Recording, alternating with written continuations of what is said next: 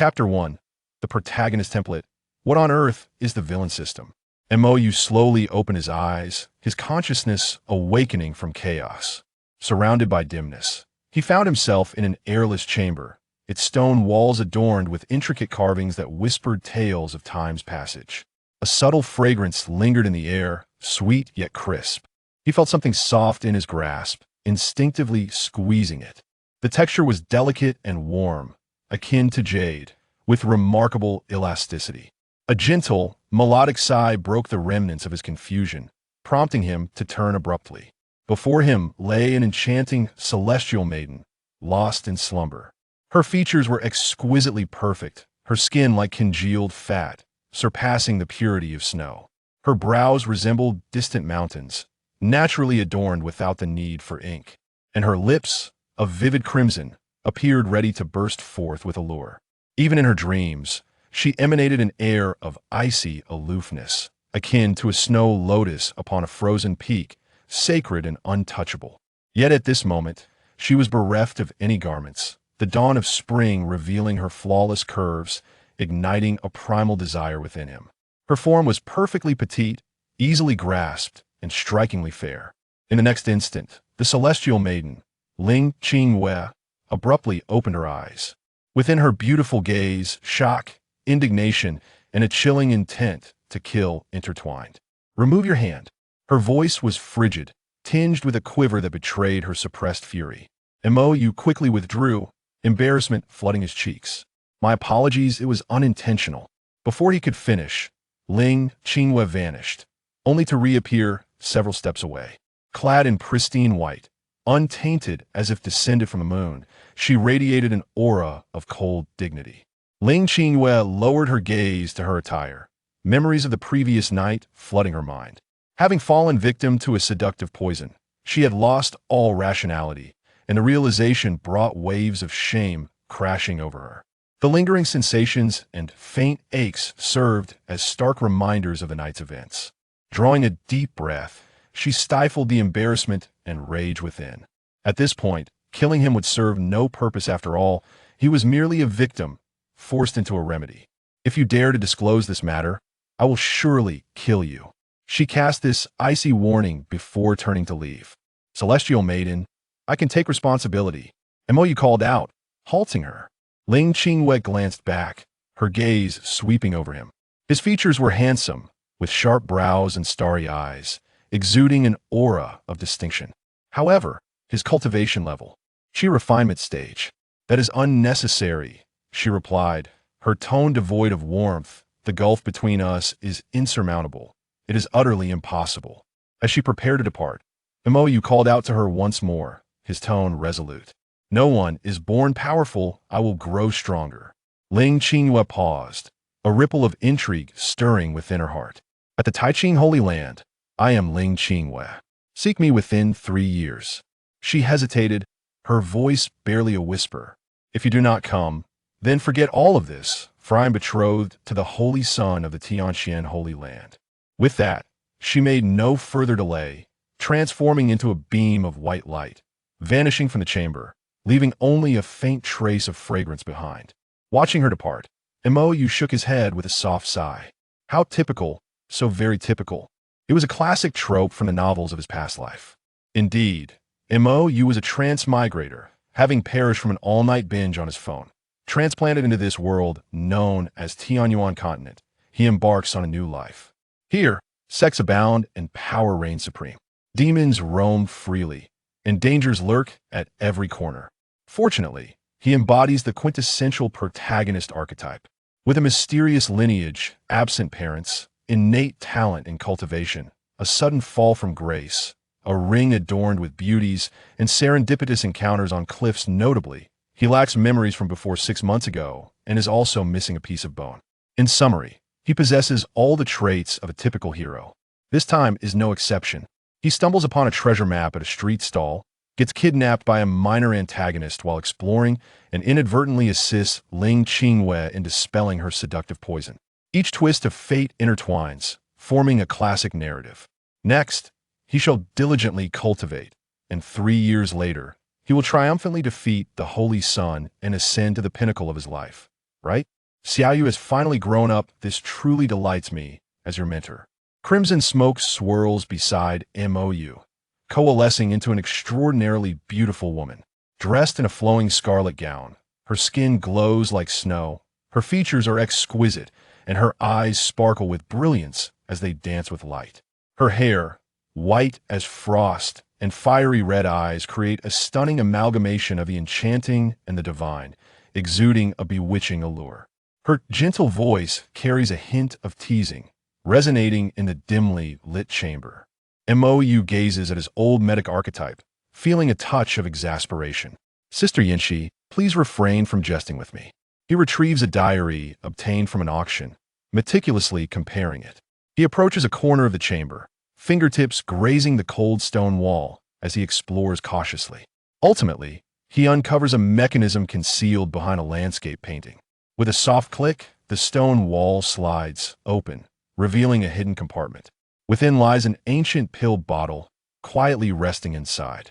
You lad, your fortune truly is remarkable, Yinshi remarks, observing the pill bottle with admiration. Consume it, and your strength shall be restored. You are always so reckless. Had it not been for your good fortune this time, you might have faced grave danger. She recalls Mo Yu's earlier confrontation with the Transformation Realm Old Demon, a memory that still sends shivers down her spine. It was that battle that led to the sealing of Mo Yu's cultivation. Mo Yu chuckles nonchalantly. I possess great fortune, I cannot perish. Yinshi sighs lightly, choosing to say no more. After years of companionship, she has come to understand Mo Yu's luck. This fellow seems destined to leap into every abyss, yet always emerges with unexpected adventures, truly a marvel. Mo Yu swallows the pill. The shackles within him shatter. A golden core gradually materializes in his dantian. Spiritual energy surges forth like a wild stallion, rushing uncontrollably. His momentum escalates steadily, his cultivation soaring from the chi refinement stage back to the fourth layer of the golden core stage. At last, I have regained my strength. Mo Yu clenches his fists, feeling the power coursing within him. That woman mentioned, she has an engagement with which holy son? He queries, producing a small notebook densely filled with his list of adversaries. He has offended numerous individuals and harbors no fear of any holy son, as if it were a common occurrence. Yinshi's expression shifts oddly. Heavenly Xian Holy Land. Mo Yu is taken aback. Heavenly Xian Holy Land? Holy Son? Isn't that him? Indeed, he is the sole holy son of the Heavenly Xian Holy Land. Yet, he has never heard of any engagement. Am I betraying myself? What kind of absurd plot is this? At that moment, a mechanical sound resonated within his mind. Ding! Conditions met, system awakened. A system. Mo Yu's heart surged with joy, instantly casting aside his previous doubts. Those matters could be resolved upon returning to the Holy Land. As a traveler, he was well aware of what his system entailed. Though the Protagonist template was commendable, with its continuous upgrades and exhilarating journey, he did not relish a life filled with the thrill of daily cliff diving for opportunities. The system was truly enticing. Destiny paved an invincible path, and with multiple systems, there were myriad routes to take. Villain reversal system successfully bound. Detected the child of fortune. Mo Yu suppressing them will yield substantial rewards. Mo Yu, a villain reversal system? Suppressing the child of fortune? Or was it to suppress himself? System. Have you made an error? Verification complete. No error detected. Your fiancé has been taken by the child of fortune, fulfilling the activation conditions. Mo Yu's lips twitched. What a peculiar line of reasoning. While the statement held truth, did it not imply that he was indeed unwell for wanting to suppress himself? Detected your successful interception of the child of fortune, the esteemed saintess of the Taiqing Holy Land, Ling Qingwei. You forcibly engaged with Ling Qingwei, though somewhat passive during the process. You nonetheless inflicted irreversible blood damage across 3 major realms. A forcibly obtained fruit may not be sweet, but it quenches thirst. Villain reversal successful. Reward. Pure Yang divine body. A pure Yang sacred body. Mo Yu's heart surged with tumultuous waves. This was the legendary ultimate physique. Those who possessed this constitution not only cultivated at a pace far surpassing ordinary individuals, but were also endowed with the potential for ascension. Moreover, they could wield the pure yang, true fire, capable of scorching the heavens and boiling the seas, wielding boundless power. Was this truly considered a villain reversal? This system indeed offered remarkable treasures. He felt invigorated. However, system, there's a typo. Verification complete, no error detected. Commencing fusion of the physique. Chapter 2. The system within Mo Yu's Dantian. A fervent and immense force of pure yang erupted, instantaneously enveloping his limbs and bones.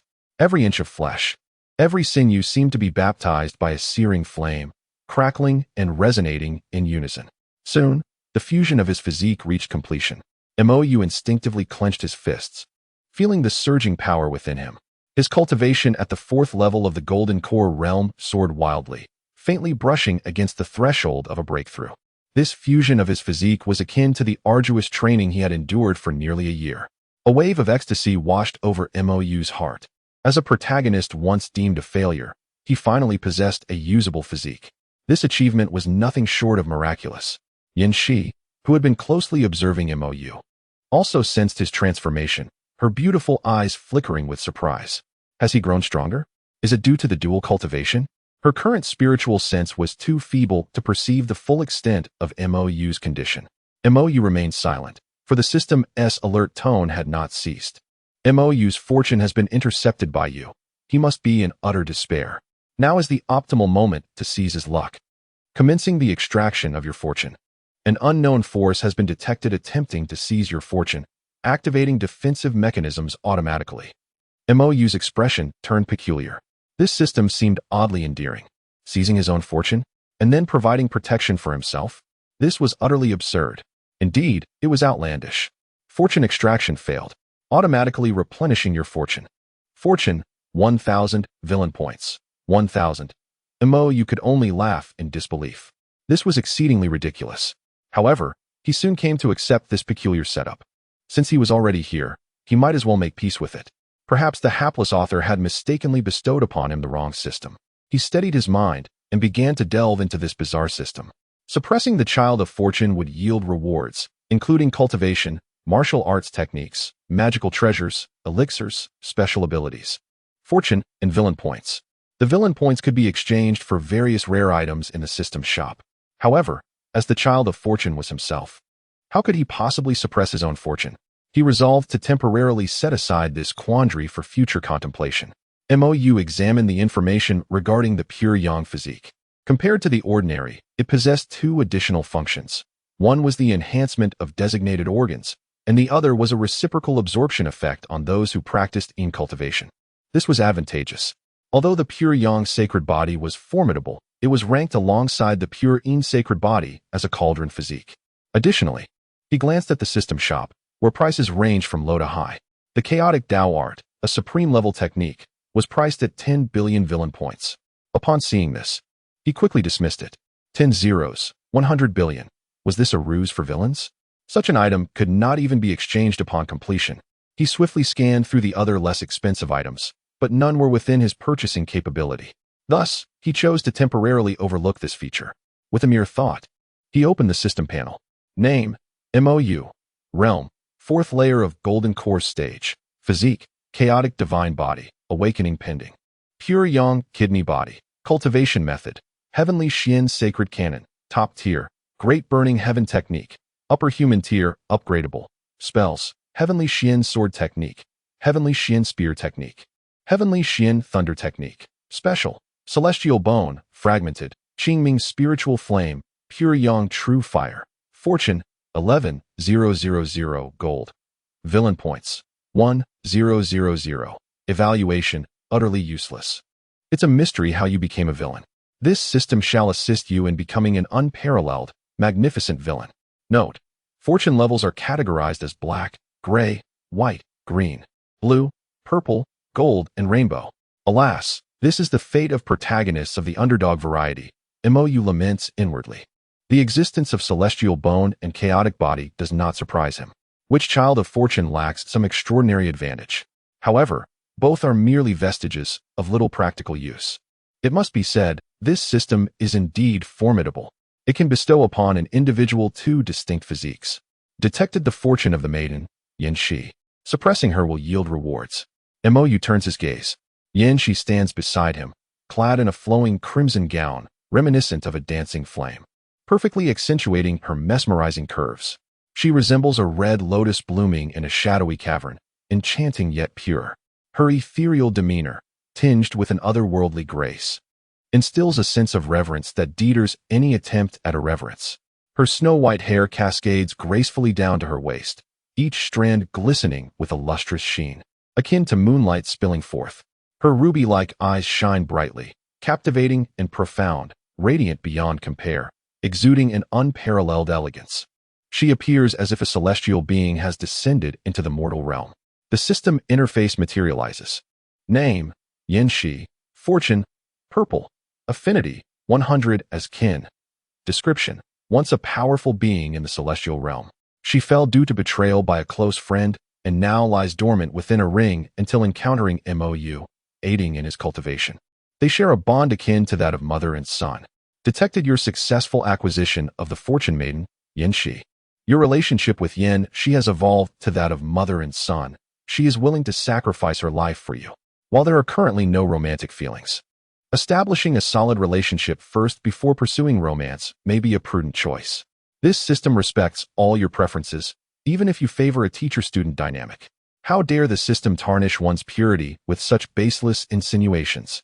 Mo Yu internally protests. How could he possibly engage in such acts? Yin Shi regards him as kin, and he has always held her in high esteem. As long as Yin Shi is unwilling, he would rather perish than commit such an act of treachery against his mentor. The system, oblivious to his outcry, continues its announcements. As a villain, you will naturally be despised by those favored by the heavenly Tao. Surely, to partake in this game, you have paid a steep price to deceive such a formidable being. Not much, merely at the golden core level. At that time, all golden cores had been absorbed. Had it not been for the protection of the Holy Land, by the rules, he would have been expelled long ago. The villain's successful counterattack. Reward, Netherfire. Netherfire. Exceptionally malevolent. Capable of scorching souls, incinerating all impurities in the world, and possesses formidable lethality against the primordial spirit, requiring souls as fuel to strengthen. Currently plundering Mo Yu's fortune. Plundering failed, automatically replenishing for you. Fortune 1000. Villain points 1000. Mo Yu's heart trembled violently, and he instinctively directed his attention inward to his dantian. There, a cluster of ghostly white flames flickered quietly, exuding a chilling aura that sent shivers down his spine. The flames were silent, yet seemed capable of freezing souls, devouring all vitality. Netherfire. At present, it appeared rather feeble, requiring souls to nourish it for growth. Once fortified with souls, it would surpass even the pure yang true fire. He had been the son of fortune for 20 years, never encountering such a tremendous opportunity. The system is truly magnificent. Xiao Yu, why do I feel something is amiss with you? Yin Shi's voice pulled Mo Yu from his astonishment. He quickly gathered his composure, feigning nonchalance. What seems off? He cautiously observed Yin Shi's expression, ensuring he revealed no intent of rebellion against his master. Yin Shi frowned slightly, her crimson eyes glinting. You seem to have become significantly more handsome? Can dual cultivation enhance one's appearance? Having never experienced it herself, she was naturally unaware. Mo Yu sighed in relief. Sister Yin Shi, have you ever heard of the acquired awakening physique? You awakened a physique? Of course. Mo Yu replied confidently, releasing his aura. The robust power of pure yang surged forth. Chapter 3. The Son of Fortune's possessions are not so easily obtained. This is the pure yang sacred body. Yin Shi's beautiful eyes widened in astonishment. Indeed. Where did you obtain this? Yin Shi's voice trembled slightly, her words becoming disjointed. She vividly recalled that Mo Yu had no exceptional physique prior. Mo Yu feigned contemplation. I do not know. It appeared upon awakening, perhaps due to dual cultivation? Yin Shi stood frozen in place. After a long moment, she finally regained her senses, letting out a soft sigh. A prodigy. She had traversed the upper realms for many years and had never heard that dual cultivation could yield a physique. A physique was either innate or forged with immense resources. Yet, Mo Yu had somehow acquired the pure yang sacred body through dual cultivation. This was utterly astonishing. Soon after, joy illuminated her face. The pure yang sacred body inherently possesses pure yang true fire, You must use it to upgrade the Great Burning Heaven technique. Mo Yu nodded. The Great Burning Heaven technique was bestowed upon him by Yin Shi, akin to the burning technique, growing stronger through fire absorption. It was a non-tiered technique. In this realm, techniques were classified into 3 tiers: heaven, earth, and human, each further divided into upper, middle, and lower grades. He sat cross-legged, focused and tranquil, channeling the technique to elevate the Great Burning Heaven technique. Within him, the pure yang true fire blazed fiercely, akin to a roaring fire dragon rampaging through his meridians. Boom! A muffled sound echoed as Mo Yu's aura surged explosively. The surface of his golden core began to exhibit fine cracks, as if a new life were on the brink of breaking free. His cultivation soared directly from the 4th layer of the golden core to the 8th layer, breaking through 4 levels in one go. The Great Burning Heaven technique also successfully ascended, reaching the earth tier's middle grade. The ethereal, ghostly fire, devoid of the soul's enhancement, is presently unsuitable for fortifying the Grand Burning Heaven technique. Indeed, Yin Shi nodded slightly, her eyes brimming with admiration. Mo Yu rose to his feet and stepped forward. The novices outside must be growing anxious. The Wolf Head Mountain range roared with the howling wind before the foreboding mine. Zhang Xin crossed his arms, his flesh trembling. Brother, that lad has been inside for so long. Surely he hasn't met his demise? Li Si gently waved his feather fan, obscuring half of his sinister face. Is it not possible even for someone at the 2nd level of Qi refinement? This secret realm. He squinted, peering into the depths of the mine. Wisps of mist swirled, faintly revealing alarming fluctuations. Go, summon those miners from the pit, and have them line up to scout the way. Zhang San and Li Si were elders of the Wolf Head Gang, which dominated a 100-mile radius. The gang leader was a formidable expert at the Foundation establishment stage, notorious for his fierce reputation, causing all to tread lightly around them. This mine, originally a possession of the Wolf Head Gang, had unexpectedly revealed an entrance to a secret realm. Such an extraordinary opportunity was surely tantalizing, yet they were apprehensive of the dangers within, and thus had seized Mo Yu, a mere pawn to bear the brunt. Who is Mo Yu? The child of fortune. Upon hearing of such a boon, how could he refuse? He readily acquiesced. Upon entry, however, he soon discovered that this was, quite fortuitously, the Yin-Yang sect's secret realm, as recorded in the map he had procured from a street vendor. Following the map's guidance, he effortlessly arrived at the sect leader's hall. How serendipitous. This very hall was chronicled in an ancient diary he had acquired at an auction as the hiding place for treasures. Moreover, within it lay precisely the elixir he sought. Consulting the diary, he located a hidden door and entered a secret chamber. Alas, Lin Qingyue had been quicker, snatching the treasure before him. Yet, it was proven that the belongings of the child of fortune are not so easily seized. One must leave a mark. Brother, the miners have been gathered. Zhang San smiled obsequiously, bowing slightly to Li Si. A throng of ashen figures, driven by the gang's members, shuffled forward. They were emaciated, their ragged garments barely concealing their frail bodies, their vacant stares reminiscent of walking corpses. They were the miners, the Wolf Head Gang's private property, the most expendable of resources. Li Si waved his feather fan, a cruel sneer gracing his lips. All of you, enter. The miners trembled in fear, but dared not resist. They had long grown accustomed to being dominated and trampled upon. Among the crowd stood a young maiden in her prime, her tattered clothes and disheveled hair obscuring her face. Her skin was caked with grime, rendering her features unrecognizable.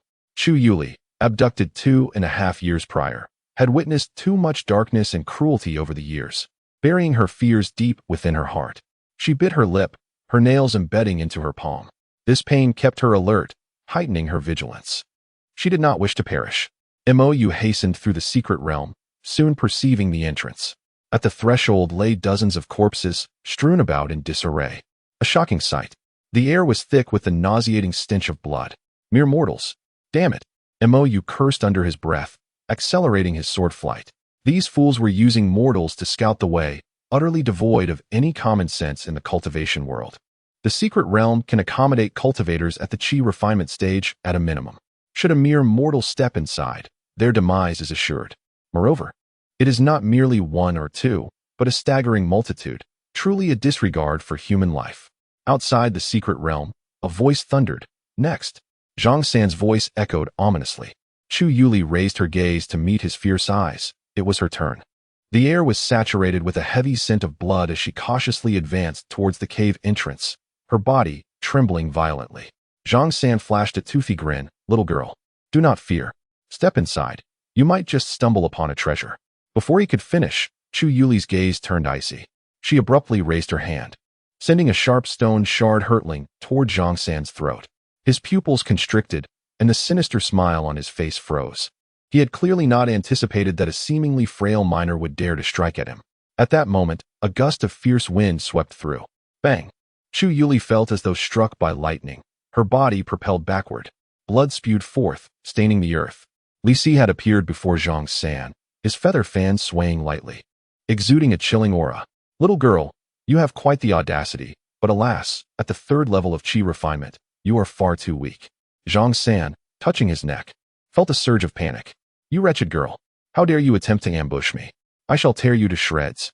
Chu Yuli struggled to rise, wiping the blood from the corner of her mouth, her complexion pale as a ghost. She was finished. All her efforts and struggles held no significance in the face of overwhelming power. Zhang San seized her by the hair, exclaiming, "You filthy wench. I shall send you on your way." He dragged Chu Yuli to the cave entrance, preparing to hurl her inside. A frigid wind howled from within the cave, tousling the strands of hair that fell across her forehead. Faced with the specter of death, she continued to struggle desperately, yet all was in vain. The strength was insurmountable, rendering her attempts futile. In that instant, a glimmer of cold light erupted from the cave. A blood flower blossomed on Zhang San's brow, and his body fell rigidly to the ground. "Who?" Li Si's feather fan slipped from his grasp as his face turned ashen. Emerging from the secret realm was Mo Yu. "It is you." Li Si's eyes widened in disbelief. He recalled that when he had captured Mo Yu, he was merely at the second level of qi refinement. How could Zhang San, a fifth-level cultivator, be slain in a single blow? This was inconceivable. Seizing the moment, Chu Yuli scrambled to her feet, merging into the crowd, quietly observing Mo Yu. How formidable! Could he be a Foundation establishment expert? Li Si suppressed the terror rising within him. "Who might you be, sir? Are you unaware that I—" He intended to invoke the name of the Wolf Head Gang to intimidate Mo Yu. However, before he could finish, an invisible force surged through the air. With a soft thud, Li Si collapsed, lifeless before he could even emit a cry. "I know of the Wolf Head Gang. They will face retribution," Mo Yu replied, his expression indifferent. Such trivial threats had long since grown tiresome, a customary part of his existence as the child of fortune. Ethereal ghostly flames flickered in his palm, swiftly engulfing Zhang San, Li Si, and the other members of the Wolf Head Gang. In an instant, everyone appeared to be drained of their vitality, collapsing lifelessly to the ground. The miners stood frozen, witnessing this terrifying spectacle, their hearts stirred by tumultuous waves of fear. A celestial being. This could undoubtedly only be the work of an immortal. Only an immortal could wield such formidable power. Among the crowd, Chu Yuli's head hung low, unable to meet Mo Yu's gaze. How terrifying! Although this individual had saved her life, the thoughts of such a powerful cultivator were utterly unpredictable. Should he harbor the intent to harm her, she would possess no means of resistance. Mo Yu attentively sensed the nether fire, finding it hardly enhanced, and sighed in resignation. These individuals were far too weak to strengthen the nether fire. "What kind of fire is this? When did you acquire it?" Yenshi's astonished voice echoed in Mo Yu's mind. "The nether fire, it is innate. Having just awakened today," Mo Yu fabricated an explanation. "Nether fire?" Yenshi's tone suddenly heightened. She had certainly heard of this flame. It was said that the Nether Emperor of the Celestial Realm rose to prominence through its power. Her delicate brows furrowed, her tone grave. "Your origins are not simple." "Naturally. I have mentioned it before. Humph. Perhaps my father is even an immortal emperor," Mo Yu declared with pride. Yenshi was amused by his irreverent demeanor and dismissed his boasting, simply advising him, "Though the nether fire is powerful, it is also perilous. You must exercise caution and avoid being influenced by malevolent energies, lest you lose your true self." All right, Sister Yenshi." A warm current surged within Mo Yu. He had never met his parents, and she was like a mother to him. No matter his issues, there would be no doubt in her mind. He surveyed the trembling miners around him. Mortals, the lowest tier of the cultivation world, yet the most numerous. Had he not been the child of fortune, his fate would mirror theirs. "Disperse, all of you. By the end of today, the Wolfhead Gang shall cease to exist." With a casual wave of his hand, An overwhelming surge of spiritual energy emanated, revitalizing the dispirited mortals. They gazed at Mo Yu with eyes brimming with awe, gratitude, and reverence. After a brief silence, someone mustered the courage to kneel, trembling as they spoke. "Thank you, Immortal. Thank you for saving our lives." One person knelt, and the rest followed suit. A chorus of reverent bows resonating throughout. "The Immortal is merciful. The Immortal's great kindness shall never be forgotten." Amidst their gratitude, there was a profound sense of relief at having survived. Chu Yuli also knelt among the crowd, burying her head deeply. Afraid to meet Mo Yu's gaze lest she attract attention, she observed a portion of the mortals eagerly scattering to escape and discreetly blended into the throng, slipping away. Mo Yu, however, had certainly noticed her. At 14, with a cultivation level of the third layer of Qi refinement, her aptitude was decent. Yet he had formed his first golden core at that same age. As the holy son of the heavenly profound, one must possess some innate talent. Were it not for Yin Shi having drained him once, he would likely have reached the nascent soul stage by now. Thus, he did not regard Chu Yuli as a matter of concern. In this realm of cultivation, the levels ascend from low to high as follows: Qi refinement, foundation establishment; golden core, nascent soul, transformation, void return, integration, tribulation crossing, great ascension, and the 9 grand realms. Each realm is further subdivided into 9 tiers, symbolizing the unity of 9 returning to 1 and the simplicity of the Great Way. Intends to first return to his hometown before seeking his master in the sacred land regarding the matter of the marriage contract. At that moment, a notification from the system echoed.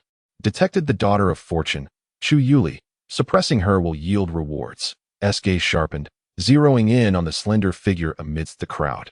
In a swift motion, he appeared before Chu Yuli like a specter, obstructing her path. Startled, Chu Yuli halted and bowed respectfully. "May I inquire what instructions the esteemed senior has?" Scrutinized her. Name: Chu Yuli. Fortune: 8,000, purple. Affinity: 20, acquaintance. Profile: born into a once prominent cultivation family. She was abducted by human traffickers during her flight, reduced to a mine slave, and unexpectedly gained an opportunity while mining, embarking on her cultivation journey. An affinity of 0 denotes strangers, while 100 signifies unwavering affection until death. Her fortune was nearly on par with his own. The rest, however, was rather mundane, lacking any remarkable qualities.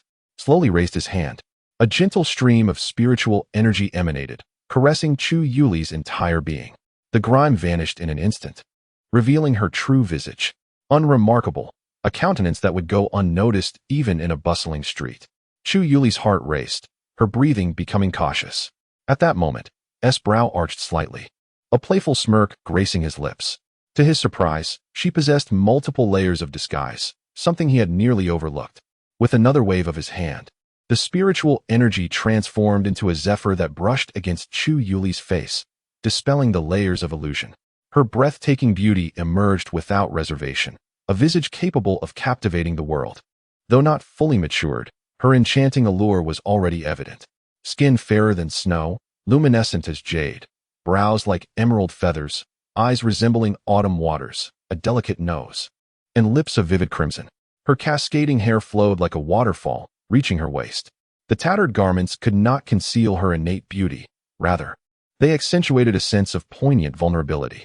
She resembled a pearl covered in dust, now radiating dazzling brilliance. S' gaze flickered momentarily. Though the system was somewhat simplistic, it undeniably excelled in identifying the daughter of fortune. This beauty, this aura. Indeed, she was the embodiment of fortune. However, how should he suppress her? As a virtuous youth across 2 lifetimes, he had never engaged in the casual oppression of the weak. Chu Yuli sensed the transformation within herself, her heartbeat quickening. This art of disguise was a legacy left by her family's former foundation establishment ancestor, a high-grade human tier spell. It was said that even typical golden core cultivators could not unravel it. Yet, this individual before her, who seemed only slightly older, had effortlessly dispelled it. How terrifying! What realm could this person possibly be at? The ordinary people who had initially planned to depart all halted, gazing at Chu Yuli in awe, their eyes filled with astonishment. She was simply too beautiful. A celestial maiden, perhaps? Chu Yuli took a deep breath, forcing herself to regain her composure, and once again bowed deeply. Esteemed senior, I did not intend to conceal my appearance. With a demeanor notably humble, her tone grew increasingly deferential. Mo Yu discerned her anxiety and smiled, reassuring her. Do not be nervous. I am not a particularly good person. Ahem. In truth, I am indeed a good person. It's just a habitual phrase I've fallen into. Chu Yuli's heart sank at his candid admission. You just acknowledged it outright. Mo Yu endeavored to maintain a calm demeanor as he inquired, What is your name? Li Feiyu. Chu Yuli replied decisively. Chapter 5. The Emperor's Banner. Li Feiyu. Goodness, this young girl is indeed cautious. Mo Yu chuckled inwardly, though his expression remained impassive. I noticed your remarkable talents and exceptional constitution, and wished to confirm. Chu Yuli felt an inner sense of disbelief. She was but a waste of a 5-element root with no real talent. It was fortunate that even she was barely fit to serve as a furnace. Before she could ponder further, Mo Yu had already grasped her delicate wrist. Indeed, a chaotic spirit root, he remarked. After a moment, he released her hand, nodding in satisfaction. Talent is inconsequential. For a child of destiny, it is all the same. The heavenly path will provide for you regardless. Chu Yuli's brows knitted slightly. Her voice tinged with bitterness. Senior, I am but a 5-element root. Mo Yu continued. A single root is a heavenly root. A double root is a true root. A triple root is a mixed root. A quadruple root is a false root. And a 5-element root is a wasted root. Do you understand? Chu Yuli nodded gently. A 5-element root is indeed worthless, unfit even to serve as a furnace. Mo Yu's lips curled into a slight smile. A reversal of a 5-element root is akin to a chaotic root. I believe you possess that potential. Chu Yuli's heart raced with apprehension. Surely he does not intend to seize her as a furnace? While he professed to assist her in her reversal, he was likely coveting her essence. Thank you for your kind regard, Senior. She suppressed her inner turmoil, maintaining a respectful facade, all the while plotting her escape. Mo Yu, standing with hands clasped behind his back, exuded an ethereal presence, as if a celestial being had descended. I see you possess remarkable resolve. Your future is limitless. A golden-scaled fish is not merely a creature of the pond. It transforms into a dragon upon encountering the storm. Would you be interested in becoming my disciple? He had already devised a plan to keep the child of fate close, intending to explore methods to suppress her later. A warning bell rang in Chu Yuli's mind. Yet her outward demeanor became increasingly respectful, even tinged with a hint of elation. I am willing. I shall not disappoint the hopes of my esteemed teacher. She bowed deeply, her voice clear yet subtly trembling. This tremor she cleverly masked as excitement, while internally she raged against the platitudes. What golden scales transforming into dragons? Chaotic roots. Limitless futures. Such empty rhetoric. These pretentious immortals are all the same. They surely seek to use me as a furnace. I, Chu Yuli, will not be a mere pawn. I will seize any opportunity to escape. You have forcibly taken Chu Yuli as your disciple, though she is reluctant. However, you will have ample time to train, chastise, and humiliate her in the future. This is a promising beginning. The villain has successfully reversed their fate. Reward, the Emperor's Banner. The Emperor's Banner, a myriad soul banner refined through primordial purple energy. Its malevolent power will not backlash upon its master. Mo Yu was left speechless. So, this is how it is it? Where in the introduction of the human sovereign banner is the 10,000 souls banner mentioned? Furthermore, could we refrain from such sinister terminology? Words like training, whipping, and humiliation. Does he truly embody such a persona? With a mere thought, he delved into the system space. Before him floated an ancient black banner, quietly suspended as if it had existed since time immemorial. The surface of the banner was densely inscribed with flowing runes that shimmered with profound light, emanating a heartbeat-quickening aura. Entwined upon it were strands of primordial purple mist, darkening to a near-black hue. It was indeed a treasure of the human race, the human sovereign banner, a sight to behold. Excellent. Given that you may consider Chu Yuli as a furnace in the future, please select whether to seize her fortune point now. Mo Yu decisively declined. He would not trouble others if they did not provoke him. Being a child of fortune himself, coupled with the system, why would he need to rob from others? Preposterous. Due to your refusal to seize fortune, the fortune remains unchanged. Villain points. 300. Mo Yu now possessed a substantial sum of 2,300 villain points. He was still roughly 100 minor targets away from the Chaos Avenue technique, equivalent to suppressing 1 million of his counterparts. This system truly excelled in commerce. Using a technique as bait could compel one to slay 1 million children of fortune like himself. Around him, the mortals whispered in hushed tones, envious gazes converging upon Chu Yuli. Chosen by an immortal, her future seemed boundless. Mo Yu extended a hand to assist Chu Yuli to her feet. From now on, you shall be my eldest disciple. With a casual wave, a set of disciple robes from the heavenly profound sacred land and a storage ring flew towards her. My only request is this. Do not seek me out unnecessarily, and if you must, try to avoid it. In the heavenly profound sacred land, he had ample individuals. There was no need for him to personally guide this disciple. Besides, they were incompatible. He was a reckless individual, prone to recklessness as long as he did not perish. The disciple took heed. Chu Yuli respectfully responded, yet inwardly she sighed in relief. This arrangement suited her perfectly. Her slender fingers gently caressed the exquisite disciple robes. An instinct whispered to her that this item was far from ordinary, though she could not discern its uniqueness, so she merely stored it away in the ring. Yuanshi's teasing voice echoed in Mo Yu's mind. Why take her as a disciple? Are you taken by the young lady? Sister Yuanshi, how about a wager? She will at least reach the great ascension stage in the future. Yuanshi raised an eyebrow at this. You hold her in such high regard. Naturally, she is my disciple. What do you wish to wager? Yuanshi chuckled lightly, clearly skeptical of Mo Yu's judgment. Do you truly believe that reaching the great ascension is as easy as picking a cabbage by the roadside? It cannot simply be accumulated through resources, talent, perseverance, and that elusive stroke of fortune are all indispensable. Mo Yu momentarily found himself at a loss for words. He genuinely did not know what to wager. After all, given their relationship, he could simply voice his desires directly. Yuanshi discerned his thoughts, her smile revealing two delicate dimples. How about this? I have yet to experience being served by my disciple. If you lose, you shall wash my feet. Conversely, if I lose, I will do the same for you. Mo Yu's consciousness instinctively glanced towards Yuanshi's feet. Delicate and fair, her feet exuded an exquisite charm. The snow-white skin revealed faint, serpentine veins, while her dainty ankles and smooth, pale insteps were adorned by toes that sparkled like precious pearls, perfectly aligned.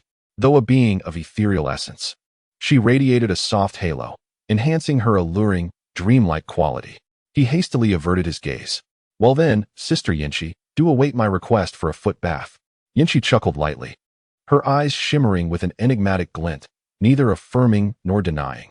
With an elegant motion, she brushed a strand of white hair from her temples. The thought of having Mo Yu attend to her feet was rather amusing. Mo Yu's attention shifted back to Chu Yuli. It seemed she had sustained some injuries during her resistance, bearing numerous hidden wounds, both recent and old. Here, take this. Mo Yu produced a golden elixir and presented it to Chu Yuli. It was a Yanyuan pill, a third-tier healing remedy. In this world, pills were classified into 9 tiers, with the first tier being the lowest and the 9th the highest, corresponding to 9 realms. Chu Yuli accepted the pill, feeling its warm, smooth texture, a subtle fragrance wafting from it, soothing her senses. A frown crossed her brows as her vigilance surged. Could this be a poison pill? Her previous master had intended to administer a poison pill to her for the purpose of seizing her essence. Fortunately, she had discovered the plot in time and escaped. Yet, considering Mo Yu's prowess, harming her would not be an arduous task. With this thought, she swallowed the pill whole. It dissolved instantly, a warm current flooding through her limbs. The once unbearable pain transformed into a delightful tingling sensation, and the wounds began to heal rapidly. Many of her latent injuries were also mended, and even her spiritual energy showed signs of enhancement, hinting at a potential breakthrough. Master, this is the Yanyuan pill. The Yanyuan pill? Chu Yuli exclaimed in astonishment, her stunning visage reflecting shock and confusion. She had heard her family elders mention it before. This was a sacred healing remedy used by golden core cultivators, priceless and elusive. But why? Such a pill could be exchanged for a multitude of chi refining stage disciples. There was no need for her to receive it. You are my disciple. Naturally, I must treat you well, Mo Yu replied nonchalantly. A mix of emotions swirled within Chu Yuli, a bittersweet warmth emerging amidst her turmoil. Did she truly regard her as a disciple? Yet if not, what was the ulterior motive? She felt utterly devoid of worth. In the realm of cultivation, beauty was the least valuable currency. After a moment of silence, she bowed deeply once more, this gesture imbued with sincerity far surpassing the last. Thank you, Master. Chu Yi Li's affection level, 40. Current affection, 60. Close. Under your gentle guidance, Chu Yili has begun to recognize you. And nurturing a stunning beauty is indeed a delightful pursuit in life. As a daughter of mortal fate, Chu Yili bears a heightened vigilance towards those of low fortune. As the destined antagonist, your efforts to gain her trust must have been unimaginable. The antagonist's resurgence has succeeded. Reward: 3rd grade breaking boundary pill. 3rd grade breaking boundary pill can transcend a minor realm of the golden core without side effects. Produced by the system. It is undoubtedly a premium item. Antagonist points: 600. It indeed took considerable effort, yet all I received was a 3rd grade nurturing pill. This item is something even the pets of other factions refuse to consume. Upon careful examination of the breaking boundary pill, although it is classified as 3rd grade, its actual quality undoubtedly surpasses that level. In the outside world, it would at least be comparable to a 5th grade pill. Mo Yu raised his arm lightly, resting his palm on Chu Yili's shoulder. Though this world is shrouded in darkness, it is not as dreadful as you might think, at the very least. You can trust me. This place lies at the intersection of the Tianxin domain and the Chaos Star domain. The spiritual energy here is sparse, and the order is chaotic. The emergence of darkness is, therefore, inevitable. Chu Yili shivered slightly. The term "Ewer" made her feel somewhat uncomfortable, yet it also inexplicably warmed her heart. As if she were seeing her deceased mother. Is this world truly dark? Her family has been annihilated. Her master has poisoned her. Human traffickers have tormented her. And the mines have exploited her. All she has witnessed is boundless darkness. She lifted her gaze to Mo Yu. His profound eyes were inscrutable, yet she could not resist the urge to draw closer. Her intuition told her that her master was trustworthy. After a long moment, she parted her lips gently. Master, Ewer is still unaware of your name. Me? Li Fei Yu, Mo Yu replied, a subtle smile gracing his lips. Chu Yili's exquisite face was marked with confusion. How could her master's name be so similar to her alias? Mo Yu paid no heed to her puzzlement and summoned his flying sword. Come, let us eradicate the wolf head gang together. Chu Yili, without further inquiry, obediently stepped onto the flying sword. The sword pierced through the air, leaving a trail of light as it sped towards the wolf head gang. In the grand hall of the wolf head gang, Qin Shou stood with his hands clasped behind his back, his gaze coldly fixed on the trembling Wang Gang before him.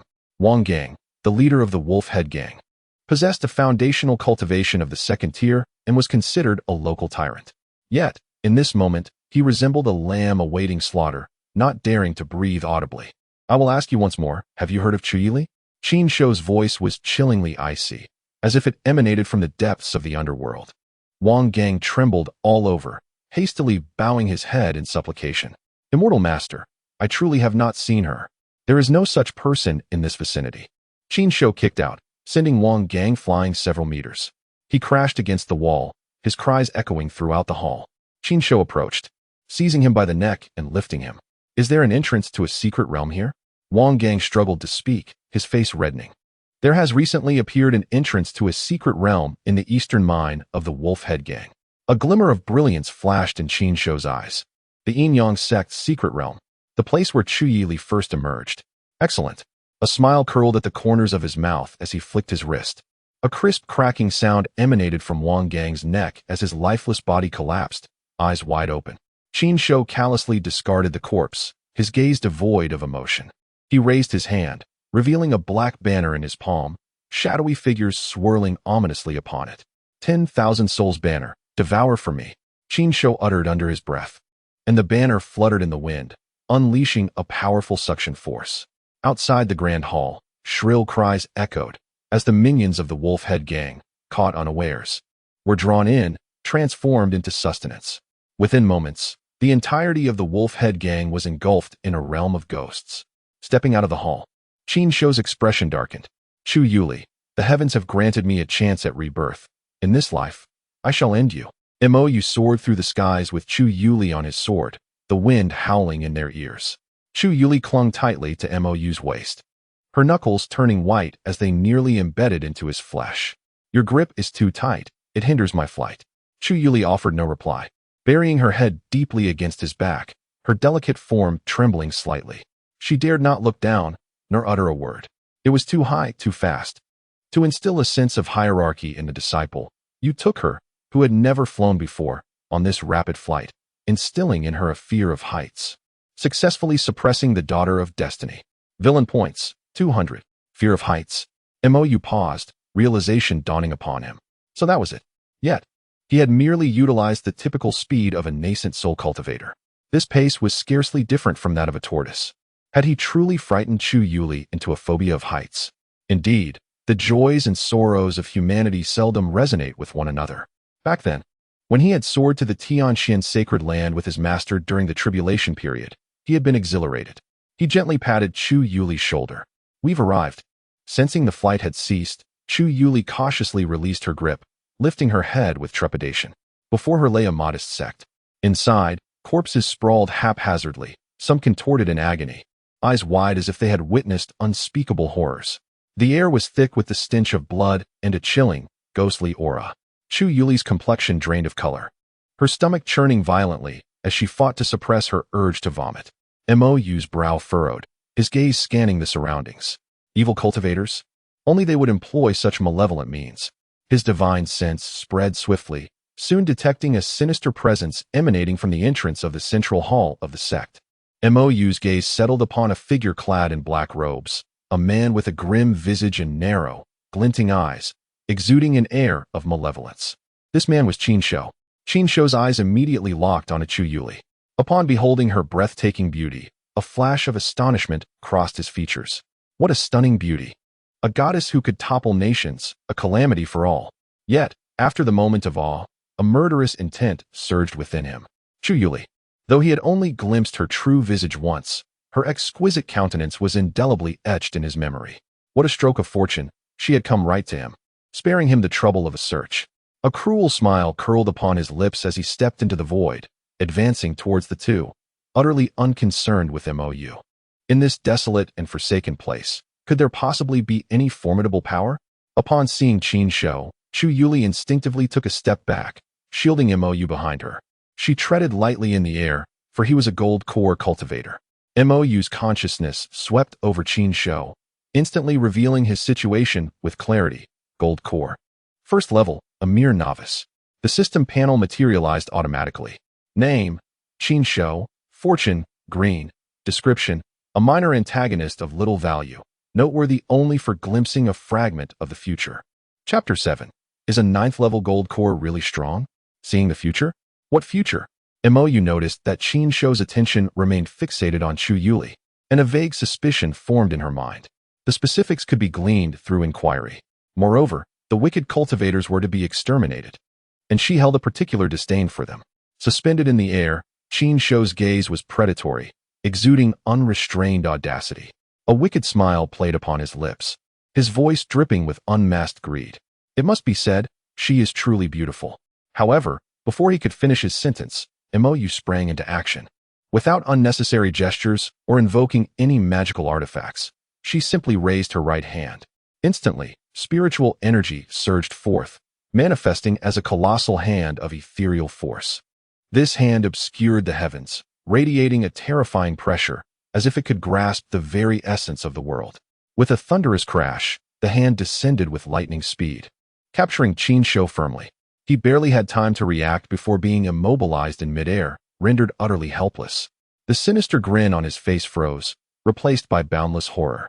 How could this be possible? Desperately, he summoned the spiritual power within, attempting to break free from the grip of the giant hand, only to find his efforts futile. The force was vast as the abyss and heavy as a mountain, suffocating him, as if his very organs would burst under the strain. In terror, he looked up at Mo Yu, only to discover he could not fathom her cultivation level at all. Damn it! How could there truly be a cultivator stronger than him in this cursed place? Mo Yu leaped down from her flying sword, landing steadily on the ground. Why do you attack my disciple? She inquired. Qin Shou was taken aback. A disciple? How could that be? How could she possibly have a master? He recalled that Chu Yuli was a solitary cultivator, lacking even friends, let alone a master. At that moment, a thunderous roar echoed through the woods, startling the birds into flight. Impudent! Release my young master at once. Mo Yu glanced up to see an elder clad in black robes approaching through the air, his presence formidable. Hope reignited in Qin Shou's eyes. His protector, Qin Kuei, a 9th level gold core. This was the source of his arrogance. The Qin family, a lineage of divine transformation spanning millennia, possessed a depth of heritage far beyond what a mere solitary cultivator in this remote area could compare to. Even among gold core practitioners, Qin Kuei's treasures and experience far exceeded those of ordinary cultivators. Today, he would ensure that this ignorant solitary cultivator paid the price. Concern flickered across Chu Yuli's delicate brows. The elder was also a gold core cultivator. Her master might be injured in a confrontation with such a powerful adversary. At that moment, a voice resonated like the thunder of spring. "Dear friend, I have come to lend you a hand." Turn towards the sound, and there appeared an elder in a flowing white robe, exuding an air of celestial grace. With every gesture, he embodied the essence of a master. "I advise you not to meddle in matters that do not concern you." Qin Kuei's furious shout reverberated through the surroundings. This individual was also at the 9th level of the Golden Core, and together with, who was at the 8th level, they posed a formidable challenge. The elder declared, "I am Xianfeng Zhenren of the Xianjian Mountain Manor. Sensing the overwhelming malevolence in this place, I have come to eradicate the evil." He turned to and reassured him. "Do not panic, my friend. I alone am sufficient to deal with him." "Thank you," replied, clasping his fists in gratitude. In the entire Tianxian domain, forces bearing the character Xian were primarily affiliated with the Tianxian sacred land. His gaze shifted back to Qin Shou. "Now, we can have a proper discussion. What do you wish to know?" Qin Shou's expression was as dark as water. He did not believe that Xianfeng Zhenren could defeat Qin Kuei. His current goal was merely to buy time. Meanwhile, Qin Kuei snorted coldly, summoning a demonic sword. He bit his tongue, and with a spray of his vital blood upon the sword, he executed a sword formula. The demonic sword emitted a piercing shriek, accompanied by a torrent of malevolent energy, slicing through the air directly at Xianfeng Zhenren. Xianfeng Zhenren dared not be negligent and summoned a flying sword to counter. However, upon contact, his flying sword was cleaved apart as easily as tofu, shattering into countless pieces. His pupils constricted in shock. A spirit artifact? It should be noted that spirit artifacts could only be obtained by those of the nascent soul stage. In the next instant, the demonic sword continued its relentless advance, aimed directly at his brow. "Friend, come quickly to my aid. Let us join forces against this menace." Xianfeng Zhenren was struck with terror, hastily conjuring a protective shield of spiritual energy. "Damn it! Had I known this would happen, I wouldn't have bothered to meddle. It seems I am destined to meet my end here." Witnessing this scene, sighed in resignation. The swiftness of the turn of events was astonishing. He flicked his fingers, sending a stream of spiritual energy into Qin Shou, instantly sealing his golden core and carelessly tossing him aside. In the next moment, had already appeared before Xianfeng Zhenren. With a mere extension of 2 fingers, he effortlessly pinched the incoming demonic sword. The onlookers were left utterly speechless. Qin Kuei's eyes widened in disbelief, his face a mask of incredulity. To secure a swift victory, he had burned his own vital blood. This was undoubtedly the most formidable strike below the nascent soul stage. Yet, it was casually caught like a feather? Xianfeng Zhenren was equally astonished, his face flushing red with embarrassment. He realized that he was not needed for rescue. Chu Yuli gazed at the scene in awe. Master is so impressive. With 2 fingers gripping the demonic sword, looked ethereal in his snow-white attire. With a casual toss, the sword plunged deeply into the ground. In a blur, he transformed into a fleeting shadow, instantly closing in on Qin Kuei. In his hand, a long spear gleamed with a chilling light, adorned with shifting runes that radiated an unsettling aura. The spear tip emitted a cold glimmer, enveloped in unmatched murderous intent, aimed directly at Qin Kuei's heart. As the alarm bells rang within Qin Kuei's heart, a shadow of death suddenly enveloped him. Without a moment to ponder, he hastily summoned a shimmering dark shield, positioning it before him. The shield bore the vividly intricate design of a mystical tortoise, exuding an aura as formidable as a mountain. Boom! The thunderous sound of an explosion resonated through the air. The tip of the spear collided fiercely with the shield. The seemingly indestructible shield shattered like fragile parchment. Piece by piece, the spear surged forward with unstoppable momentum, piercing through the elder's chest in an instant. Blood splattered, staining the sky, yet curiously avoiding Mo Yu. Qin Kuei's eyes widened in disbelief and despair. How could he, a cultivator at the 9th level of the Golden Core, fail to withstand even a single strike from his opponent while wielding a spiritual shield? It is known that even a nascent soul expert cannot easily destroy such a shield. The elder let out a broken, desperate cry, seeking clarity. However, Mo Yu offered him no chance. With a flick of his wrist, icy white flames erupted from the spear, rapidly engulfing Qin Kuei whole. Under the searing flames of the ghostly fire, Qin Kuei's body and soul disintegrated into nothingness. As Mo Yu withdrew his spear, the ghostly flames gradually extinguished at its tip. Is the 9th level of the Golden Core truly formidable? The voice was soft yet distinctly resonated in the ears of all present. Realizing the gravity of the situation, Xianfeng Jinren was taken aback. What a brilliant display. He had learned a valuable lesson. Next time, he would employ such tactics for foundation building. Chu Yuli gazed at Mo Yu's silhouette, her eyes sparkling with admiration.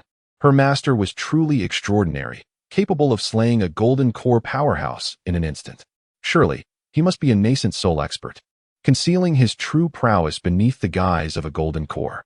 She aspired to emulate him, ensuring her true strength remained hidden from others. Chapter 8. Who possesses the primordial purple chi for refining the soul banner? Qin Shao's was utterly dumbfounded. His protector, a 9th-level Golden Core cultivator, had been dispatched in a heartbeat? How could this be possible? Who was this individual? Why was he so powerful? Why had he appeared in this cursed place? In his previous life, he had investigated Chu Yuli for many years and had never heard of her possessing a master. Mo Yu slowly turned, his icy gaze landing upon Qin Shao. The collapsed Qin Shao trembled, instinctively wanting to flee. Yet, as he moved, a tremendous pressure descended upon him. The terror of death surged forth like a tidal wave, engulfing him entirely.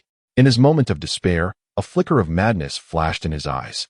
You have forced my hand. If I must die, let us perish together. He gritted his teeth and swallowed a blood-red elixir, instantly shattering the seal left by Mo Yu. He summoned the 10,000 Souls banner. Using the banner as sustenance, he activated a secret technique to amplify the strength of the souls within. The black banner ignited, releasing a nauseating stench accompanied by a hissing sound, reminiscent of the wails of vengeful spirits. Thousands of resentful souls surged forth from the burning banner, dense as a locust swarm. Chilling winds howled, and the cries of tormented ghosts echoed incessantly, evoking a sense of dread. Chu Yuli, pale with fear, instinctively retreated behind Mo Yu. Xianfeng Jinren's expression grew serious. It was indeed the 10,000 Souls banner. Damned! The leading banner spirit has astonishingly reached the nascent soul realm. He turned to Mo Yu. My friend, if we join forces, perhaps we may find a glimmer of hope to escape this place. I shall return to the manor to report the situation and then return to capture this malevolent practitioner. Mo Yu gazed at the swirling, vengeful spirits in the sky, remaining silent. He harbored a deep disdain for malevolent practitioners. In this life, all those who had sheltered him had perished at the hands of such evildoers. These wicked beings deserved to be eradicated. Freed from the constraints of the 10,000 Souls banner, the vengeful spirits swiftly targeted the three of them, surging forward with a chilling aura. Friend, Xianfeng Jinren urged anxiously. There is no need, Mo Yu replied flatly. Xianfeng Jinren was taken aback, believing Mo Yu had given up on resistance. Yet, he then witnessed Mo Yu flick his fingers. A wisp of cold white flame floated forth, descending into the midst of the vengeful spirits. As the ghostly fire touched the ground, it rapidly spread, transforming into a blazing sea of white flames, engulfing countless vengeful spirits. Wherever the flames passed, the spirits emitted sighs of relief, as if finding liberation, ultimately dissolving into specks of spiritual light, vanishing between heaven and earth. Mo Yu keenly sensed the power of the netherworld ghost fire. After devouring a substantial number of vengeful spirits, its might had significantly increased. If it had been at the chi refining stage when first acquired, it now rivaled the nascent soul stage. Xianfeng Jinren stared in astonishment, his mouth agape enough to fit an egg. Is this something a Golden Core can achieve? Could our manor's nascent soul master accomplish this? Absolutely not. The figure before him was undoubtedly a high-level nascent soul, perhaps even a formidable being of the transformation stage. Friend, I have some questions for that individual. Mo Yu's voice pierced the silence. Xianfeng Jinren immediately understood. Senior, I am an elder of the Xianjin Manor. If you are interested, you may visit our manor as a guest. As soon as the words left his lips, he soared away on his sword, disappearing into the horizon in the blink of an eye, fearful of being affected. Mo Yu approached Qin Shao, calmly stating, Answer my previous question. Why did you strike at my disciple? Qin Shao trembled all over, cold sweat pouring down. He had not anticipated that his proud, nascent soul banner spirit would be so easily subdued by Mo Yu. His knees buckled, and he collapsed to the ground. His forehead pressed against the earth, his voice quaking like a sieve. Senior, in truth, I am a reincarnator. I did not wish to kill her. But she will kill me in a few hundred years. That is why I acted first. Please, Senior, I am willing to serve you faithfully. Spare my life. Mo Yu furrowed his brow. A reincarnator? He silently inquired of the system. System, are you certain he is not the child of fortune? The child of fortune is not something just anyone can be. He is far too lacking. Is being a reincarnator not enough to qualify as the child of fortune? Mo Yu's confusion deepened. At that moment, Yanxi's cool voice resonated from the ring. Little Yu, I believe I understand his meaning. Mo Yu raised an eyebrow. Sister Yanxi, do you know? I have seen it in the ancient texts of the immortal realm. Yanxi replied, her crimson eyes flickering as if lost in recollection. The nine-leaf fate grass, a celestial herb born in response to the great calamities of heaven and earth, possesses 9 leaves and allows 9 individuals to glimpse the future. One among them shall bear great fortune, tasked with the responsibility of salvation, possessing a vision of the most distant future. This individual is undoubtedly one of the 9, yet should not be the one destined to face calamity. Mo Yu suddenly comprehended. It is the external aid of the reincarnator manifesting in a reasonable manner. Thus, this world harbors a child of destiny, a reincarnator. As for the impending calamity, he pays it no heed. Qin Shou, after several centuries, would meet his demise. Who knows how long it would be until that great calamity unfolds? Future concerns shall be left for his future self to ponder. For now, he must focus on the present. Mo Yu's gaze once again fell upon the trembling Qin Shou, who knelt on the ground. He intended to utilize this person's memories to glean what opportunities Yuer might encounter in the future, seeking to intercept them beforehand. He retrieved the Imperial Banner of Souls. No, it was the human sovereign banner. A pitch-black ancient banner appeared out of thin air. Upon its surface, purple aura swirled, and ominous winds wafted, exuding a chilling and terrifying presence. The human sovereign banner possesses numerous abilities. Among them is the capacity to acquire fragments of memories from captured souls. Only fragments. But that would suffice. Qin Shou's expression changed drastically. He too possessed the Banner of Souls. How could he be unaware of Mo Yu's intentions? Hastily, he began to kowtow repeatedly. Senior, whatever you inquire, I shall answer honestly. But if you search my soul, you will not uncover everything. I care not. Evil cultivators deserve death. Besides, keeping you alive may disrupt my sleep at night. Mo Yu smiled, poised to wield the human sovereign banner. Qin Shou's pupils constricted. The terror of death drove him to scream desperately. Wait, my grandfather is a transformation god. You cannot kill me. Transformation god. Mo Yu paused, a glimmer of interest flashing in his eyes. Indeed, release me, or my grandfather will surely kill you. Mo Yu fell into contemplation, his fingers lightly tapping the human sovereign banner as if weighing the pros and cons. Sensing his hesitation, Qin Shou gained some confidence. If you are unafraid of death, then go ahead and kill me. Yet, in the next moment, he witnessed a slight smirk at the corner of Mo Yu's mouth.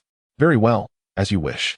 With that, Mo Yu flicked his wrist, causing the human sovereign banner to flutter ominously, black mist swirling upon its surface. A terrifying suction force erupted instantaneously. Qin Shou had no time to utter a cry before being engulfed by the banner, swiftly refined within. Mo Yu licked his lips. Transformation god, how delightful. I relish such buy one get one free deals. Just then, the curious voice of Yanxi chimed in. Little Yu, where did you acquire that soul banner? It feels rather peculiar. She sensed a faint trace of primordial purple aura emanating from the banner. Subsequently, she found the thought amusing. Who would idly refine a soul banner with primordial purple aura? Chapter 9. Is the reincarnator in the heavenly Xian Holy Land? The innate life-bound treasure and constitution awakened alongside the ghostly flames. Mo Yu rambled. Yanxi furrowed her brow, a hint of skepticism flickering in her crimson eyes. You can't possibly be the son of the underworld ghost emperor, can you? Whose family would set the awakening conditions to dual cultivation?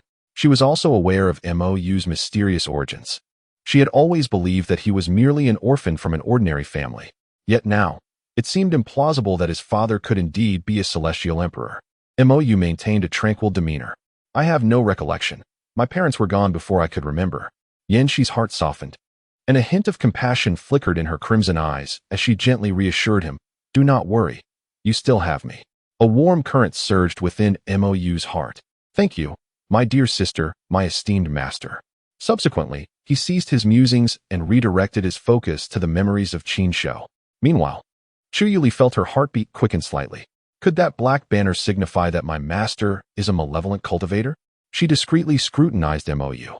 His aura was calm, devoid of the sinister and cold feelings she had feared, which eased her anxious heart. It would indeed be disastrous to ally with a villainous sect. Evil cultivators are to be eradicated by all. This soul banner must surely have been seized from another nefarious practitioner. Certainly, that must be the case. Mo Yu swiftly concluded his examination of the memories. He had gathered the location of the Qin family and the timing and place of the secret realm's opening nearby. However, information about Chu Yu Li was lamentably scant. Qin Shou did not even realize that Chu Yu Li was Li Fei Yu. Nonetheless, he discovered a crucial piece of information. 1 year hence, Li Mo Zun, also known as Chu Yu Li, would emerge prominently in a secret realm within the Tianxian domain. Mo Yu resolved to bring Chu Yu Li there, allowing her to submit a portion of her resources, thereby ensuring her suppression. He then inquired of the system, "Can you locate the reborn individual?" He wished to recruit that person as well, gradually bringing them under control. Price: 500 villain points. Mo Yu's countenance darkened. He himself possessed merely 10,000 fortune points. If he used them all, he could only investigate 20 individuals. However, recalling that the system could accrue villain points, he clenched his jaw and made a firm decision. Exchange. Villain points: 500. Location of the reborn: Tianxian Sacred Land. Mo Yu was momentarily stunned. Tianxian Sacred Land. He was in the same faction as another child of fortune, and yet he had remained entirely oblivious. System: do you have a specific name or a more precise location? Price: 500 villain points. Mo Yu thought, this is utterly outrageous. More ruthless than even Zhou Ba Pai. He took a deep breath, calming the tumult within. He posed a critically important question. If I were to eliminate the child of fortune before seizing their luck, what would happen? If you kill the child of fortune, they will perish. And if I were to incite another to act on my behalf? For instance, if I were to ask Chu Yu Li, or enlist the aid of a transcendent expert to slay other children of fortune. Even children of fortune find it difficult to kill one another. Other powerful beings would merely become the opportunities for the child of fortune. Mo Yu nodded, having gleaned 3 vital pieces of information. First, the system supersedes the heavenly Tao. Second, he need not fear other children of fortune. And third, no one could slay him. In light of this, the identity of that child of fortune became inconsequential. Moreover, since the system could detect children of fortune, returning to Tianxian Sacred Land would naturally reveal the individual's identity. Mo Yu bent down and began to collect his spoils. As soon as the storage ring was acquired, the system's prompt echoed. Qin Shou is one of the crucial opportunities on Chu Yuli's path of cultivation. You have successfully intercepted. Reward: 1 layer of transformation spirit. Villain points: 100. Mo Yu curled his lip. Transformation spirit? What am I supposed to feed it? Although he had previously read novels extolling the virtues of the soul banner, he discovered the stark reality upon his own transmigration. This weapon is utterly futile. The crafting process is exceedingly rigorous, more challenging than acquiring exceptional attributes. The subsequent maintenance is even more troublesome, requiring a constant influx of resentment to sustain it. If it were a spirit of the same realm, he might barely substitute it with spiritual energy. But this is a transformation spirit. Where would he find such abundant spiritual energy? The system responded. The spirits rewarded by the system are perpetual motion machines, requiring no maintenance. As for other spirits, it is suggested that you conduct a world massacre, a genocide of races, to forge supreme terror from the endless grievances of the souls. Mo Yu felt a few dark lines appear on his forehead. Truly, the villain system lives up to its name, decidedly villainous. He shifted his focus to the Emperor's banner.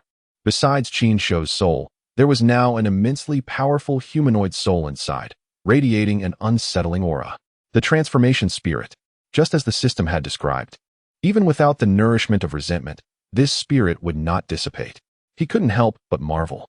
The system is indeed outrageous. The gains of this day surpass all he had acquired throughout countless life and death crises in his lifetime. If his previous identity as a child of destiny merely enhanced his luck, now he had unlocked infinite resources. It was akin to soaring to the heavens in one fell swoop, exhilarating beyond measure. Mo Yu's consciousness delved into the storage ring. Suddenly, a streak of light shot forth from the ring.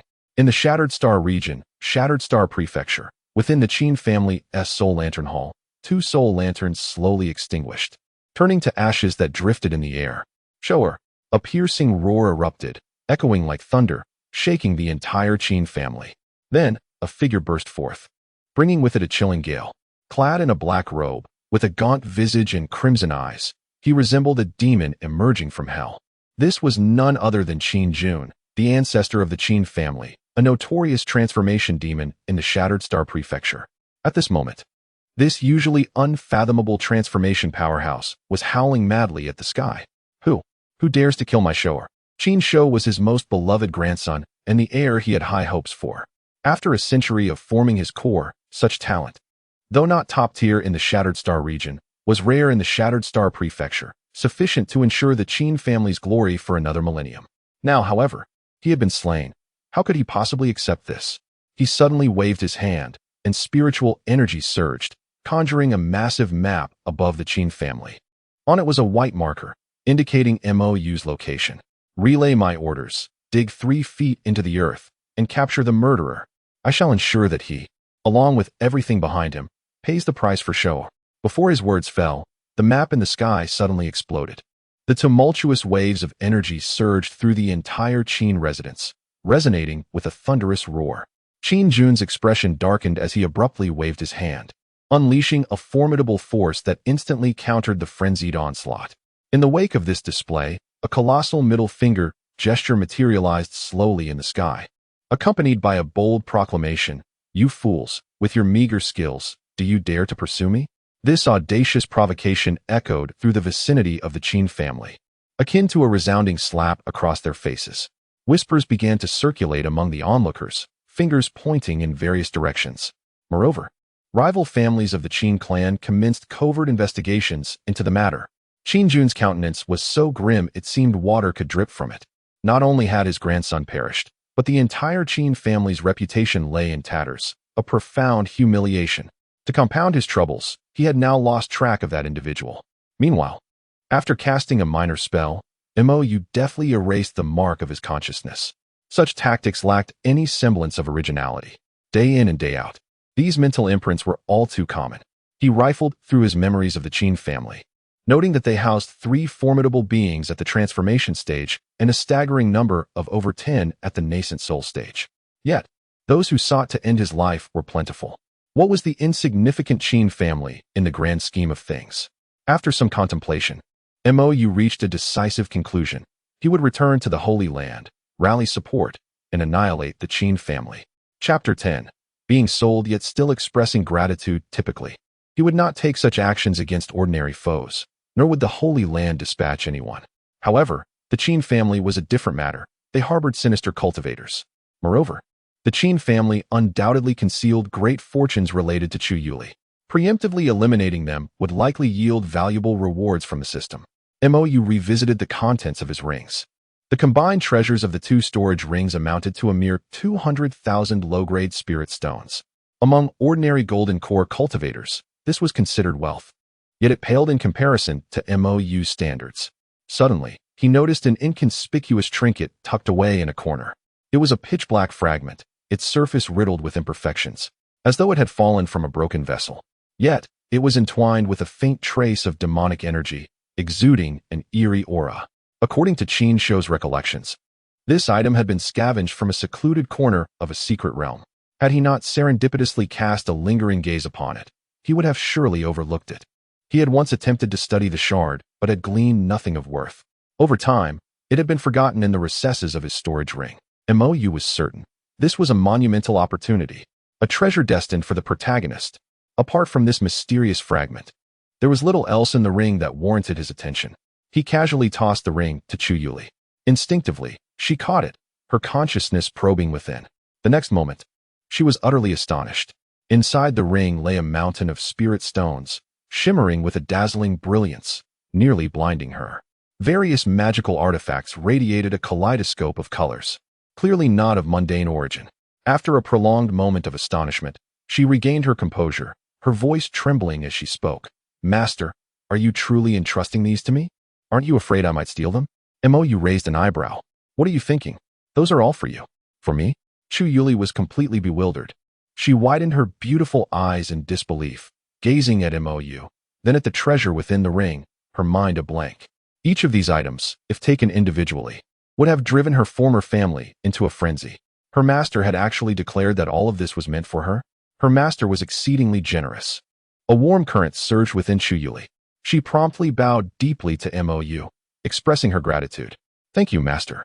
What had her master previously taken out? As she recalled the black fragment, a wave of questions flooded her mind. Although that shard appeared ordinary, it emanated a sense of danger. Soon, she understood. Her master must have taken it away out of concern that she might stray from her path. How considerate and kind her master was.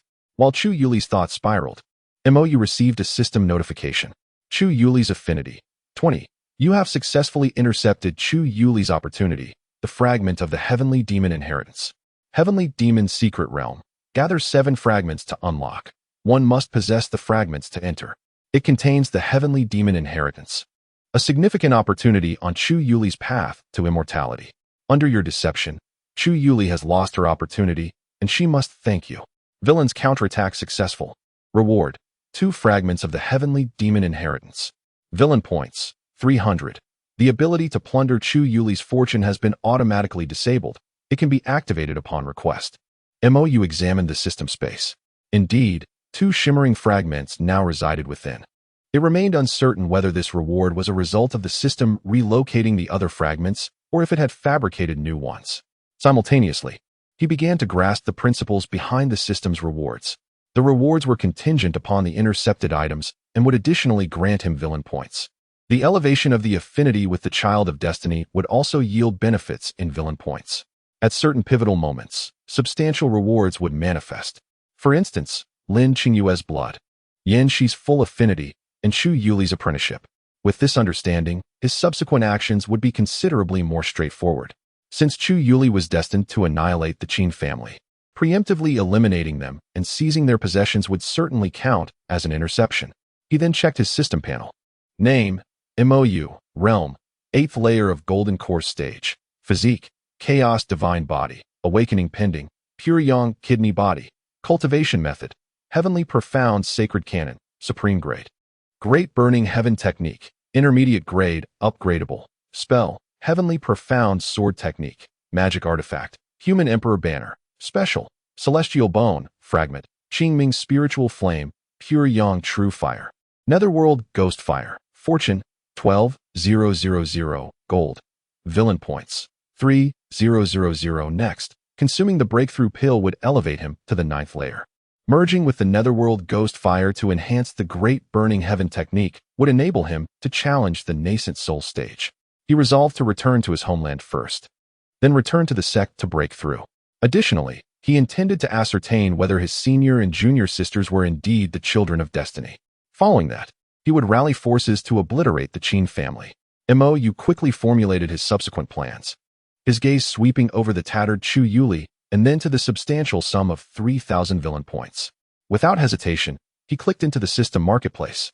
Among the myriad of goods, he focused on a low-grade spiritual artifact, the Azure Mist Moonlight Skirt, 200 villain points.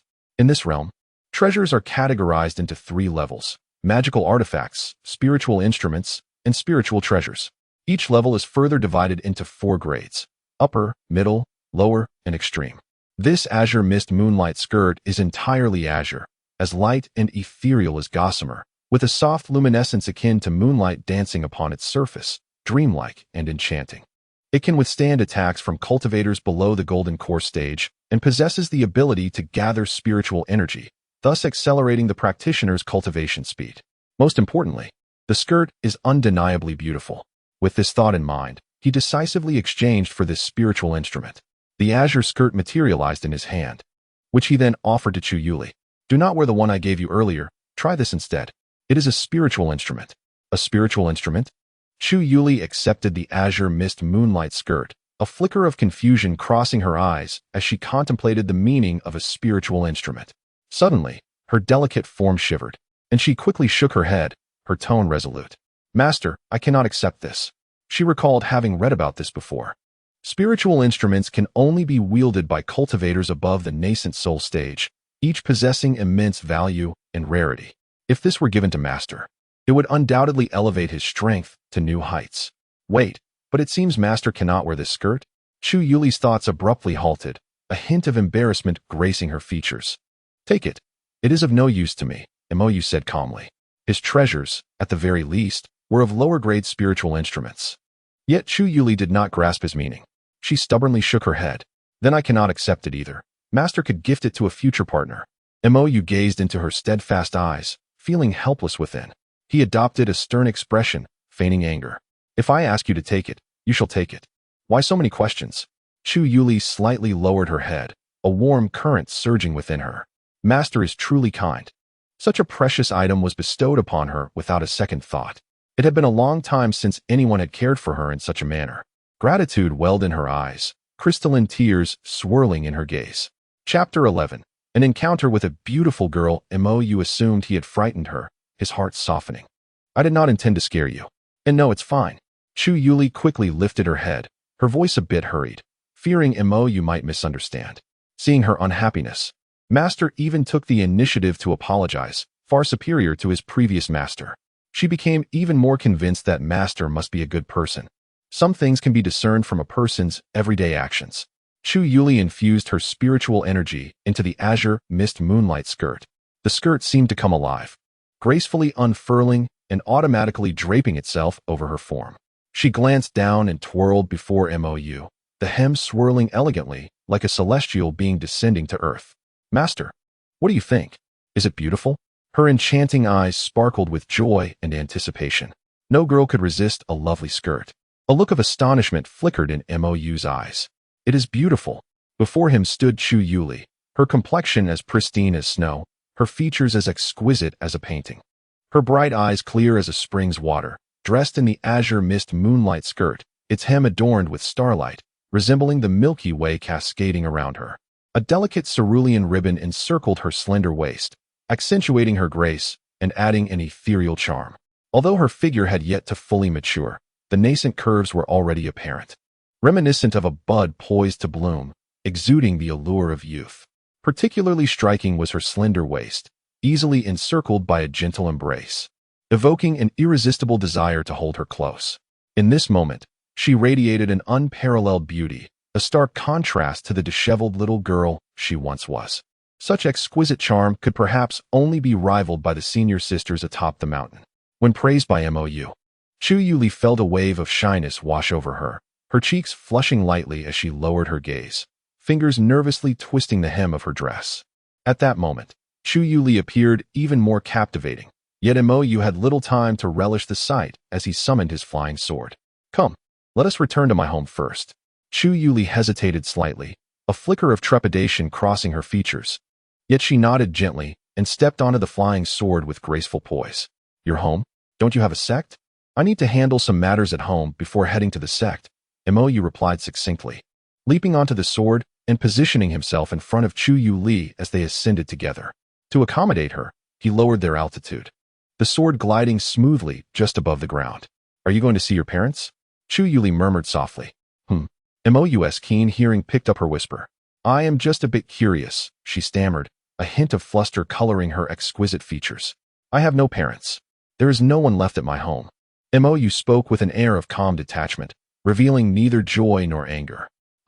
Chu Yuli was momentarily taken aback, surprise flickering in her beautiful eyes, quickly replaced by a profound sense of compassion. Mo Yu did not elaborate further, silently guiding the sword. With her keen intellect, Chu Yuli began to piece together the implications. Surely, her master must have endured a similarly tragic fate. Unable to suppress her emotions, she gently embraced Mo Yu from behind, resting her cheek against his broad back.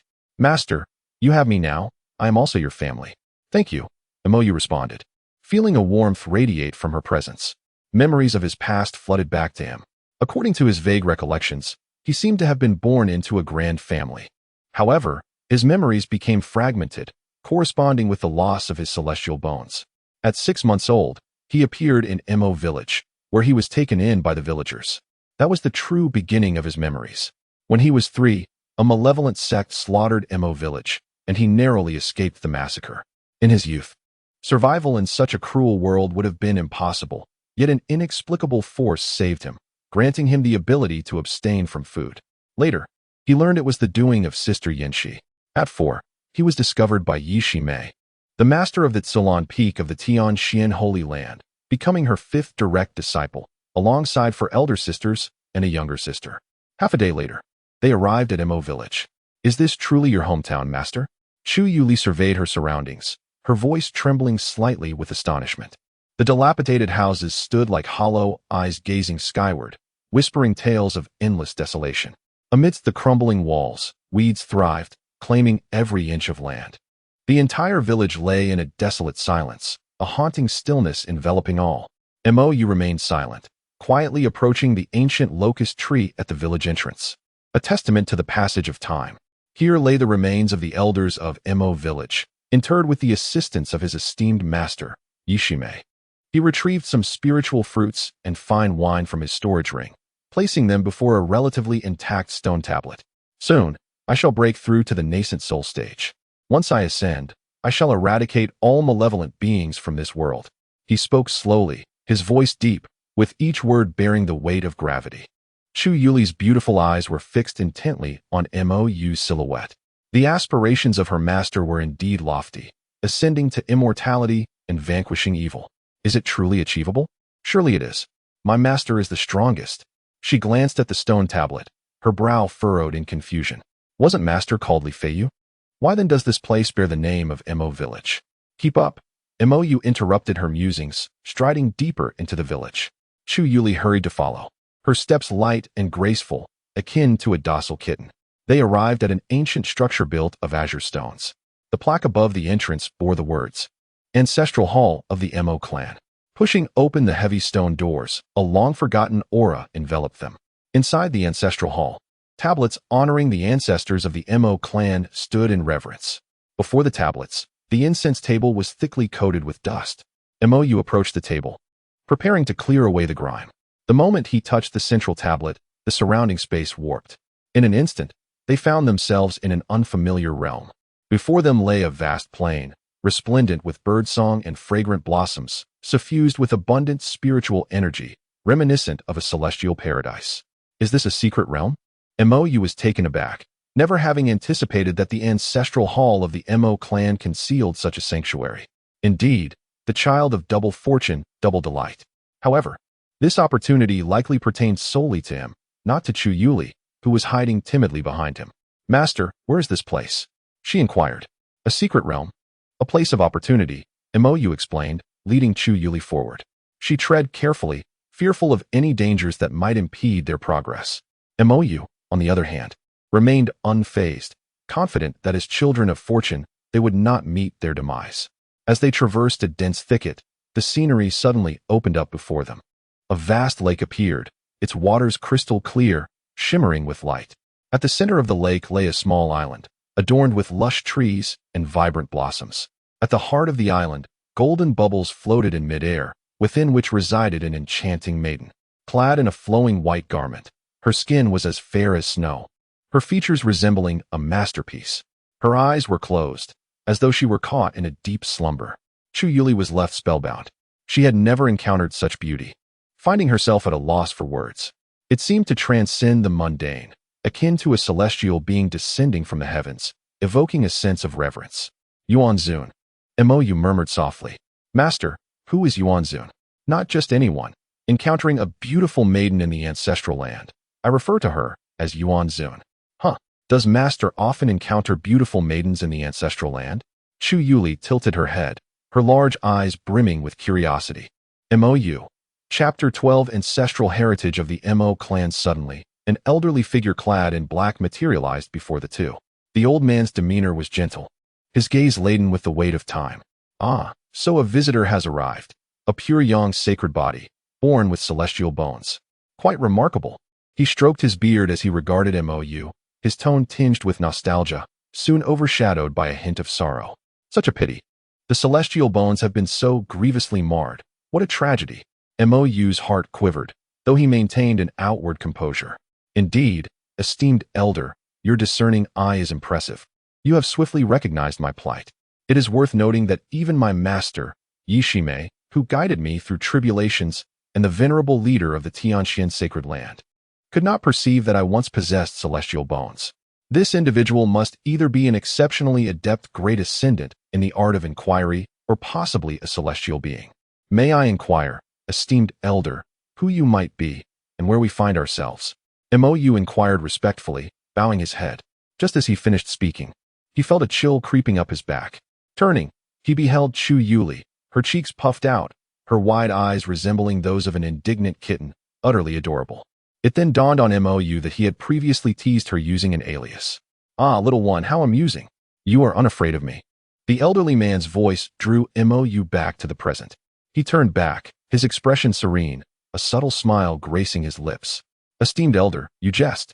What is there to fear? Death is but the worst that could come of it. The old man was merely a remnant soul, exceedingly frail, possessing only the strength of a spirit transformation. With the aid of the underworld ghost fire and thunderous magic, he was easily countered. What is there to be concerned about? The elder, taken aback by his words, burst into hearty laughter. How delightful! How delightful! Young lad, I am growing more fond of you by the moment. To speak frankly, I am Mo Yuan, the ancestor of the Mo clan. Ancestor of the Mo clan? Mo Yu felt a surge of excitement and hastily opened his status panel. Name, Mo Yuan. Fortune, purple. Description: once a formidable warrior, now trapped within the ancestral grounds of the Mo clan, the harbinger of fortune for the child of destiny. Mo Yu, harbinger of fortune? Mo Yu's eyes sparkled with enthusiasm as he eagerly asked, Ancestor, what was your peak realm? Mo Yuan stroked his beard thoughtfully, a glimmer of reminiscence crossing his eyes as if he were transported back to an era of glory. In my prime, I was an 8 tribulation loose immortal. His voice carried a blend of melancholy and pride. An immortal? Chu Yuli exclaimed, covering her mouth with her small hand, her eyes wide with astonishment. Though she had yet to fully grasp the nuances of cultivation realms, she understood the significance of immortals. The pursuit of cultivation was ultimately to attain immortality. And here stood a predecessor who was indeed an immortal. She couldn't help but regard Mo Yuan with caution. Immortals were perilously powerful. Mo Yu, however, remained unfazed and quickly inquired, Ancestor, do you possess any immortal artifacts? Mo Yuan was momentarily taken aback, thinking he had misheard. After a pause, he finally responded, his irritation causing his beard to bristle. None. I have revealed my identity, and yet you solely seek immortal artifacts. Is that your notion of courtesy? What of spiritual treasures or immortal techniques? Mo Yu pressed on, his curiosity unabated. Upon hearing his inquiries, Mo Yuan's deep-set eyes widened in disbelief, struggling to accept the words he had just heard. Young rascal, how can you be more avaricious than I? Do you think these treasures are as common as cabbages by the roadside? The thought of not having them is indeed regrettable, Mo Yu expressed with a hint of lament. Mo Yuan observed the subtle shifts in Mo Yu's expression, his frustration mounting within. Just as he prepared to deliver a reprimand, Mo Yu interjected, if that is the case, then please enlighten me about what you possess and what you require of me. Mo Yuan was momentarily taken aback, swallowing the words that were on the tip of his tongue. Ah, you clever lad. Indeed, I find you increasingly to my liking, he remarked with a tone of admiration. I do have tasks for you. After all, there is no such thing as a free lunch in this world. However, fret not, for you are of the Mo clan's bloodline, and this will only serve to your benefit. He gradually turned his gaze towards the golden bubble that floated at the center of the small island. Do you see that? That is the opportunity that resides here. Yes, I see it. And what now? Mo Yu inquired, following Mo Yuan's line of sight. The golden bubble continued to hover serenely, emanating a soft glow that imparted a sense of purity. The task before you is simple. Gain her recognition, and you shall acquire the fortune of this place. Mo Yuan said slowly. At that moment, I shall be liberated. Liberated? Indeed. I have been trapped here for far too long. So long that I can scarcely recall the passage of time. As long as she remains, I shall never truly die. I can only linger in this confined space. Mo Yu nodded, understanding dawning upon him. So, I would be the guardian of the tomb. He then posed a series of questions. Who is she? Why is she here? Why must it be me? What leads you to believe I can succeed? This barrage of inquiries left Mo Yuan momentarily speechless. He patiently began to clarify. I do not know who she is, but I can ascertain that she hails from the upper realm and is a figure of great importance. She has ties to our Mo clan, which is why only a descendant of the Mo family can hope to earn her favor. Though I cannot see the outside world, I possess some knowledge." He paused, his demeanor growing grave. "I have foreseen a great calamity befalling the Tianyuan continent in the future. You will surely need this opportunity." "A calamity?" Mo Yu feigned confusion. Mo Yuan nodded, his expression serious, his voice low. "Within a millennium, a disaster of monumental proportions will sweep across the Tianyuan continent." He hesitated, as if weighing his words. "The earliest it may arrive is in 100 years, the latest in 500. This disaster is inevitable. As for its specifics, I cannot say." "I see," Mo Yu murmured, his mind swirling with thoughts. At that moment, a gentle tugging sensation drew his attention from behind. It was Chu Yuli. Clutching the hem of his garment tightly, he turned to meet her clear gaze, understanding her unspoken concerns. She harbored doubts about Mo Yuan. While Mo Yu believed she held such sentiments towards everyone, this time, he found himself in agreement. The Emperor's banner quietly emerged from the system space, transforming into a leaf-sized form that delicately entwined around Chu Yuli's fingertip. "You dare to question me, young girl?" Mo Yuan did not notice Mo Yu's subtle movements, yet he discerned Chu Yuli's intentions, his tone tinged with a hint of indignation. "I have never stooped to deceiving anyone." Mo Yu gently patted the back of Chu Yuli's hand, soothingly assuring her, "Do not worry, he is an ancestor of the Mo family. He would not deceive me." Indeed, Mo Yuan quickly concurred. Chu Yuli glanced at the Emperor's banner on her finger, hesitated for a moment, and then slowly released her small hand. Mo Yu contemplated briefly, summoned his flying sword, and soared towards the distant island. The moment he landed, Yanxi's voice resonated in his mind. "That Mo Yuan gives me an odd feeling. Be cautious." "Understood, Sister Yanxi." Mo Yu nodded slightly, having also sensed something amiss. Firstly, he was not a blood descendant of the Mo family, but rather someone who had been picked up. Secondly, the timeline of the Great Calamity did not align. Qin Shou had lived for more than 500 years. Even if Mo Yuan harbored secrets, he felt compelled to investigate further. This was indeed a significant opportunity. Chapter 13. Gratitude for the great gift bestowed by the heavenly Tao. Mo Yuan's gaze was piercing, fixated intently on Mo Yu. In truth, he was not the authentic ancestor of the Mo family. Mo Yuan had long since perished. He was merely the manifestation of Mo Yuan's inner demons. He was unaware of the identity of the person on that island, only knowing that she had been waiting for her destined one. Those who failed to meet her would be met with hostility. Mo Yuan had witnessed too many members of the Mo family return empty-handed, including numerous unparalleled prodigies with the potential for ascension. Some possessed physiques even more formidable than Mo Yu's: pure bodies, celestial bodies, innate Tao bodies, and flawless holy bodies. Yet, even they could not gain her recognition, departing in dismay. Time had stretched on too long enough for the external Mo family to experience multiple rises and falls. Ultimately, Mo Yuan succumbed to madness, giving rise to his current self. He began to believe that the destined one did not exist at all. It was merely a trap. He yearned for liberation, for freedom, for an escape from this confining realm. After Mo Yu faced an attack, although he would not perish, he would become temporarily weakened, allowing Mo Yuan the chance to seize control of Mo Yu's body. Mo Yu's gaze settled upon a golden bubble. Within it, a young girl lay in serene slumber. He could clearly perceive her form, yet could not penetrate the thin barrier with his spiritual sense. Only through spiritual perception could he unveil the system interface. He gradually approached, and just as he was about to touch the edge of the bubble, it began to dissipate, gradually revealing the girl's figure. She floated there, her eyes tightly shut, seemingly lost in dreams. Her light golden hair emanated a faint halo, pure and noble. An indescribable aura surrounded her, ethereal and sacred, as if she did not belong to this mundane world. Words of the world appeared pale in her presence. No eloquence could capture even a fraction of her beauty.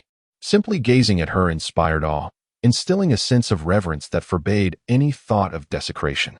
Mo Yu found his mind swaying, momentarily entranced, as if his very soul were being drawn into that boundless sanctity. A powerful longing surged within him, a desire to approach her, to understand her, to submit to her. Awaken. At that moment, Yanxi's voice resounded in Mo Yu's mind like a thunderclap. "Be cautious, it is an illusion," she urged again, her tone grave. Thank you, Sister Yanxi. Mo Yu replied, regaining his focus and directing his gaze back to the woman, his heart surging with alertness. At this moment, she remained breathtakingly beautiful, surpassing everything Mo Yu had ever seen. Yet, the previous sensation was no longer present. Once the bubble dissipated, his consciousness could perceive the girl. With a thought, the system panel appeared. Name, Ji Xianyao, fortune. Affinity, 0, stranger. Description, daughter of the ancestral dragon, sealed in the lower realm, Mo Yu's greatest opportunity. Destined to bestow him with an endless flow of fortune. Mo Yu's eyes widened in astonishment. What on earth is this fortune? An endless supply? Infinite? How exaggerated. He felt an overwhelming joy within him. Grateful was he for the divine gift bestowed by the heavenly path. Meanwhile, Mo Yuan's face was etched with confusion. His gaze fixed intently on Mo Yu. Why was this method of attack so peculiar? It was the first time he had witnessed the golden bubble dissipate. Unable to contain his curiosity, he turned his attention to Ji Xianyao. Trapped here for countless ages, he had never truly seen her visage. At the sight, he felt as if struck by lightning, standing frozen, as though his very soul had been siphoned away. Xu Yuli also gazed curiously at Ji Xianyao. In an instant, she too fell into a state of chaotic daze, her consciousness becoming increasingly blurred. However, at that moment, a deep emerald glimmer quietly emerged in the depths of her eyes. She suddenly awoke, breaking free from that peculiar state. Looking around, she felt a bit dazed, unsure of what had transpired. Yet, she could not shake the feeling that the sister on the small island was extraordinarily beautiful. A strong sense of danger surged within her.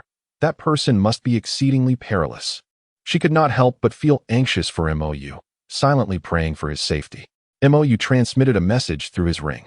Sister Yanxi, do you know of the ancestral dragon? Yanxi furrowed her brow, seemingly straining to recall. After a moment, she gently shook her head. I have not heard of it. Why do you ask? Mo Yu's gaze fell upon the slumbering beauty ahead, and he spoke slowly. The moment I laid eyes on her, that term sprang to mind. It must be related to her. You rascal, you aren't falling for her beauty, are you? Yanxi teased. Mo Yu offered a helpless smile. Please, spare me the jesting. Yanxi's expression abruptly turned serious, her tone weighed with gravity. This woman is indeed striking. Even in the upper realm, I have never encountered one surpassing her. She exhibits no fluctuations of spiritual power, nor any cultivation. She appears as if she could be easily toppled. Yet, I can sense that she is exceedingly dangerous. I advise you to leave now and return only after your cultivation reaches the great ascension. Mo Yu looked at Yanxi, her countenance reflecting an unprecedented seriousness. Since their acquaintance, she had never exhibited such caution. Ever since he survived his fourth leap from the cliff, Yanxi had ceased to interfere with his seemingly reckless actions. Yet this time, she felt compelled to speak. This sufficiently illustrates that in Yanxi's heart, the danger concealed within this mysterious woman has reached a truly terrifying level. Mo Yu smiled confidently. Trust me, Sister Yanxi, I am blessed by great fortune. Nothing will happen to me. Moreover, if I do not seize every opportunity to enhance myself, how can I facilitate your early resurrection? Yanxi gazed at Mo Yu's confident smile, a warm wave surging within her. In truth, you need not exert yourself so desperately. I know advising you is futile. For some inexplicable reason, a peculiar stirring arose within her, as if something were quietly taking root in her heart. She swiftly suppressed this sudden emotion. How could Xiao Yu, whom she had watched grow up, evoke such thoughts? Mo Yu's gaze returned to Ji Xianyao. If even Sister Yanxi was unaware of the primordial dragon's essence, he could only make a guess. For now, let us assume she is a deity of creation. He slowly raised his hand, reaching toward Ji Xianyao's delicate, jade-like hand. The instant his fingertips made contact with her skin, a brilliant golden light enveloped Ji Xianyao, transforming into a stream of light that entered Mo Yu's consciousness, vanishing from sight. Mo Yu was momentarily taken aback. Was this considered a successful passage? He hastily focused his mind, delving into his consciousness. There, he beheld Ji Xianyao quietly suspended within, her eyes firmly shut, still ensnared in slumber, resembling a sacred goddess. Detected, you have successfully intercepted the daughter of fortune, Ji Xianyao, daughter of the primordial dragon. Ji Xianyao possesses boundless fortune within her, capable of restoring your fortune to that of the sacred dragon. You have irresistibly seized her, who lies unconscious, into your consciousness. She is now within your grasp. to be maneuvered and cherished at will. The villain's counterattack is a success. Reward: one-click restoration of Sacred Dragon Fortune. Sacred Dragon Fortune, a unique and exceptional fortune, high-quality fortune that places you in an invincible position during the pursuit of opportunities. Currently plundering MOU's fortune. Plunder failed, automatic replenishment. Fortune, 1,000 villain points. 1,000 restoration. MOU's head was filled with question marks. This is troublesome. The serpent bird devours the dragon. The enemy adds 1. Chapter 14. Sacrifice. MOU had already mentally constructed the entire sequence of events. He was born bearing the sacred dragon fortune and celestial bones, all of which had been seized. To protect him, his parents cast him into this lower realm. The method by which the heavenly Tao cultivates individuals is remarkably consistent. A broken engagement would make it perfect. He ceased dwelling on this and began to study the sacred dragon fortune. Fortune ranges from black to colorful, comprising 8 types. With an additional 9th, a special fortune. The sacred dragon fortune is one among them. Black signifies an ordinary and mundane existence. Gray indicates modest achievements among mortals, yet ultimately incapable of cultivating. White represents the majority of ordinary cultivators. From green to purple, they are favored by the heavenly Tao and often lead fulfilling lives. Gold guarantees ascension, making death a challenge. Colorful signifies ascension to the upper realm, remaining invincible.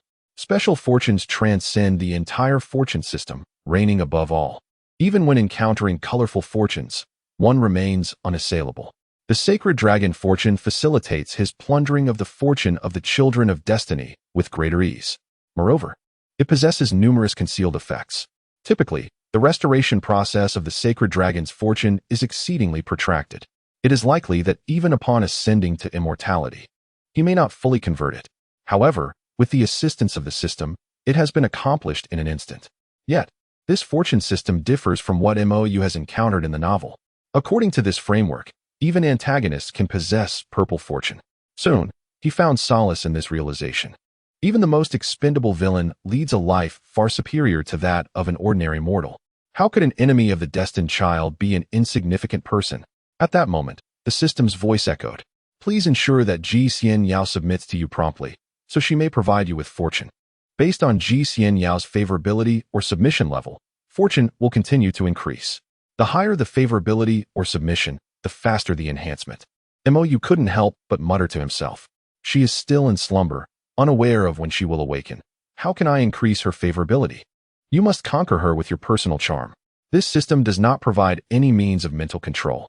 MOU was somewhat taken aback. This system appears to have principles. Of course, even if there were mental control, he would never resort to it. He is not an antagonist. Moreover, if even love is but an illusion, what then is real? A cuckold? On this matter, the system resonates deeply with him. At that moment, Yanshi's voice emerged. She has entered my consciousness realm. MOU replied, I am uncertain why. Why has she entered your consciousness? I don't know. Perhaps I am the person she has been searching for all along. How could you be the one to encounter such fortune? Yanshi internally scoffed. After a moment of silence, she finally advised, be cautious. After Ji Xian Yao vanished, Mo Yuan abruptly awoke. What just transpired? It felt as if his consciousness had been devoured by something for a time. He hurriedly glanced at MOU. Thankfully, MOU was still present. He sighed in relief, but in the next moment, his heart leapt to his throat. Where has that woman gone? Is it not so? This opportunity, which no one had claimed for countless ages, has been taken away shortly after he assumed his position? Could he be the heart demon of fortune? His expression darkened, and his gaze became resolute. Even so, he would seize this junior's body. He still has his own ambitions. The pure yang sacred body, the immortal bone, combined with this opportunity, would surely lead to immortality. While he is still receiving the inheritance, Mo Yuan's pupils suddenly constricted. He saw Mo Yu approaching on his sword. Has he completed the inheritance so swiftly? Although he possesses the strength of transformation, Mo Yu is merely at the golden core stage. Yet, he lacks confidence in overcoming the current Mo Yu due to the existence of that mysterious woman's fortune. At that moment, he caught a glimpse of Chu Yuli, an expression of helplessness flashing in his eyes. His original requirements for seizing a body were to find a living male of special constitution with a high status. Now, he must settle for a living individual. Chu Yuli fixed her gaze on Mo Yu, yet her peripheral vision remained vigilant towards Mo Yuan. She had already grasped the method of utilizing the human emperor's banner. With a mere infusion of spiritual power into her body, she could automatically protect her master. Was there truly no need to fear this Mo Yuan? Despite her master's bestowal of this gift, a sense of trepidation lingered within her. It was not that she doubted her master's prowess. After all, he was an immortal. Though on the brink of death, he still held the title of an immortal. A withered camel is larger than a horse. At that moment, Mo Yuan shifted, transforming into a wisp of black mist, lunging towards her with ferocity. Chu Yuli reacted with remarkable swiftness, instantly channeling her spiritual energy into the Emperor's banner upon her fingertip.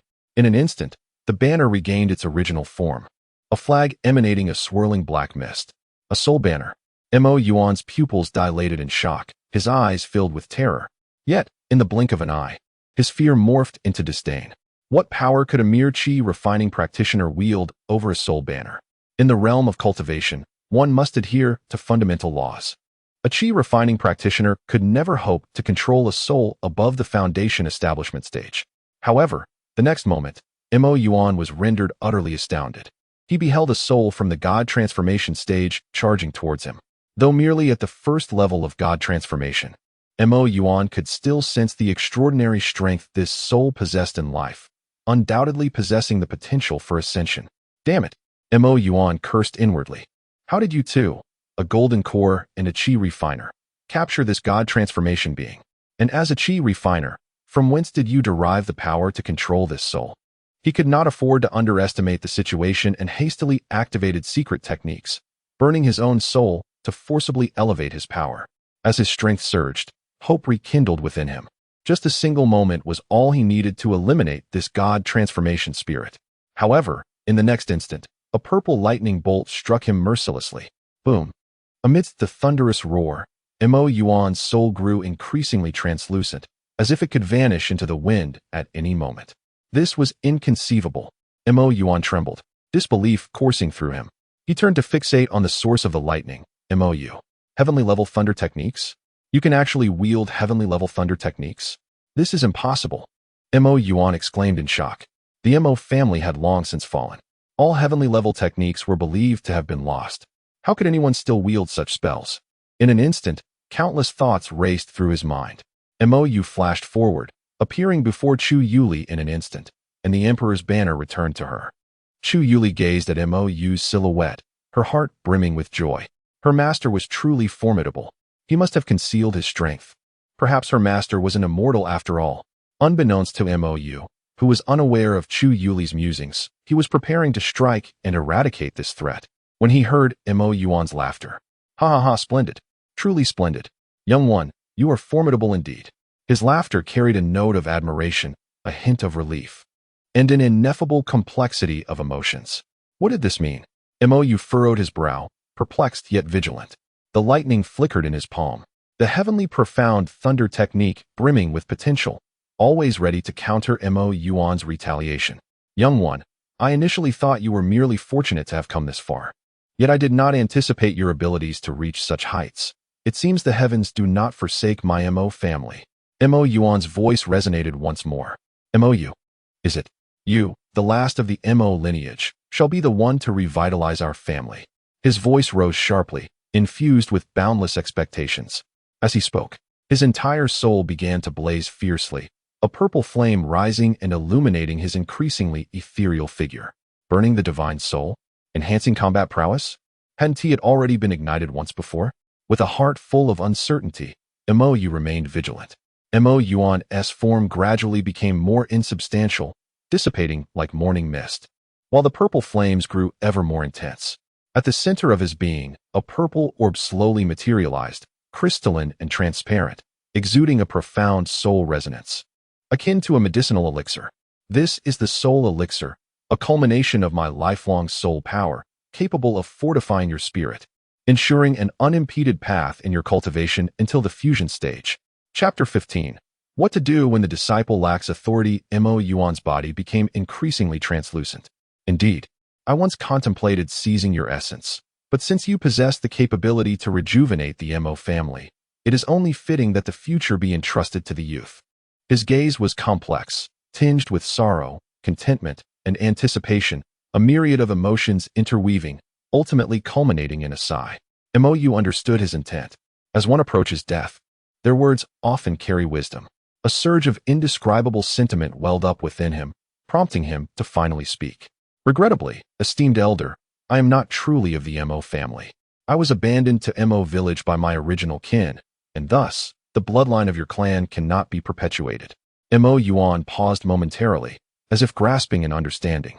His smile brightening. I cannot be mistaken. I have stood vigil here for countless years, never faltering. He gazed deeply into Mo Yu's eyes.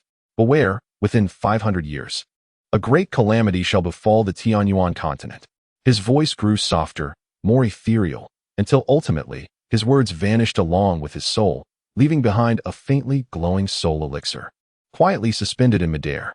Upon hearing this, Mo Yu fell into a brief reverie. Never one to resort to deception?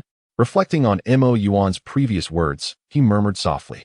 Thus, Mo Yuan believed he bore the Mo bloodline. The impending disaster would indeed occur within 500 years. This implies that Mo village is merely the origin of the Mo family? So, am I actually one from the upper realm of the Mo clan? Yet another archetypal narrative. Mo Yu mused internally. The soul elixir slowly floated before him, snapping him back to reality as he gently reached out to grasp it. It felt icy to the touch, yet a warm current surged from his palm into his body. He bowed slightly toward the place where Mo Yuan had vanished.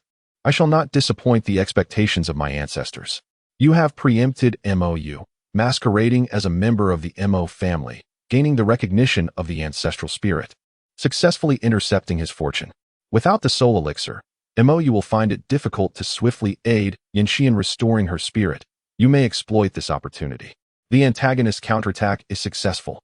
Reward: gathered in soul jade box, celestial artifact. Gathered in soul jade box can absorb the power of the moon, naturally generating a random soul-related elixir each month without the need for spiritual energy activation. Fortune plunder failed, automatically replenished. Fortune 200, antagonist points, 200 celestial artifact. Mo Yu stared in astonishment at the jade box within the system space. The jade box, resplendent and translucent, is adorned with intricate carvings. At its center lies a Tai Chi symbol, the yin and yang fish appearing vividly alive, as if they were gracefully swimming, emanating a soft lunar radiance. No spiritual energy is required. Each month, it produces a pill equivalent to the soul elixir formed from the ink abyss. The only requirement is to place the jade box beneath the moonlight. This is indeed extravagant. What the system provides in a single day surpasses the efforts of over 20 years. Though it is random, who is he? The child of fate. The greatest thrill lies in the roll of the dice. It is exhilarating. The pill is of no concern. Quickly, consume it, for its utility far exceeds what your ancestor has described. The urging voice of Yanxi emanates from the soul ring. Mo Yu comes to his senses and places the pill into the soul ring. Sister Yanxi, this will benefit you even more. You should refine it. Within the soul ring, the purple soul pill hovers serenely, its gentle glow casting a dreamlike illumination upon Yanxi, enhancing her stunning figure. She gazes at the soul pill, her ruby-like eyes swirling with emotions, gratitude, joy, hesitation, a myriad of feelings culminating in a flicker of irritation. Little you, this is foolish. Yanxi's voice rises an octave, tinged with reproach and a hint of concern. This soul pill contains the entirety of your ancestor's life force. It rightfully belongs to you. How can you give it to me? Mo Yu is momentarily taken aback, not expecting such a reaction from Yanxi, warmth flooding his heart. Sister Yanxi, do you remember how many times you have saved me? Who knows? Who keeps track of such things? Just eat it, Yanxi dismissively replies. Since the very beginning, when you protected me from being discovered by the evil cultivators, you have saved me 48 times, 8 of which resulted in your falling into slumber, Mo Yu states earnestly. Yanxi finds herself momentarily speechless, surprised by Mo Yu's precise recollection. She slightly parts her lips. I do this for my own sake. Upon uttering this, she realizes that even she does not believe her own words. Mo Yu smiles, a warm and sincere smile. I understand. I will certainly help you reconstruct your body in the future, using the finest materials to create the most beautiful form. He then speaks seriously. However, this is different. I possess great fortune, and there will be better opportunities ahead. Your spirit is damaged. This is far more beneficial for you. Moreover, the quicker you recover, the better you can assist me in the future, correct? Yanxi is rendered speechless, her heart a mixture of gratitude, helplessness, and a hint of sweetness. She gazes at Mo Yu, whose resolute face is filled with sincerity and concern, devoid of any pretense. Her heart feels as if gently stirred by a tender hand, sending ripples through her emotions. Since their acquaintance, Mo Yu has never disappointed her. Time and again, he has emerged from dire straits, defying fate. He is no longer the naive child he once was. He is like an unrefined gem, having endured trials, destined to eventually radiate a dazzling brilliance. An inexplicable emotion burgeons within Yanqi's heart, transcending the bond of master and disciple, carrying a tinge of unrecognized fluttering within her soul. She takes a deep breath, suppressing her tumultuous thoughts. Very well, Yanqi sighs softly. Since you insist, I shall comply. She gently raised her delicate hand, accepting the violet soul elixir, and with a slight parting of her cherry lips, she placed it within her mouth. In an instant, a brilliant radiance erupted from the soul ring, unleashing a powerful surge of spiritual energy. Flames enveloped Yanqi, her red dress billowing and her white hair flowing like a phoenix reborn from the flames, embodying both beauty and sanctity. Under the nourishing effects of the soul elixir, her spirit solidified at a visibly rapid pace, emanating an even more formidable aura. Ultimately, Yanqi's spirit had become significantly more substantial than before, almost tangible in form.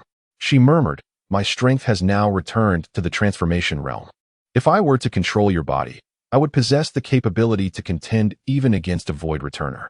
Mo Yu revealed a satisfied smile. "Little Yanqi, you're still not easily manageable. Even without rallying our forces, we can now triumph over the Qin family." His gaze settled on Chu Yuli beside him. "It is time for us to depart." "Indeed." Chu Yuli nodded, a hint of confusion crossing her face.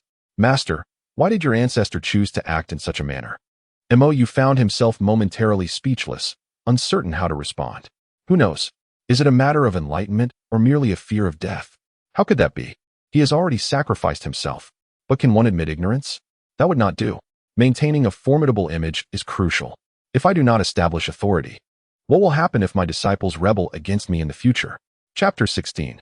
Could it be that someone would truly fear the entanglement of blue silver? Within the soul ring, Yanqi's voice resonated. That Mo Yuan is a manifestation of inner demons, a fixation. Had he not ultimately sacrificed himself, his obsession might have been freedom.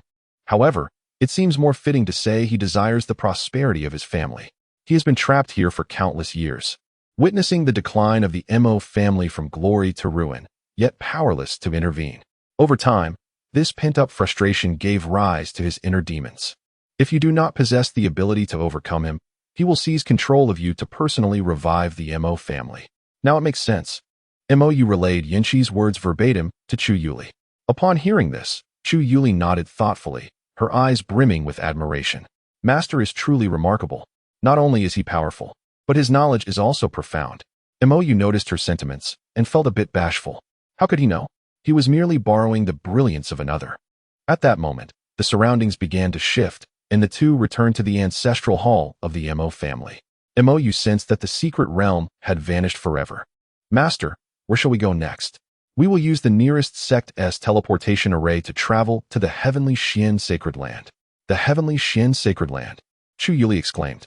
Although her experiences were limited and she had not heard of this power, she understood that they were in the Heavenly Xian domain. The very naming of it signified an immense force. Mo Yu observed the slight flush of excitement on Chu Yuli's face and smiled. The Heavenly Xian Sacred Land is the most significant force within the Heavenly Xian domain, and one of the 9 superpowers of the human race. You will learn more upon our return. These are merely the fundamentals. With that, he mounted his sword, taking Chu Yuli along with him as they soared towards the nearest sect, the Xian Sword Manor. Goo goo, the sound of Chu Yuli's stomach grumbled unexpectedly. "Master, I am hungry." Chu Yuli's delicate face flushed with embarrassment. It dawned on Mo Yu that she had yet to enter fasting. He cast his gaze downward, where a lush forest sprawled beneath him, ancient trees towering high, casting shadows that obscured the sun. Mo Yu descended into the verdant expanse. "I forgot to bring fasting pills. Let me see if there are any nearby beasts," he said. Chu Yuli nodded vigorously. Mo Yu extended his consciousness to explore the surroundings. Curiously, this area was remarkably devoid of beasts. Not even a single large creature could be found. Perplexed, he broadened the reach of his awareness. Finally, At the edge of his perception, he discovered a golden core rabbit demon, its ruby-like eyes sparkling with vibrant energy. Its long ears occasionally twitched, exuding an adorable charm. It looks delicious, Mo Yu thought to himself. With a mere thought, his sword shot forth with a piercing sound, racing toward the rabbit demon with astonishing speed akin to a missile. Fortune detected. As a competent antagonist, you have mastered the art of seizing opportunities. You have eliminated the fortune girl, Xiaowang, before she could mature. Reward, divine ability. Indestructible golden body. You have automatically cultivated it to perfection. You have successfully slain the beloved of the fortune child, Tang Si. He must be heartbroken. Now seeking to reclaim his fortune. Fortune, 1,000. Antagonist points, 1,000. A flurry of notifications left Mo Yu momentarily bewildered. What just transpired? Who am I? Where am I? However, he quickly dismissed such thoughts. What has done is done. The one he had just slain was likely the wife of the protagonist named Tang Si, who surely was no virtuous individual. As for revenge, did anyone truly fear entanglement by the blue silver? His attention was swiftly drawn to the indestructible golden body. Mo Yu closed his eyes, savoring the newly acquired divine ability, waves of ecstasy surging within him. The indestructible golden body grants immunity to all damage below the immortal realm for 3 seconds. Above the immortal realm, the effectiveness depends on proficiency. The system had directly cultivated it to perfection for him, allowing immunity to damage within 5 major realms, also for 3 seconds, with negligible energy cost, usable once a month. This was truly a celestial technique. In this world, sword cultivators reigned supreme, pursuing lethal efficiency to unleash the most potent damage in the briefest time. Some extreme sword cultivators could consolidate all their spiritual energy into a single strike, striving for ultimate devastation, a guaranteed kill. The sword disciples of the sword sect achieved fame as the foremost figures in the Yuanying realm through such prowess. The indestructible golden body was a natural nemesis for such individuals. Mo Yu opened his eyes and approached the lifeless Xiaowang, exhaling a sigh of relief. Thank goodness, it was still a rabbit. Had it transformed into a human, he would have truly been at a loss for how to proceed. Gazing at Xiaowang, Mo Yu fell into contemplation. The world was vast, and he knew he would be unable to locate the fellow named Tang Si. If he simply departed, Tang Si too would be unable to find him, thus wasting the opportunity to eliminate a child of fortune. However, it would not do to allow Tang Si to seek him out directly, as that would be excessively passive. Thus, he began to rummage through his mind for a solution. Soon, an impeccable scapegoat materialized, the starry sacred land, one of the 7 stars, Yuhong. The two had a minor history, having crossed paths a few times, but their interaction ceased when Mo Yu's strength waned. That individual possessed a unique set of needle-like concealed weapons, which had left their mark on Mo Yu during their previous confrontations, with a few needles still remaining. It was decided this would be the one. He set about arranging the scene, casually scattering several needles on the ground to fabricate the tableau of Xiao Jiao being slain by this very weapon. With the setup complete, Mo Yu briskly clapped his hands and lifted Xiao Jiao by her long ears, presenting her to Chu Yuli.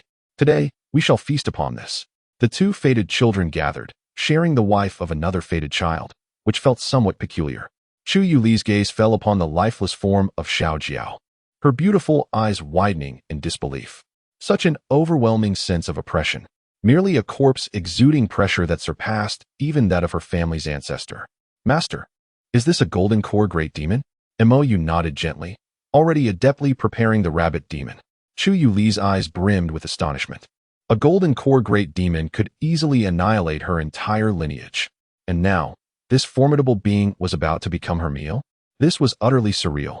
She felt as though she were ensnared in a dream, absurd yet profoundly vivid. Unconsciously, her gaze shifted to Mo Yu's visage. Master is truly handsome. He must have countless admirers. I wonder if he has a Dao companion? Just how elevated is my master's cultivation? When will I surpass him?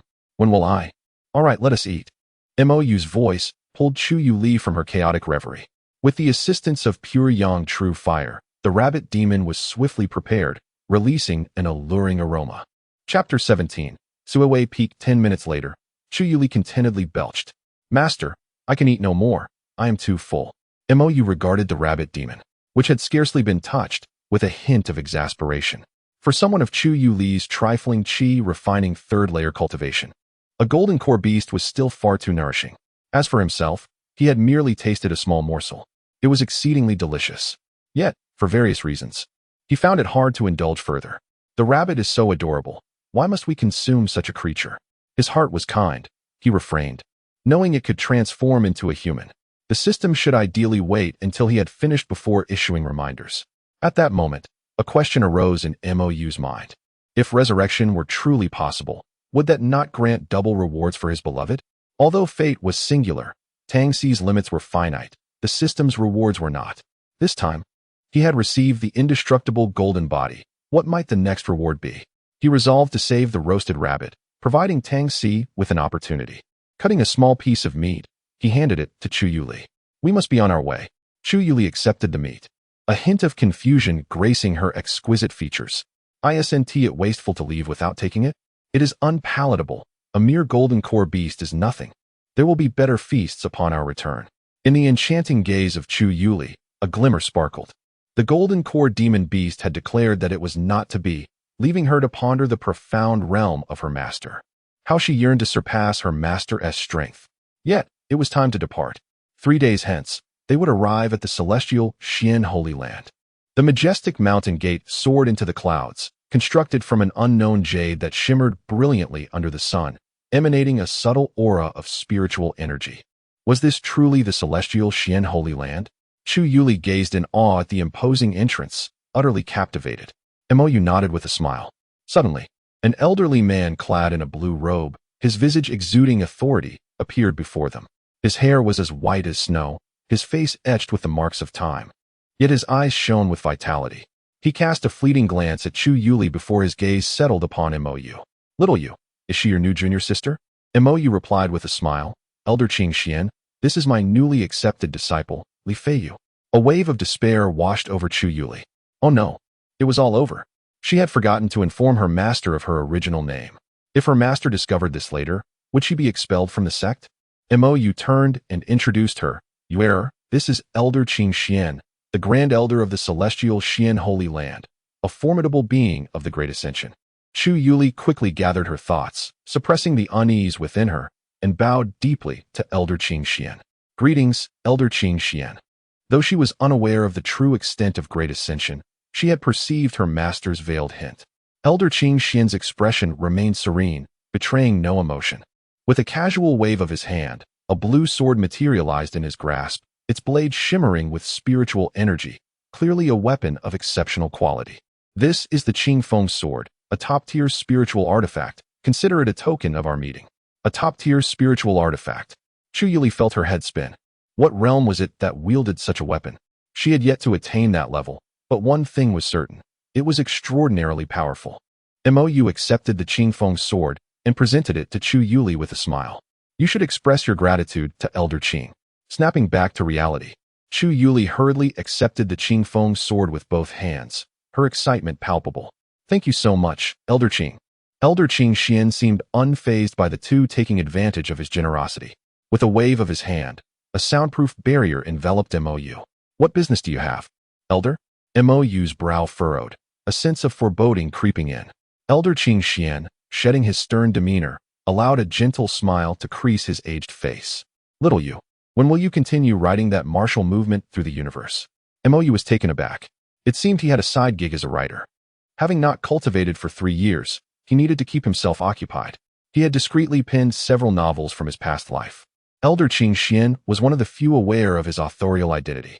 He chuckled awkwardly. Elder, I simply cannot. I have been exceedingly busy, constantly delving into secret realms and cultivating, leaving no time to write.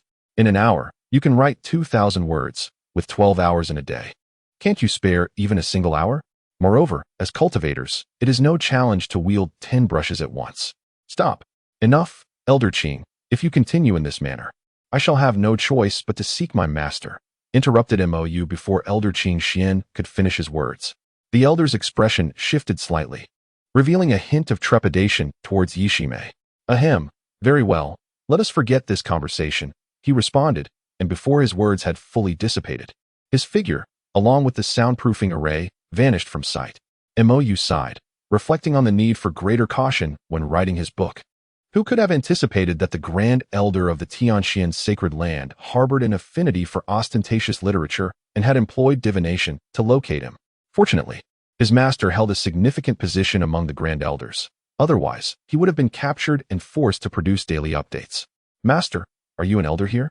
inquired Chu Yuli, her clear eyes sparkling with curiosity. Mo Yu turned to her, shaking his head. "No," he replied, guiding her deeper into the sacred land while elaborating. The Tianxian sacred land is broadly divided into 3 areas: the outer sect, the inner sect, and the elders district. We are currently situated in the inner sect. The inner sect comprises 10 main peaks: Tianxian Peak, Dan Peak, Qi Peak, Spirit Beast Peak, Formation Peak, 5 Elements Peak, Sword Peak, Body Refinement Peak, Talisman Peak, and Punishment Peak. "Which peak do we belong to?" she asked. "None of those. My master is a Grand Elder, and the mountain we inhabit is called Sui Peak. Originally, there were 7 individuals here, and you are the 8th. The peak master is Yi Shimei, who enjoys fine wine and gambling, and our senior sister is Luo Sushin." As Mo Yu was about to provide a more detailed introduction, a flurry of voices reached his ears. Following the sound, he noticed a group of female disciples from the inner sect gathered together, animatedly discussing.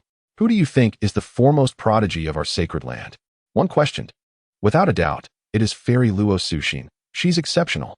Not only is she incredibly gentle, but she also possesses great strength. Fairy Bai Shuangying is formidable as well. I witnessed her slay a tribulation stage demon with a single sword strike. Absolutely magnificent. I am utterly enamored with her." Another chimed in. "I adore Fairy Xianingbing. Her demeanor is so cold. It is exactly to my taste. Fairy Su Meyer.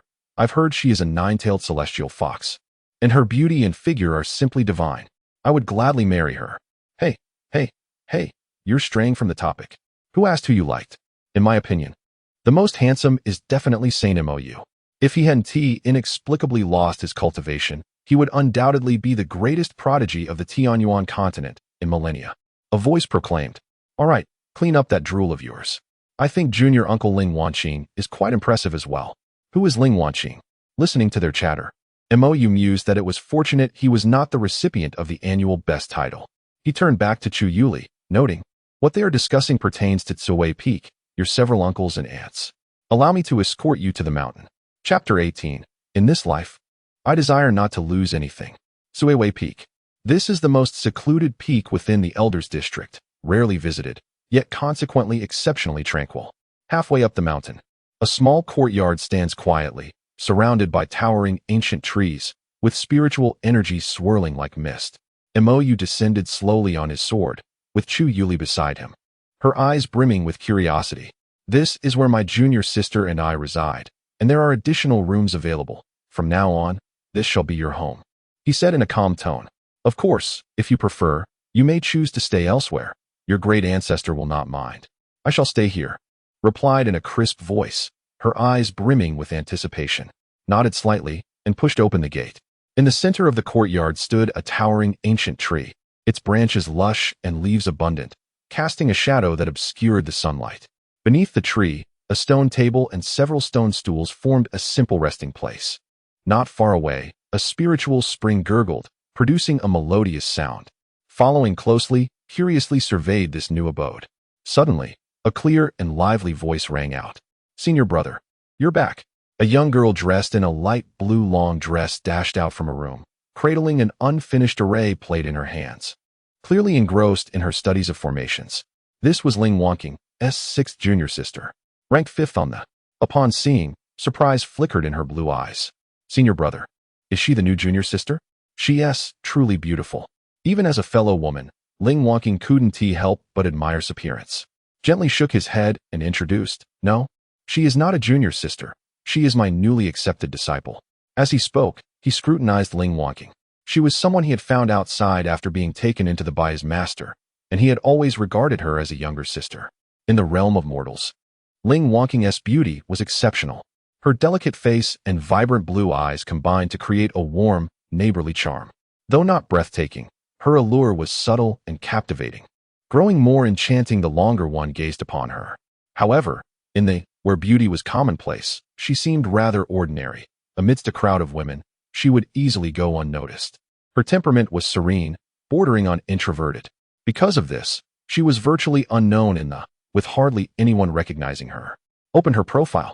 Name, Ling Wanqing, flesh and blood puppet. Description, an extraordinarily lifelike puppet. Detected the fate of the girl Ling Wanqing. Suppressing her will yield rewards. A puppet? Was taken aback. He couldn't discern how lifelike this puppet was, but he certainly couldn't tell it was one at all. Her mastery over the art of puppetry could only be described as formidable. Senior brother, what is her name? Ling Wanqing's voice interrupted S thoughts. Her name is Li Feiyu. Replied. As soon as he spoke, a flicker of unusual color passed through Ling Wanqing's blue eyes. The array plate she held slipped from her grasp and fell, clattering to the ground. What's wrong? Asked puzzled. Ling Wanqing hurriedly bent down to retrieve the fallen array plate. Nothing at all. I've just been a bit fatigued from studying formations lately. As she spoke, she discreetly glanced at. Make sure to rest and don't overexert yourself, advised. He had originally intended for his junior sister to take for identity registration, but now he had to find someone else. By the way, senior brother, Master wants you to report to senior sister after you return. She has left some things with her, Ling Wanqing said. Her head bowed as her fingertips dusted off the array plate. Nodded. It's been a long time since I last visited. I should check on Master and senior sister. I also need to inquire about the engagement matter.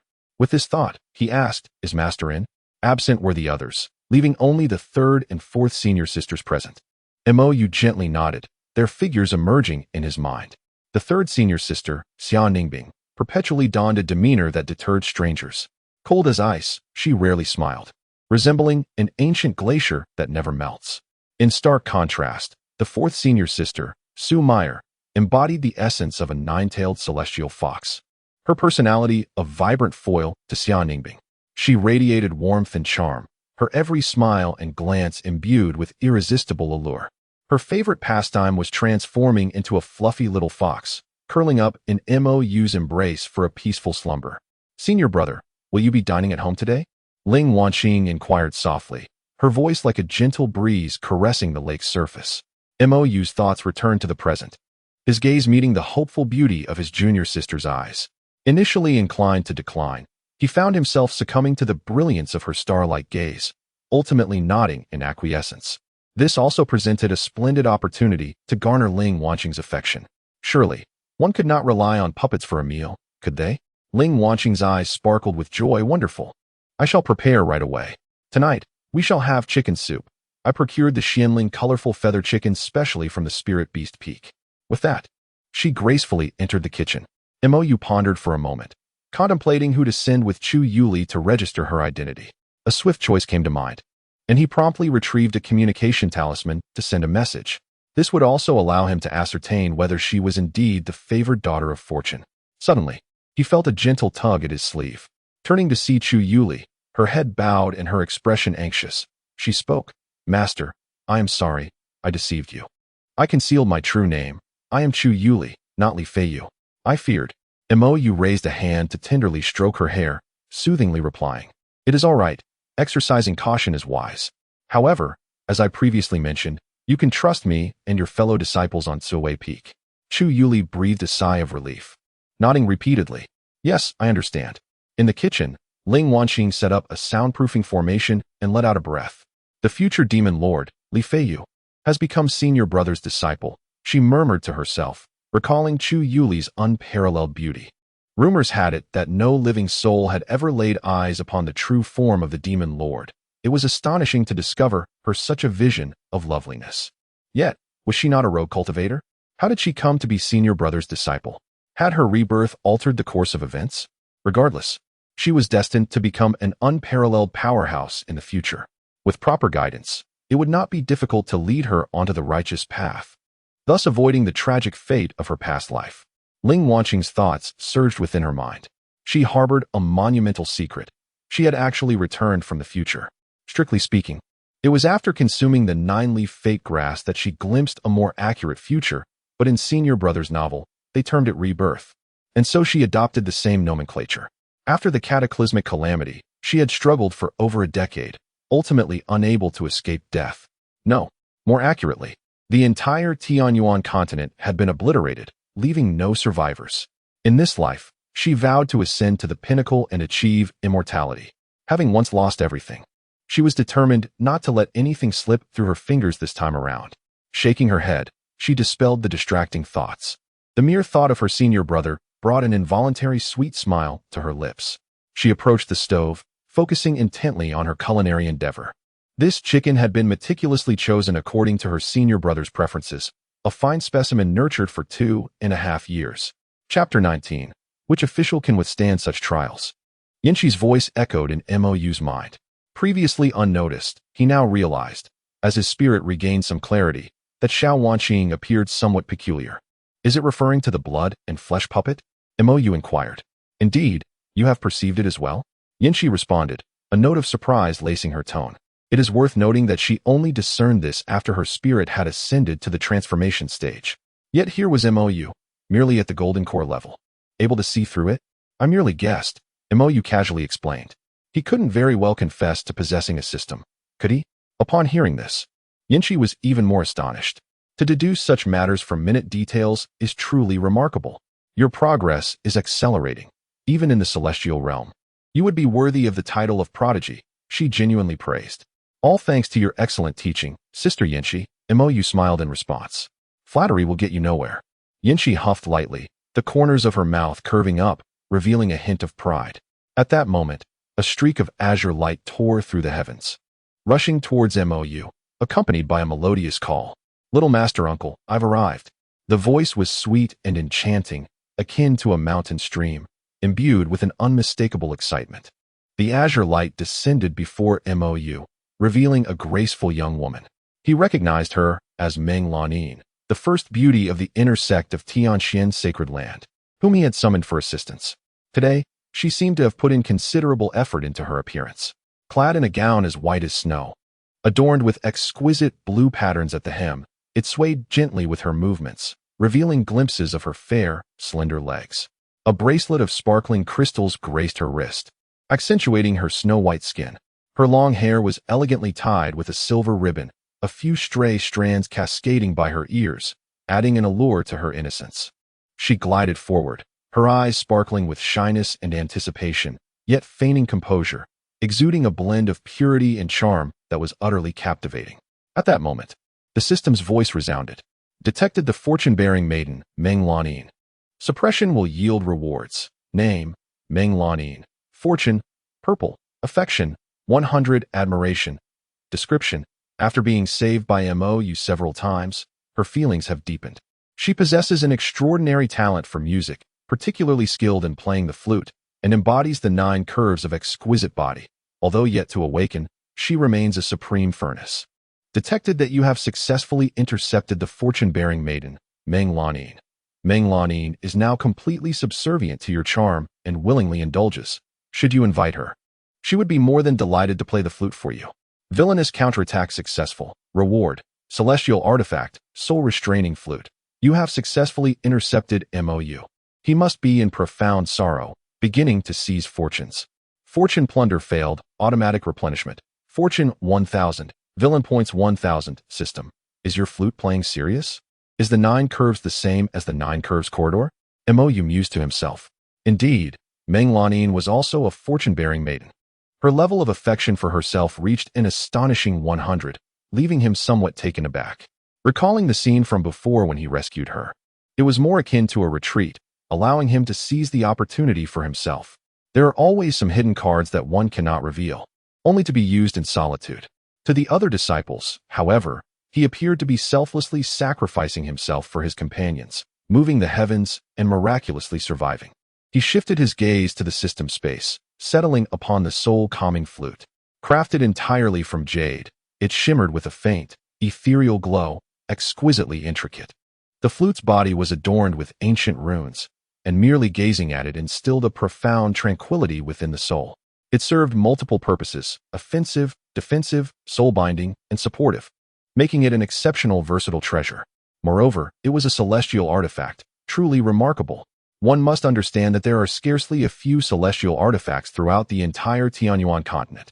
Even if they exist, they are treasures hidden away by superpowers. Unfortunately, he lacked the knowledge to wield it, but it mattered not. Such a celestial artifact could unleash its power even amidst careless flattery. Lost in thought, Meng Lanin gently linked her arm with Mo's. Her cherry-red lips slightly pouted, exuding a mix of playful annoyance and a hint of melancholy. Little Master Uncle, how could you ignore me? The moment I received your message, I rushed over. Feeling the warmth of her arm, Mo Yu returned to the present. His gaze drifted downward, inadvertently sweeping over Meng Lanin's collar. Whether intentional or not, from this angle, he could easily glimpse the scenery within her garments. Her velvety pink neck was as clear as ice, and her collarbone was alluringly delicate. A fragrant aroma wafted from her neckline, intoxicatingly soothing, even luring a bee enchanted by nectar. He averted his gaze, steadying his thoughts, and offered a faint smile. Is it not because you, dear Lanin, are so exquisitely beautiful that I momentarily lost my senses? Listening to Mo's flattery and feeling the warmth of his gaze, Meng Lanin felt a surge of delight in her heart, though she maintained a facade of modest composure. You certainly have a sweet tongue, she replied with a soft, enchanting tone. For this time, I shall forgive you. Little Master Uncle praises my beauty. Could it be that he harbors feelings for me? As Wanqing said, one must take the initiative. Mo Yu felt himself on the verge of succumbing. Which man could withstand such a trial? To traverse a fantastical realm without establishing a harem would be a wasted journey. The legendary canon god once proclaimed, a man's ultimate goals in life are twofold: conquering the world and conquering women. Conquering the world is aimed at achieving a certain height in life, while conquering women serves to embellish the journey. If one cannot conquer the woman they desire, even if they conquer the entire world, they remain a solitary peak, shrouded in loneliness. Meng Lanin, observing Mo's reaction, was filled with even greater joy. Surely, Little Master Uncle has developed feelings for me. If he were to confess now, should I agree or maintain my reserve for a while longer? Mo Yu forcibly suppressed the restlessness in his heart, clearing his throat. The reason I sought you out this time is to request your assistance. He reminded himself that Chu Yuli was still wandering nearby, and he must not allow the child to witness anything inappropriate. A flicker of melancholy passed through Meng Lanin's beautiful eyes, yet her voice remained sweet as ever. Little Master Uncle, you seem rather distant. What is our relationship? Whatever your request, I shall acquiesce. She inwardly added, even if it meant sharing a bed, that would be acceptable. With this thought, her snow-white skin flushed with an alluring pink hue, exuding an irresistible charm. Recently, I have taken on a disciple, and I would like you to assist her in completing her entry formalities, Mo Yu stated with a serious demeanor. All right, but before that, Meng Lanin delicately retrieved a jade flute from her waist, her voice gentle. I have recently learned a beautiful melody. May I perform it for you? Her eyes sparkled with anticipation as they gazed intently at Mo Yu. Clearing his throat, Mo Yu replied, perhaps another day. I have matters to attend to at the moment. Then tonight? Meng Lanin pressed insistently, her beautiful eyes fixed on Mo Yu. Tonight, I shall come to your room to play for you, if you please. Chapter 20. The fate of the 10,000-level daughter. Mo Yu took a deep breath. Very well, come to my room tonight. Although he understood Meng Lanin's intentions were not as they seemed, how could he withstand the words of such a pure yet enchanting beauty, who harbored genuine affection for him? Spoken in such an ambiguous tone, the path of cultivation is long, and the heart must be tempered. Just as the atmosphere grew increasingly intimate, a clear voice shattered the tension. Master, is this the senior sister who will assist me with my entry formalities? Mo Yu turned to see Chu Yuli standing there, her expression neutral. Indeed, this is senior sister Meng Lanin. She will guide you in obtaining your identity token, performing the entrance assessment, and lighting the soul lamp. Mo Yu then turned to Meng Lanin and nodded slightly. This is my disciple, Chu Yuli. I appreciate your help. This entire process would take just a few hours to complete. Meng Lanin, taken aback, exclaimed, not a bother at all. Her gaze then shifted to Chu Yuli, her eyes flashing with admiration. This young girl was remarkably beautiful. A sense of urgency arose within her. How could someone like her spend so much time with Little Master Uncle? She could accept Mo Yu living with Ling Wanqing, as she was confident her charm surpassed that of Ling Wanqing. However, with this petite beauty, she felt uncertain. Presently, Chu Yuli's looks were only slightly inferior to her own. But what of the future? Her eyes inadvertently swept across Chu Yuli's chest, a sense of pride swelling within her. Thankfully, in this regard, she held an absolute advantage. Meng Lanin released her hold on Mo Yu and smiled warmly. Junior sister Chu, come with me. Chu Yuli did not step forward immediately, flashing a charming smile with dimples adorning her cheeks. Senior Sister Ming, what is your current cultivation level? Me? I recently broke through to the nascent soul stage. Meng Lanin replied with a smile. Wow, Senior Sister, that's impressive, Chu Yuli exclaimed. However, beneath her innocent and carefree exterior, she was calculating. This won't do. The nascent soul stage is too distant, and she couldn't reach it in the short term. By then, she might even have children with her master. She had to do something. She certainly did not wish for an additional master mother. Although this woman was slightly less beautiful than herself, her potential was undeniably significant. She was indeed quite formidable. She felt inadequate, utterly overshadowed by her peers. At such a remarkable age, could it truly be that walking was not affected? Stealthily, she lowered her gaze to her still underdeveloped bosom, a fierce determination igniting within her. She resolved to discover a way to enhance her figure, stealing her nerves. She approached Meng Lanin with a gentle demeanor. Senior Sister, shall we depart? Mo Yu observed the harmonious interaction between the two, a smile of contentment gracing his features. He added, by the way, Yuer has a fear of heights. Ener, please fly a bit lower. Meng Lanin sensed the gravity of the situation. Her little junior uncle was quite attentive to this disciple. Chu Yuli feigned trepidation, clutching Meng Lanin's sleeve. Indeed, Sister Lanin, I am afraid of heights. Please do not soar as swiftly as our master does. Meng Lanin seized upon this crucial insight. Her little junior uncle flew quickly, indicating that he would not slow down for her. This meant he did not harbor any fondness for her. As expected, he preferred those with more ample figures. This realization gave her confidence. With that thought, she inadvertently puffed out her proud bosom. Noticing Meng Lanin's reaction, Chu Yuli maintained a facade of indifference while secretly delighting in her triumph. The art of war teaches, feign weakness to exploit strength. First, she would lower Meng Lanin's guard. There would be ample time to deal with her later. After the two departed, Mo Yu sought out his senior sister to report on the situation. In the small courtyard, everyone had left. A bee buzzed toward the kitchen, slipping through the partially open window, landing gracefully on Ling Wanqing's slender, fair fingers. Chu Yuli? Ling Wanqing's delicate brows furrowed slightly. She softly uttered this strange yet familiar name, unable to suppress a gasp. Chu Tianzuan, the revered Chu Tianzuan, she exclaimed, feeling a dull throb at her temples, her thoughts swirling chaotically. After a moment of contemplation, clarity washed over her. No wonder. The revered Chu Tianzuan and the demon Lord Li were, in fact, one and the same. She exhaled gently, calming her tumultuous emotions. It seemed that Chu Tianzuan's cultivation pace was rather slow. Despite being contemporaries with her senior brother, he only achieved fame long after her brother's demise. Was it due to a lack of resources? Now that she was her brother's disciple, perhaps she could lend him a helping hand when the great calamity approached. Atop Tsuwei Peak, enveloped in swirling mists, it resembled a celestial realm. Mo Yu advanced, arriving at a piece of azure stone at the cliff's edge. Before him sat a woman, her back turned, legs crossed in meditation, surrounded by a faint chill.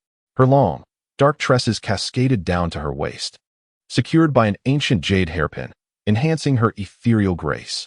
Clad in a magnificent black gown adorned with a golden phoenix design, poised as if ready to take flight. She exuded an air of regal elegance, akin to a celestial maiden descending to the mortal realm. Nestled in her arms was a pristine white six-tailed fox, its fluffy tails gently swaying. This woman was none other than Mo Yu's third senior sister, Xian Ningbing. The six-tailed white fox in her embrace was his fourth senior sister, Su Meyer. At this moment, Su Meyer lay curled up in Xian Ningbing's arms, eyes closed as if in slumber. Mo Yu bowed respectfully. Third senior sister, fourth senior sister. Xian Ningbing did not turn around. Her voice was cool and clear as a spring, softly inquiring, have you been well lately? I am. Fairly well. Mo Yu's voice trembled slightly. Only because detected the daughter of destiny, Xian Ningbing, Su Meyer. Suppressing them will yield rewards. Name, Xian Ningbing. Fortune, 100. 000. Color, affection, 80. Regarded as a wise minister. Description, reincarnation of the Empress, in her past life a revered immortal emperor, ruling the immortal realm. Fell due to a failed breakthrough, perished with resentment, a divine phoenix body, an exceptional furnace. Note, hell difficulty, although it does not conform to the villainous style. Given your current strength, it is advised to flee. Name, Su Meyer. Fortune, 100. 000. Color, affection, 80. Regarded as a good younger brother. Description: nine-tailed celestial fox. Illusory, divine body, exceptional furnace. Note: similarly exceedingly difficult, still advised to flee. Reincarnation of the Empress? A fortune of 100,000. Hell difficulty. The suggestion to flee? Mo Yu was struck with immense shock. Damn, these two homebodies are astonishingly powerful. No wonder they never venture outside. How could he possibly compete with such prowess and seek opportunities? The system's voice continued to resonate. Detected that your affection levels with Xia Ningbing and Su Meyer have surpassed intimacy.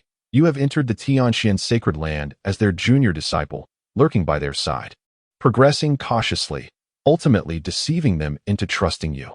As the daughters of destiny, their strength is formidable, and they harbor an extreme aversion towards the destiny villains. You must have exerted efforts beyond ordinary imagination. Villainess counterattack successful. Please select whether to seize fortune. No. Villain points 1600 as the villain counterattack system. This is the first time I have encountered such a cunning and resilient host. Having secured 7 daughters of destiny in less than a week. Reward: chaotic yin-yang technique. Chapter 21. Xianingbing. Destiny comparison system. Chaotic yin-yang technique. Seize the creation of heaven and earth. Pilfer the mysteries of yin and yang. Divided into yin and yang techniques. Capable of independent cultivation or dual cultivation. Progress can be made through the absorption of yin and yang power.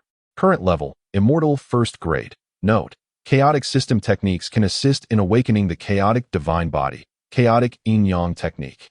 Immortal grade technique. Mo Yu was astonished. It is known that there are no true immortal grade techniques in the entire lower realm. The system actually provided one directly. Simultaneously, he felt a mix of amusement and exasperation. System: if you wish to gift me something, you need not fabricate reasons. Fortunately, his relationships with the senior sisters were still amicable. Setting aside the system rewards for now, even without the system, aligning with these powerful figures would ensure a life free from worry. But would there be trouble? A cold voice from Xia Ningbing interrupted Mo Yu's thoughts. Regaining his composure, he temporarily set aside the system rewards. Taking a deep breath to calm himself, he began recounting recent events to Xia Ningbing. He deliberately omitted many trivial details, such as matters concerning Ling Qingwei and events within the Mo family. He then elaborated on his later objectives, seeking an opportunity to annihilate the Qin family. Xia Ningbing listened quietly to Mo Yu's report, lightly responding with an acknowledgement, and then fell silent. Little brother, I shall assist you in annihilating that Qin family. A languid and enchanting voice suddenly pierced the silence. In an instant, a beam of white light flashed, and the white fox form of Su Meyer appeared in Mo Yu's embrace. Thank you, Sister Meyer. Mo Yu gently caressed Su Meyer's soft white fur. She seemed to revel in his touch, her eyes slightly squinting as she emitted a satisfied purr. Subsequently, she nuzzled her small head against Mo Yu, finding a comfortable position, and drifted into a deep slumber. Mo Yu turned his gaze back to Xia Ningbing. Sister, I recently encountered the holy maiden of Ta Qing, Ling Qingwei. She claimed that we have a betrothal. Do you know what this is about? Xia Ningbing waved her delicate hand, and several sheets of paper floated gracefully into Mo Yu's grasp. Left by our master, read for yourself. Taking the papers, Mo Yu glanced down. The first sheet was a letter from Yishime, her calligraphy bold and unrestrained, exuding a sense of wildness. The gist of it was that in recent years, she had engaged in gambling, helping someone win numerous treasures, including beautiful women, and even whimsically wagered him as a stake. Mo Yu's temples throbbed with irritation. What nonsense, master. This is utterly unreliable. He hurriedly flipped through the remaining pages.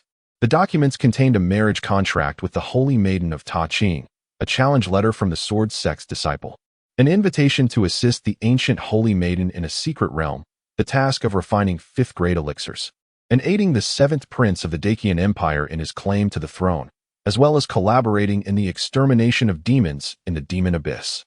Joy illuminated his face. Opportunities, opportunities, they were all opportunities. Thankfully, he had not been sold off. Though these matters appeared troublesome, for one blessed with fortune like him, they were mere trifles. Recalling the realms of those involved, the closest to him was the Sword Sect's disciple, renowned as the foremost in the nascent soul stage. The greatest genius of the Sword Sect in a million years. He had gained notoriety for slaying a transformation stage expert with a single sword strike. At this moment, Mo Yu felt a prickling sensation at the back of his head, not from fear, but sheer aversion. This was due to his past sparring sessions with his second and third senior sisters, both of whom wielded swords, leaving him feeling despondent. It is well known that sword cultivators possess a unique ability to render those with lesser comprehension of swordplay incapable of drawing their swords. After being left in despair, he had resorted to using weapons other than swords. Xia Ningbing seemed to sense the unrest within Mo Yu's heart and spoke soothingly. There is no need for excessive worry. With us here, even in the event of a breach of contract, there will be no issues. Her tone was cool, authoritative, and carried an air of imperial grace. Thank you, sister, Mo Yu replied with a respectful gesture. Just as he prepared to turn away, Xia Ningbing's voice rang out once more. Not so fast. Mo Yu halted, turning to gaze at the breathtaking silhouette of Xia Ningbing. Is there something else, sister? With an elegant lift of her jade-like hand, she effortlessly removed her hairpin. Her cascading hair tumbled down like a waterfall, tracing a graceful arc through the air. The hairpin slipped from her fingers, transforming into a streak of light that flew into Mo Yu's hand. He grasped the pin, feeling its icy touch and faint fragrance. Upon closer inspection, astonishment washed over his features. This was no mere hairpin.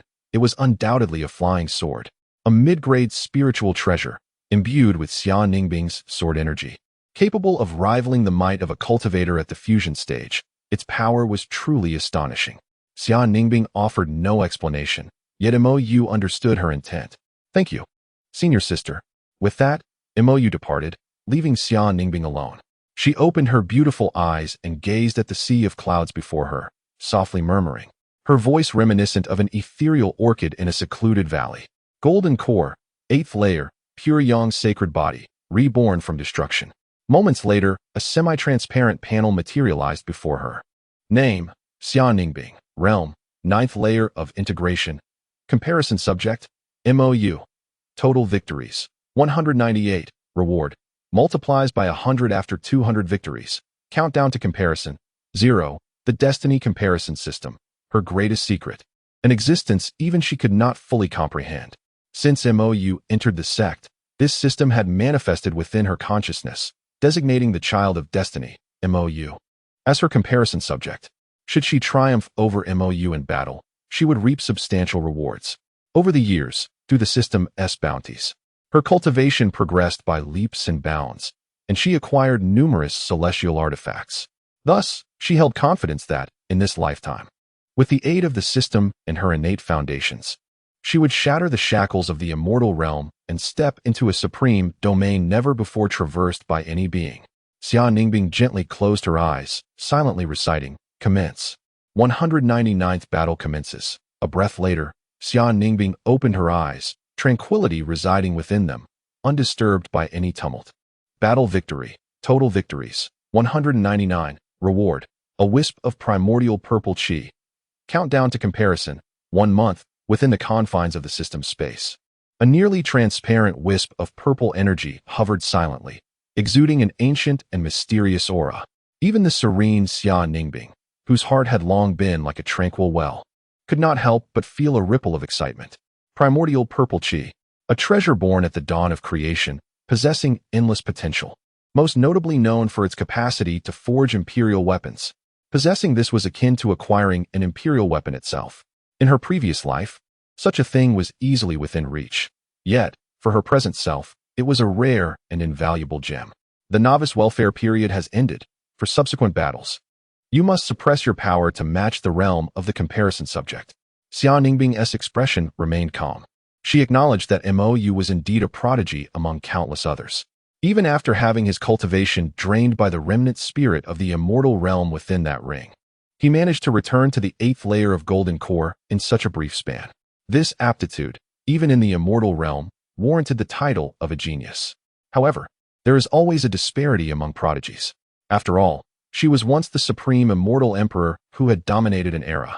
Confronting her junior brother would be as effortless as a gentle breeze. Suddenly, a thought struck her.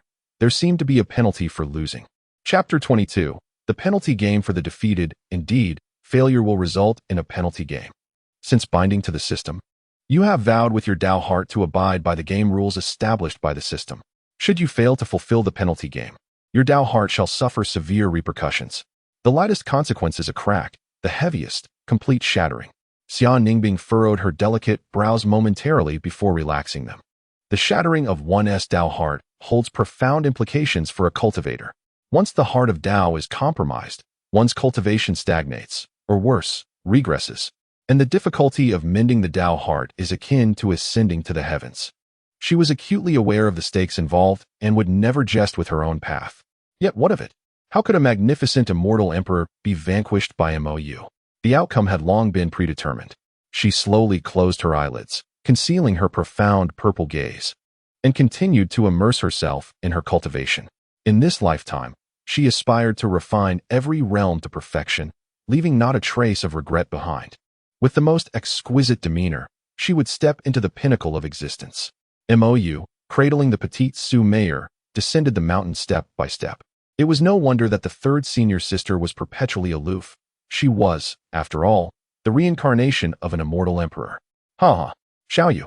A melodious laughter suddenly interrupted Mo Yu's thoughts. The voice belonged to Sheng Shuzi, the head of the Tianxian sacred land. Following the sound, he halted his steps. An elder clad in a dark robe gracefully approached. It was indeed Sheng Shuzi. His countenance was amiable, with bright, piercing eyes, embodying the quintessential image of an esteemed master in the realm of cultivation. Beside him stood a youthful maiden, poised and elegant, her lively eyes curiously surveying Mo Yu. Before Mo Yu could utter a word, Shang Shuzi eagerly spoke. Xiao Yu, come and meet my newly accepted disciple, Ling Luo. At merely 28 years of age, she has already reached the nascent soul stage, only a step behind that sword prodigy from the sword sect. His words brimmed with pride. Turning to the young girl, he gently introduced, Ling Luo, this is your junior uncle, Mo Yu, the current holy son of our Tianxian sacred land. Upon hearing this, the maiden performed a graceful bow towards Mo Yu, her voice sweet and melodious. I have met my junior uncle. Mo Yu's gaze settled on Ling Luo. She adorned a simple yet elegant dress that accentuated her graceful figure, her beauty ethereal and untainted, reminiscent of a lotus emerging from the water. Her large, expressive eyes sparkled with clarity, seemingly untouched by the dust of the world, evoking a sense of familiarity akin to that of a neighborly girl. Mo Yu slightly nodded and clasped her hands in greeting. Congratulations, senior brother, on acquiring such an exceptional disciple. Sheng Shuzi stroked his beard, beaming with delight. I intend to appoint her as the holy maiden and cultivate her as the inheritor of our sect. Mo Yu remarked. It is indeed a joyous occasion that you have finally found an heir, senior brother. A hint of regret flickered across Sheng Shuzi's face. Although you shall not be the head of the Tianxian sacred land in the future, do not lose heart.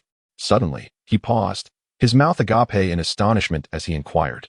Xiao Yu, have you truly reached the 8th layer of the golden core? His voice involuntarily rose in pitch, clearly taken aback.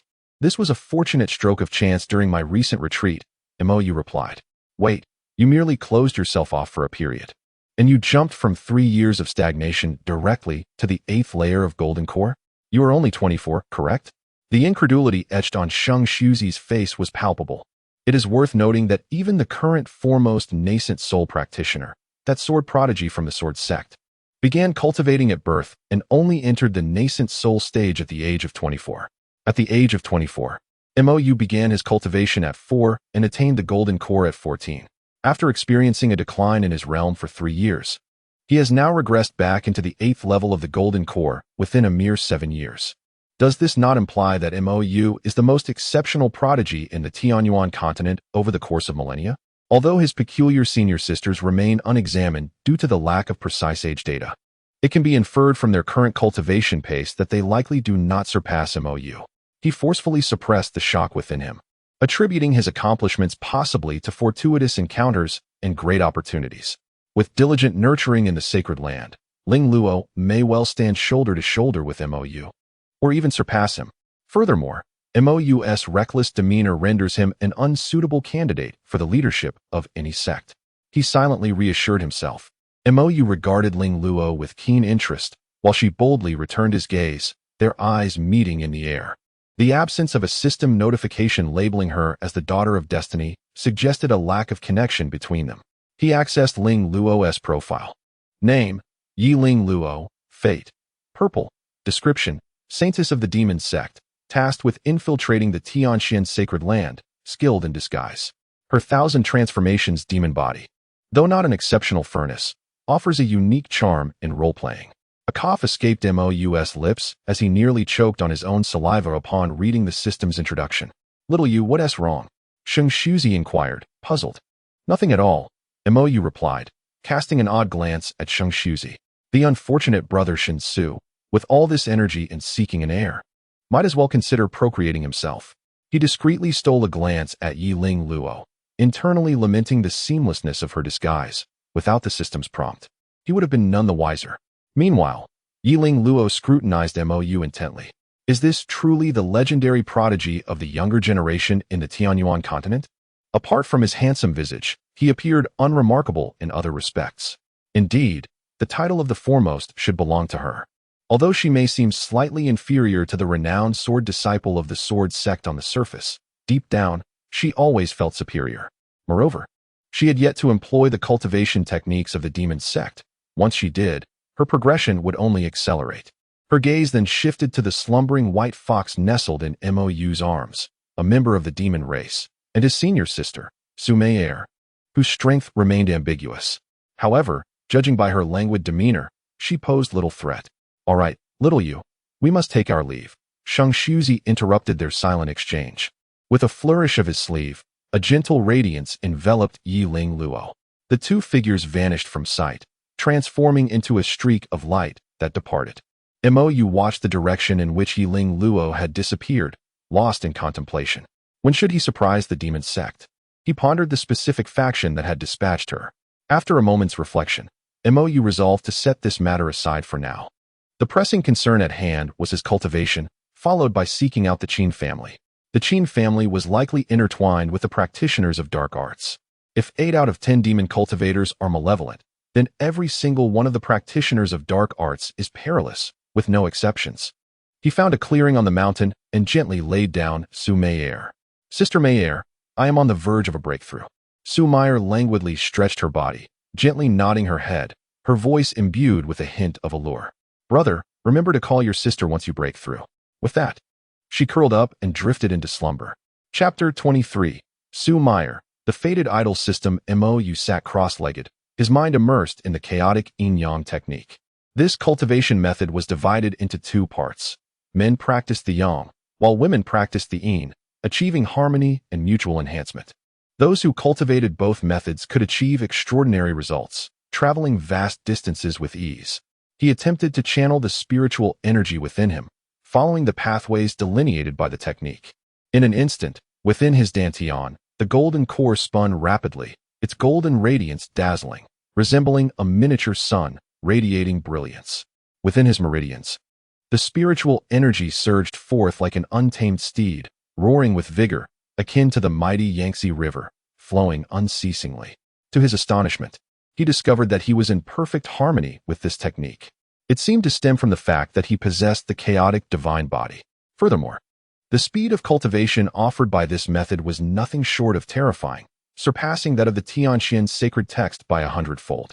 One must understand that relying solely on the Tianxian sacred text, even a prodigy would require 2 years of diligent effort to advance from the 8th to the 9th level of the golden core, without the fortuitous aid of opportunities. Yet, with this technique, he needed merely a month. If he were to consume ample resources to assist in his cultivation, this time could be further reduced to a mere 7 days. A month represents the upper limit of the world's spiritual energy, yet it is far from the technique's ultimate potential. Thus, ascending to immortality would not be a trivial endeavor.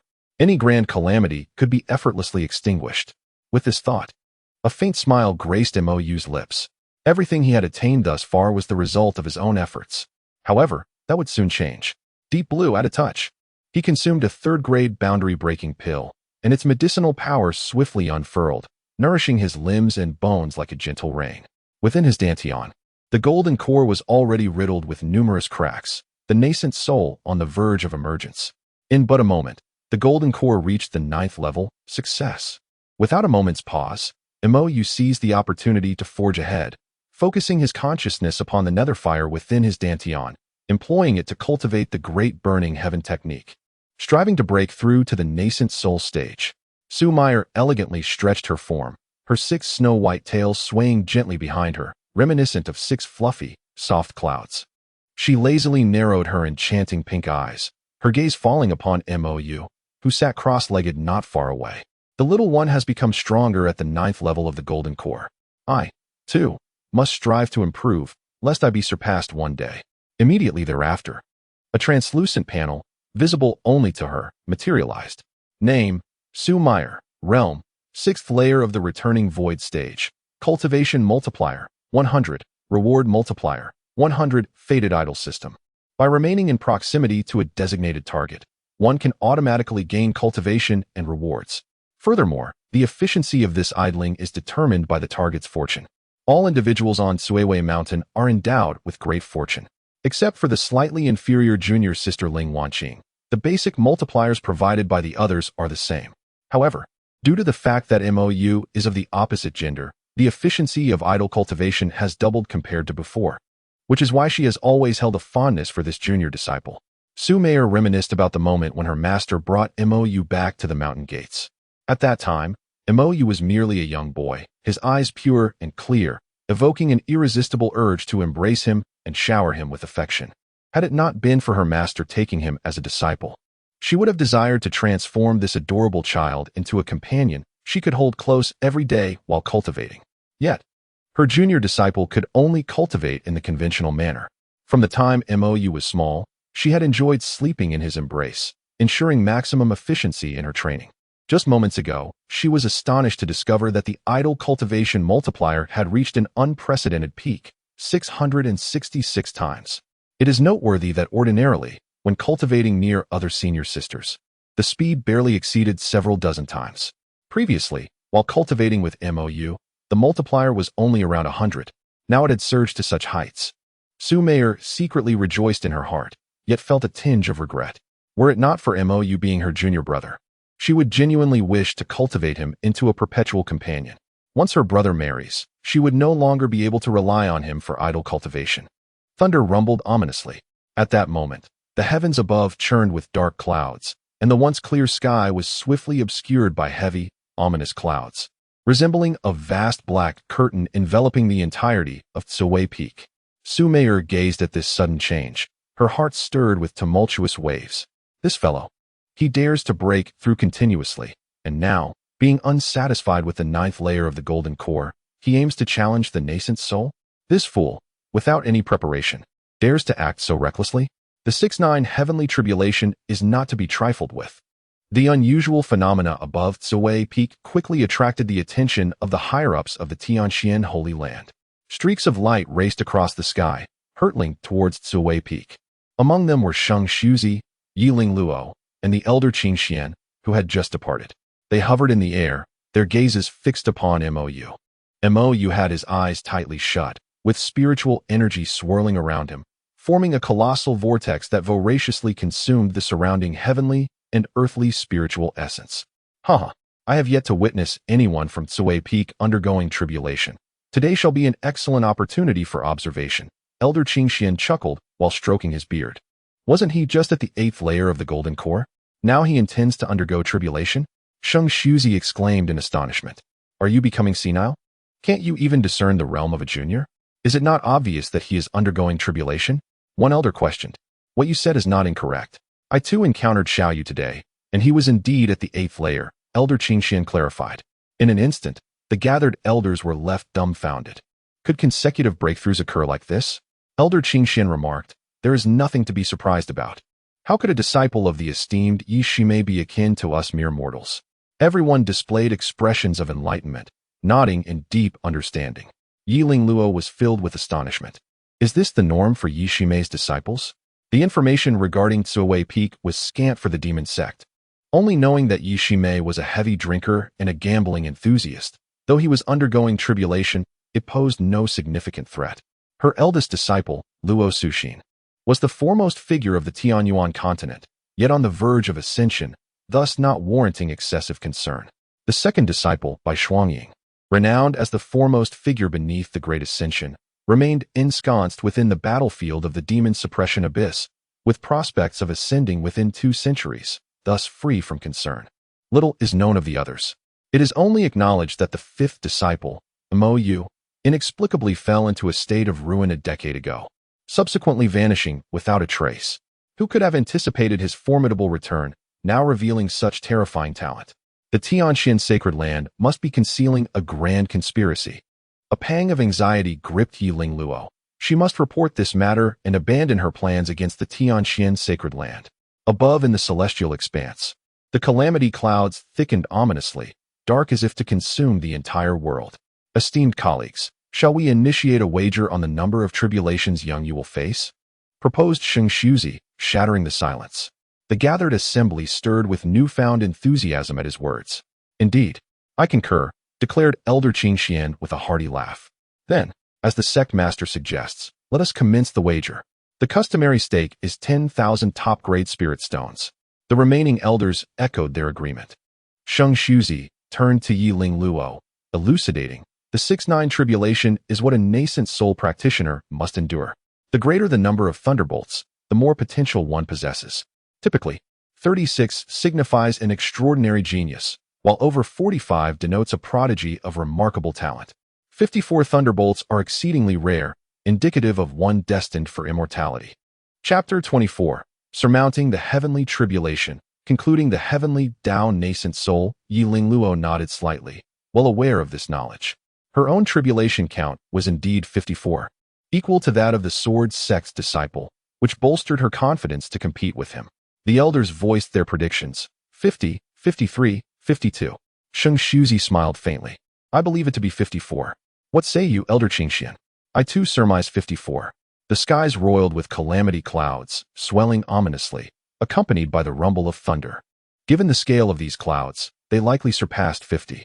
These clouds were far grander than those I faced during my own ascension, and based on my years of experience, I deduce they herald 54.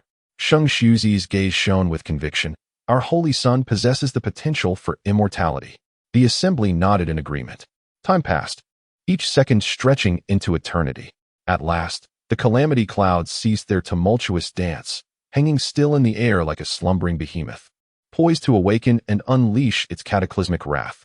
All held their breath, awaiting the final revelation. Atop the mountain, Xia Ningbing slowly opened her eyes and gazed skyward. A flicker of intrigue danced in her violet irises. 6-9 united, she murmured softly, indeed. An unusual stillness enveloped the mountaintop. As all eyes converged upon the seemingly frozen calamity clouds, they neither expanded nor unleashed their thunder, merely hovering in silence. What is happening? Why has the calamity cloud ceased its movement? Murmured the onlookers. Indeed, under normal circumstances, once the clouds gather, they should unleash thunder. Why this continued stillness? The elders engaged in animated discussion. Elder Qingxuan's expression turned grave as he fixated intently on the cloud. Suddenly, he trembled, exclaiming, the tribulations have unified. It is indeed a singular calamity. How is this possible? Master Qingxian, what is the unity of the heavenly tribulation? Saint Shuzi inquired hastily. The unity of the heavenly tribulation refers to the convergence of all tribulation lightning into a single strike, the potency of which surpasses that of an ordinary heavenly tribulation by 100-fold. Such a tribulation can only be invoked by those endowed with immense fortune, destined to ascend to immortality. Although this presents a formidable trial for cultivators, the subsequent benefits are equally grand. After enduring the baptism of the heavenly tribulation, the cultivator emerges significantly stronger. Elder Qingxuan's voice quivered with excitement. Destined to become immortal? The crowd gasped in unison, causing the temperature around them to rise. Yi Lingluo stared intently at the tribulation clouds above, her eyes filled with dread. Destined to become immortal. How terrifying. The heavenly Xian Holy Land is poised to dominate the Tianyuan continent for another era. With one already present, another appears. How unfair is the heavens. The heavenly Xian Holy Land is far too perilous. The unity of the heavenly tribulation will undoubtedly be more treacherous. Can Xiaoyu withstand it? Saint Shuzi, amidst his astonishment, harbored concerns. It's hard to say. Elder Qingxian shook his head slowly, his brow furrowing deeply. Yi Lingluo clenched her delicate hand into a fist within her sleeve, her knuckles turning pale as she silently prayed. Heavenly Tao, please strike him down. Living in the same era as such a prodigy is nothing short of a nightmare. At Suwei Peak, Mo Yu gazed up at the vast sky. Why hasn't the heavenly tribulation descended yet? Suddenly, Yanxi's urgent voice echoed in his mind. Xiao Yu, quickly, muster all your strength to resist this heavenly tribulation. If all the thunderbolts converge, you could truly perish. What do you mean? Mo Yu was taken aback, confusion clouding his thoughts. Yet, his trust in Yanxi was unwavering, prompting him to comply immediately. Within his dantian, the golden core whirled furiously, and an immense surge of spiritual energy flooded his limbs like a raging river. Simultaneously, an unprecedented anomaly arose in the heavens. A colossal golden lightning pillar, akin to a rampaging dragon, roared down from the ninth heaven, carrying the might to obliterate the world, hurtling directly towards Mo Yu. Wherever the golden lightning pillar passed, the space warped, erupting with thunderous blasts, as if unable to withstand such terrifying power. The air became thick with a suffocating aura of destruction. Damn! Mo Yu's heart raced, every hair on his body standing on end. Is this the tribulation of the nascent soul? He hastily activated his divine abilities, summoning the indestructible golden body. A faint golden radiance enveloped his form instantly. Boom! The golden lightning pillar struck Mo Yu with tremendous force. In that instant, the entire Tsuwei Peak was shrouded in blinding golden lightning. From a distance, all the elders were left speechless, their faces pale with horror. Can he truly survive this? I certainly couldn't withstand such a blow at the Golden Core stage. Not to mention you at the Golden Core. Even I at the transformation stage would be unable to endure this strike, the elders murmured among themselves. Everyone, we should prepare to apologize to Fairy Yi. Her precious disciple may very well perish before our eyes. Struck down by heavenly lightning, Elder Qingxian sighed. It was evident that he held little faith in Mo Yu's survival. Yi Lingluo shut her eyes tightly, unable to bear the sight. This is too terrifying. Not only would I, at the pinnacle of the Golden Core, not dare to face this tribulation, even my current self at the nascent soul stage would never attempt to withstand it. A mere ripple could obliterate oneself. It seems that the holy son of Tianxian has met his demise without a trace. The Tianyuan continent has lost another potential immortal, while the Yumo sect has diminished by one formidable adversary. At the summit, Xian Ningbing gazed intently at the sight of Mo Yu's tribulation. Her typically tranquil purple eyes now shimmered with a hint of surprise. It is often said that the heavenly Tao is merciless, yet in truth, it possesses its own sentiments. As the pinnacle of all beings, humanity receives the favor of the heavenly Tao. The intensity of the heavenly tribulation has always corresponded with the cultivator's strength, allowing for a glimmer of hope. The ferocity of Mo Yu's tribulation, which approached the zenith of the 6-9 heavenly tribulations, could only indicate that the heavenly Tao acknowledged his capacity to withstand this celestial thunder. This revelation took her aback. However, that was the extent of her astonishment. Such power could indeed render him unparalleled in this small world, yet in the realm of the 3,000 immortal domains, he would merely be considered above average. Perhaps he held a slim chance at ascending to the imperial throne, but to surpass her at the same realm was still far from sufficient. With a deep sigh of relief, Mo Yu exhaled, feeling as if he had narrowly escaped death. Fortunately, he possessed the indestructible golden body. Otherwise, he would have been bedridden for at least a month. The heavenly Tao was excessively demanding. Was it truly a parental force? He began to discern the changes within his body. The golden core that once resided in his dantian had vanished, replaced by a diminutive figure, approximately 3 inches tall. This figure, radiant and resplendent, exuded a gentle yet commanding light, entirely unlike any Yuan-ing he had encountered before. Its prowess was unmistakable. Yanxi, I feel that my Yuan-ing is somewhat different, seemingly stronger. Typically, the Yuan-ing of cultivators in the early stages of the Yuan-ing realm is fragile and incapable of prolonged separation from the body. Yet he was distinct. Even when his Yuan-ing was away from him for an extended duration, he experienced no discomfort. Moreover, the spiritual energy within was significantly more potent. It was a heavenly Tao Yuan-ing. Yanxi's voice resonated in his mind, brimming with barely contained excitement. What is that? Mo Yu inquired, perplexed. Does the Yuan-ing in this world have tears? With patience, Yanxi elucidated, the Yuan-ing is categorized into 3 levels: heavenly Tao, earthly Tao, and human Tao.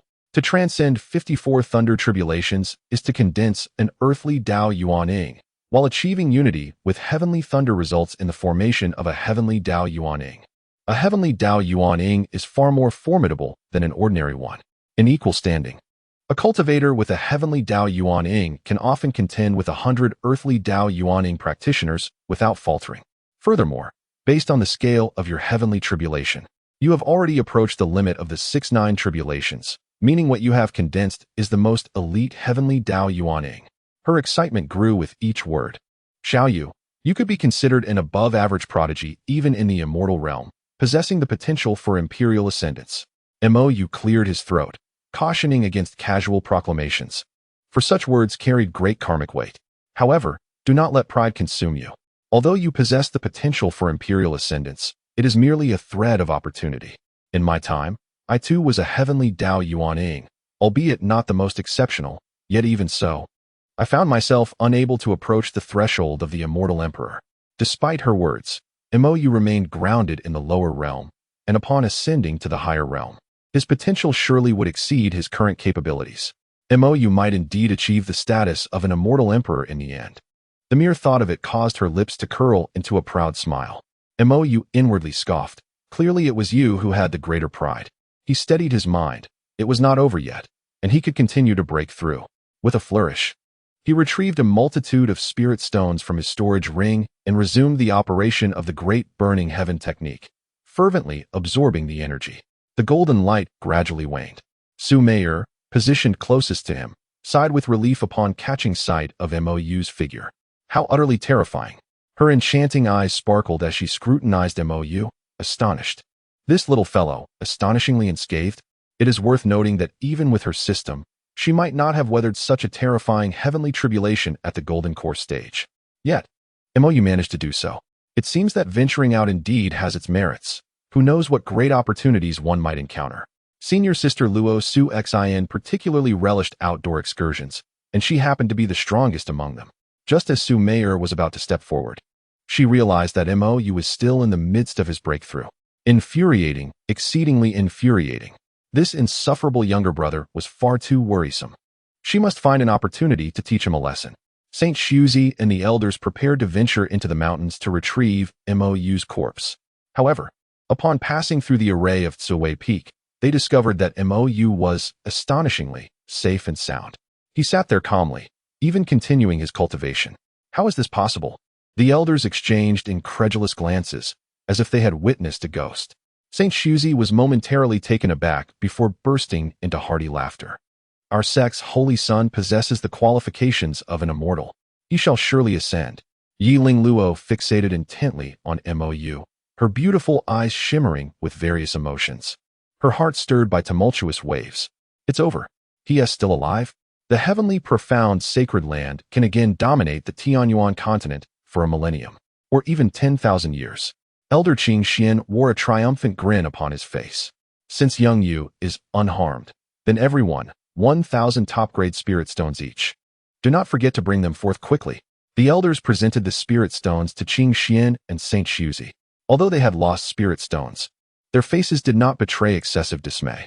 Mo Yu's survival was, indeed, a monumental blessing. Mo Yu slowly opened his eyes. He had now broken through to the third layer of the nascent soul, significantly enhancing his strength. The great burning heaven technique had also advanced to the mid-grade of the heavenly tier. He felt confident that he could defeat that sword sect's disciple now. Reflecting on his current capabilities, he realized he could effortlessly vanquish his former self from yesterday. At that moment, he noticed a dozen elders surrounding him. The masters of Qi Peak, Dan Peak, Sword Peak, Spirit Beast Peak, and Five Elements Peak had convened here. Esteemed brothers and uncles, this is Saint Shuzi smiled slightly. No worries, we are merely here to observe. He stepped forward and gently patted Mo Yu's shoulder, his eyes brimming with admiration. Good lad, consecutive breakthroughs. Excellent, excellent. You possess a semblance of my former grandeur. Thank you for your praise, senior brother, Mo Yu replied. After a moment's contemplation, he continued, esteemed brothers, I have recently taken on a disciple. Elder Qing Xian's eyes sparkled upon hearing this. Indeed, everyone, Young Yu has taken on a disciple. You, as the elders, ought to express your congratulations accordingly. Mo Yu cast a grateful glance at Qing Xian, acknowledging the commendable nature of his master. After a moment's contemplation, Shang Suzi declared. In that case, I shall bestow upon my junior brother 100,000 top-tier spirit stones as a token of congratulations. This gesture celebrated both Mo Yu's acquisition of a disciple and his recent breakthrough into the nascent soul realm. The soul-cleansing pill offered the potential to enhance one's innate abilities and elevate their cultivation prospects. Furthermore, a dozen Xianling colorful feather chickens, splendid for admiration and culinary delight, were included. The 5 Elements Spirit Gathering Bracelet, a superior spiritual artifact, would undoubtedly accelerate one's training, proving to be a remarkable treasure for your disciple. The Lei Gang Hammer, another superior artifact, was suitable for forging and combat, a must-have for any formidable man. Once the elders had departed, Mo Yu began to assess the gifts, unable to suppress a smile. Although the system had granted him superior and more plentiful rewards, they were merely the product of an advantage. The significance of this acquisition, earned through merit, was entirely different. Just as he reveled in his good fortune, he suddenly felt a chill by his ear. A soft yet firm finger playfully tugged at his ear, giving it a gentle twist. Have you grown bold enough to frighten your sister? A sultry voice, laced with playful reproach, whispered in his ear. Sister Mayor, how could I ever dare to frighten you? Even if I were to deceive my master, I would never frighten you. Mo Yu hastily replied, turning to behold a stunning woman with beast ears. Her cascading silver hair draped over her shoulders, and her alluring pink eyes, slightly upturned at the corners, glimmered with an enchanting charm that captivated the soul. The fluffy white fox ears twitched adorably, adding to her allure. She adorned a flowing white veiled gown that accentuated her exquisite figure, which was notably more voluptuous than Meng Lan Yin's. This was the enchanting Su Mayor in her human form, appearing quite vexed, for she rarely took on human guise. Leaning in closely, her delicate face nearly brushed against Mo Yu's, her breath fragrant as orchids. You always act so recklessly. Should you ever lose your life, there would be no one to collect your remains. Despite her scolding, she released her grip, swiftly transforming into a completely snow-white fox and leaping into Mo Yu's embrace. He quickly caught her, gently stroking her soft fur, soothingly assuring, "All right, I promise to be more cautious next time. Please don't be angry, Sister Mayor." In his arms, Su Mayor let out a soft hum, not responding verbally, but nudging her furry little head against him, seemingly seeking a more comfortable position. Before her, the system panel materialized, revealing an astonishing idle multiplier of 666 times. Shang Suzi returned to Tianxian Peak, dismissing Yiling Luo, and utilized a communication talisman to contact Yishimei. Slowly, Yishimei's figure emerged, clad in a delicate lavender gown, her long, lustrous black hair cascading like a waterfall, casually draped over her shoulders. Leaning against a plush couch, she exuded a languid grace that could not conceal her extraordinary beauty. Her visage was breathtaking, as if it embodied all the spiritual essence of heaven and earth, every feature impeccably rendered. Upon encountering this woman, Shang Suzi, who had stood tall, immediately bent his back, his knees giving way as he knelt before her, his voice thick with emotion, trembling with tears. Ancestral Master. Chapter 26. Yishimei. The Destiny Disciple System before a young woman who seemed to be in her 20s, an elderly man, his hair and beard completely white, knelt down, weeping profusely.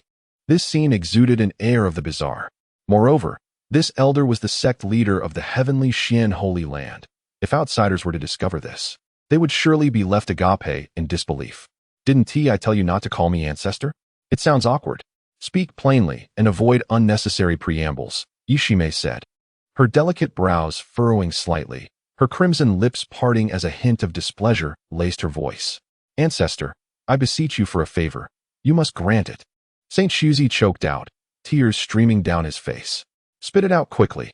I am quite busy, Yishimei replied nonchalantly, her slender fingers grasping a wine gourd nearby, giving it a gentle shake. Please, allow Xiaoyu to become the next sect leader. Our heavenly Xian Holy Land cannot be without him, Saint Shuzi exclaimed, his voice trembling with emotion. Lo Suxin, Bai Shuangying, Xia Ningbing, and Su Meyer all expressed their reluctance. If you do not persuade Mo Yu to agree, we will be left without successors. Yishimei set down the wine gourd, a flicker of confusion crossing her clear, autumn-like eyes. What on earth has transpired? Why the sudden agitation? Xiaoyu's heavenly tribulation is a combined calamity of 6 and 9. Is that all? You seek me out for such trivial matters? Yishimei's tone was tinged with impatience. Clearly, as the ancestor, she possessed greater knowledge and insight than Saint Shuzi. It is not merely this. The might of his heavenly tribulation is extraordinary. Even I, at the stage of divine transformation, could not withstand it, yet he emerged unscathed. Saint Shuzi insisted. Do not jest. Yishimei scoffed. The intensity of a heavenly tribulation is contingent upon the cultivator's strength. It is impossible to pass through unscathed. Ancestor, I speak the truth. Everyone witnessed it. Not only was he unharmed, but he also broke through several minor realms consecutively. Saint Shuzi pressed. Yishimei fell silent. After a long pause, she finally spoke. I shall return in due time. Ancestor, you have yet to agree. Saint Shuzi attempted to voice more, but Yishimei's ethereal form had already vanished. Meanwhile, in the Taiching domain, at the Taiching Holy Land, within a room elegantly adorned, permeated by a faint sandalwood fragrance, Yishimei languidly reclined against a soft couch, her long, fair fingers lightly tapping the table, producing a crisp sound. How could he pass through the tribulation unscathed? Is it possible that the limits of the 6 and 9 thunderbolts cannot harm him? System, do you know? The chosen one, endowed with great fortune, possesses extraordinary talents. Yishimei pondered for a moment. Indeed, her disciples were all prodigies, and it was no surprise for them to achieve remarkable feats. New chosen one detected. Chu Yuli. Location, Heavenly Xian Holy Land. Please, host, promptly accept them as a disciple. Upon hearing this, Yishimei's beautiful eyes sparkled, her previous languor vanishing in an instant. The 7th. At last, they have appeared. She was finally on the verge of ascension. The Destiny Disciple System. To grow stronger through accepting disciples. By gathering 7 chosen ones, she could directly ascend to the celestial realm and become a celestial emperor. A meteoric rise. The system granted her endless longevity, yet she had always been unable to break through to the great ascension stage, no matter how diligently she practiced. Now, she has gathered 6 fated sons, with only one remaining to achieve completeness. Over the years, she has encountered numerous children of destiny.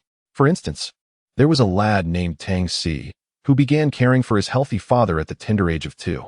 However, the system dismissed him, claiming it had no need for petty individuals. Then there was the eldest disciple of a minor sect, who was exceedingly attentive to his junior sisters. Almost like a doting mother. Yet, the system still disapproved, labeling him a turtle man. And among the women, there were maidens whom it deemed unsuitable, as it rejected eunuchs. Were it not for the acquisition of a Mo Yu, she might have doubted that the system desired any males at all. Now that the 7th child of destiny has finally appeared, how could she not be filled with excitement? Yishimei swiftly rose, preparing to return at once. Just then, the door creaked open gently. Are you leaving? A woman clad in a splendid purple robe gracefully entered, followed closely by Ling Qinghua. The newcomer was Ling Yunxue, the sovereign of the Taixing sacred land. She exuded an aura of unspoken authority, regal and extraordinary. She was also Ling Qinghua's mentor and foster mother, with their bond akin to that of true mother and daughter. I am off. We shall drink together another day. Before Yishimei's words fully faded, her figure had already vanished, leaving behind a faint, delicate fragrance. Ling Yunxue scoffed, wishing she would never return. After Yishimei's departure, the room fell into a brief silence. Ling Qinghua suddenly spoke, her voice as cold as moonlight.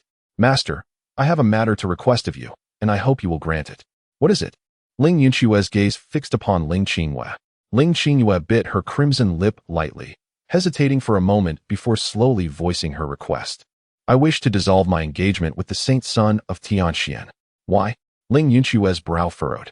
She could not comprehend why the usually obedient and understanding Ling Qinghua would suddenly make such a request.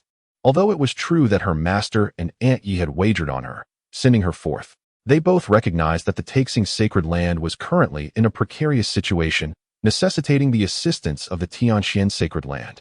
Furthermore, the saint son of Tianxian had ceased to be a mere invalid for 7 years now. Moreover, he possessed striking looks and had a formidable senior sister.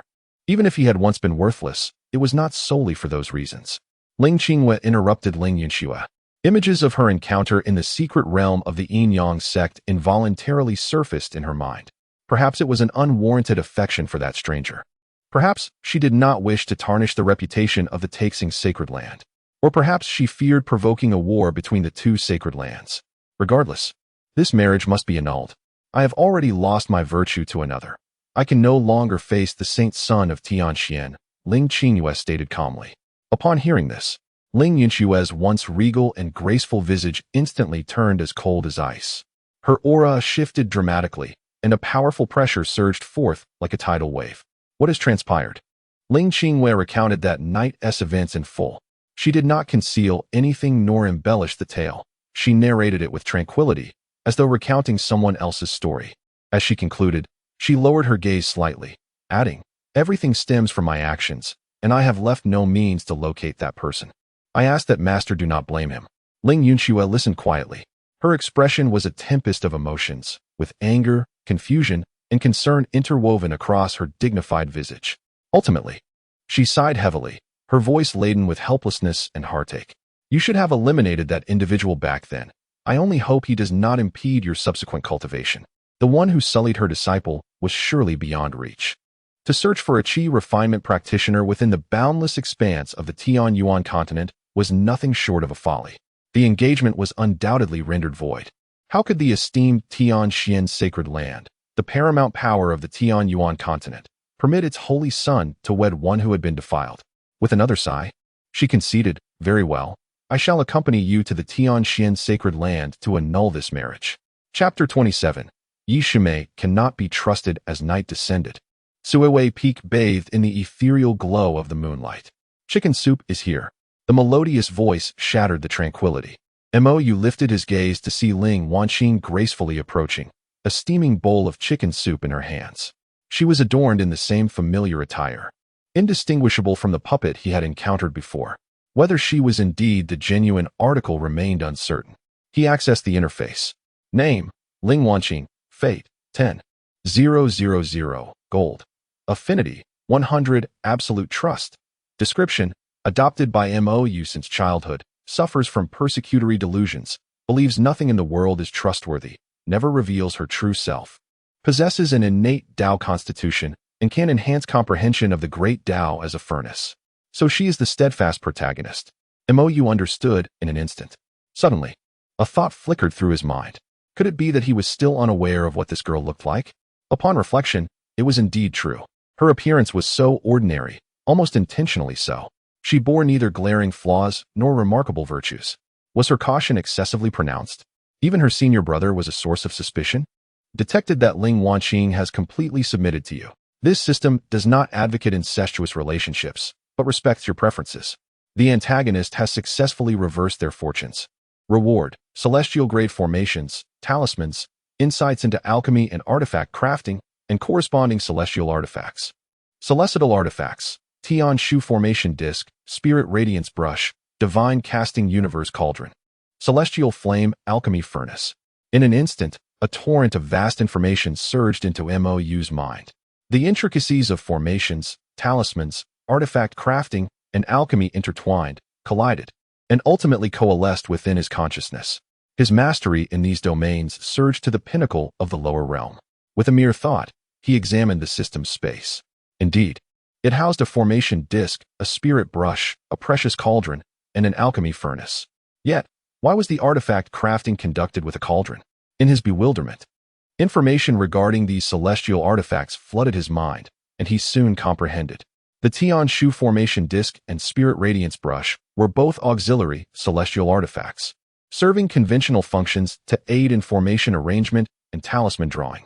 The other two were distinct, fully automatic celestial artifacts. Materials placed within would yield finished products automatically. For instance, the divine casting universe cauldron. Simply tossing in threads while envisioning the garment in his mind would result in a complete outfit. Although insights into artifact crafting encompass skills such as blacksmithing and tailoring, he still favored the convenience of a one-click production. Furthermore, he could recreate those garments from his past life. Silk stockings and maid outfits crossed his mind, causing his face to flush. The system's voice continued to resonate. Would you like to seize fortune? No. Fortune unchanged. Villain points. 1,000. Mo Yu realized that capturing such a protagonist-level individual would yield far more substantial rewards than capturing minor characters. This time, there were as many as 4 celestial artifacts. He opened his panel. Name, Mo Yu. Realm, 3rd layer of Yuan Ying. Physique, chaotic divine body. 1. Pure Yang Kidney Body. Cultivation Method. Heavenly Xian Sacred Classic. Great Burning Heaven Technique. Heaven Grade. Medium Quality. Upgradable. Chaotic Yin-Yang Decision. Upgradable. Spell. Indestructible Golden Body. Magic Treasures.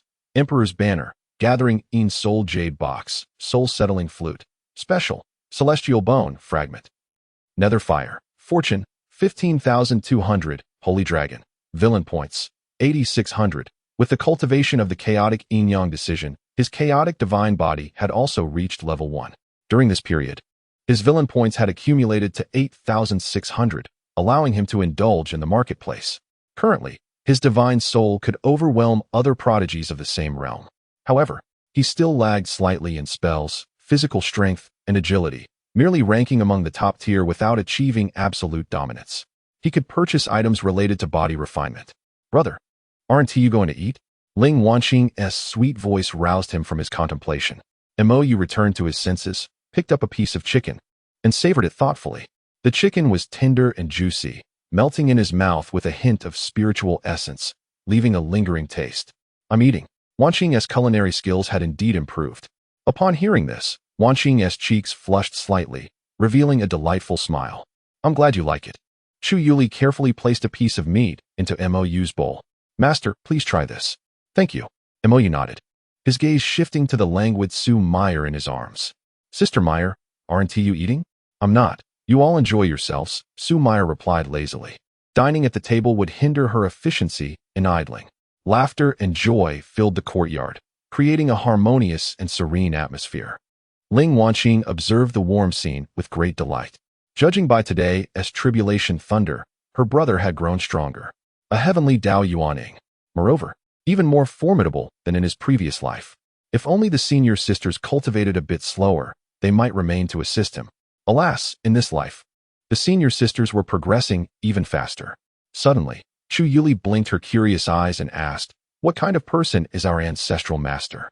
Mo Yu replied candidly, "An unreliable old woman." Su Meyer languidly added, "A deceiver. Her words are utterly untrustworthy." Chu Yuli's eyes widened in astonishment. Is our ancestral master really so unreliable? Ling Wanqing smiled gently, explaining softly, "Actually, master is quite kind. However, it is best not to heed her words, and her request should ideally be declined." Mo Yu nodded. Treat her words as mere nonsense. Otherwise, you might find yourself sold one day without even realizing it. I see, Chu Yuli replied, her eyes rolling thoughtfully as she nodded gently. If the credibility of the master is rated at 100, then Ling Wanqing would be at 60, Su Meyer at 30, and the ancestral master at 10. After dinner, Mo Yu returned to his chamber and placed the gathering Yin Soul Jade box on the windowsill. The moonlight, gentle as water, cascaded upon the jade box, casting a faint, ethereal glow. Thus, a divine soul elixir could be produced each month. The artifact provided by the system was unassuming in appearance and had already recognized its master, alleviating any concerns of others coveting it. What is this? Su Meyer, nestled in his arms, lazily lifted her gaze, curiosity evident in her voice. I found it in the secret realm. It can be used to store divine soul elixirs. Mo Yu explained. Su Meyer nodded slightly, a flicker of doubt crossing her features before she ceased her inquiries. Sister, I am about to sleep, Mo Yu declared. Although cultivators could forego sleep, he still cherished the habit. In his previous life, he had routinely worked until midnight. In this life, if he were to continue without rest, it would render his reincarnation futile. Sleep as you wish. I shall not disturb you, Su Meyer said, her fox-like eyes narrowing, her tone tinged with playful mockery. But Dreamland Een mentioned she would come here to play the flute for me. How vexing. What, do you object? No, I harbor no objections. Reluctantly, Mo Yu settled into a meditative posture, still holding Su Meyer close. Though today was devoid of pressing matters, he found himself unable to enjoy music. With a silent sigh, he directed his thoughts to the system marketplace. The offerings included physique enhancements, cultivation techniques, spells, treasures, and elixirs aplenty. At that moment, he noticed a limited-time promotion. Good heavens! System, you too partake in such marketing strategies? He mused as he clicked on it. Godly Elephant Suppressing Prison Technique. Original price, 100,000. Discounted price, 5,000 villain points. Binding Immortal Rope. Original price, 30,000. discounted price, 3,000 villain points. Void immortality, original price, 10,000 discounted price, 1,000 villain points. Mo Yu's eyes sparkled with excitement. Such substantial discounts were indeed irresistible. Without hesitation, he procured the godly elephant-suppressing prison technique. Instantly, a torrent of profound knowledge surged into his mind. The human body contains 840 million particles, which can awaken into a colossal elephant. The colossal elephant can transform into a dragon elephant, which in turn can evolve into a primordial elephant, ultimately becoming a divine elephant. Should he refine all his particles into a divine elephant, his sheer physical strength would suffice to shatter the entire universe. While the initial chapter only allows cultivation to the colossal elephant stage, it would be sufficient for now. Once he perfected this section, he would undoubtedly accumulate enough villain points for the subsequent chapters. As for the latter two options, he had no intention of purchasing them at present. Void immortality was a formidable divine ability, ensuring consciousness remained eternal, yet it was beyond his financial reach. The binding immortal rope was a powerful control artifact, but being an immortal tool, it required a level of spiritual energy he did not possess. At that moment, the system's voice resonated within his mind. Spirit power loan. Each time you use the binding immortal rope, the system will automatically supplement the required spirit power, limited to once per day, costing 600 villain points. You crafty system, attempting to drain my remaining villain points. Yet, this seemed nothing more than a gimmick. It demanded the expenditure of one's spiritual energy, and was limited to just this single artifact. He would rather perish than purchase this service, let alone acquire the bundle of celestial bindings. Mo Yu's gaze shifted towards the ordinary marketplace, where an array of dazzling goods caught his eye. Among them, a spirit herb stood out. Creation Jade Lotus. 10,000 villain points. It can reshape a cultivator's physical form, rendering them impervious to malevolent forces, resistant to toxins and cold, and capable of withstanding various soul-snatching spells and artifacts. Coupled with other herbs, it can further refine elixirs to enhance a cultivator's innate constitution. He currently possessed 600 villain points. Next, he would save villain points to purchase this, aiding Sister Yenshi in reconstructing her body. Little Master Uncle, may I come in? I am here to serenade you. A gentle call from outside interrupted Mo Yu's thoughts. It was Ming Lanin. He lowered his head, and in his embrace, Su Meyer was gazing at him with a smile that was both alluring and teasing. It seems I have intruded upon your romantic rendezvous, she said. Mo Yu nodded vigorously. Yes, you should leave. Do you dare to nod? Su Meyer's tone suddenly turned icy. With a swift motion, she transformed into her human form, standing beside the bed. Her delicate face frosted with disdain as she scrutinized Mo Yu. He shook his head fervently. No, sister, please hear my defense. Su Meyer let out a light laugh. Clear and melodious, yet tinged with a hint of peril. Her figure was enchanting as she leaned closer.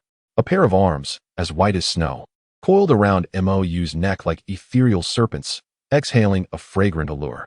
Brother, do you think your sister is beautiful? The sultry lilt of her voice seemed capable of dripping with seduction, her eyes sparkling with a captivating pink glow that ensnared one's very soul. Mo Yu was enveloped by her intoxicating scent. Before him was Su Meyer's flawless visage, her skin surpassing snow in purity, delicate enough to be broken by a breath. Furthermore, from his vantage point, he could behold her ample curves and the depths of her alluring valleys. She was indeed employing her charm arts. He hastily circulated his internal energy, steadying his mind, and managed to utter a single word with great difficulty. Beautiful. Su Meyer appeared somewhat astonished. This little fellow could now resist her charm arts? Intriguing. She leaned in closer, nearly touching the tip of Mo Yu's nose, her breath fragrant like orchids. Which is more beautiful, your sister or that little sweetheart of yours? Mo Yu's heart sank. This was a perilous question. Before he could respond, Meng Lanin's soft voice called from outside once more. Little Master Uncle, are you inside? Su Meyer raised her delicate hand, a flash of pink light darting towards the door, sealing it shut. Her enchanting gaze remained fixed on Mo Yu, eagerly awaiting his reply. Sister Meyer is undoubtedly the most beautiful, he declared, fixated on her impeccable features. His mind raced. Su Meyer was not Meng Lanin. If it had been Meng Lanin, he could have approached her directly. But this enchanting fox, if she truly fell under her charm arts, who could predict what tomorrow would bring? He recalled an incident when he had been ensnared by her allure, wandering unclothed to find third sister, Xianingbing. That encounter had nearly ended with them being cleaved into pieces by her wrath. Since you find your sister so beautiful, why do you sneak away with other little sweethearts? Leaving your sister feeling quite heartbroken? Sue Meyer's voice was filled with a haunting melancholy, laced with a hint of playful coquetry, sending shivers down one's spine and stirring the heart. Mo Yu felt his composure gradually slipping away. He hastily summoned the ethereal, ghostly flames to safeguard his mind. His gaze slowly regained clarity, calm and deep like the night sky. Upon witnessing this, Sue Meyer was taken aback. One should know that typically, a cultivator of the transformation stage would succumb to her beguiling arts. Yet this little fellow remained unfazed. Should she perhaps intensify her efforts? At present, Sue Meyer was in the return to void stage, and with her racial and divine body advantages. Wielding her charm to its fullest extent would even sway those in the united body stage. Suddenly, she felt powerful arms encircle her slender waist, the warmth causing her delicate form to tremble. Mo Yu's deep-set eyes locked onto Sue Meyer, the corners of his mouth curving into a mischievous smile.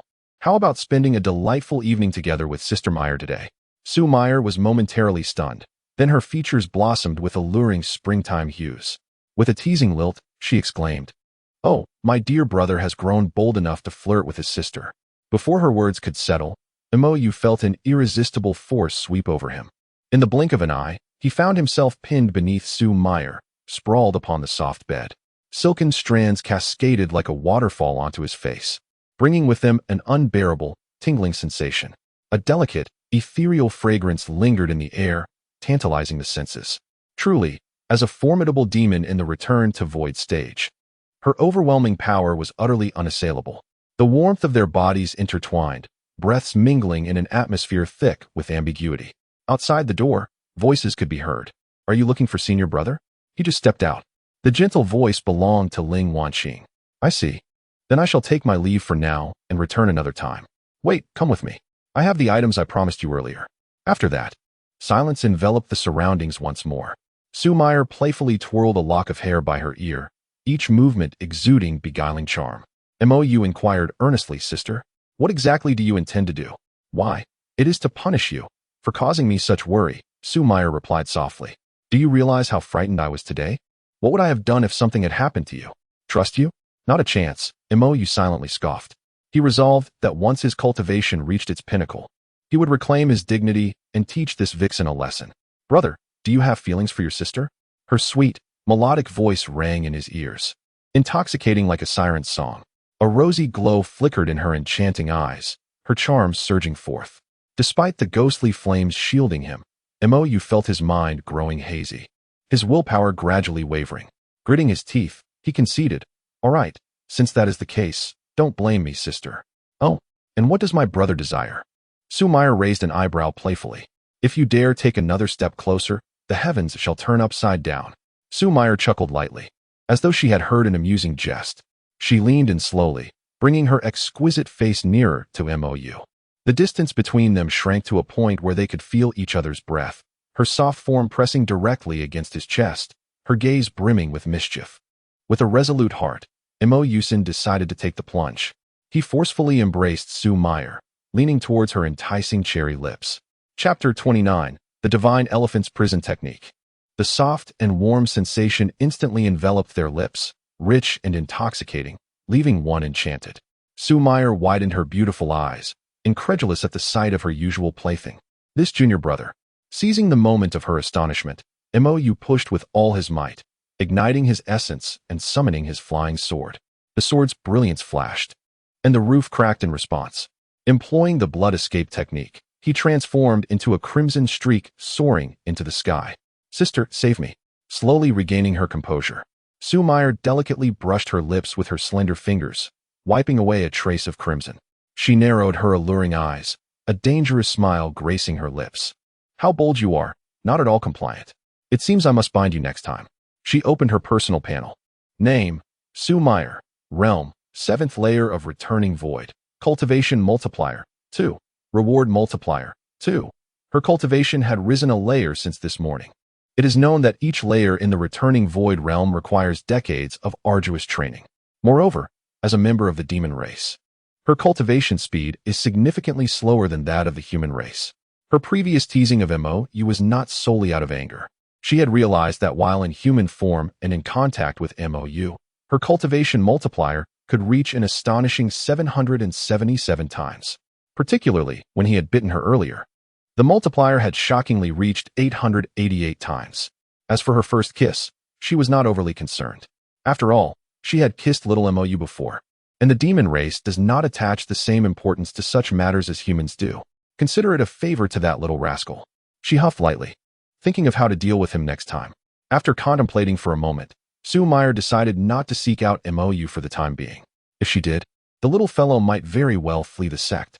Today, she would choose another target. In Ling Wanqing's room, Meng Lanin held a small wine flask. Her face lit with curiosity. Is this what you mentioned earlier? Ling Wanqing gently nodded. Indeed, immortal's drunkenness. Just a drop can intoxicate even a loose immortal. Meng Lanin's eyes sparkled as she quickly cradled the flask. Thank you. She joyfully bounded out of the room, her mind already envisioning the scene of her little master uncle collapsing into her embrace. Once she departed, Ling Wanqing revealed a sly smile. This immortal's drunkenness contains more than just the brew, you know. In truth, she had added some harmony powder as well. To be more cautious, she had used a dosage suitable for tribulation. There was no way around it. Her senior brother had a very strong constitution in his past life. In this life, it would only be more exaggerated, and without potent medicine, she felt uneasy. Oh, senior brother, in your previous life, you devoted yourself to the path, maintaining your youthful purity until death. In this life, even if the Tianyuan continent faces destruction again, you shall taste the utmost ecstasy of the mortal realm. Ling Wanqing's smile was radiant, like a lotus emerging from the water. Just then, the door was gently pushed open, and a familiar, teasing voice echoed. Little Wanqing, your sister has come to play? Upon hearing this voice, Ling Wanqing's expression changed slightly. Where is my formation? Why isn't he yet activated?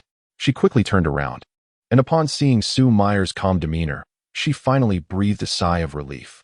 It appears that the senior sister did not hear the previous conversation. Is there something troubling you, senior sister? Ling Wanqing endeavored to maintain a voice that was calm and composed. However, Sue Meyer did not respond. Instead, she approached her directly. Her delicate hand gently caressed Ling Wanqing's face, kneading it softly. Little junior sister, you resemble a real one more and more. I truly adore it. The sensation is exquisite, she remarked, casting her gaze upon Ling Wanqing's figure. Ling Wanqing hurriedly swatted her hand away, shielding her chest with both arms. What are you talking about, senior sister? What puppet? Little junior sister, you are rather disobedient, just like your senior brother. No wonder he raised you himself. I have no idea what you mean, Ling Wanqing retorted. By the way, junior sister, is your puppet truly indistinguishable from a living being? Every aspect identical? Wouldn't that imply, senior sister, please leave? Not long after, Ling Wanqing wore an expression of displeasure, cradling a six-tailed white fox in her arms. Her puppet's formation skills were still lacking, having been completely seen through. With her true self revealed, it seemed she needed to strive even harder. Sue Meyer curled up in her embrace, her thoughts racing. Had her younger self seen a future where her brother perished? Atop Tsuwei Peak, Mo Yu lay collapsed on the ground, feeling as though his entire body had been disassembled, with waves of excruciating pain coursing through his limbs. The side effects of blood escape were indeed overwhelming. Unconsciously, he licked his lips, savoring the residual blood. It must be said, Sue Meyer's essence was undeniably delightful, imbued with a faint and alluring fragrance. You forcefully kissed Sue Meyer, obtaining her first kiss. Although the process was somewhat passive and the outcome rather tragic, you nonetheless inflicted damage across two major realms. Rewards, divine ability. Spirit locking forbidden element. Villain points. 400. An influx of information surged into his mind. The spirit locking forbidden element was a unique innate divine ability of the Celestial Fox clan. It could seal spiritual energy or magical artifacts, forcibly obstructing the flow of one's spiritual energy, rendering them incapable of invoking spells for a brief period. Such a potent ability. Had Sue Meyer employed it against him earlier, escape would have been impossible. You possess quite the audacity, even daring to kiss your senior sister. Yuanqi, she insisted on drawing near. If I had hesitated further, it would have reflected poorly on me. That is indeed a valid point. Yanqi chuckled lightly, her voice gentle. However, I must caution you, even combined, we would find it difficult to flee before her. Exercise caution. Her tone shifted to seriousness. Upon her soul's restoration, she truly realized the profound strength possessed by each individual upon this small peak. Initially, she had assumed they merely had longer cultivation times and higher realms. Yet, it now appeared that even in the celestial realm, they would stand as paragons among the elite. Understood, Mother Yinshi, Mo Yu teased, she wouldn't genuinely harm me. Yinshi huffed softly, choosing not to elaborate further. A warm current surged within her, yet simultaneously, an inexplicable sense of loss enveloped her. It was unclear and unexplainable. At that moment, a gentle blue light descended upon Mo Yu, enveloping him in a warmth akin to spring, instantly soothing the wounds inflicted by the burning of his essence. Mo Yu rose to his feet, brushing off the dust from his garments, and turned his gaze towards the one who had tended to his wounds. It was none other than his third senior sister, Xia Ningbing, who remained seated at the edge of the cliff, her back turned to him, exuding an air of nobility and serenity. Draped in dark robes that fluttered gently in the breeze, she resembled a celestial being descended to mortal realms, breathtakingly beautiful. Thank you, senior sister, Mo Yu said, cupping his hands in respect. Senior sister, Mayor wishes to harm me. May I stay with you for the night? Xia Ningbing did not respond, seemingly accustomed to such requests. Unperturbed, Mo Yu settled into a cross-legged position beside her, for this was not the first time such a situation had arisen. After each skirmish with the fourth senior sister, he would invariably seek refuge with the third. Mayor frequently concocted excuses to bully him, and he had grown accustomed to it. He closed his eyes, centering his thoughts, and began to cultivate the divine elephant suppression technique. Spiritual energy surged around him, forming a vortex that flowed into his being. A single microparticle successfully awakened within him, unleashing a colossal force akin to the awakening of a slumbering giant, as if an ancient behemoth had opened its eyes. Every cell in his body rejoiced. Mo Yu continued to channel the technique, awakening more microparticles, 2, 3, 10, 100, 1,000, 10,000. Chapter 30. Fourth level of the nascent soul. The power within Mo Yu continuously ascended. With each microparticle that awakened, profound transformations unfolded. The resilience of his physical form rapidly enhanced. Bones, muscles, and meridians underwent metamorphosis, becoming increasingly robust. Gradually, a faint golden light enveloped him, an omen of extraordinary physical prowess. The golden glow shimmered, rendering him akin to a golden war deity, majestic and imposing. As the intensity of his cultivation grew, the spiritual energy vortex expanded correspondingly. Winds howled, and dust swirled. Beside him, Xia Ningbing slowly opened her eyes, a flicker of surprise glimmering in her violet irises. She sensed that Mo Yu was cultivating an exceptionally formidable body-refining technique, one of remarkable caliber, even among the Celestial Emperor's methods. Her junior brother indeed possessed considerable fortune. However, she believed that it would amount to little in the grand scheme of things. She did not think that, a month hence, Mo Yu would surpass her, as the disparity between them was far too vast. She herself had practiced body-refining techniques, which would merely allow Mo Yu to endure longer in comparative battles. More crucially, her divine phoenix physique far surpassed the pure yang sacred body. Even at the same level of cultivation, the pure yang sacred body could not contend with her prowess. Xia Ningbing closed her eyes once more, returning to her own cultivation. Time passed. Ultimately, 30,000 microparticles awakened within Mo Yu. Slowly, he opened his eyes, a beam of golden light erupting from his pupils. A tremendous aura erupted from his body, akin to a slumbering giant awakened, exerting pressure in all directions. He could distinctly feel that, in terms of sheer strength, he was now several hundred times more formidable than before. Every movement he made was imbued with terrifying power, as if a single punch could shatter the emerald peak, and a mere slap could obliterate the self of yesterday. Simultaneously, his cultivation was on the verge of a breakthrough. The fourth level of the nascent soul was within his grasp. On the path of cultivation, one must steadfastly temper their heart of Tao. The cool, resonant words of Xia Ningbing echoed in his ears, akin to the ethereal whispers of orchids in a secluded valley. Mo Yu was momentarily taken aback, then inclined his hands in gratitude. Thank you, senior sister, for your reminder. Xia Ningbing was cautioning him that rapid cultivation bore its own disadvantages. Just days prior, he had been at the fourth level of the golden core, and now he was nearing the fourth level of the nascent soul. The heart of Tao embodies one's comprehension of the path, a commitment to and pursuit of it.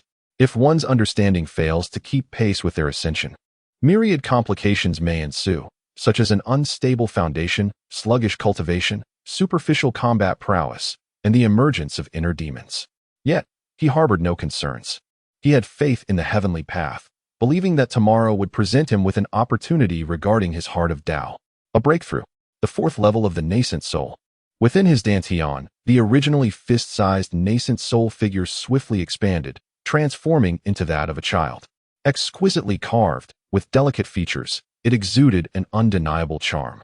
This marked the second phase of the nascent soul stage, becoming an infant.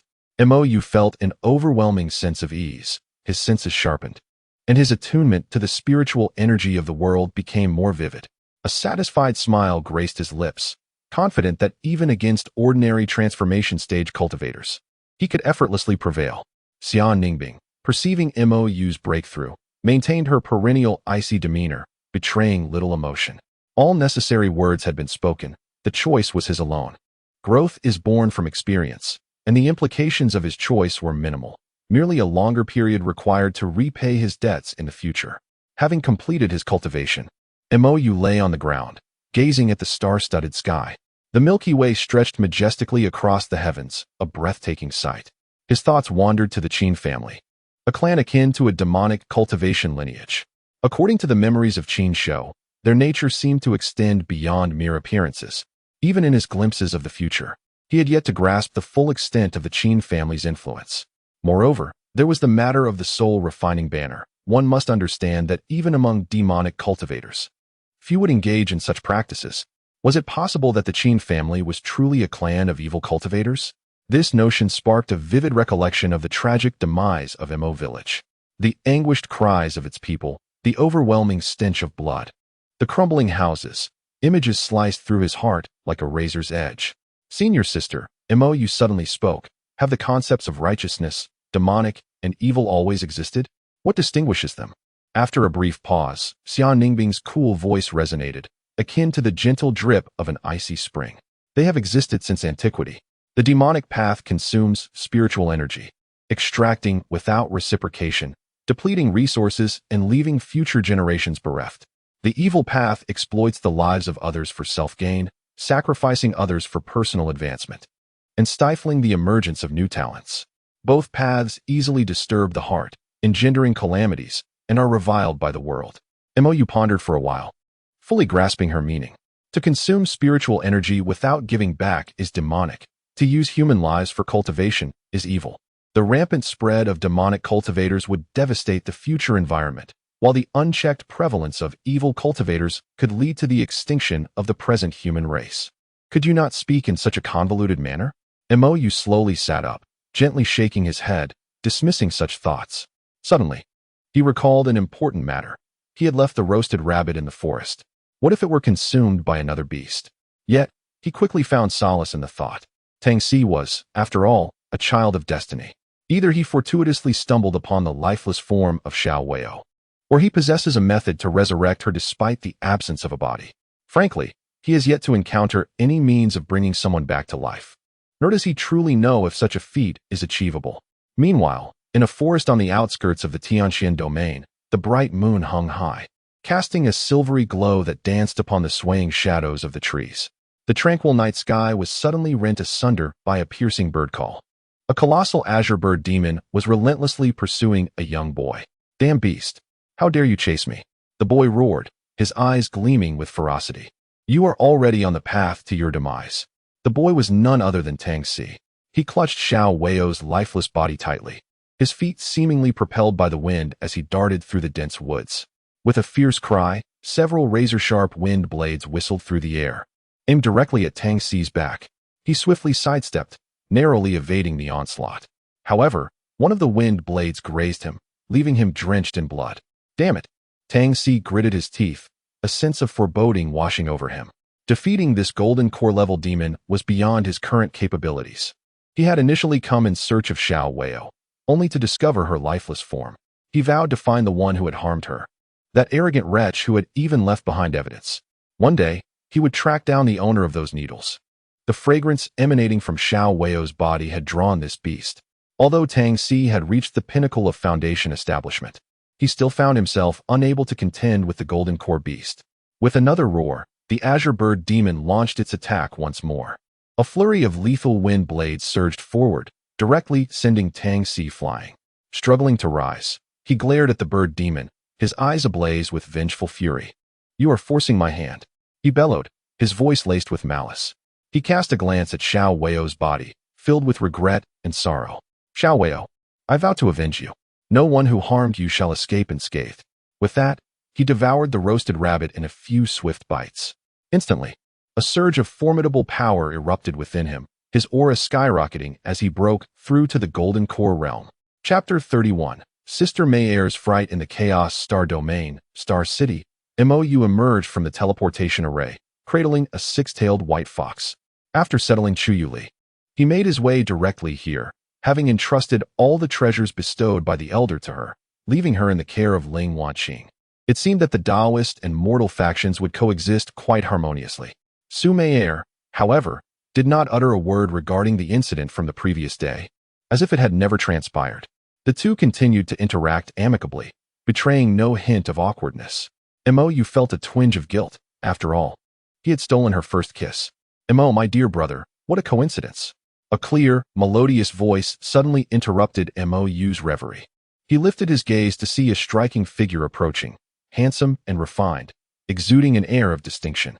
He instantly recognized the identity of the newcomer, Yu Hong, Feng Yinxiao, one of the 7 stars of the Celestial Sanctuary, a candidate for the position of sect leader. He was the very individual he had used as a scapegoat, and like him, was at the nascent soul stage. Indeed, what a coincidence. Mo Yu replied indifferently, while a glimmer of surprise flickered in Feng Yinxiao's eyes. To my astonishment, after several years apart, Brother Mo has not only resolved the issue of his cultivation regression, but has also ascended to the nascent soul stage, truly a cause for celebration. Mo Yu nodded lightly, attributing it to mere fortune. Feng Yinxiao smiled gently and inquired, "May I ask what brings you to our chaotic star domain?" "There are those who have wronged me, and I have come to exact my vengeance," Mo Yu replied in a tone as calm as if discussing trivial matters. Feng Yinxiao raised an eyebrow, understanding dawning upon him. "Ah, I see. Brother Mo is indeed a man of both valor and retribution." Mo Yu gave a slight nod, reflecting on the audacity of his words. It seemed he had a talent for spinning tales, transforming the notion of revenge into an act of gallantry. Feng Yinxiao's gaze drifted to the 6-tailed white fox nestled in Mo Yu's arms. "I presume this is the esteemed Su," he ventured. Su Meier, however, did not even lift her eyelids, clearly uninterested in engaging. Observing her demeanor, Mo Yu remarked coolly, "I have pressing matters to attend to. I bid you farewell." With that, he turned and strode away without waiting for a response.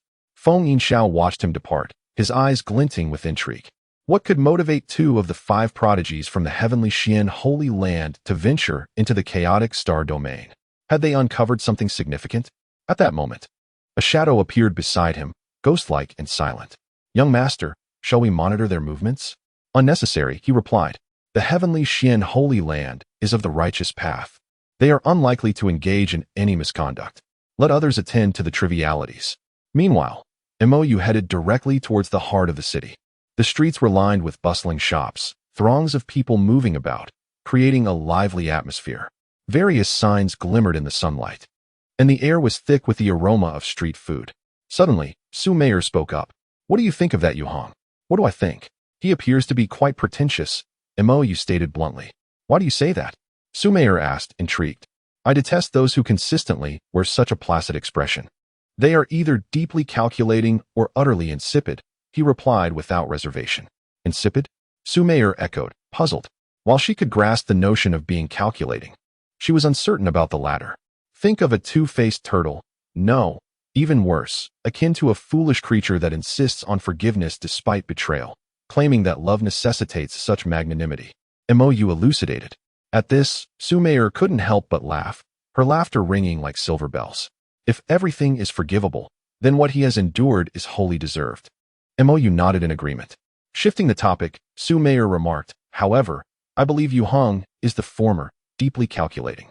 My sister possesses a keen ability to discern good from evil." She continued, Though that man may not be overtly malicious, he does not seem as benevolent as he portrays. Mo Yu nodded, sharing her sentiment. After acquiring a map of the chaotic star domain, the two made their way to the Shattered Star Prefecture. In a secluded cave deep within the Qin family estate at Shattered Star Prefecture, a nauseating stench of blood permeated the air. In the center of the cave, a blood pool bubbled violently, countless vengeful spirits writhing and screaming in anguish. Beside the pool, Qin Jun sat cross-legged, shrouded in dark energy, his countenance fierce. A respectful nascent soul stood beside him. Ancestor, as per your instructions, we have captured over 10,000 infants. These infants have been meticulously selected according to your specifications. Each one was born in the year, month, and hour of the Yin, inherently burdened with profound resentment. As soon as they gained consciousness, they murdered their parents, further intensifying the resentment within them. Excellent. Qin Jun gazed at the swirling souls of resentment in the blood pool, a cruel smile curling at the corners of his mouth. Not far away, within a concealed formation, Mo Yu observed everything with a furrowed brow. To kill their parents. It seems that finding pregnant women to establish a malevolent factory doesn't quite suffice, he murmured softly. Su Meier did not respond to his lament. Mo Yu, puzzled, called out gently, Sister Maya? Still no reply. Looking down, he discovered that the white fox, Su Meier, was curled up in his arms, her petite frame quivering slightly. Get rid of that thing. Su Meier's voice trembled, clearly filled with fear. Following her gaze, Mo Yu turned to see a translucent spirit silently floating beside him, devoid of any sound. So it's a ghost, Mo Yu thought to himself, but then was startled again. A ghost. Yet, he soon realized something was amiss. He was a cultivator. Why should he fear a ghost? Upon closer inspection, he discerned that it was merely an unrefined spirit. It seemed to have been accidentally trapped during the formation setup. A realization struck him. Su Meier was actually afraid of ghosts. With this thought, a mischievous smile unconsciously crept across his face. Sister Meier, are you afraid of ghosts? Su Meier clung tightly to him, her little fox head buried deep in his chest. Unwilling to look up, her muffled voice emerged from his embrace. You need to make it go away. Sister Meier. If you promise not to bully me in the future, I will make it disappear. All right, I promise you. Your sincerity is lacking, but since you've said so, I shall agree. All right, it's gone now.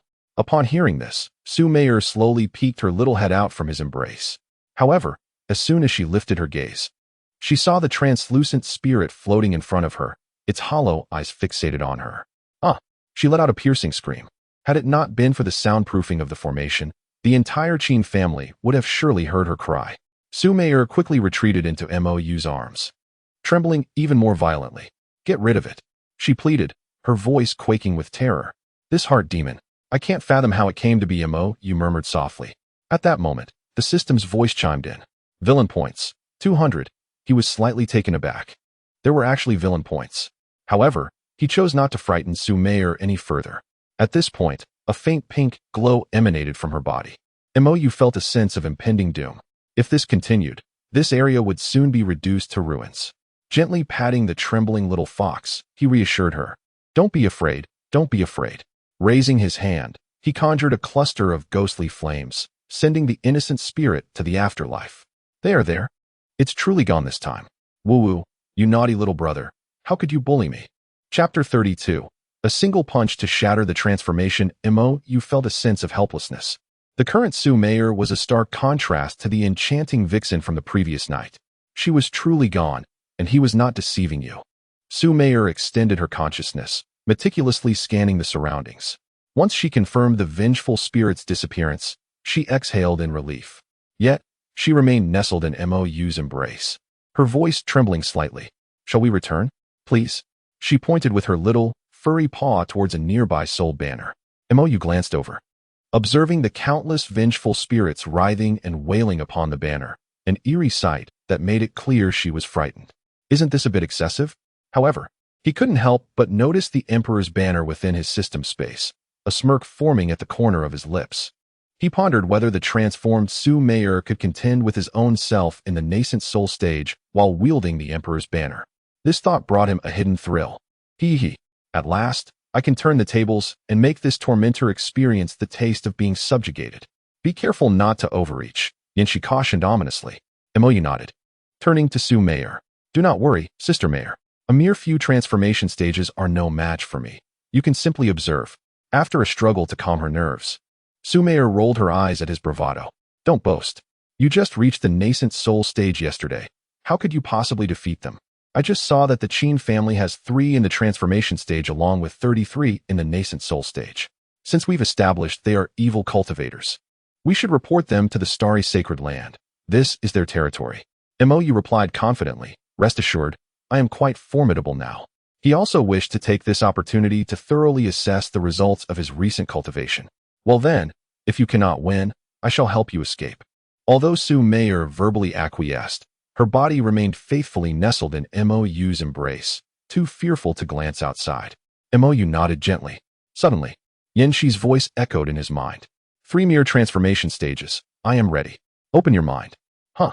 Mo Yu was momentarily taken aback before understanding dawned on him. He hurriedly clarified, Sister Yan Shi, that is not my intention. I truly wish to confront them using my own strength. Can you manage? Yan Shi questioned skeptically. It was essential to note that Mo Yu was currently only at the 4th level of the nascent soul stage. How could he overcome 3 transformation stages without her assistance? If a real problem arises, you can help me then. Very well. Mo Yu turned his gaze to Qin Jun, who was practicing nearby. At the 2nd level of transformation, defeating him should be relatively simple. A glint of cold light flashed in his eyes as Mo Yu's figure instantly vanished. In the next moment, he appeared behind Qin Jun. His right fist clenched tightly, imbued with the might of thunder, and struck fiercely at Qin Jun's back. Immersed in his cultivation, Qin Jun had no inkling that someone would dare to launch a surprise attack in this place. Boom! A tremendous sound erupted as Qin Jun's back was penetrated. Flesh and blood scattering. His body flew backward like a kite severed from its string, crashing heavily against the protective array of the cave, instantly transforming into a mist of blood. Mo Yu raised an eyebrow, somewhat surprised. Is that all there is to it? Am I overly powerful? Or is he simply too weak? The fact that he was obliterated with a single punch is astonishing. Yet, he did not relent. Turning swiftly, he delivered another punch toward the Yuan Ing Death Warrior, reducing him to mere dust. The remnants of Qin Jun's soul hovered in the air, seemingly unable to comprehend the situation. When he finally grasped what had transpired, a piercing scream escaped his lips. Ah, you rodent! How dare you ambush me? He was utterly baffled as to how an enemy could infiltrate this place. Even more incredulous was the realization that a Yuan Ing cultivator could annihilate his transformation stage body with one blow. Qin Jun was filled with dread, yet he understood that in his current state, he stood no chance against Mo Yu. Acting swiftly, he teleported away from the cave with his soul banner in tow. Mo Yu, noticing his departure, chose not to pursue immediately. Instead, he utilized the ghostly flames of the underworld to purify all the vengeful souls within the cave. In his mind, he heard the astonished voice of Yan Shi. Your physical form is astonishingly strong.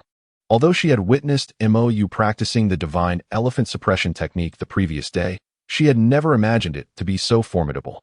The remnants of the body refinement technique you acquired during your slumber turned out to be quite impressive, Mo Yu casually remarked. Yan Shi opened her mouth, momentarily at a loss for words. Impressive is an understatement. It is nothing short of terrifying. I have never encountered such a domineering technique even in the celestial realm. This must be at least of imperial level. Su Mayer remained nestled in Mo Yu's embrace, her fluffy tail wrapped tightly around herself, oblivious to the events unfolding around her. Once he confirmed the purification of the vengeful souls was complete, Mo Yu leisurely ascended to hover above the Qin family estate. At that moment, 2 figures had joined the ancestral spirit of the Qin family. To the left stood the Grand Elder Qin Li, cloaked in black, with a gaunt visage and a sinister glare. To the right was the 2nd Elder Qin Chuan, clad in green, exuding an imposing presence with a steady aura. Both were at the 1st layer of the transformation stage. Upon seeing Mo Yu, Qin Chuan was slightly taken aback. He had rushed out upon hearing the commotion, only to find this, a mere 4th layer Yuan Ing, accompanied by a timid, boundaryless fox. This implies he obliterated Qin Jun's physical form with just one hand. You old fool, you are incapable. You can't even defeat a junior of the Yuaning stage. Qin Chuan couldn't help but burst into laughter. Qin Li joined in the mockery, stating, not only did he ambush you, but even if I stood still, allowing him to strike at will, I would not be reduced to such a state.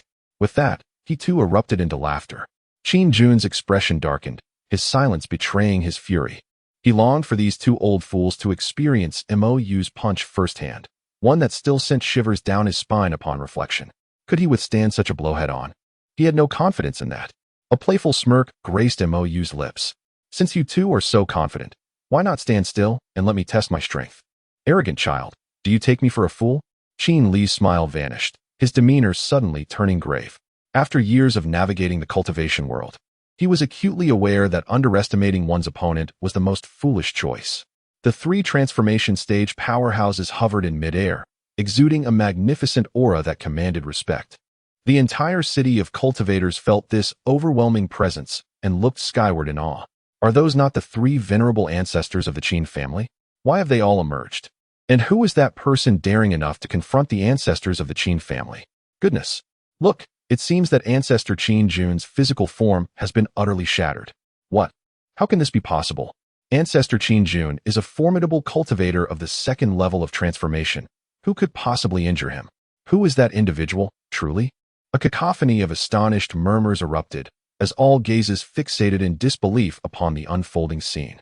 Chapter 33, One Against Many. The battle erupts. Mo Yu's gaze swept over the three transformation experts. Qin Jun, severely wounded, was left with only his spirit, greatly diminished in power and no longer a threat. The other two were merely ordinary first-level transformation cultivators, lacking any extraordinary attributes.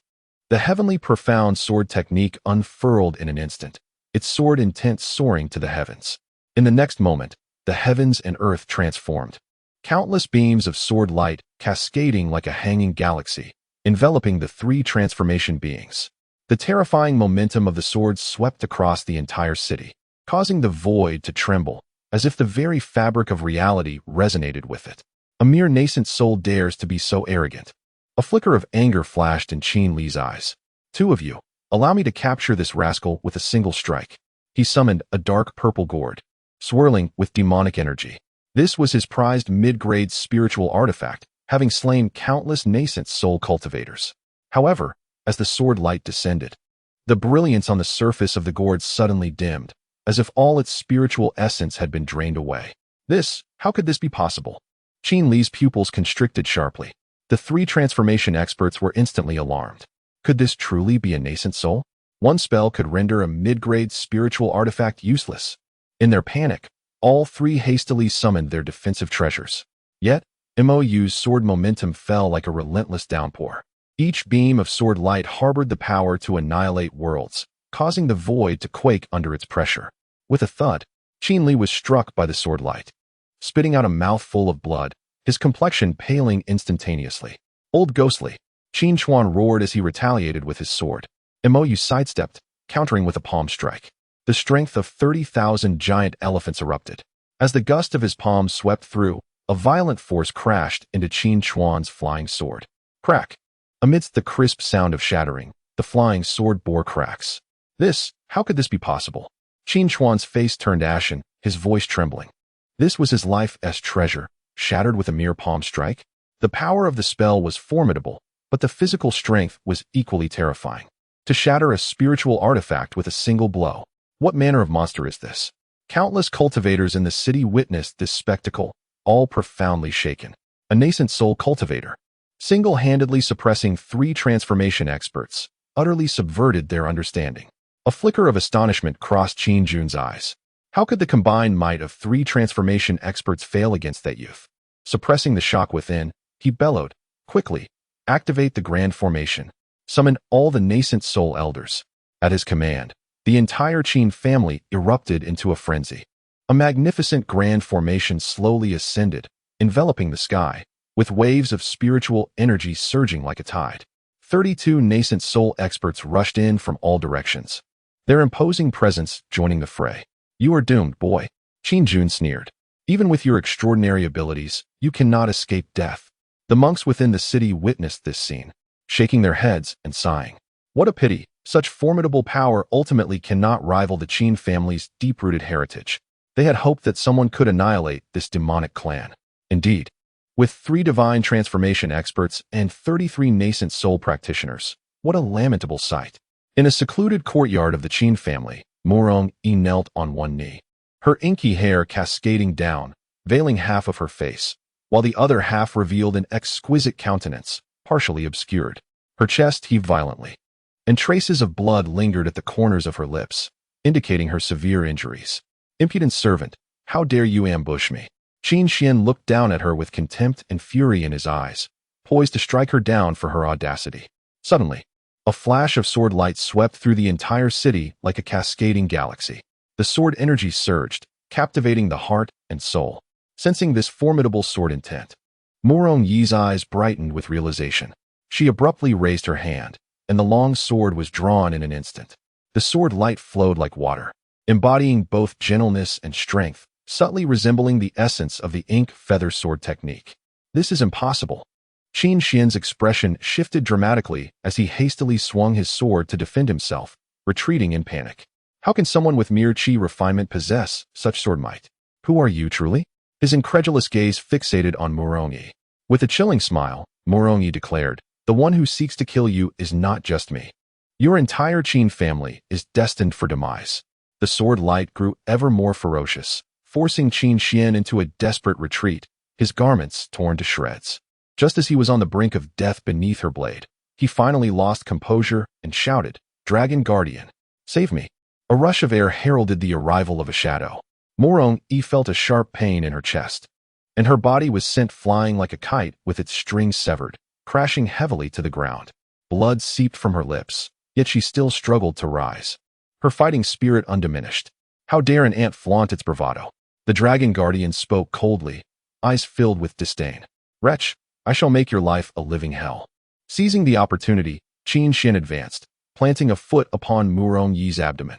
He forcefully pushed aside her long hair, revealing the other side of her visage. Unlike the half typically exposed, this side was marred by black, grotesque growths resembling twisted centipedes, ghastly and repulsive. Initially startled, he soon wore a cruel smile. "How ugly! Since you have only disfigured half, allow me to complete the job." With that, he brandished a small knife, intent on ruining her remaining beautiful features. Mo Yu merely gazed at him coldly, silent and resolute. At that moment, the entire Qin estate trembled violently. "What is happening?" Qin Xian exclaimed in alarm. "Do not worry, young master. Thieves have infiltrated the Qin family. Our ancestor has activated the protective formation," the Dragon Guardian replied in a grave tone. "Humph, so that is the case." Qin Xian turned his attention back to Mo Yu, the knife's tip poised against her delicate cheek. He felt no concern that this petty jester could pose any threat to the Qin family. For decades, they had stood firm, with countless self-proclaimed righteous individuals attempting to assault them. Yet who among them had ever truly succeeded? Holding the Emperor's banner, Mo Yu exuded an overwhelming aura, confronting the entire Qin family formation. Qin Jun's expression darkened. "Demonic cultivator?" Mo Yu chuckled coldly. "You cannot even be considered a demonic cultivator, compared to you. I am leagues ahead." Suddenly, Qin Jun erupted into a maniacal laughter, his voice laced with scorn. "Your soul banner emanates such feeble malevolence that even among the wicked practitioners, you would be deemed inconsequential." As his words hung in the air, he abruptly unfurled his soul banner. In an instant, a chilling wind howled, and a terrifying aura surged forth like a tidal wave, plunging the entire realm into eternal night. The temperature plummeted as if winter had arrived. "I was perplexed about your identity, but it seems you are the one who murdered my family's guardian." Qin Jun's gaze sharpened, his murderous intent laid bare. "Today, I shall make you experience the torment of 1,000 souls gnawing at your heart." Mo Yu maintained an air of calm. "I am merely waiting for my spiritual energy to replenish. What are you waiting for? To meet your demise?" As he completely absorbed the last piece of spirit stone, his previously depleted energy surged back to fullness. The human emperor's banner waved, and the spirit of the transformation banner manifested, charging towards Qin Jun, overreaching. Qin Jun roared, swiftly forming hand seals to activate the protective clan formation. His soul banner unfurled violently, revealing countless embroidered ghostly figures that seemed to come alive, emitting piercing howls. In that moment, the wind howled angrily, the cries of the dead echoed, and countless vengeful spirits erupted from the soul banner, darkening the skies as if they aimed to engulf the entire world. "Let me show you what a true soul banner looks like." However, scarcely had he finished speaking when a flicker of white flame descended into the midst of the vengeful spirits. Chapter 34. The new fortune-bearer, Mo Yu in an instant. A sea of fire engulfed the area. The once dominant, vengeful spirits, confronted by the ghostly flames, withered like snow before the sun, emitting anguished cries as they dissipated into wisps of blue smoke. Shock. This was the immediate reaction of all the powerful members of the Qin family present. Crack. The formation was breached by Mo Yu's transformation banner spirit. There exists a disparity even among the transformation spirits. The banner spirit provided by the system is undoubtedly top tier. Seizing the opportunity, the human emperor's banner coiled, capturing all 30-odd nascent soul strongholds of the Qin family within its grasp. Deprived of their powerful allies, the formation quickly crumbled. Unable to withstand the onslaught, the three transformation experts were once again astounded. Qin Jun cried out in disbelief. How did you uncover the weakness of my Qin family's formation? This trivial array revealed itself with just a glance. Mo Yu replied nonchalantly. With the enhancement of an immortal-grade formation, such a scheme was childish play for him. The inhabitants of the city, witnessing the disintegration of the formation, were filled with awe. The Qin family, none are left. That individual truly annihilated the Qin clan. By heavens, someone has finally eradicated this demonic lineage. Cheers erupted, revealing that the majority harbored long-standing grievances against the Qin family. Mo Yu paid no heed to the surrounding clamor. His eyes narrowed, and the brilliance of his sword cascaded like the Milky Way, shattering the corporeal forms of the two transformation experts in an instant. At this moment, only the souls of the three Qin family warriors remained, adrift in the cosmos. Mo Yu's hands crackled with lightning, the celestial Xian thunder law primed for action. Wait, you cannot kill me. If you boom, thunder roared, and the three souls were instantaneously reduced to nothingness. One must say, is it not fitting that they are blood relatives? Even their last words are identical, Mo Yu remarked with a hint of sarcasm. Thus, all 36 formidable members of the Qin family fell to Mo Yu's might. Suddenly, an unseen force seemed to twist the very fabric of the heavens and the earth. A sense of alarm surged within Mo Yu, yet his body remained unresponsive. He felt as if the world was spinning, and suddenly, he became weightless. Glancing down, he was taken aback. The girl he had been holding, Su Meier, was now beneath him. With her short legs and delicate hands, he realized he had transformed into a child. Goodness, how careless of me. The well-versed Mo Yu instantly recognized the spell at play. An insidious enchantment known as the infant transformation curse, used by malevolent practitioners who cultivate in the guise of infants. It did not diminish his combat prowess, nor was it particularly harmful, but the humiliation was profound. Ha! Little you are simply adorable now. In the ring, Yanxi laughed uncontrollably. Sister Yanxi, please stop laughing and tell me how to fix this. I can't help you, Yanxi replied through her laughter. This curse can only be undone by reaching the divine realm. You might need to seek assistance from your senior sister, or you could wait a few days, and you'll revert back on your own. Mo Yu attempted to break the curse, but it was futile. His gaze fell upon the curled-up little fox beneath him. Su Meier, who seemed to have blocked most of her senses, and was trembling slightly. If trouble arises, I'll be dragged along with you. Should such a situation occur, we could all perish. Wait, it seems the entire Qin family combined wouldn't be able to breach the fox spirit's defenses. Well, that's a relief. He extended his small hand and gently patted the fox's head. Sister Meier, help me. Is it over? Su Meier cautiously poked her head out.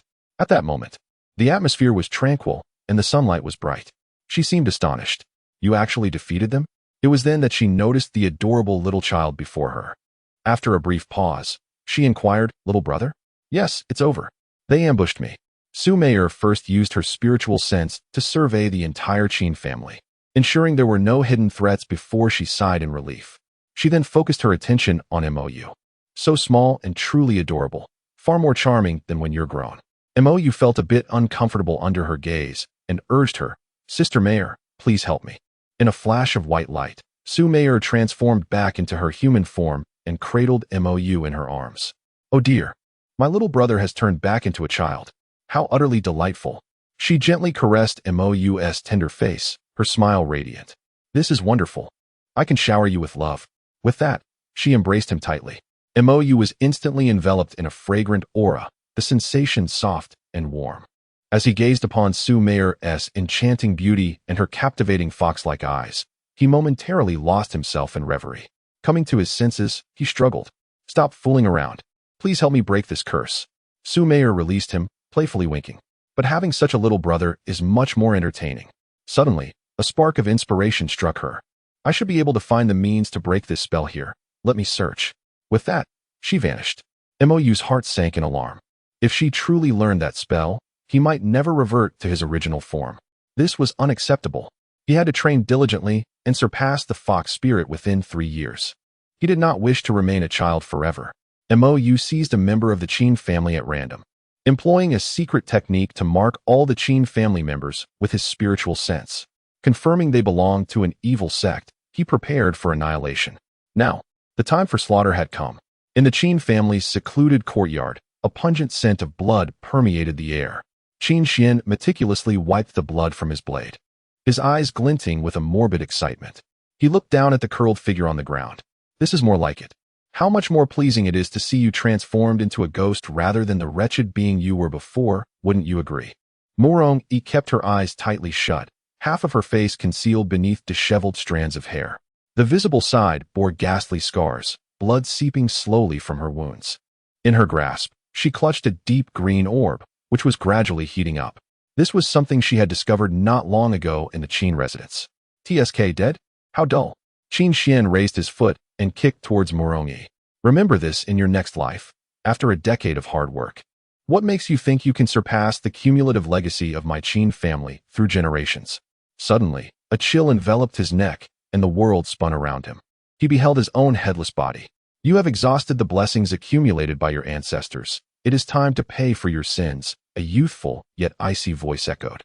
Mo Yu approached, his short legs carrying him forward, his face bearing an unsettling indifference that belied his age. The dragon guardian hidden in the shadows was taken aback.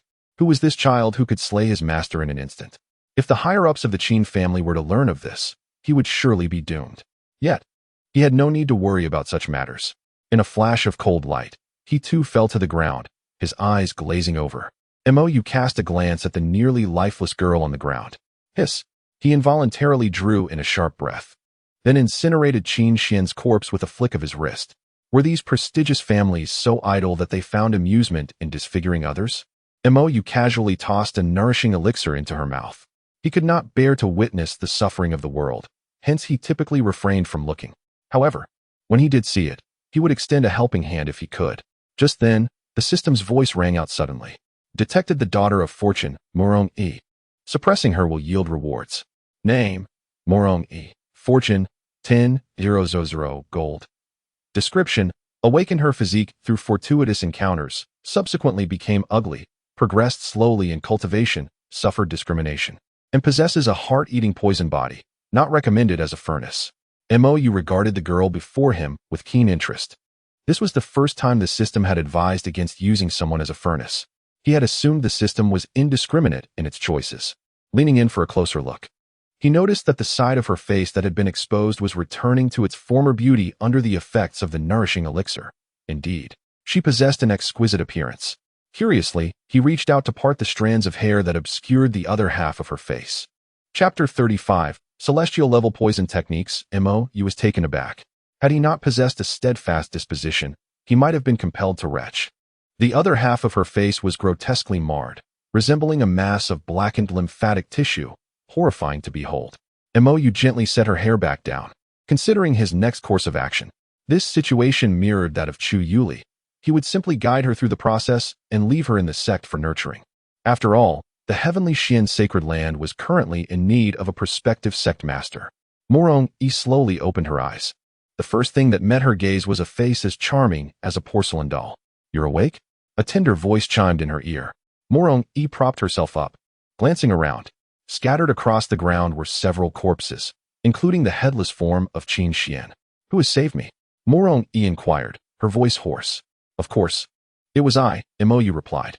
Mo Yu couldn't help but smile. The innocence in his voice, coupled with that adorable little face, made one feel an irresistible urge to touzle his hair. "Wait, why is there a child here? Could it be that he truly saved me?" She unleashed her spiritual sense to probe, only to find herself utterly unable to discern his true nature. There were only two possibilities. Either he was an ordinary person devoid of any cultivation, or his prowess far surpassed her own.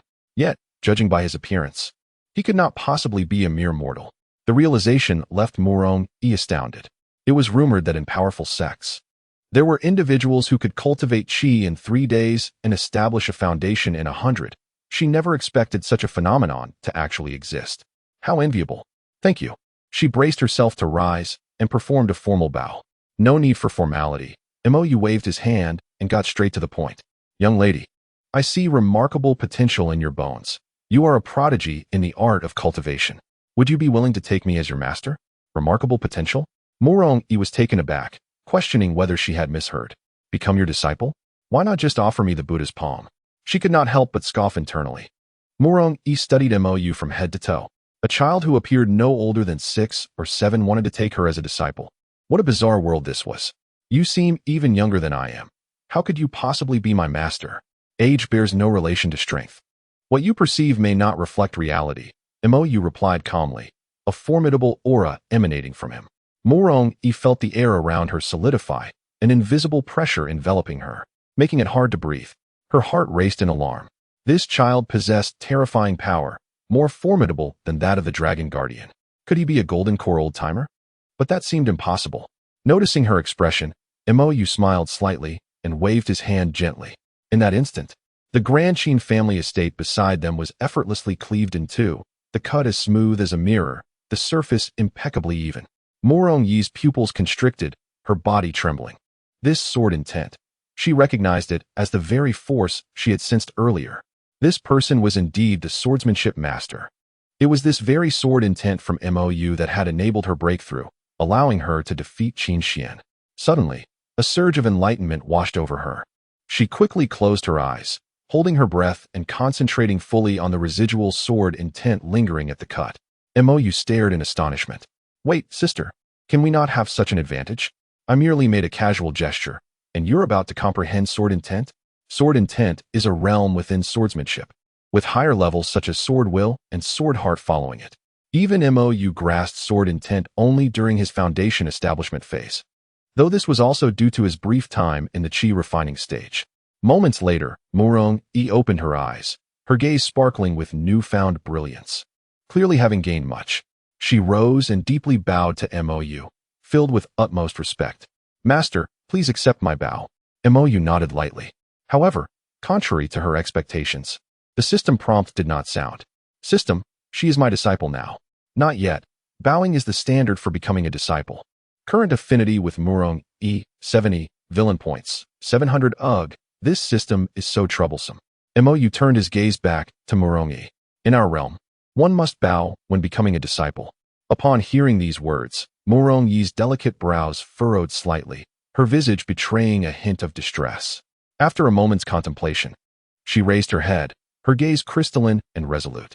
Although her tone was gentle, it bore an unwavering firmness, resonating profoundly. I apologize, Master, but I, Mo Yu, kneel before heaven, earth, and my parents. However, I cannot kneel before you, a mere child whom I have known for less than a day. How classic. Mo Yu mused inwardly. Are you certain you will not kneel? He inquired once more. Absolutely not. She affirmed. Do you comprehend what it signifies to refuse to kneel? I do. Mo Yu nodded, her conviction unyielding. Yet I possess my principles, which I shall not alter. Excellent. A flicker of appreciation gleamed in Mo Yu's eyes. In that case, do not blame me. The superlative wisdom within him urged that it was time to wield extraordinary power. A formidable pressure enveloped Mo Yu once more, even more potent and terrifying than before. She felt as though an immense mountain was bearing down upon her, her legs trembling as she struggled to maintain her stance. Mo Yu felt a thrill of excitement. After being the child of fortune for so long, he was finally experiencing the essence of a villain. Mo Yu gritted her teeth, resisting with all her might. Her legs buckled, her body swaying precariously, yet she remained resolute in her defiance. I will not kneel, she managed to utter through clenched jaws, each syllable imbued with tenacity and defiance. Mo Yu's lips curled slightly upward as he intensified the pressure. I can assist in alleviating the poison within you. Awaken your heart-eating poison body, provide you with resources, guide you in finding mentors, and aid in your cultivation, if only you would kneel. The weight upon her grew intolerable, her bones creaking ominously as if they could shatter at any moment. Blood seeped from her gums as she clamped her teeth together, yet still, she refused to kneel. Even if I remain a mere mortal, I shall never bow to you, a child. This is my dignity. This woman was truly formidable, deserving of her title as the child of fortune. Was this the taste of defiance against fate? Mo Yu pondered, increasing the pressure once more. Crack! A sharp sound echoed as a bone fractured.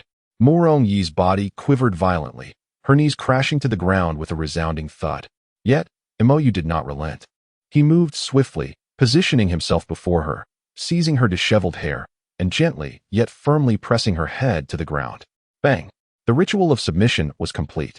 By employing forceful means to compel Mo Yu as your disciple, she will undoubtedly yield beneath your tutelage.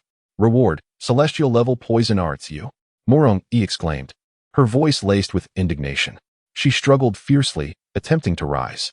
However, that small hand pressed upon her head rendered her immobile. Mo Yu began to speak slowly. Without strength, you lack even the qualification to refuse to bow before me. Dignity, boundaries, pride, they are not but mere jokes in the face of absolute power. These concepts hold no significance. As he spoke, he observed Mo Yu's reaction. Expecting that something extraordinary should occur, perhaps an unexpected boon or an epiphany that would pave her path to enlightenment. Gazing at the pitiful figure of Mo Yu kneeling before him, Mo Yu felt a sharp pang in his heart. He realized that he should not have acted so impulsively. It was indeed the latter, poisoned by the heart-corroding poison. Chapter 36. Heart-corroding poison. Mo Yu withdrew his hand, channeling his spiritual energy to dispel the poison. A minute prior, this toxin might have posed a considerable challenge for him. However, with his mastery of celestial-grade toxicology, it was now a trivial matter. At that moment, Yan Shi's voice echoed in his mind. When did you become skilled in poison? Mo Yu smiled faintly, responding earnestly, Sister Yan Shi. I originally intended to interact with you as an ordinary person, yet all I received in return was your skepticism. No more pretenses. I am the reincarnation of the Celestial Emperor. I reveal my true self. With a chuckle, Yan Shi couldn't help but laugh, her voice ringing like silver bells. If you were any lower in rank, I might believe you. Do you even comprehend what it means to be the Celestial Emperor? If you were truly him, could you fail to draw your sword before your two senior sisters? Sister Yan Shi, I was previously unawakened, but now I have come into my powers. They can be vanquished with a mere flick of my hand, Mo Yu asserted. All right. My little Yu is indeed the reincarnation of the Celestial Emperor, Yan Shi teased, her tone affectionate, as though she were soothing a child. Suddenly, a bizarre occurrence transpired. A surge of dark green spiritual energy erupted around Mo Yu, spreading outward. Mo Yu swiftly gathered his spiritual energy to form a protective shield. She truly is a vessel of the heart-corroding poison? Yan Shi exclaimed in astonishment. How did you come to know this? Could it be that you are indeed the reincarnation of the Celestial Emperor? When Mo Yu had initially claimed that the girl was a vessel of the poison, she had thought it was merely a casual remark. To her surprise, the revelation proved true. Just a jest. How could I possibly be the reincarnation of the Celestial Emperor? I merely acquired the knowledge inherited from one. Mo Yu explained with a smile. There was nothing more capable of elucidating the system than the legacy of the Celestial Emperor. Oh, what extraordinary luck! Yan Shi nodded, half believing. Although the notion of inheriting the Celestial Emperor's legacy sounded more plausible than reincarnation, she felt an instinctual belief in the latter. At that moment, a crackling sound emanated from the protective shield. The toxic gas was corroding his spiritual energy. After a brief interval, the poison weakened, and Mo Yu retracted his shield. Mo Yu slowly rose and bowed respectfully. Thank you, Master, for your guidance. I understand now that without strength, one is nothing in this world. I shall strive to grow stronger. Current affection of Mo Yu, 80, villain points. 100, Mo Yu nodded slightly. The chosen one seemed promising. Should she accidentally tread the path of calamity, it would pose a significant dilemma. Her physique had already awakened considerably. It would not be long before her full awakening occurred. As Mo Yu surveyed her surroundings, she noticed the ground was riddled with pits, marked by signs of corrosion. A surge of realization struck her. This destruction was of her own making. Upon introspection, she discovered a green orb within her body. Under the pressure from Mo Yu, this orb had merged with her, and her body had absorbed much of the power emanating from it. I shall assist you in dealing with the poison on your face. Mo Yu floated before her, raising his hand to brush aside her long hair. Wait. Morong-yi hastily grasped his wrist. Master, my face is quite terrifying. This visage is her greatest torment. She is reluctant to reveal her most unseemly side to the only person close to her. It's all right. I have already seen it. Mo Yu gently extricated himself from her grasp, his fingertips emanating a faint glow. Utilizing his celestial-level poison arts, he effortlessly discerned the essence of the toxin. Indeed, it was the heart-corroding poison that she had yet to fully master. Under Mo Yu's guidance, the toxin retreated back into her body. As the last vestige of green faded, Morong-yi trembled as she retrieved a bronze mirror. The reflection revealed a face flawless and exquisite, skin as smooth as cream, luminous as jade. She could hardly believe her eyes as she caressed her smooth cheek. The nightmares of a decade had been shattered in that moment. After a lengthy pause, she regained her composure, and with overwhelming emotion, embraced Mo Yu tightly, her voice trembling with barely contained excitement. Master, she suddenly lunged at Mo Yu, clinging to him with a choked voice. Thank you. 10 years of discrimination and mockery. A decade of being deemed a hideous creature with a face of duality. Every painful memory crumbled to dust in that instant. Though she had discovered a remedy, its true realization would require decades. Yet, Mo Yu had effortlessly resolved it. In that moment, she felt an unprecedented warmth and gratitude. Mo Yu adeptly slipped from her embrace, landing lightly on the ground. Not being able to defeat Su Meier was one matter, but how could one allow a mere chi refinement practitioner to manipulate them so easily? Morong-yi stared blankly at this seemingly juvenile, yet composed young boy before her. Is Master truly only 6 or 7 years old? She could not help but inquire. Master, I have a question, should I ask it? If that is the case, then do not. What about now, Master? Morong-yi was momentarily taken aback. Why are you deviating from the norm? We must leave, it is time to return. Mo Yu turned to depart. Wait, Master. Morong-yi hurriedly called out to him. Look at this, I found it in the Qin family. Mo Yu turned back to see her holding a dimly glowing emerald bead. He took it and scrutinized it closely. Under your patient guidance, Morong-yi voluntarily presented her fragment of the 9 nether poison bead. Though it has completely fused with her, you must eliminate her to utilize it. Reward: heart-corroding poison. Heart-corroding poison. Ranking among the top 100 in the celestial realm's list of bizarre poisons, it possesses a strong corrosive effect on spiritual energy, capable of awakening a cultivator's inner demons. Note: with this poison, Morong-yi would also serve as an excellent furnace for you. Mo Yu disregarded the system's commentary on the furnace. He continued to observe the 9 nether poison bead, a fragment of a toxic attribute celestial artifact. Its poison was remarkably potent. Indeed, it was, as the system had indicated, completely bound to Morong-yi. Furthermore, there was a mark of divine consciousness upon it. We are being monitored. Saying this, he casually tossed the poison bead back. Morong-yi hastily caught it, confusion etched on her face. Huh, what does this mean?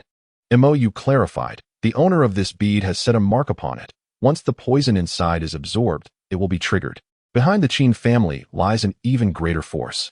This bead is a fragment of a celestial artifact, and it can perfectly complement your constitution. Celestial artifact? My constitution? Morong-yi's mind buzzed with the implications. Paid no mind to whether she could comprehend his actions, seizing Morong-yi's hand and soaring into the sky on his sword. At that moment, a voice, resonant and authoritative as thunder, echoed from the heavens above. Might I request that you leave my possessions behind? Upon raising his gaze, beheld a young man clad in garments as white as snow, standing midair. His robes billowed gracefully, resembling a celestial being descending to the mortal realm, exuding an overwhelming aura that rendered the atmosphere stifling. His tall figure emanated an air of sovereign pride, as if he gazed down upon the world. Though his realm was indiscernible, it was evident that he possessed formidable strength. May I inquire who you are? Asked. You lack the privilege to know my identity. Surrender my belongings, or face death, the young man in white replied, his tone laced with unyielding dominance. Morong-yi, concealed behind, discreetly scrutinized this unwelcome guest. He was indeed a handsome figure, yet did he not fear the heaven's wrath with such ostentatiousness? Narrowed his eyes, a glimmer of coldness flashing within. Once something has come into my possession, there exists no precedent for its return. Chapter 37. Arrogance Requires Backing opened his panel. Name: Junwuan. Fortune: purple. Description: a significant obstacle on Morong-yi's path to ascendancy. In terms of fortune, he is not inferior to those of extraordinary destiny. Jun Wuhan? That name rings a bell. Swiftly searched his mind and soon came to a realization. Jun Wuhan, one of the 7 stars of the celestial sacred land. The celestial pivot. A demonic cultivator at the integration stage, rumored to be destined for immortality. This alone substantiated the worth of his extraordinary fortune. Then I shall retrieve it from your corpses, Jun Wuhan stated nonchalantly. He slowly raised his right hand and waved lightly, manifesting a colossal palm in the void. The gigantic hand blotted out the sun, bearing the might to annihilate worlds, as it descended fiercely upon and Mo. He did not recognize the child before him and cared little for his identity. A mere infant of the nascent soul stage could be extinguished effortlessly. Wait, spare them. A voice suddenly interjected, interrupting Jun Wuhan's impending strike. Both and Jun Wuhan turned their gazes toward the source of the voice. A figure emerged slowly from the void, donned in a white robe adorned with a distinctive star emblem, the mark of an elder from the celestial sacred land. Judging by his aura, he was at least at the void return stage. Jun Wuhan recognized the individual and inquired coolly, "Lusu, provide me with a reason to spare their lives." Lusu replied, "He is the holy son of the Tianxian sacred land." Jun Wuhan's brow furrowed slightly. When did the Tianxian sacred land acquire a holy son? His gaze shifted towards the child who appeared no older than 6. Ah, so he has fallen victim to the transformation spell? Return my belongings, and this matter shall be concluded, he said indifferently. Mo Yu was profoundly astonished. This formidable figure, upon learning of his master's identity, instantly relented. What sort of lineage does his master possess?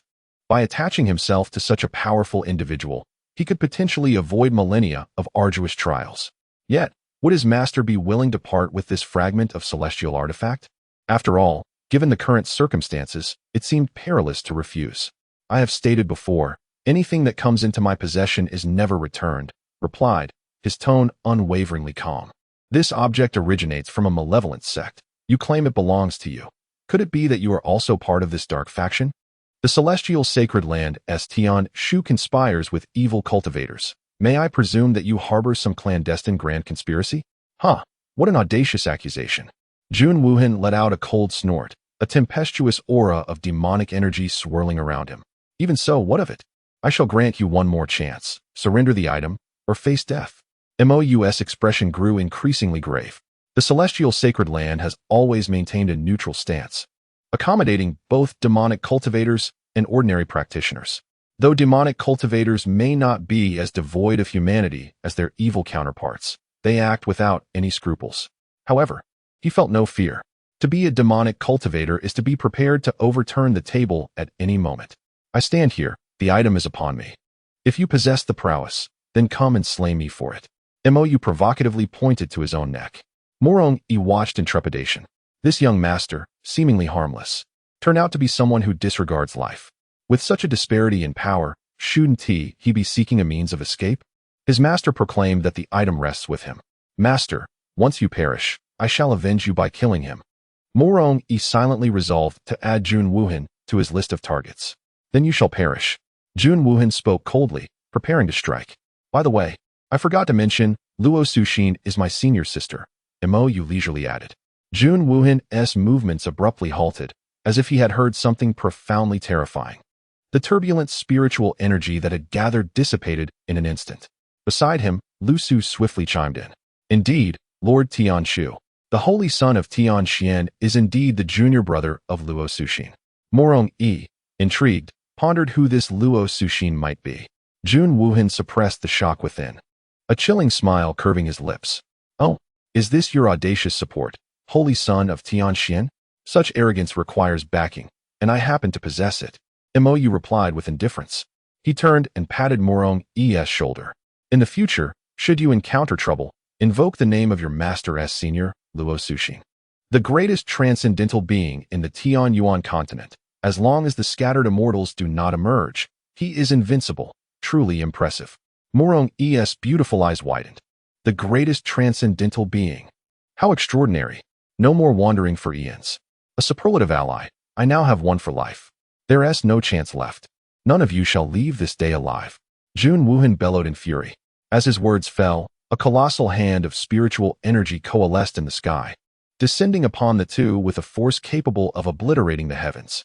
The air seemed to freeze, and the void trembled under such overwhelming pressure. Mo Yu turned to observe this scene, his expression still serene.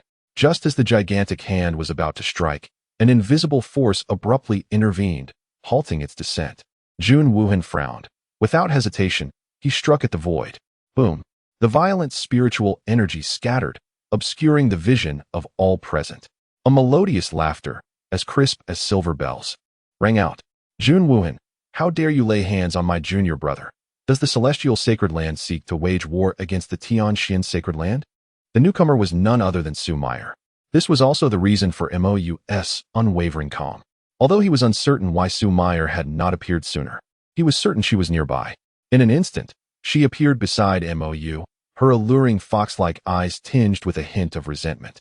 She had initially hoped to witness Mo Yu's startled reaction, anticipating a scene where he would implore her for assistance. However, to her surprise, he displayed an audacious demeanor, seemingly unperturbed by the unfolding chaos. She marveled at how he had survived thus far. No wonder her master feared nothing. It appeared there was someone nearby, a beast-eared maiden. No less. Tianshu, what are you truly planning? Upon witnessing Jun Wuhan's intervention, the elder of the Xingqian Holy Land's expression shifted dramatically. The Holy Son of Tianxian leads men to obliterate our affiliated forces. He must be punished. Jun Wuhan's aura surged with demonic energy, coalescing into a pitch-black spear that radiated a ferocious presence. The spear shot forth like a dragon, slicing through the air and aimed directly at Su Meyer's visage. Su Meyer's pupils contracted as she waved her delicate hand, summoning a barrier of pink spiritual energy. The spear collided with the barrier, erupting in a dazzling explosion of light. The force of the impact forced Su Meyer to stagger back several steps, a trickle of blood escaping the corner of her mouth. Truly, Tianshu possessed formidable strength. She licked the blood from her lips, her eyes igniting with the fervor of battle. Yet, this was merely the beginning. With a fierce cry, a colossal ethereal fox manifested behind her, its 6 tails unfurling, exuding an oppressive aura that darkened the skies. Spiritual energy surged violently, forming a massive vortex in the air. Jun Wuhan's expression grew grave as his spear trembled, demonic energy surging forth like a tidal wave. In an instant, a gigantic black dragon emerged from the swirling energy. Its claws bared, roaring as it charged towards Su Meyer. The ethereal fox's tail swept gracefully, meeting the menacing black dragon head-on. The clash resonated with a cataclysmic roar, shaking the very fabric of the space as if it could hardly withstand such a tremendous force. The two figures darted across the heavens, moving with the swiftness of lightning. Each collision was accompanied by terrifying waves of energy, intertwining pink spiritual power and black demonic energy, erupting with a heart-pounding might. Chapter 38. The Transcender Morong E Master. Do you believe that sister can prevail? Morong E inquired anxiously. Fear not. She is a 9-tailed celestial fox. Battling beyond her level is as effortless as eating and drinking. Mo Yu reassured her, his gaze fixed intently on the battlefield. Although Su Meyer appeared to hold her own against Jun Wuhan for the moment, the disparity in their realms was significant, and over time, she might find herself at a disadvantage. The difference between the integration stage and the returning void stage was monumental. Merely the domain alone could render the latter immobile. Tianshu, have you lost your mind? Are you truly intent on waging war against the Tianxian Holy Land? Elder Lisu exclaimed urgently, attempting to halt the impending conflict. Jun Wuhan snorted coldly. And what of it? What does my Xingqian Holy Land have to fear? Junsha. As his words fell, Mo Yu felt a chill run down his spine. A sword aura sliced through the void towards him, swift as lightning, tearing through the air with an ear-piercing shriek. Mo Yu narrowly evaded the oncoming sword chi, which grazed his cheek, whipping up a fierce wind that rustled his robes. His gaze sharpened as he turned toward the source of the sword energy, where a figure clad in black slowly materialized from the void.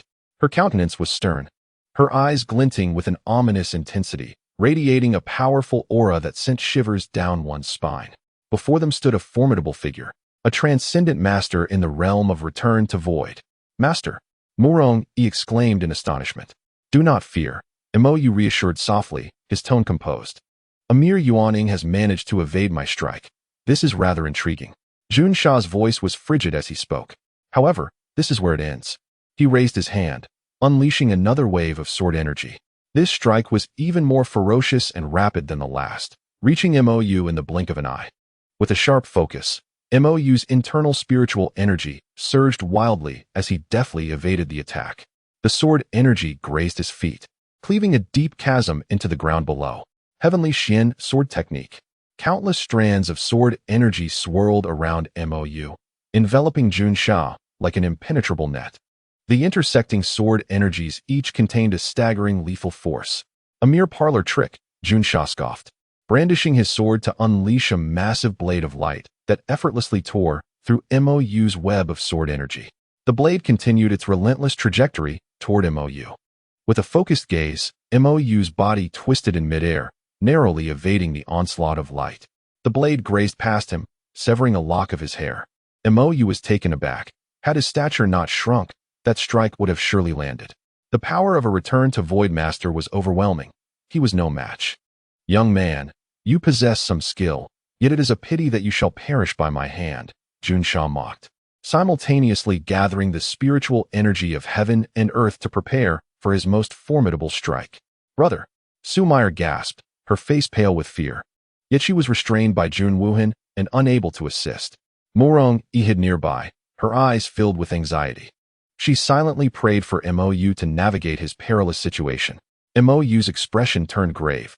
He could not evade this strike, but to withstand it would surely mean death. Desperate, he retrieved a hairpin, a gift from Xianingbing. How could one dare to act recklessly without a trump card? Jun Sha's gathered spiritual energy transformed into a colossal black dragon that roared as it charged toward Mo Yu. Prepare to meet your end. Jun Sha cackled wickedly. Mo Yu remained unperturbed, summoning the divine casting Qiankuan cauldron to shield himself.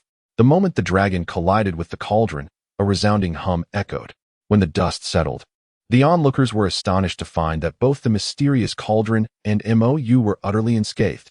Before they could comprehend the situation, Mo Yu infused the hairpin with his spiritual energy. In an instant, the heavens shifted. A heart-stopping sword energy erupted from the hairpin, rending the very fabric of space as it passed. Not good. Jun Wuhan's expression turned grave, yet he was ensnared by Su Meyer and could not evade. A piercing scream echoed through the sky as Jun Wuhan was hurled backward like a kite severed from its string, crashing heavily into a distant peak. The towering mountain crumbled instantly, debris flying and dust swirling. Jun Sha, witnessing this, was struck with dread. He could no longer afford to engage with Mo Yu and transformed into a streak of light, racing toward Jun Wuhan. Mo Yu exhaled in relief. This strike would leave him severely damaged, if not dead. Murong Yi's beautiful eyes widened in disbelief, her small mouth slightly agape, as she grappled with the incredulity of her own master having triumphed over that seemingly formidable opponent. If her observations were accurate, the celestial power wielded by Jun Wuhan must belong to at least the Void Realm level. To think he was so swiftly vanquished. Could it be that her master was the fated child of this world? Yet, such a title should rightfully belong to her, the time traveler, should it not? Was it possible that she was merely a supporting character in this narrative? Such a fate was utterly unacceptable. Su Meyer exhaled softly, her figure flickering as she landed beside Mo Yu. In her earlier panic, she had forgotten the life-preserving talisman her third senior sister had entrusted to her junior. With her third senior sister's prowess, that fellow was undoubtedly doomed. Elder Lu Su stood in stunned silence. Tian Shu had actually been defeated. Although he and Jun Wuhan were not of the same faction, witnessing Jun Wuhan being struck down before him placed him in a precarious position should any misfortune arise. Atop the peak of Ziwei, surrounded by swirling mists, Xian Ningbing sat cross-legged upon a smooth, mirror-like green stone, enveloped in a faint purple aura, resembling a celestial goddess descending to the mortal realm. Her exquisite visage bore an eternally frosty expression. Suddenly, her eyes flew open, a flicker of emotion passing through them. A strand of sword energy left upon Mo Yu was triggered. A family of transformation gods had appeared, presenting a dilemma even her fourth junior sister could not resolve. Was it the starry sacred land? She immediately activated her spell, utilizing the talisman left on Mo Yu to construct an external avatar. It would require some time, during which she hoped no unforeseen events would transpire. Jun Wuhan coughed up blood, his aura waning. Young master, are you all right? Jun Sha appeared at his side. Jun Wuhan wiped the blood from the corner of his mouth and produced a shattered copper mirror from his robe. The heart-guarding mirror, a mid-grade spiritual treasure, had been utterly destroyed. No matter, he said, casting his gaze towards Su Meyer, his fighting spirit undiminished. They possess no means to contend with me now. You shall deal with that holy sun, while I shall handle the fox. Jun Sha was about to interject, but Jun Wuhan had already soared into the sky once more. Let us battle again. Mo Yu's eyes widened in astonishment as he beheld Jun Wuhan charging at him once again. Was his senior sister unable to defeat this adversary? Was the fortune of 100,000 merely ornamental? Su Meyer narrowed her fox-like eyes. Brother, you must leave first. I will hold them off and find you shortly. Before her words could fully resonate, she transformed into a pink phantom, racing towards the heavens. Mo Yu furrowed his brow. He indeed affected Su Meyer's performance. With her strength. If she were to exert herself fully, unleashing her hidden cards, defeating Jun Wuhan would be a foregone conclusion. However, she still needed to divide her focus to protect him. Yet, he thought, a mere Void Realm cultivator could not pose a threat, with so many celestial artifacts at his disposal, even if he had to resort to brute force. He could crush him. Mo Yu suddenly came to a realization. Her master was indeed the child of destiny. This was the classic moment of a teammate sacrificing themselves. Was it not? Oh no, she wouldn't have to meet her end here, would she? Chapter 39, The Four Symbols Formation. The Xuanwu array Su Meyer and Jun Wuhan faced off in the air, tension thick in the atmosphere. Jun Wuhan shifted his gaze towards Lu Su. The battle has become inevitable. Lu Su, will you truly stand idly by? Lu Su's expression wavered as he pondered for a moment before saying, I beg your pardon. With a swift motion, he ascended into the air, standing shoulder to shoulder with Jun Wuhan. Jun Sha's figure also materialized before Mo Yu, blocking his path, exuding a palpable killing intent. Mo Yu's expression grew grave. The situation had escalated dramatically. An additional void returner now confronted him. Furthermore, from what he understood, the 28 celestial beings of the starry sacred land were at least high-level void returners, nearing the fusion stage. This indicated that Lu Su's strength was not to be underestimated. At that moment, Jun Wuhan let out a cold laugh. What of the others? Are you merely going to watch? No sooner had he spoken than the sky above twisted abruptly, sending ripples through the air. 3 figures emerged from different directions, each radiating an aura nearly as formidable as Jun Wuhan's. Mo Yu's heart sank. They were all in the fusion stage. Although their combat prowess might not match Jun Wuhan's, they were undeniably formidable fusion cultivators. Su Meyer flickered into view, placing herself before Mo Yu. Junior brother, you must flee at once. They are all in the fusion stage, and your presence here will hinder my performance. Before Mo Yu could respond, Mu Yu had already grasped his arm tightly, trembling all over. Her voice laced with despair and tears. Master, what shall we do? Is there truly no hope? Mo Yu did not answer, but instead raised his gaze toward Jun Wuhan, offering a faint smile. The starry sacred land truly values me. I have never received such high regard even within my own domain. 5 of the 7 branches have come. I thought you all were not on speaking terms. He remained unperturbed, his smile unwavering. Death was certainly not an option, with 3 fated children present. Even if the entire starry sacred land descended upon them, they could not truly slay them. However, the question of what to do remained pressing. Could they escape? No. Jun Wuhan's mark still lingered on Mu Rongi. Departing from Su Meyer might not lead to certain death, but being severely injured was a distinct possibility. The members of the starry sacred land regarded Mo Yu with a mix of surprise. Even in such dire circumstances, he maintained his composure. This heavenly profound son was extraordinary. Among the 3 newcomers, one stepped forward, offering a slight bow to Mo Yu with a notably courteous demeanor. I have long heard of the heavenly profound son's fall from grace 10 years ago. Seeing you today, you still stand as a dragon among men. I shall not take part in this matter, and I kindly ask that when Miss Luo extinguishes the starry sacred land in the future, she spares my Tianquan lineage. As soon as he finished speaking, he vanished without a trace. Upon hearing this, Mu Rongyi's gaze inadvertently fell upon the unique ring on Mo Yu's hand. Coupled with his loss of cultivation, Lu Su's brow furrowed in contemplation, appearing hesitant. He spoke the truth. If they were to eliminate these few, how would he explain the situation to Luo Suxin? Would the starry sacred land not incur her wrath? Surprisingly, the other 2 did not hesitate and aligned themselves with Jun Wuhan. After weighing his options, Lu Su declared, Then I shall take my leave first. I kindly ask that Miss Luo spares my Tianxian lineage in the future. Jun Wuhan snorted coldly. Alas, foolishness. Evasion serves no purpose. In this world, weakness is the original sin. Only through personal strength can one establish a foundation for existence. His gaze, piercing as a torch, fixed upon Mo Yu. I shall say this once more. Surrender what belongs to me, and I shall grant you a path to survival. Otherwise, death awaits. Upon hearing his words, Mo Yu felt a swell of emotion. At this juncture, could a path to life truly be offered? How remarkable! He felt a twinge of embarrassment at the prospect of deceiving them. Morong-yi suddenly slapped her forehead, as if awakening from a dream. How could she have forgotten this matter? They merely desired the fragment of the celestial artifact. Surrendering it would suffice. Gently, she tugged at Mo Yu's sleeve. Her voice laced with a hint of hope. Master, let us return that item to him. Her gaze inadvertently swept over the ground beneath Mo Yu's feet, where she noticed a star plate. It seemed he had already prepared a means of flight. Su Meier's eyes flitted toward Mo Yu. No matter what choice he made, she would support him. Mo Yu, however, shook his head in resignation. I truly apologize. Do you mean that orb? It has completely fused with me and cannot be extracted. Only my demise would allow for its transfer. Morong-yi felt as though struck by lightning, frozen in place, her eyes filled with disbelief. Master, her voice trembled, nearly unable to articulate coherent words. In an instant of clarity, she felt a pang of sorrow in her heart, tears blurring her vision. The fragment of the celestial artifact had already merged with her being. Only through her death could it be extracted. It dawned upon her that, from the very beginning, her master had been considering her welfare, seeking to protect her.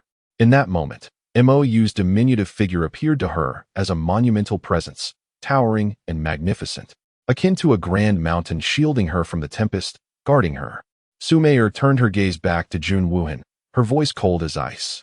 What you seek is no longer possible. We can offer you other forms of compensation. How about we exchange a high-grade spiritual treasure for that item of yours? Jun Wuhan's brow furrowed slightly, evidently taken aback by Mo Yu's ability to merge with the poison orb.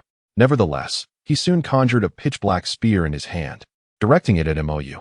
Hand him over, and we possess the means to extract my possession, sparing his life. Mo Yu chuckled softly, shaking his head. I have made it clear, once something is in my possession, it is mine. There is no possibility of returning it. Morong-yi stepped forward anxiously, clutching the 9 nether poison orb in both hands. The item is with me, fused as one. I will go with you, if you release them. Mo Yu seized her abruptly, pulling her behind him. Do not act recklessly. Master. Morong-yi wished to voice her thoughts, but Mo Yu interrupted her decisively. With a flicker of spiritual light, he transformed his energy into bindings, securing Morong-yi tightly. Like a dumpling, she was then cast behind him. What is yours is mine. Even you belong to me. How could it possibly be returned? He was astonished at his disciple's naivety. Could she truly believe such nonsensical words? He dared not relinquish himself. Who knew what might transpire? Morong-yi struggled fiercely but found herself unable to break free from the bonds of spiritual power, feeling her body constrict ever tighter. Nearly gasping for breath, tears welled up, swirling in her eyes, yet she felt utterly powerless, allowing them to cascade down her cheeks. Was she also a disciple of the master? Waiting for the master to grow up was not an impossibility.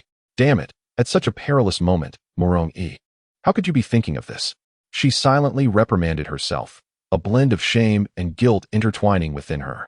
If that is the case, I shall take from the remains of you all. Jun Wuhan's expression darkened, a surge of murderous intent flickering in his gaze. Ladies and gentlemen, having conversed for so long, it is time for you to witness my recent masterpiece. Mo Yu suddenly stomped on the ground. The celestial wheel beneath his feet erupted in brilliance, a dazzling light soaring into the heavens. The 4 symbols formation, the black tortoise array, activate. As Mo Yu's words resonated, the earth began to tremble violently. An immense phantom of the black tortoise slowly emerged, roaring towards the sky, its voice resonating through the clouds, enveloping the entire area in a formidable aura. Jun Wuhan's countenance shifted dramatically. A 6-tier formation? Jun Sha's face mirrored astonishment. He never anticipated that Mo Yu was also a formation master. What does a 6-tier formation signify? It is capable of contending with those in the void return stage. To think that a cultivator at the nascent soul stage could establish a formation of such caliber. How was he able to accomplish this? The spiritual energy required to set up such a formation is beyond what a nascent soul cultivator can provide. Moreover, he is merely 24 years old. What lies ahead for him? How will he grow even more formidable? A strong sense of wariness surged within Jun Sha, even tinged with a hint of fear. The two elders of the stellar sacred ground, both in the integration stage, exchanged glances, seeing astonishment reflected in each other's eyes. Morong-yi, bound tightly and unable to move, still widened her eyes in shock. She could not comprehend it, yet she was profoundly impacted. Regardless, her master was astounding, truly worthy of being the child of destiny. Su Meyer was equally astonished. She recalled that Mo Yu had previously been oblivious to formations, even getting lost in Ling Wonking's maze. To her surprise, he was now capable of arranging such a high-quality formation. This level of comprehension was simply terrifying. Sister Meyer, prepare yourself. Mo Yu's voice suddenly rang out. Su Meyer instinctively reached out, finding a formation plate in her hand. It bore the design of the Big Dipper, with only the ladle star shining, emanating a gentle starlight. This was the formation plate for the array. Although it was merely 6th tier, the Black Tortoise formation was exceptionally powerful, surpassing some 7th tier formations. Mo Yu explained. With this, you should be able to triumph over them, correct? Naturally. Su Meyer responded confidently. Utilizing this formation would undoubtedly yield a synergistic effect greater than the sum of its parts. However, as she probed her consciousness into the formation plate, her expression subtly shifted, a glimmer of surprise flashing in her beautiful eyes. A celestial artifact. No wonder Mo Yu was able to establish such a formation. It was reliant on the assistance of a celestial artifact. This revelation elucidated everything. Jun Wuhan noticed the formation plate in Su Meyer's hand and, with a sudden clarity, scoffed coldly. Merely relying on external forces, nothing more. He thrust his spear forward, transforming it into a streak of black light, aimed directly at the Black Tortoise formation. The cold gleam of the gun's muzzle flickered ominously, as if intent on tearing apart everything in its path.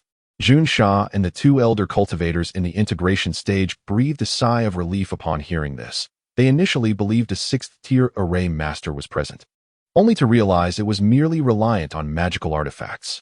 This revelation alleviated their trepidation. Each of them summoned their respective treasures to strike at the Xuanwu Great Array. The luminous energies of various artifacts entwined, creating a cacophony of thunderous sounds, as though the very fabric of space was on the verge of being rent asunder. Su Meyer promptly activated the array, causing the Xuanwu Phantom to solidify further. It let out a resounding howl, its voice reverberating, clashing with the 4 attackers' strikes. For a moment, the two sides appeared evenly matched, neither able to gain the upper hand.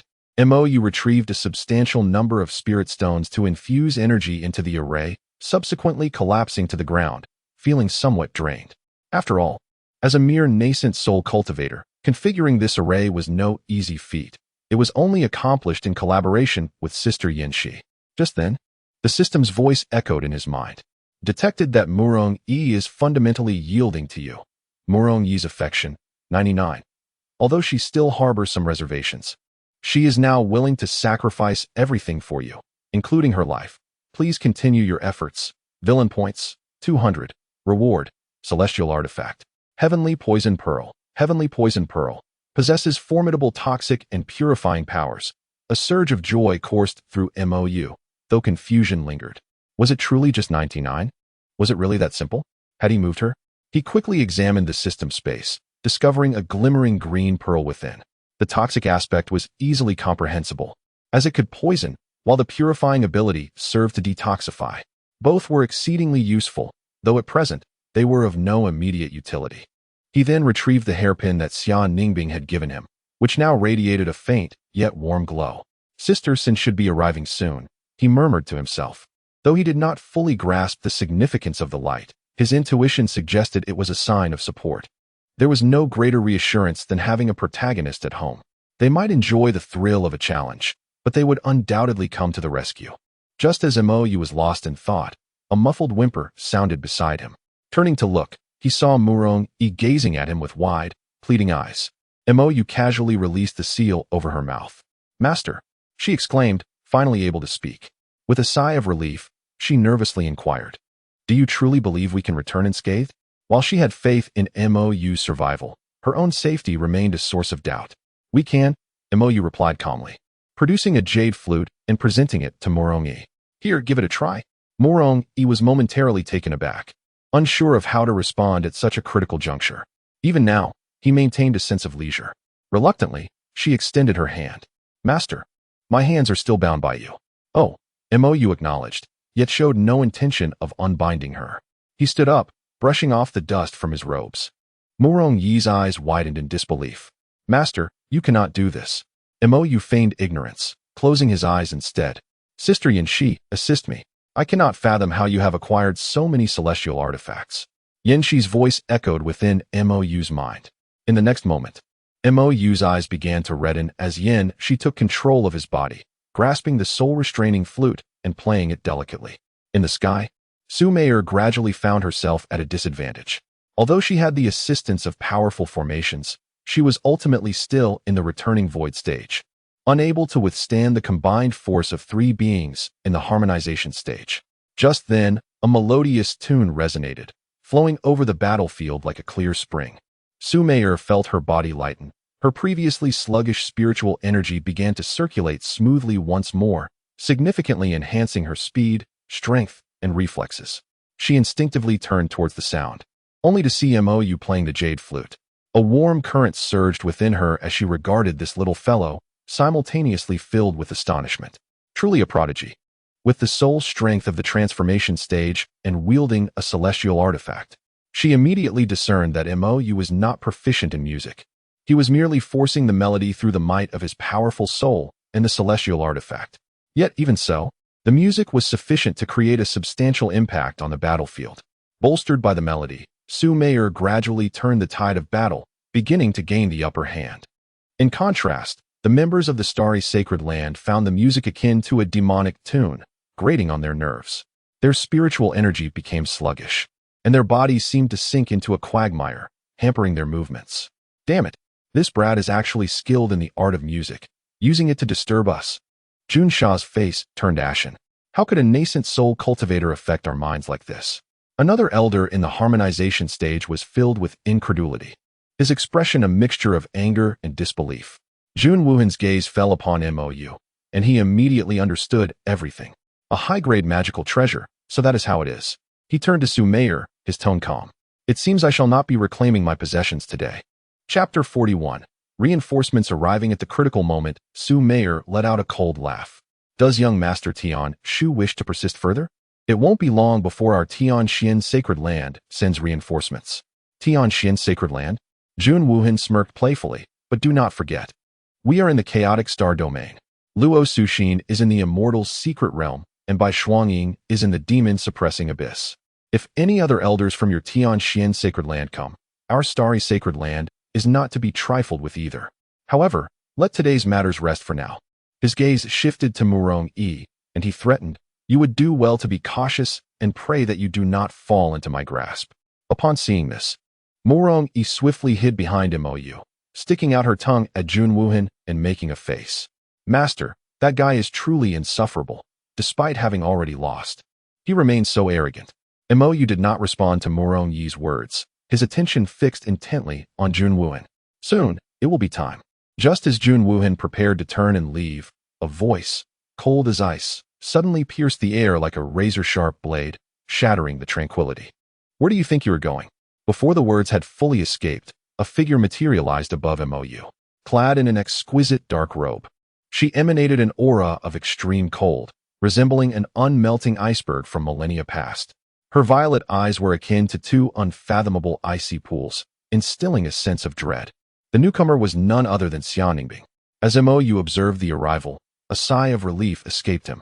Indeed, they had arrived, precisely on cue.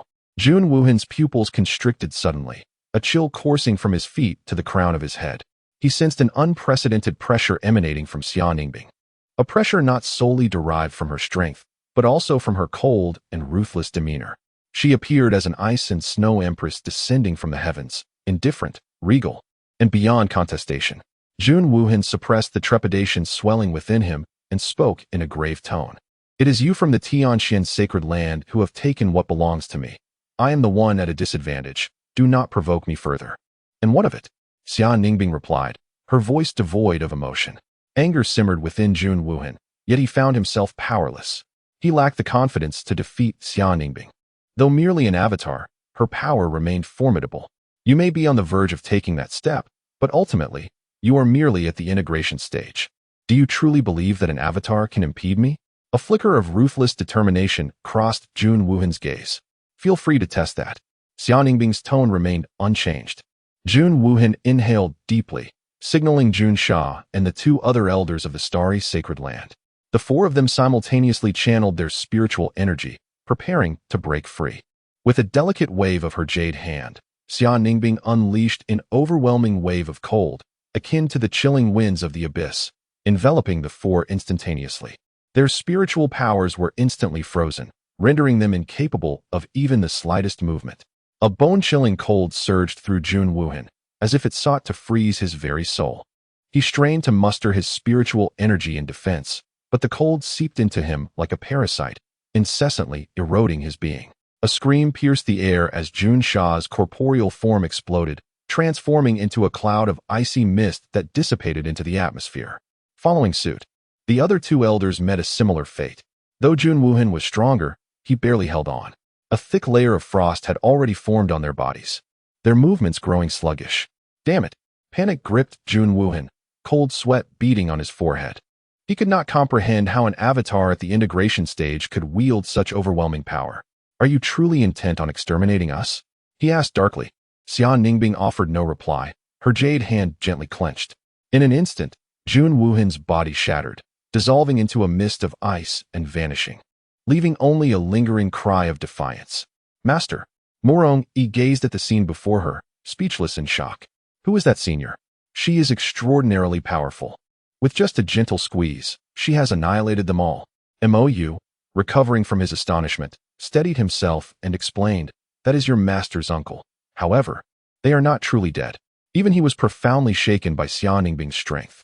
He knew she was formidable, being the reincarnation of an empress. Yet he never anticipated that an avatar could be so overwhelmingly powerful. It is terrifying. Wait, weren't they crushed to pieces? Mo Yu tilted her head, a look of confusion adorning her face. Su Meyer gracefully landed beside Mo Yu. Their souls have fled. Although senior sister is incredibly strong, she cannot defeat them solely through her avatar. She patiently elucidated, her voice enchanting and melodious. Moreover, we find ourselves amid the chaotic star realm. Should one be slain, returning would become exceedingly arduous. Mo Yu nodded in agreement, acknowledging the gravity of the situation. Indeed, if one were to perish, there would be no turning back. Being pursued was of little consequence. However, the interdomain teleportation array posed a formidable barrier, necessitating a corporeal traversal across vast realms, a thought that was tormenting. The escape of Jun Woohan was undeniably troublesome. The only means to contend with him was the celestial poison pearl, yet the practical difficulty was insurmountable. One might succumb to death before the poison even took effect. It would be wiser to await the return of the master sister from the secret realm. Jun Woohan of the Tianshu lineage, along with two unfamiliar figures who appeared to belong to the Tianji and Kaiyang sects, was mentally noted by Mo Yu. At this moment, Mo Yu finally comprehended, nodding with a semblance of understanding. Xia Ningbing also descended gracefully. Upon spotting Mo Yu, ripples emerged in her icy violet eyes, and soon a faint smile graced her lips. Though subtle, this smile resembled the melting of ice and snow, heralding the arrival of spring, rendering one utterly captivated. Mo Yu was rendered speechless.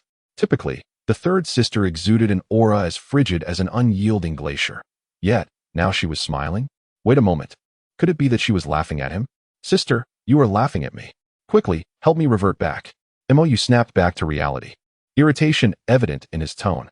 Was it truly so amusing to be transformed into a child? Xia Ningbing retracted her smile, her expression reverting to its characteristic coldness, as if the previous grin had merely been a figment of imagination. She gently shook her head, her voice maintaining its frosty clarity. I did not laugh at you. I merely recalled something amusing. With a casual wave of her hand, a gentle radiance enveloped Mo Yu.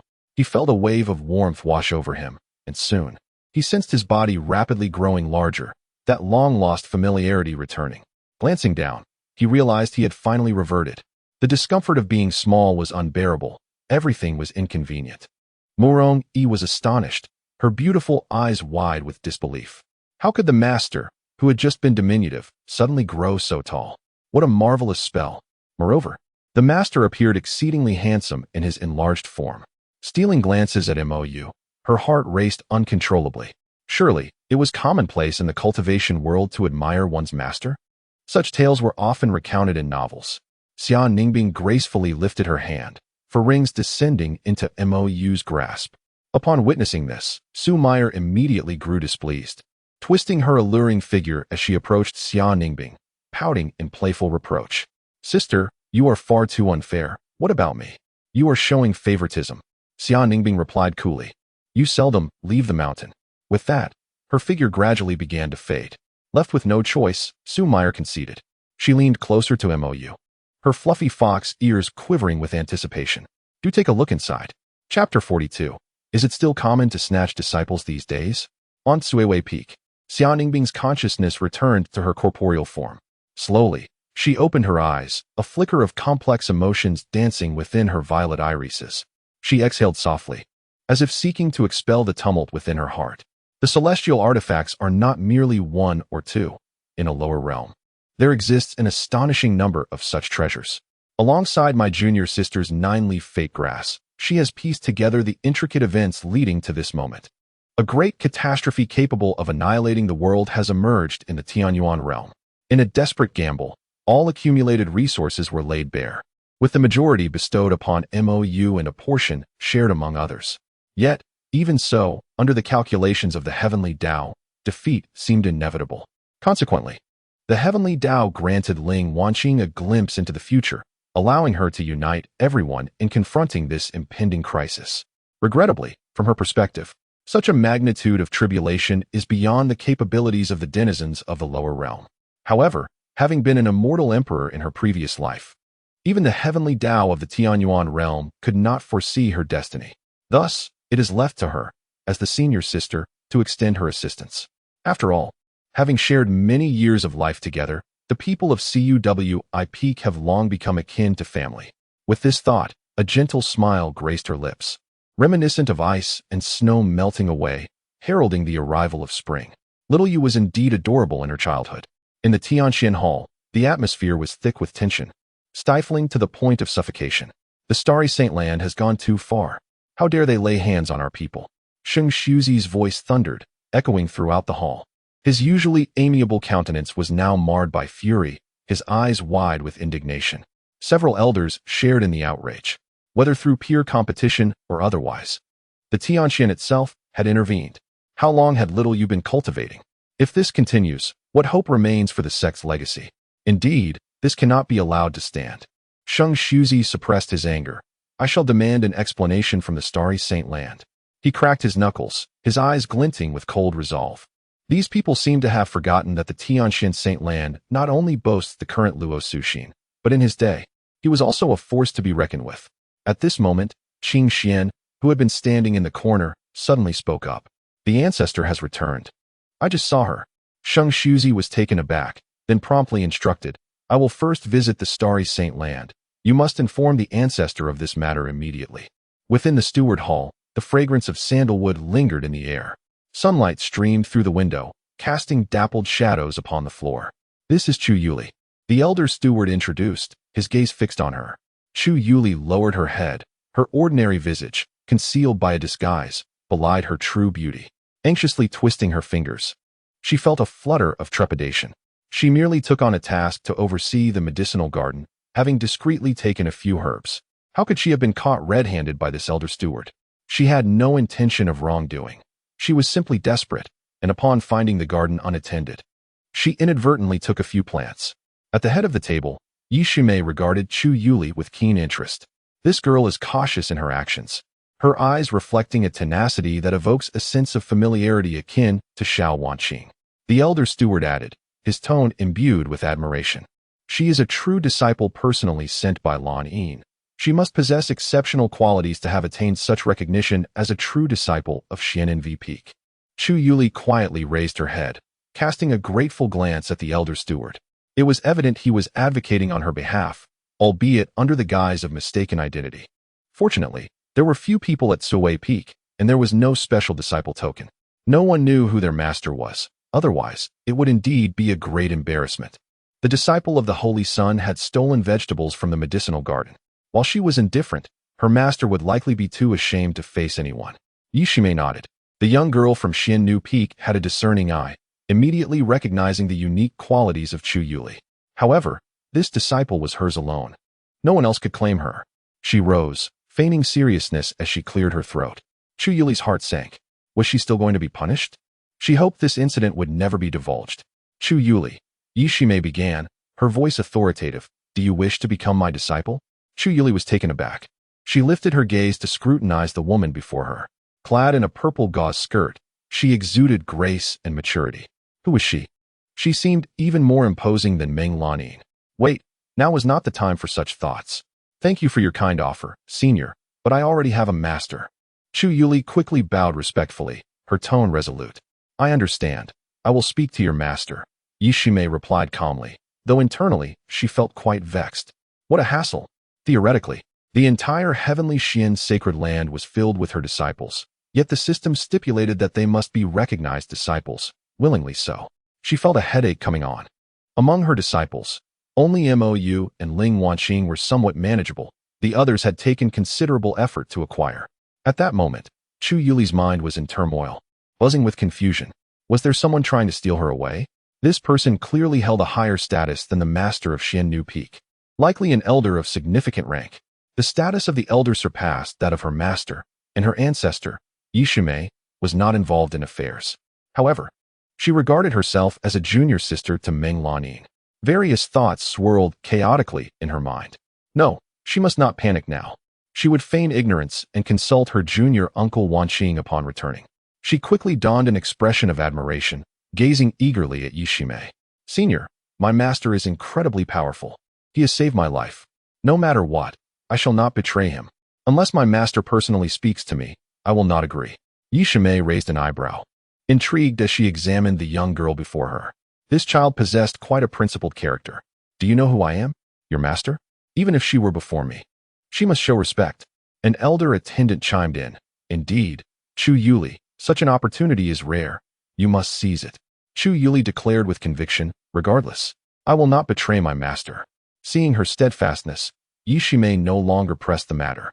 Very well, I shall first speak with your master. With that, she flickered and vanished, leaving only a faint, lingering fragrance. Initially, she had intended to head to Xiannu Peak, but suddenly, her brow furrowed, and she redirected her path towards Tianxian Peak. As Chu Yuli witnessed Yishime's departure, she hurriedly made her way back to Tsui Peak. Mo Yu, probing the ring with her divine sense, couldn't help but gasp in astonishment. In this lifetime, I have never encountered such an abundance of spirit stones.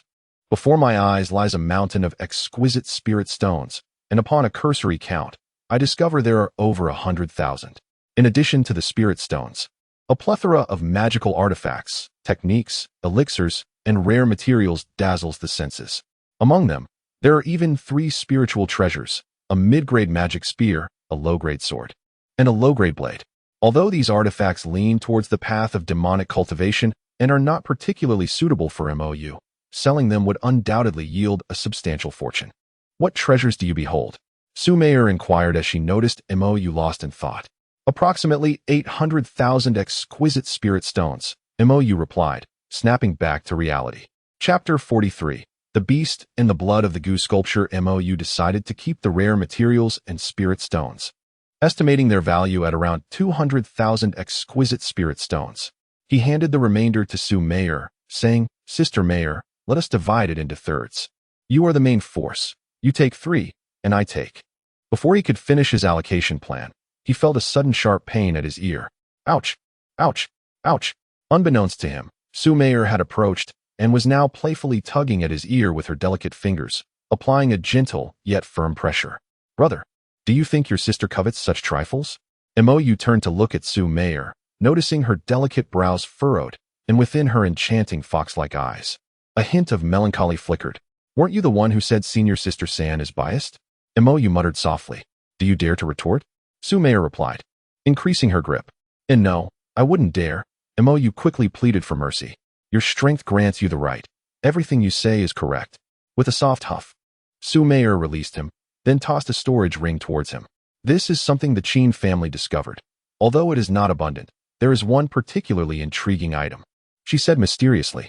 Mo Yu accepted the ring and probed within with his consciousness. Indeed, there were not many valuable items, converting to exquisite spirit stones. It amounted to less than 1,000. His gaze scanned the contents until it settled on an inconspicuous black vial tucked away in a corner. The vial lay quietly, yet it emanated a potent malevolence that sent chills down his spine. With a sudden impulse, Mo Yu retrieved the black vial. Sister Meier, is this it? Indeed, dear brother. This is quite an interesting item, Su Meier replied with a charming smile, her voice laced with mystery. As Mo Yu unscrewed the cap, a surge of intense malevolence erupted from the vial like a flood, overwhelming his senses. A stream of pink light shot from Su Meier's fingertips, forming a protective barrier around Mo Yu and Mu Rongyi. What is this? Mo Yu exclaimed in astonishment. The blood of the Gu sculpture. Both Su Meier and Yanxi declared simultaneously. Gu sculpture? Mo Yu inquired, puzzled. I know. It is a ferocious beast. Mu Rongyi interjected excitedly. There exists a beast in the waters, known as the Gu sculpture, resembling an eagle with horns, its cry akin to that of an infant, and it is a man-eater. Indeed, that is correct, Su Meier responded, casting a surprised glance at Mu Rongyi and nodding gently, gazed at his young disciple in astonishment. Taken aback by her remarkable erudition, he pondered which illustrious family she hailed from, feeling like a wild child from a mountain village when compared to her. Mu Rongyi slightly lifted her exquisite face, her expression radiating pride. In her previous life, she had perused an extensive array of books, her memory vastly surpassing that of ordinary individuals. This knowledge came to her effortlessly. She relished the feeling of showcasing her talents before these indigenous people, especially when one of them was her master, an exceptionally handsome one at that. Su Meier observed the two and continued to elaborate. This was not the genuine blood of the Gu Jiao, but rather a concoction derived from a secret method. As she spoke, a hint of wistfulness graced her features. It was astonishing that such marvelous secret arts existed, capable of refining Gu Jiao blood. Regrettably, she shook her head, her face etched with sorrow. This Gu Jiao blood had yet to be fully refined. Otherwise, it could grant the human race the bloodline of the Gu Jiao. Master, since it was the Qin family who obtained it, they must possess that secret method. If we can find it, we could replicate it ourselves, Mu Rongyi exclaimed, her eyes alight with excitement. Hearing this, turned to Su Meier with anticipation. Su Meier regarded Mu Rongyi and praised. The little girl is truly clever. In fact, I have already discovered that secret method. With a subtle smile, she produced a tattered ancient tome from her storage ring. The cover of the book was in shambles, exuding an aura of antiquity. Both individuals fixated on the ancient text, their hearts brimming with curiosity. Suddenly, the book in Su Meier's hands ignited spontaneously, instantly turning to ash. Mu Rongyi's eyes widened in disbelief, unable to comprehend why Su Meier would destroy such a secret method. Furrowed his brow and inquired, "Is this dark magic?" Su Meier nodded. To obtain pure Gu Jiao blood, this secret method required the sacrifice of 90 trillion human infants. Her voice remained calm, yet a flicker of revulsion danced in her eyes.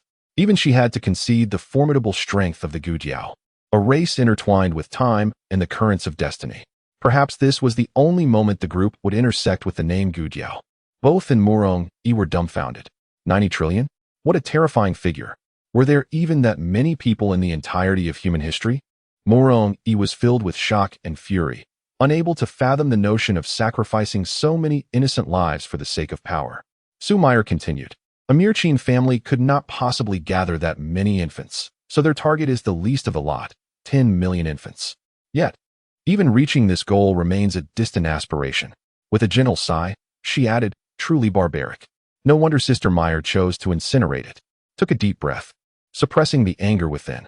Su Meier went on, "Thus, this endeavor is merely intriguing. It holds no significance for us. However, discovering it now has alleviated a significant trouble in this place." Nodded in agreement, contemplating that this might be Chu Yuli's opportunity, albeit they had arrived too early. Nevertheless, perhaps this was for the best. For over 5 centuries, countless infants have undoubtedly perished during this time. It is truly peculiar that Qin Shou, in his previous life as a transcendent being, remained oblivious to such matters. Just then, the voice of the system resonated. detected that you have successfully disrupted the fate of the daughter of fortune, Chu Yuli. Now, the fragment of Gu Jiao Lian Shui has been destroyed, and the blood of the Gu Jiao has fallen into your hands. Chu Yuli will no longer have the opportunity to obtain the bloodline of the Gu Jiao. The antagonist counterattack has succeeded. Reward: bloodline of the ferocious beast Gu Jiao. Antagonist points, 1000. Commencing bloodline implantation. Unlike the merging of the pure yang physique, the integration of the Gu Jiao bloodline was a silent affair, devoid of any tumult. Mo Yu closed his eyes, carefully attuning himself to the changes within his body, yet his brows furrowed slightly. Why did it seem that there was no significant transformation? No, he steadied his mind, focusing more intently, and at last detected a subtle difference. He now possessed an enhanced ability to conceal himself.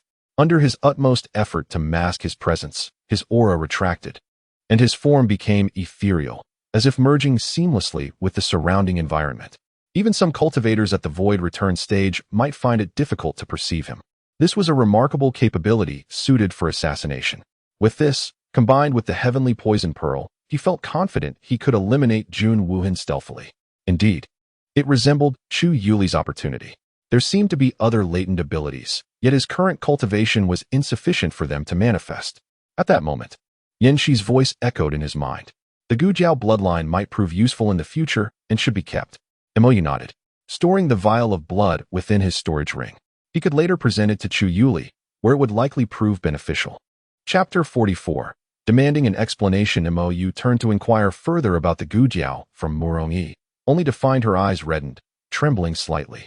He was momentarily taken aback and asked with concern, "What is the matter?" Mo Rong-yi raised her hand to wipe away the tears at the corners of her eyes. Her voice choked with emotion. "It's nothing, just a bit sentimental." Mo Yu surmised her feelings and gently patted her shoulder, offering comfort. This world operates on the principle of strength. There will always be those who resort to unscrupulous means to grow stronger. As long as you take care of yourself and avoid those dark paths, you will be fine. Su Meier raised an elegant brow. Such occurrences are plentiful. One merely needs to grow accustomed to them. It's just a few lives lost. Mo Yu concurred. Indeed, there's no need to be overly sorrowful. Mo Rong-yi took a deep breath, calming her emotions, and spoke slowly. "I apologize, Master. I have lost my composure." She paused, elaborating. "I once vowed to alleviate the suffering of sentient beings. Yet those malevolent practitioners resort to any means to cultivate their sinister arts, turning the living into puppets, draining their essence and souls solely to enhance their own power. I have witnessed an entire village decimated by these evil cultivators, with the elderly and children alike not spared." As she recounted this, her voice trembled noticeably, and she bit her lip tightly, seemingly striving to suppress her emotions. "Master." She lifted her gaze to Mo Yu, her previously dim eyes suddenly igniting with fervor. "What do you think can be done to improve this world?" Mo Yu was momentarily taken aback. His curiosity piqued as he inquired, "Xiao Yi, are you from a family of healers?" In the chaotic star domain, only the medical path remains so benevolent, alleviating the suffering of all sentient beings. Mo Rong-yi shook her head. "No, I merely learned medicine from my mother. To be precise, it was in my past life. She inherited the medical skills of her teacher and vowed to practice great compassion and empathy, promising to alleviate the suffering of all souls, to rescue every tormented spirit." "This indeed complicates matters," Mo Yu murmured. "If it were merely a casual vow, it would be one thing. But a promise that endures through time can certainly affect one's cultivation." He reasoned. This is the chaotic star domain, where spiritual energy is scarce, constituting merely about 20% of that found in other regions. Cultivators resort to unscrupulous means for their advancement, and the fact that the stellar sacred land has never intervened allows for the rampant rise of evil cultivators. As for a solution, Mo Yu cast a pleading glance towards Su Meier. These disciples seem to delight in presenting me with such conundrums. Su Meier merely regarded him with a knowing smile, as if relishing the unfolding drama. "Oh, I understand now. Master means that by eradicating the stellar sacred land and replacing it with a more reliable force, the issue can be resolved, correct?" Mo Rong-yi suddenly exclaimed, her starry eyes shimmering with excitement as she fixed her gaze intently on Mo Yu. Mo Yu instinctively nodded. Though he was unsure of how she reached that conclusion, it might indeed be feasible. The one who sought to capture me is also from the stellar sacred land, so by annihilating it, it would serve a dual purpose. Mo Yu's enthusiasm grew with each word, and Mo Yu nodded again, truly impressed by her intellect. She could arrive at answers without his guidance, though he remained uncertain of their practicality. Suddenly, he recalled a phrase uttered by Jun Woohan: avoidance serves no purpose. This was indeed true. Even if he had not provoked Mo Yu just now, given her disposition, she would eventually confront the stellar sacred land. In the depths of the stellar sacred land, within a dim chamber, the scent of blood pervaded the air. Jun Woohan slowly emerged from a blood pool, each step accompanied by the sound of dripping blood. Heavenly, profound, sacred land, he murmured, his expression darkening. Reconstructing one's physical form is not particularly difficult for a cultivator at the fusion stage. However, the experience is far from pleasant. He waved his hand, conjuring a paper crane from thin air. His lips moved, as if confiding something to the crane. Subsequently, with a flick of his finger, the crane transformed into a beam of light, vanishing instantaneously within the chamber. Suddenly, a figure appeared from the shadows. Tianqiu, what exactly have you placed within the Qin family that you would risk antagonizing the heavenly, profound, sacred land to obtain? Jun Woohan exhaled. That object is of great significance to me, and antagonism was inevitable. Just then, the entire stellar sacred land began to tremble violently, akin to an earthquake. Jun Woohan furrowed his brow, peering through the layers of obstruction towards the outside world. There, in the heavens above, Shang Shuzi hovered in midair, his spiritual energy surging, a tempestuous aura sweeping across the surroundings. He was attacking the protective formation of the stellar sacred land. Heavenly, profound, sacred land, Shang Shuzi. Meanwhile, within an ancient, grand hall, an elderly man, clad in a black robe, sat solitary by a stone table, intently engaged in a game of chess. His face was gaunt, and his gaze deep, exuding an air of transcendence in every gesture. Suddenly, a robust figure strode in, adorned in dark battle armor, his rugged features radiating a formidable presence. It was the Xuanwu Star Sovereign of the Celestial Star Sanctuary. Your Excellency, Saint Shuzi is causing a commotion outside and demands an explanation. The Xuanwu Star Sovereign spoke in a deep voice, handing over a paper crane. The black-robed elder accepted the crane, and with a gentle flick, it transformed into a flaming spectacle, igniting in midair. As the flames dissipated, several lines of text materialized in the air. Mo Yu, Su Mayor, Xia Ningbing. Suspected to be extraordinary prodigies. Mo Yu of the 4th level of the nascent soul, Su Mayor of the 7th level of the void return. Capable of defeating 3 at the integration stage. Xia Ningbing, with mere avatars, can annihilate 3 at the integration stage. The black-robed elder gazed at the floating text, his eyes flickering with uncertainty. He then turned his attention to the chessboard, lightly gesturing, and 3 white pieces began to glow. Your Excellency, what defines an extraordinary prodigy? The Xuanwu Star Sovereign, unable to contain his curiosity, inquired as the elder remained silent for an extended period. Throughout the annals of history in the entire Tianyuan continent, only Luo Suxin and Bai Shuangying are confirmed as extraordinary prodigies, the black-robed elder replied, his tone devoid of any emotional fluctuation. Upon hearing this, the Xuanwu Star Sovereign's pupils constricted suddenly, his face displaying astonishment. Should we not retain them? He hesitated before asking, referring to Mo Yu and Su Mayor. Still in the chaotic starry domain. No need. They are of little consequence. The black-robed elder shook his head, his gaze still fixated on the chessboard. At the center of the board, 1 white piece shone the brightest, its brilliance akin to a newly emerging star. Another white piece at the edge, while slightly less luminous, still commanded attention. The 3 recently illuminated white pieces matched the brightness of several others on the board, ranking in the 2nd tier. With a gentle wave of his hand, several black pieces appeared from thin air, surrounding the 2 most radiant white pieces, seemingly intent on devouring their light entirely. Just then, the grand hall trembled once more, shattering the existing chess arrangement in an instant. The Xuanwu Star Sovereign furrowed his brow. What about Saint Shuzi's side? It seems rather challenging to appease him without an explanation. The black-robed elder waved his hand lightly, and the scattered pieces flew back to the board, restoring their original positions. You shall negotiate with him, whatever demands he presents. Acquiesce to them. Chapter 45. What can you do against such blatant arrogance? In a magnificent hall of the Tianxin Sanctuary, Elder Qingxuan's expression was grave as he bowed respectfully to Yi Shimei above. Ancestor, the events unfolded as such. Xiao Yu has been bullied outside. Yi Shimei slightly nodded, indicating her understanding. Sipping her fragrant tea, she leisurely asked, "Do you know where the master of Xianen VP has gone?" Elder Qing Xian was taken aback, evidently not anticipating such an inquiry from Yi Shimei. "Ancestor, your disciple has been wronged." He couldn't help but remind her. "I am aware. But could you first inform me of the whereabouts of the master of Xianen VP?" Yi Shimei's tone remained unperturbed.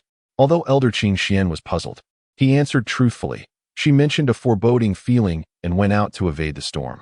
However, this was of little consequence. What mattered was Xiao Yu, who had yet to return from the chaotic star domain. A sense of urgency washed over him. Yi Shimei cast a resigned glance at him and sighed softly. "I am merely at the tribulation stage. Seeking my assistance is futile. Do you wish for me to confront a multitude of scattered immortals to extract Jun Wuhen?" Elder Qing Xian was rendered speechless. Indeed, the ancestral power was limited, and the sect had long since been entrusted to the management of the sect master.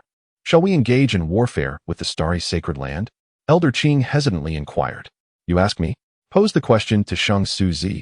He is the sect master. No sooner had the words left her lips than Yi Shimei's figure dissipated like mist within the grand hall, leaving no trace behind.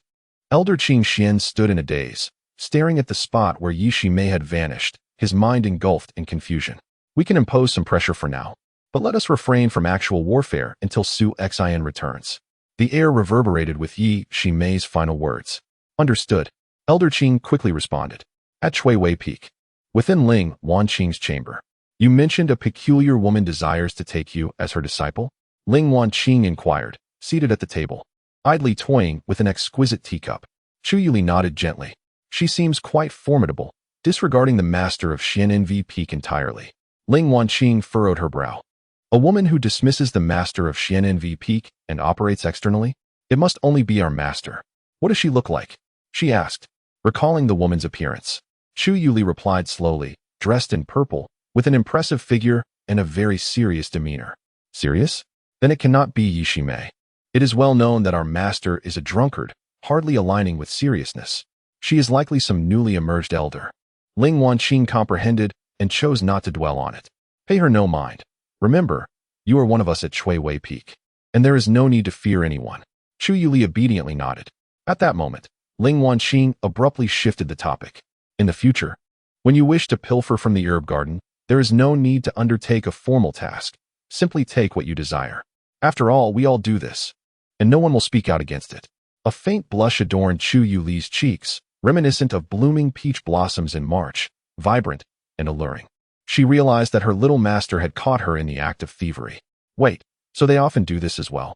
In the chaotic star domain, at the starry sacred land, Shang Suzi stood suspended in the air, his spiritual power surging around him, resembling a battle god, exuding an overwhelming pressure. The starry sacred land has flouted the regulations established by the 9 great sacred lands, laying hands on the younger generation. Today, they must pay the price. His voice was calm, yet resonated with an undeniable authority, echoing through the air. In the next moment, the Xianwu Star Sovereign appeared outside the protective formation of the sect, confronting Shang Suzi from across the void. "Shang Suzi, do not overstep your bounds." Shang Suzi reined in his aura and replied coolly, "So you have emerged? Little turtle snake, and here I thought you would remain hidden in your shell forever. Not a single life among the 3 can be spared." The Xuanwu Star Sovereign's expression changed at once. The Saint Void's words naturally referred to Jun Wuhan and the other 2 elders. Jun Sha had already perished at the hands of Xia Ningbing. Meanwhile, Jun Wuhan and the 2 elders in the integration stage had returned to the starry sacred land. "Impossible." The Xuanwu Star Sovereign resolutely rejected the notion. "Are you? The heavenly Xian sacred land, declaring war upon us? If war is what you seek, then let it be so. The heavenly Xian sacred land fears no one," replied Saint Void indifferently. A weight settled in the heart of the Xuanwu Star Sovereign. He realized that Saint Void was not jesting. Jun Wuhan cannot die. The Xuanwu Star Sovereign gritted his teeth. "He is one of the 7 stars, personally appointed by the Sovereign. Should you kill him, the Sovereign will not let you off lightly." Opposing the Sovereign? Saint Void laughed. "Merely an old relic half buried in the earth. What is there to fear?" "Very well. If that is the case, I shall take a step back. Jun Wuhan may keep his life, but," Saint Void smiled faintly, "I shall sever his heavenly soul embryo light." "What?" The Xuanwu Star Sovereign was instantly taken aback. The heavenly soul embryo light is the most crucial of the 3 souls and 7 spirits of a cultivator. Once severed, it is nearly impossible to restore. Not only would his cultivation suffer a drastic decline, but further progress would be utterly unattainable. You are too much. The Xuanwu Star Sovereign seethed with rage, his eyes burning crimson. Too much? Saint Void sneered. Indeed, I am. What can you do about it? A murderous intent surged forth from him, a terrifying aura enveloping the Xuanwu Star Sovereign, making it difficult for him to breathe. Good, good, good. The Xuanwu Star Sovereign, driven to fury, laughed in spite of himself. Saint Void, do you truly believe I fear you? If so, then let us battle. He roared, his voice echoing like rolling thunder. Before his words had faded, the Xuanwu Star Sovereign erupted with formidable energy, confronting Saint Void head-on. However, with a mere flick of Saint Void's hand, the Xuanwu Star Sovereign was sent flying. He spat blood, his complexion as pale as parchment, astonishment and terror filling his eyes. How is this possible? The Xuanwu Star Sovereign was horrified. How could your strength be so overwhelming? He could not comprehend why. Despite being at the same great ascension level, he was defeated in a single move. A frog in a well. How can one know the expanse of the heavens? Saint Void stood with hands clasped behind his back, his robes billowing. You, the Xuanwu Star Sovereign attempted to speak further, but was interrupted by a voice. Enough. This voice resonated from deep within the starry sacred land, both majestic and ethereal, as if it descended from the heavens above. Saint Void, I accept your terms. Though the Xuanwu Star Sovereign's heart brimmed with reluctance and fury, he could only lower his head in resignation. Shortly thereafter, 3 figures soared forth from the starry sacred land. It was indeed Jun Wuhan and the 2 elders. Jun Wuhan's expression was grim. He had surmised Saint Void's intentions. The Tian Shu lineage is of the demonic path. It is merely a matter of utilizing and being utilized. The notion of being discarded, yet still becoming a holy son, is utterly absurd. Without the sanctuary of the sacred land, should he encounter Su Meyer again, his demise would be inevitable. Saint Void gently waved his hand, and the 2 elders were instantly reduced to dust, dissipating amidst the cosmos, not even a cry escaping their lips. Thereafter, he extended a finger, lightly touching Jun Wuhan's brow. At this moment, Jun Wuhan was engulfed by an indescribable terror. He longed to flee, yet found himself paralyzed. Ah! A piercing scream shattered the silence. His body trembled violently. Veins bulging on his forehead, sweat pouring down like rain. Pain, an endless agony. He felt as if his soul were being torn into fragments, his consciousness gradually fading. He yearned to struggle, to resist, yet he remained immobile, helplessly witnessing the slow disintegration of his very essence. This torment was 100-fold, 1,000-fold more intense than any physical suffering. It felt as if he were plummeting into an abyss of despair, surrounded by an impenetrable darkness, where only relentless pain and hopelessness resided. Moments later, Shang Shuzi withdrew his finger. Jun Wuhan lay collapsed on the ground, akin to a lifeless dog stripped of its bones. Convulsing, his eyes vacant, resembling a living corpse. Xuanwu Star Sovereign, perceiving Jun Wuhan's plight, was incensed, his eyes wide with fury. Wait, Shang Shuzi. You explicitly stated that you would only disable his heavenly soul embryo light. Why is the Earth Soul Shuangling also rendered ineffective? Chapter 46. Tonight, I shall confess to my junior uncle. Shang Shuzi replied nonchalantly. I am pleased that you can acquiesce to my terms. However, I am not fond of your recent demeanor. His voice, though calm, resonated with an undeniable authority.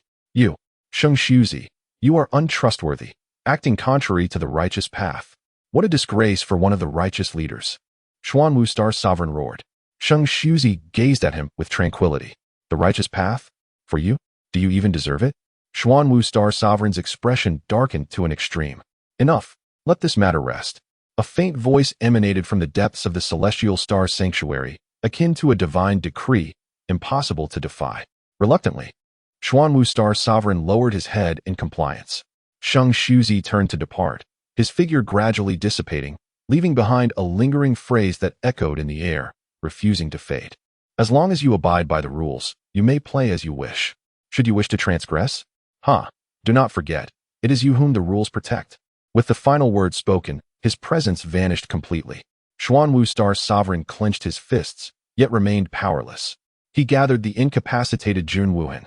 And then a voice resonated in his mind. The 7 souls remain. You know how to use them. Inform the others, and initiate a new selection for the Tian Shu. Xuanwu Star Sovereign's heart tightened, yet he affirmed, understood. In the Tian Xin sacred land, the sun shone brightly. In Mo Yu's courtyard, the lights flickered. Inside, warmth enveloped the air, swirling in a misty haze. Master, I feel a bit nervous. Do not fear, Xiao Yi, relax. But I still feel somewhat, it's all right. Then master, please take off your clothes. Morong Yi's voice was bashful, her cheeks flushed. Outside, Meng Lanin halted, her breath quickening. Nervous? Undressing? A solitary man and woman in a room, exchanging such intimate words. Could it be that they had, in such a brief time, not only had another disciple been taken on, but they had even progressed to the point of undressing? Meng Lanin's heart surged with tumultuous thoughts, an array of unspeakable notions flooding her mind. She could even envision a young Mo Yu before her, calling her senior sister. No, absolutely not. A tempest of jealousy surged within her chest, as Meng Lanin bit her lips until they turned pale, her nails piercing into her palms. She raised her hand, poised to knock on the door, when a voice emerged from within the room. Xiao Yi, your skills are truly remarkable. You seem so adept. Have you done this often? Not at all. This is my first time. Master, you are indeed quite robust. How does it feel? Are you comfortable? My blood is surging, and I feel utterly invigorated. It's akin to an electric shock. Then I shall exert myself further, to tire you out so you may enjoy a restful slumber. Following this, faint gasps emanated from the room, laden with ambiguity. Meng Lanin felt as though struck by lightning, rendered speechless. Oh no, this is too much. How could my little master behave this way? Her eyes brimmed with tears, swirling within their confines. No, this cannot continue. Tonight, I shall claim my little master. With determination, she turned and strode away from the courtyard. Suddenly, she looked back, biting her lip, and took out her jade flute, beginning to play. Inside the room, the candlelight flickered. Huff! Mu Rongyi gasped, her cheeks flushed, glistening with fragrant sweat. Her fingers danced along Mo Yu's back, as silver needles shimmered with a faint glow. Master, how are you feeling? Are you starting to feel drowsy? She wiped the perspiration from her forehead. However, your condition is dire. You must lie down for at least a week to fully recuperate. Such severe injuries, coupled with significant spiritual damage. She could hardly fathom how her master managed to endure as if nothing had transpired. The thought that her master had suffered for her sake moved her to tears. Do not fret, it's just a minor injury. Your acupuncture is truly remarkable.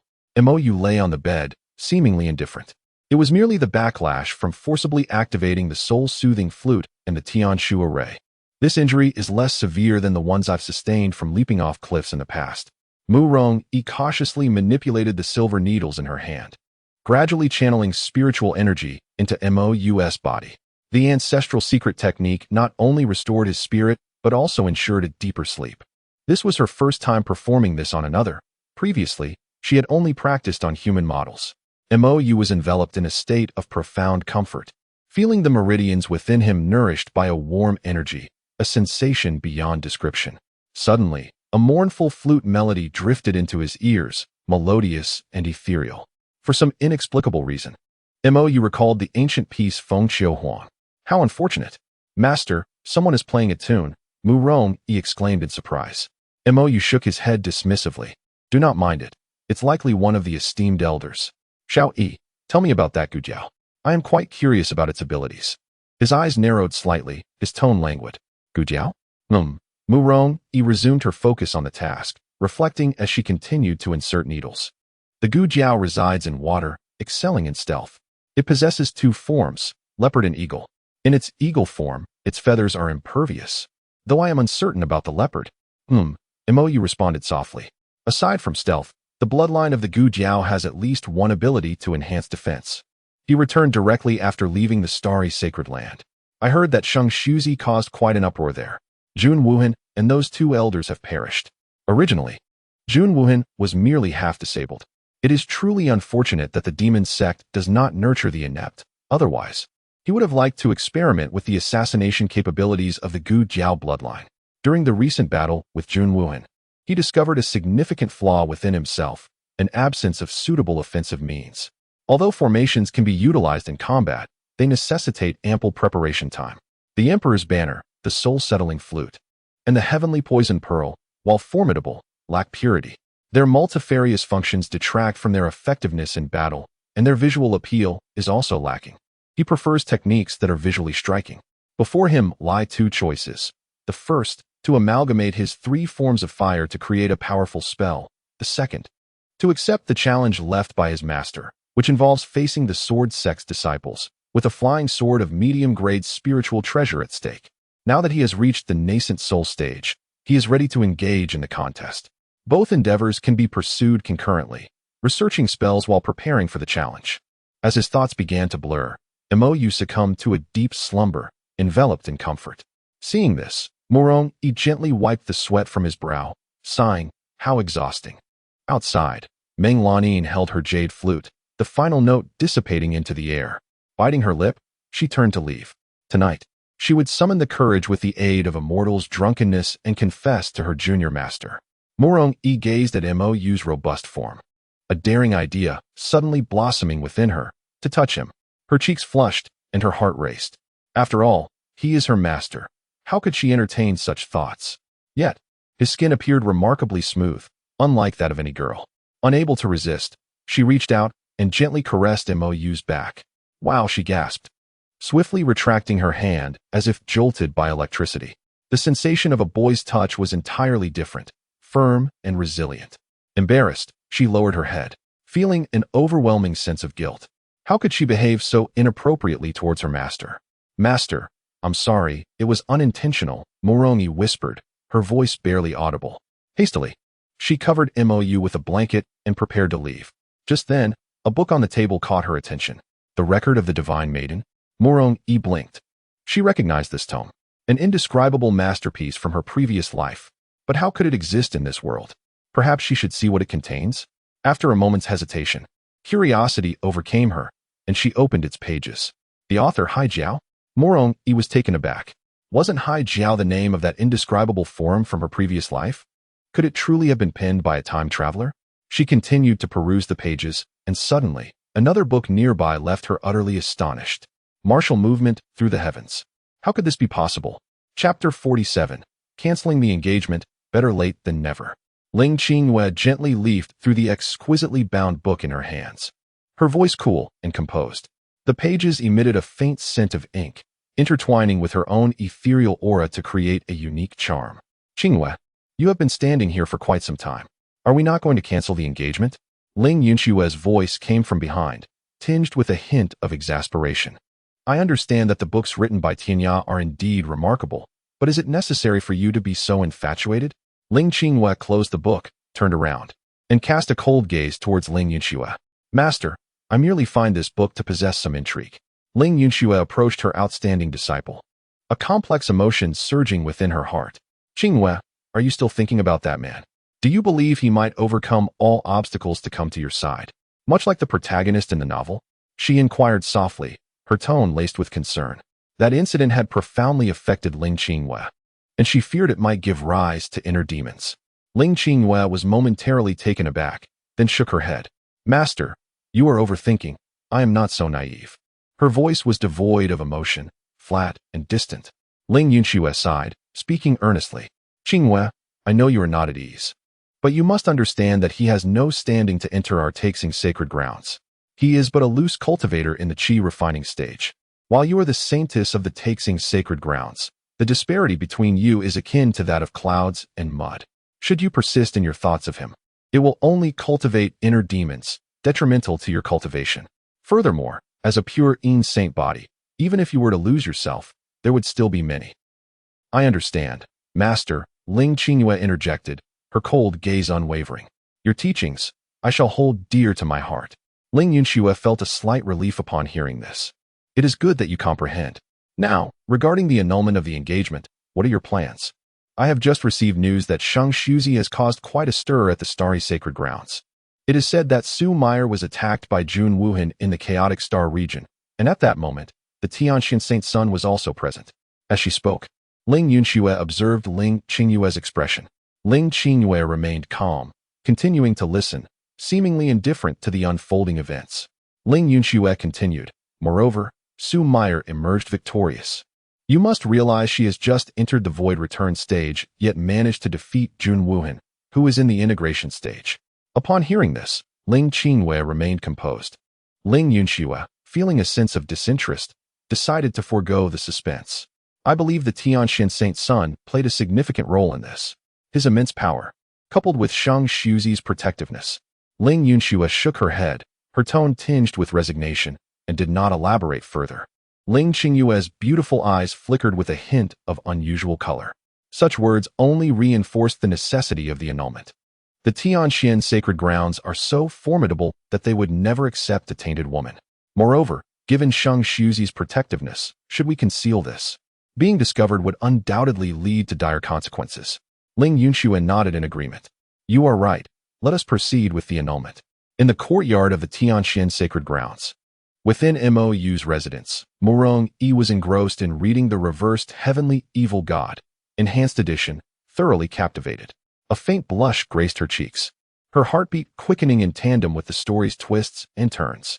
Suddenly, a series of knocks echoed through the air, jolting Murong Yi from the world of the book. Startled, she nearly dropped the book. Hastily, she concealed it behind her back, approaching the door with the trepidation of a child caught in wrongdoing. Little Master Uncle? Upon seeing the figure standing outside the door, Murong Yi felt a twinge of surprise. Ling Wanqing offered a gentle smile and inquired softly, Little Yi, where is your master? Murong Yi turned, and there lay Mo Yu, peacefully nestled on the bed, lost in the realm of dreams. The exertion from array formations and flute playing had taken a significant toll, and he had yet to fully recuperate. Master is still asleep. Murong Yi replied in a hushed tone, wary of disturbing Mo Yu. Ling Wanqing nodded in understanding. Ling Qingyue has come to annul the engagement. I shall summon you. At this point, her brow furrowed slightly as she glanced into the room. It's nothing. I will make a trip to the sect's grand hall. She knew Mo Yu all too well. A mere fatal injury, though he had maintained a facade of nonchalance, was merely him holding on. All he needed was rest. 3 days. Such an injury required 3 days to awaken. It affected the spirit, rendering medicinal herbs ineffective. Just as she was about to leave, Murong Yi called out to her. I wish to see. Ling Wanqing cast a puzzled glance her way, but ultimately nodded in agreement. In the kitchen, steam wafted through the air. Chu Yuli stood by the stove, wielding a wooden ladle, gently stirring the soup simmering in the pot. Upon overhearing the conversation outside, her delicate brows knitted together, a sense of displeasure rising within her. That Ling Qingyue dared to look down upon her master and even annul the engagement. How outrageous. Once she reached the stage of great ascension, no, as an immortal, she would certainly capture that individual to serve as a cauldron for her master. Chu Yuli silently vowed, stirring more vigorously with the ladle. After contemplating these thoughts, she refocused her attention on the soup before her, carefully adding various medicinal herbs she had procured from the medicinal garden. Each herb appeared remarkably extraordinary. Her master had returned looking notably fatigued, and she intended to brew a nourishing soup from these ingredients. Surely, her master would be delighted, she thought with a giggle, a sweet smile gracing her lips.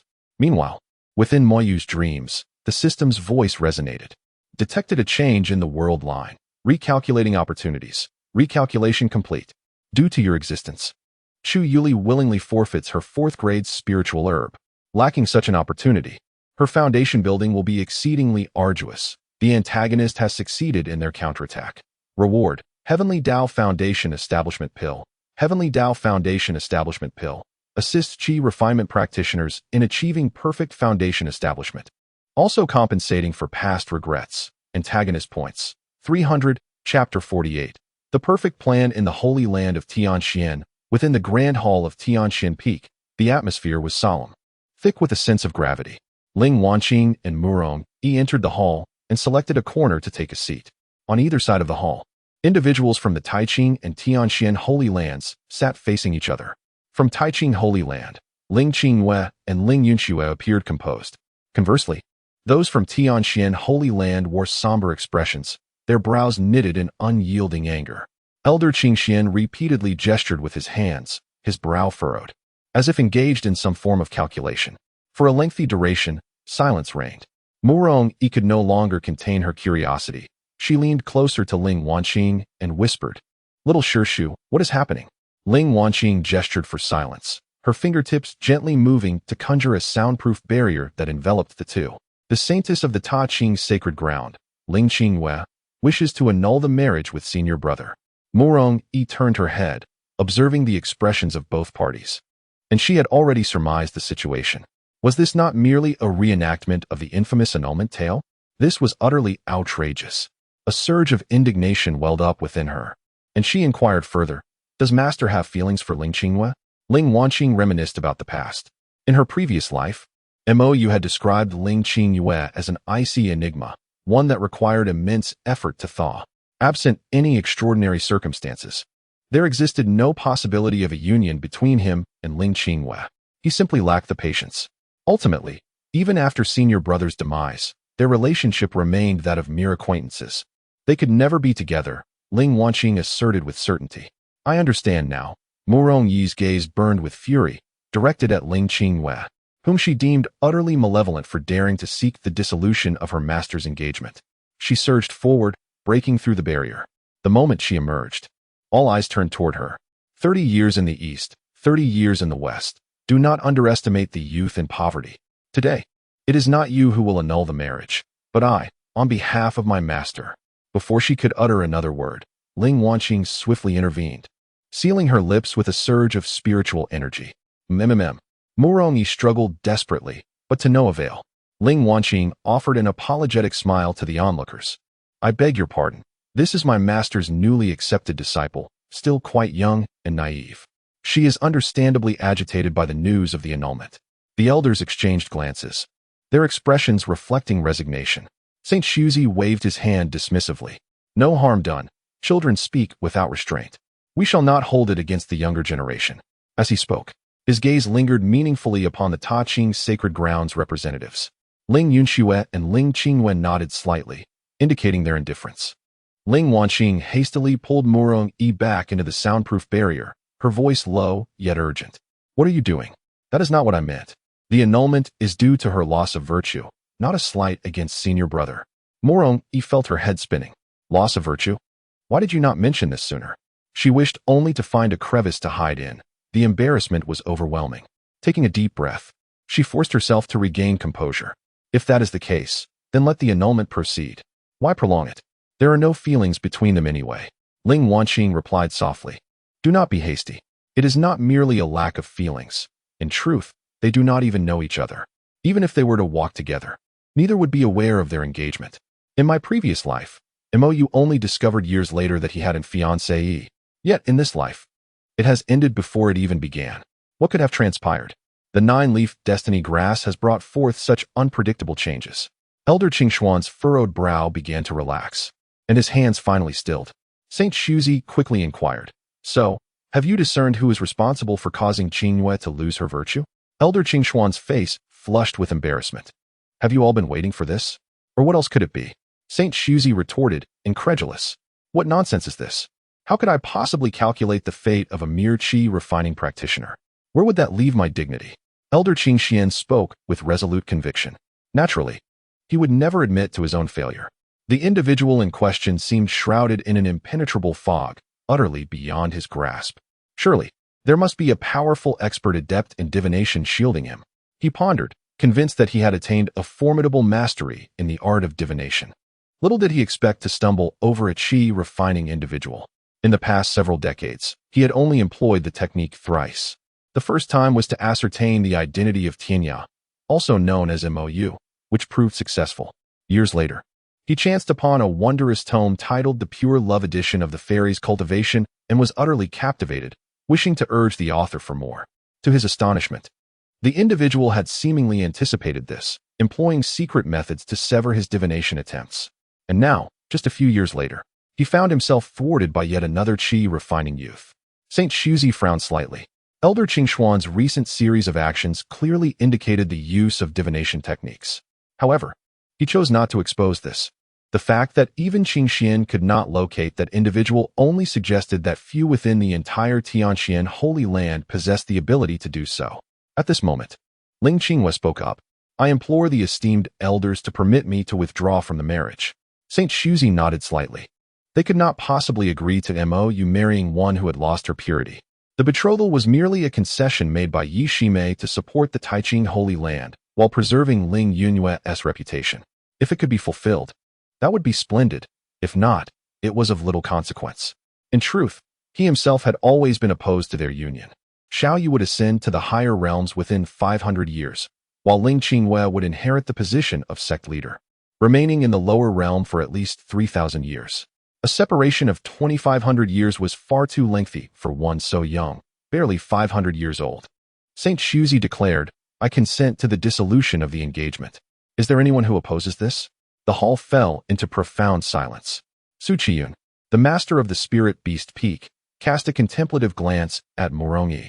Noticing the lack of opposition, Saint Shuzi was about to announce the outcome when suddenly Su Qiyun stood up, his expression grave as he interrupted Saint Shuzi. "I find this matter quite unsatisfactory."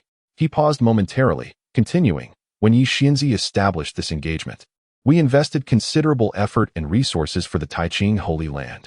Now, to simply withdraw from it, where is the justice in that?" Ling Yunyue sighed softly at his words. Elegantly adjusting her sleeve, she spoke in a calm yet authoritative tone, "We can return all previous aid in its entirety."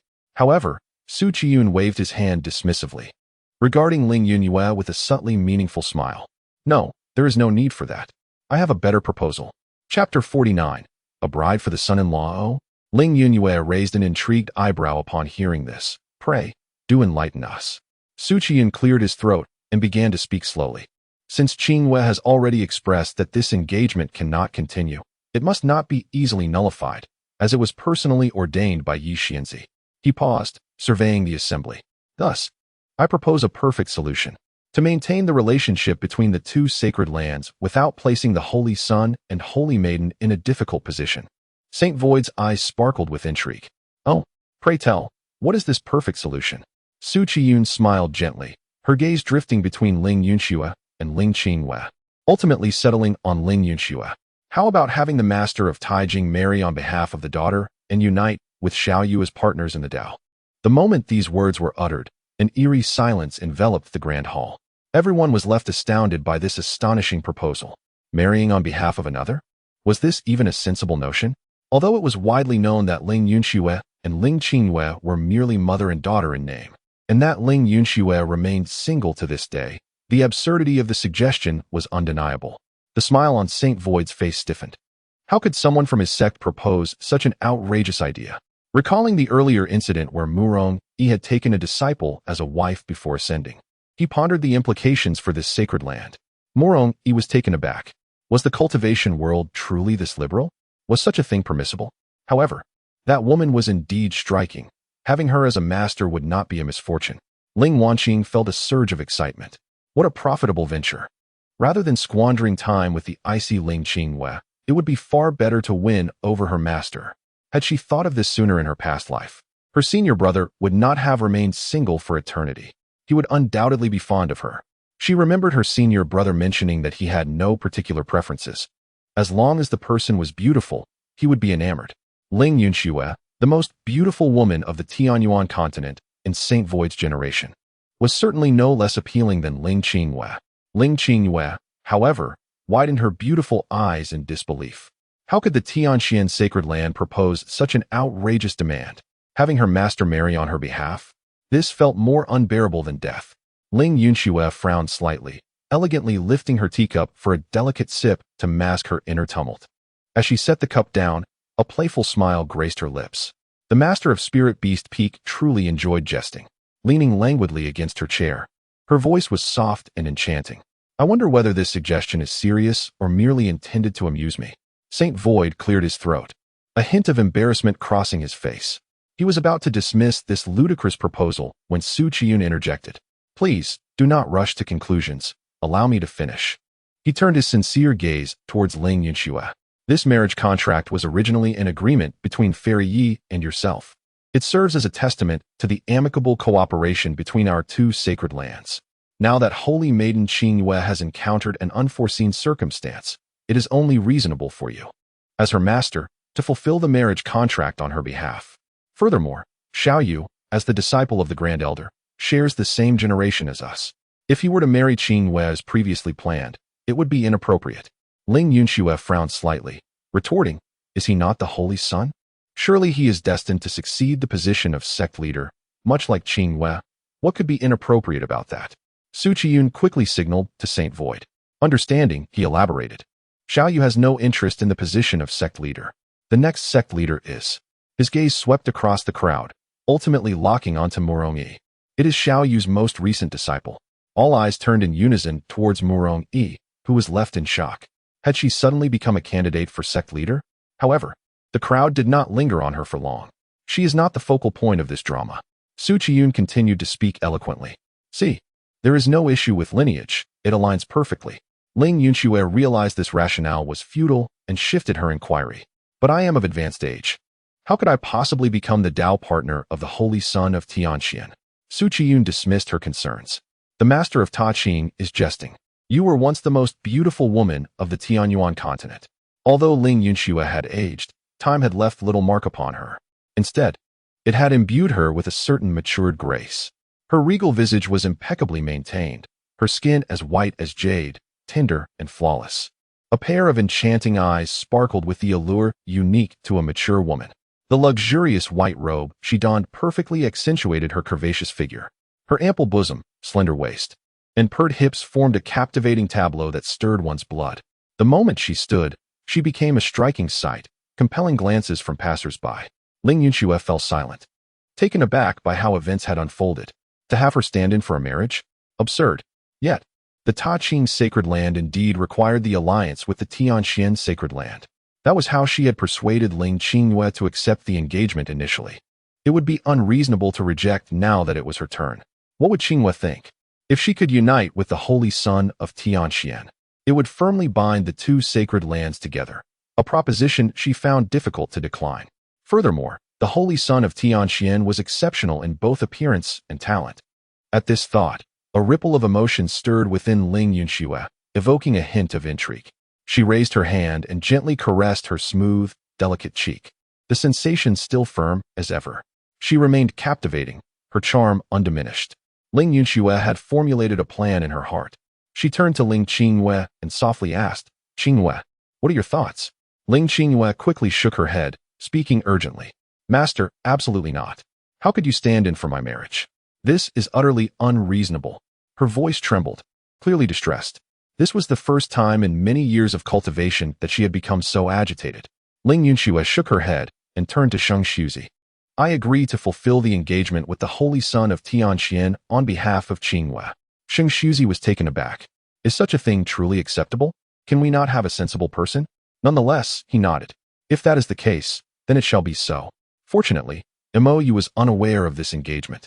Even if the arrangement changed, he would be none the wiser. Just then, Ling Qingyue's voice rang out. "I disagree. Master, you cannot consent to them." Her voice was not loud, but it was resolute. "You are the leader of the Ta Qing sacred land, my master. How can you?" Ling Yunxue looked at Ling Qingyue and sighed softly. "Qingyue, I understand your thoughts. However, you must realize that some matters are beyond our control. In our position, we must bear the corresponding responsibilities. For the future of the sacred land, sometimes sacrifices must be made." Ling Qingyue trembled slightly at her words, biting her lip tightly. "However, there is no but." Ling Yunxue interrupted her words. "This matter is settled." "Master," Ling Qingyue wished to articulate further. Yet Ling Yunxue had already turned away, no longer regarding her. "I consent to this marriage, and I kindly request that you convey this to Sheng Xiaoyu. Henceforth, he shall be my fiancé." 3 days later, Mo Yu awoke languidly.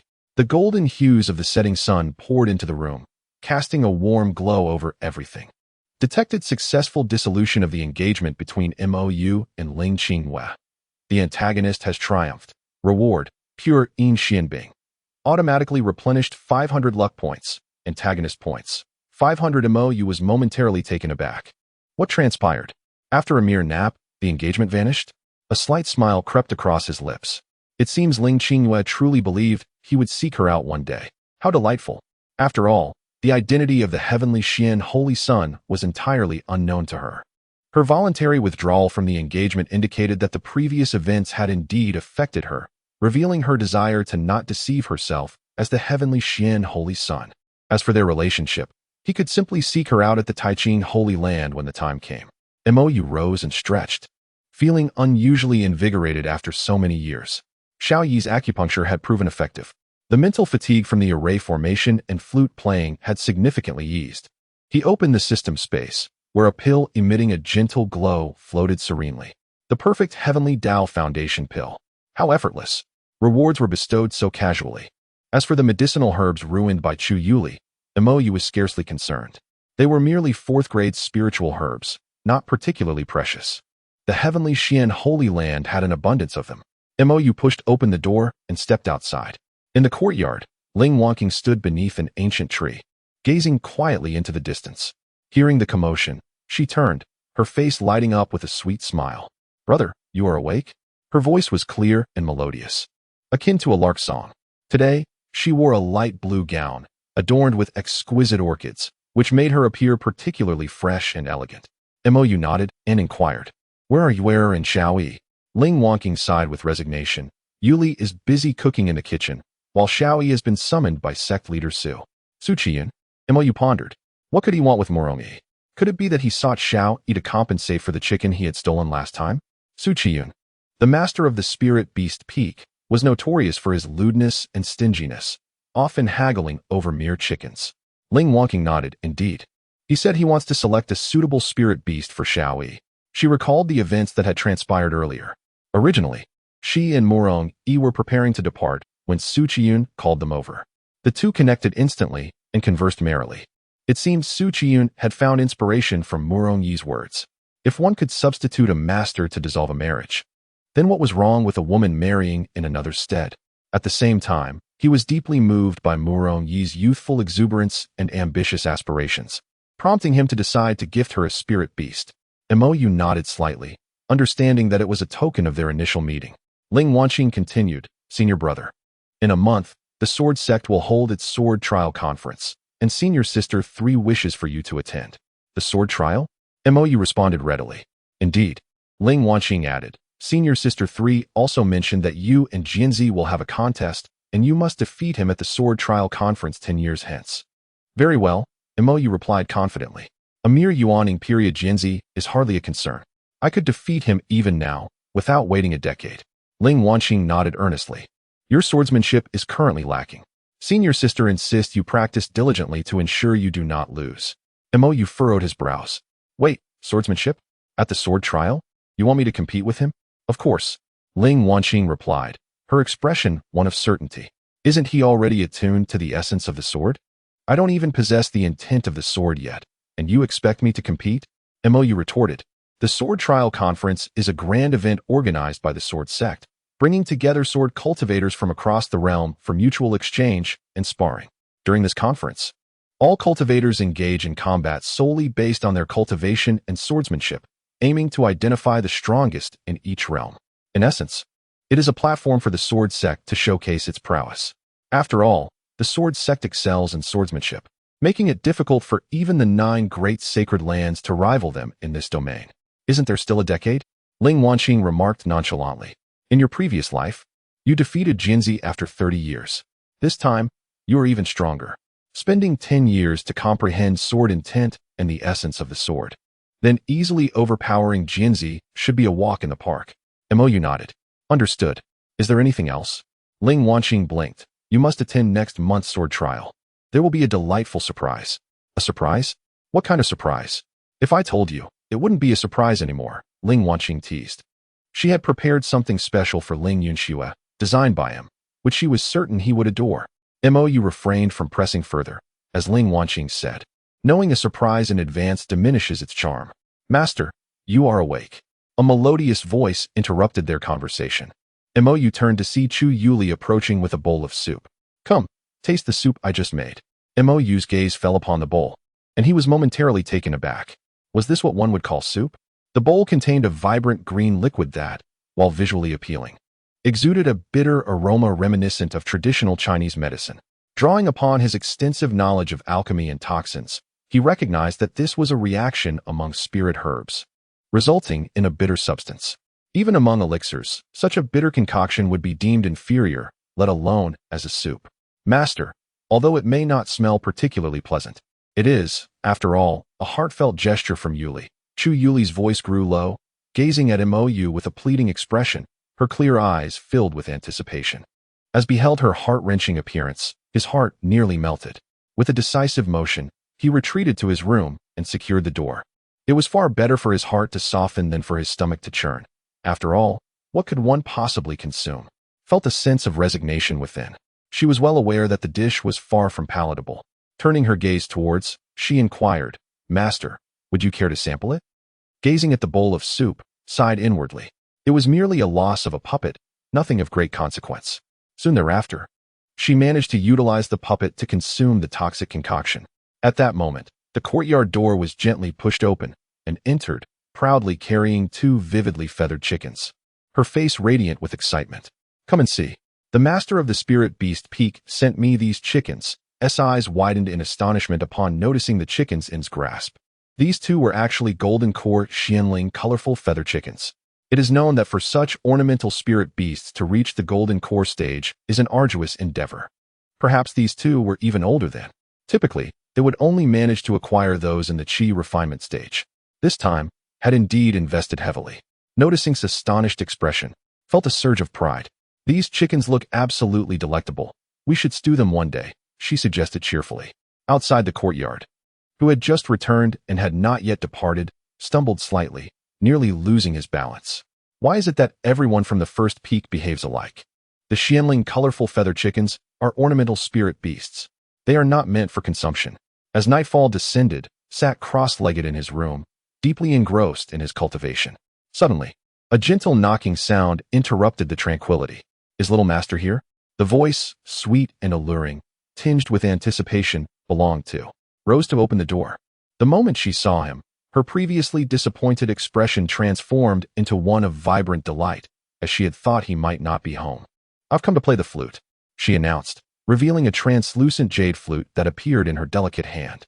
Felt a surge of joy and quickly stepped aside, urging her to enter. Before crossing the threshold, like a cautious little cat, peeked outside, ensuring the coast was clear. Satisfied that no one was around, she stepped into the room and gently closed the door behind her. Chapter 51. This is not wine at all welcomed into the room. His gaze momentarily lingering on the jade flute in her hand. The flute, glistening and exuding a faint aura, was evidently a treasure of no ordinary caliber. Noticing his interest, beamed and presented the flute to him. "Little master, this flute is called Qingxin, a gift from my esteemed master, with an exquisite tone. Would you care to try it?" Accepted the jade flute, feeling its cool surface and delicate texture. "What a fine flute," he exclaimed in admiration. "I'm glad you like it," she replied, her voice laced with joy as she took a seat at the table, bringing the flute to her lips. "I shall begin now," nodded in affirmation, sitting quietly beside her, awaiting the performance. Taking a deep breath, began to play, the melodious notes flowing gracefully through the room like a clear spring, filling every corner with enchanting sound. Mo Yu closed his eyes, listening intently. Meng Lanin's skill in playing the xiao was indeed exquisite. Each note was handled with perfect precision, captivating all who heard it. As the melody concluded, Mo Yu opened his eyes, sincerely expressing his admiration. "You truly possess remarkable talent in playing," he remarked. Meng Lanin's cheeks flushed slightly. "You flatter me, little master uncle." She rose gracefully and approached Mo Yu, extending the jade flute towards him. "Would you like to give it a try, little master uncle?" Mo Yu shook his head. "I cannot." "That's all right. I can teach you," Meng Lanin replied, taking his hand and gently placing the flute in his grasp. Upon feeling the warmth of his palm, a flutter of emotions stirred within her, an unfamiliar sensation blossoming in her heart. She held his hand, guiding his fingers to the flute holes, her voice soft as she instructed, "Little master uncle, press here." Mo Yu followed her guidance, attempting to play. However, the sounds he produced were disjointed and lacked melody, prompting a light laugh from Meng Lanin. "You truly are clumsy," she teased, though her eyes sparkled with mirth. Mo Yu chuckled. "It seems I lack talent in this regard." "No worries. Take your time," Meng Lanin reassured him, once more grasping his hand with patience. The distance between them narrowed, and Mo Yu could even sense a faint, enchanting fragrance emanating from her. Meng Lanin felt his breath, her cheeks reddening further, her gaze becoming slightly dreamy. "Little master uncle," she called softly. Today someone confessed their feelings to me," Meng Lanin suddenly announced, her voice scarcely above a whisper. Mo Yu was taken aback. then smiled. I suppose you rejected them? Meng Lanning nodded lightly, pride evident in her voice. Of course. How could I possibly be interested in him? A comfortable silence enveloped them. Suddenly, Meng Lanning pointed towards the window. Little Master Uncle, look. The moonlight is truly beautiful tonight. Mo Yu followed her finger, but outside lay only thick clouds, devoid of any moon-esque reflection. He began to speak, but Meng Lanning interrupted him. Little Master Uncle, close your eyes. I have a gift for you. Obeying, Mo Yu shut his eyes. All right, you may open them now. Before him appeared the delicate fist of the young girl, small and fair. What is inside? Mo Yu inquired curiously. Meng Lanning slowly opened her hand, and a radiant orb of white light gradually rose, floating in her palm, soft yet luminous. This is the moon that I offer to you, little Master Uncle. Her voice was gentle as water. The white light ascended, coalescing into a hazy round moon within the room, casting a pure glow that transformed the space into a realm of ethereal beauty. Mo Yu gazed at the girl's flawless visage illuminated by the moonlight, her bright eyes reflecting the lunar glow as if filled with stars. Meng Lanning smiled slightly, revealing two faint dimples, enchantingly beautiful. Mo Yu found himself momentarily entranced, his heart quickening involuntarily. Does little Master Uncle like my gift? She asked, a hint of nervousness in her tone. Coming back to his senses, Mo Yu nodded, generously offering praise. I love it. As long as it is your gift, Meng Lanning, I cherish it. Dream Lanning's cheeks flushed slightly, and a glimmer of joy flickered in her eyes. She retrieved a delicate box from her bosom and opened it, revealing several exquisite pastries adorned with flecks of golden osmanthus, exuding an enticing fragrance. Little Master Uncle, this is the osmanthus cake I made with my own hands. Please, do have a taste. Mo Yu gazed at the pastries, inhaling the subtle scent of osmanthus mingled with a hint of alcohol, intoxicating to the senses. Very well, I shall try it, he replied, taking a piece of the osmanthus cake and activating the Tian Du Zhu to purify any impurities within. The alcohol content was rather high, just enough to induce a pleasant inebriation. As he placed the cake in his mouth and gently bit down, it dissolved effortlessly. The sweet taste accompanied by a rich blend of osmanthus and wine, exquisite in flavor. It melts in the mouth, sweet and delicious. Your culinary skills are truly remarkable, Enin. He praised, clearly discerning the use of numerous precious ingredients, perfectly harmonized with the fragrance of the wine. Far superior to that girl Chu Yuli, who only knows how to waste spiritual herbs. As Mo Yu devoured one osmanthus cake after another, Dream Lanning observed with anticipation in her beautiful eyes. I am glad you enjoy it. I can make it for you every day from now on, she whispered, her voice tinged with shyness. However, as he continued to consume the pastries without any sign of intoxication, her heart sank with disappointment. She had infused the cakes with the celestial intoxicant given to her by Ling Wanking. Yet, how could little Master Uncle remain unaffected? What a miscalculation, she lamented inwardly. What should she do next, now that little Master Uncle had not succumbed to the effects? Little Master Uncle, could you feed me one? Dream Lanning suddenly suggested, resorting to her backup plan, using the courage of intoxication to confess her feelings. Mo Yu nodded gently. He picked up a piece of osmanthus cake and brought it to her lips. Dream Lanning opened her mouth slightly and took a delicate bite. As she swallowed the cake, her cheeks flushed crimson once more, and her gaze became dreamy. Mo Yu was taken aback. Was the alcohol truly this potent? Little Master Uncle, she murmured, her eyes glazed and cheeks reminiscent of blooming peach blossoms in March, vibrant and alluring. Mo Yu observed the girl before him, her usually clear and bright eyes now veiled in a thin mist of temptation. She is indeed tipsy, he thought. Just as he was about to assist her to the bed for rest, she pulled out a wine jug and took a hearty swig. Still drinking? You might not recover for 3 days. Mo Yu reached out to support her soft form, preventing her from toppling over. Suddenly, Dream Lanning turned her head and kissed his lips. A faint aroma of wine enveloped them, sweet and rich, intoxicating both. The delicious liquid flowed from her cherry lips to the tip of his tongue. This is hardly just wine. Chapter 52, Dream Lanning, who would mix a love powder into their drink. Mo Yu couldn't help but stare at the enchanting girl before him. Her cheeks flushed with a delicate rosy hue, and her eyes shimmered with a misty allure reminiscent of a spring brook. Her vermilion lips parted slightly, exhaling a fragrant breath, intoxicating and sweetly perfumed. Little Master Uncle, I have feelings for you. I truly do, she confessed, her voice soft and laced with inebriation as she leaned closer, her warmth pressing against him. Then, tilting her head slightly, she gazed into his eyes with a tender longing.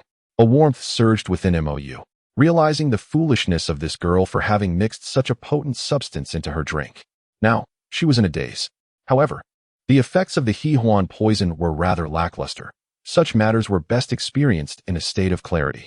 As the Tian Du Pearl activated, the effects of the He Huan poison within their bodies swiftly dissipated. With the poison lifted, Meng Lanin's mind went blank, grappling with the absurdity of her actions. "I'm so sorry, little master uncle. I didn't mean to. I was drunk," she stammered, extricating herself from Mo Yu's embrace, her face crimson. As if she could bleed from embarrassment, her voice barely audible. Almost immediately, regret washed over her. Why had she pulled away? Such a splendid opportunity to capture the heart of little master uncle.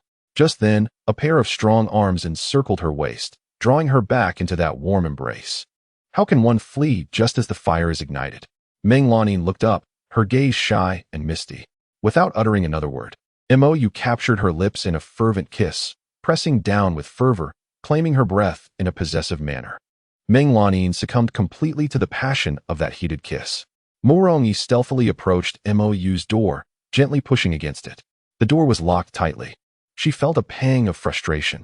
Today, she had inadvertently taken one of her master's books, and if he discovered it, it would spell trouble. She glanced towards the window, pondering if she could enter through there. At that moment, Mo Yu's voice floated softly from within. "Little E, what are you sneaking around for?" Mo Yu stiffened. I'm not doing anything, master. I left something in your room. May I come in to retrieve it?" "Ah, I see it, your needles." As the words fell, a box of silver needles flew out from the room, landing neatly in Mo Yu's hands. She accepted the needles with a sigh of relief and hurriedly turned to leave. Thankfully, her master had not noticed. Yet, why did his voice sound so peculiar just now? Inside the room, Mo Yu breathed a sigh of relief. Fortunately, he had locked the door in time. As dawn broke, sunlight streamed through the window, casting a gentle warmth into the room. Mo Yu slowly opened his eyes, feeling the soft warmth nestled against him. Lowering his gaze, he found Meng Lanin curled up in his embrace, her sleeping face serene.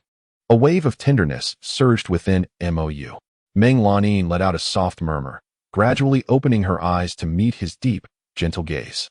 "Little master uncle," she spoke, her voice husky from sleep, sweetly enchanting. "Are you awake?" Meng Lanin nodded, a blush blooming on her cheeks.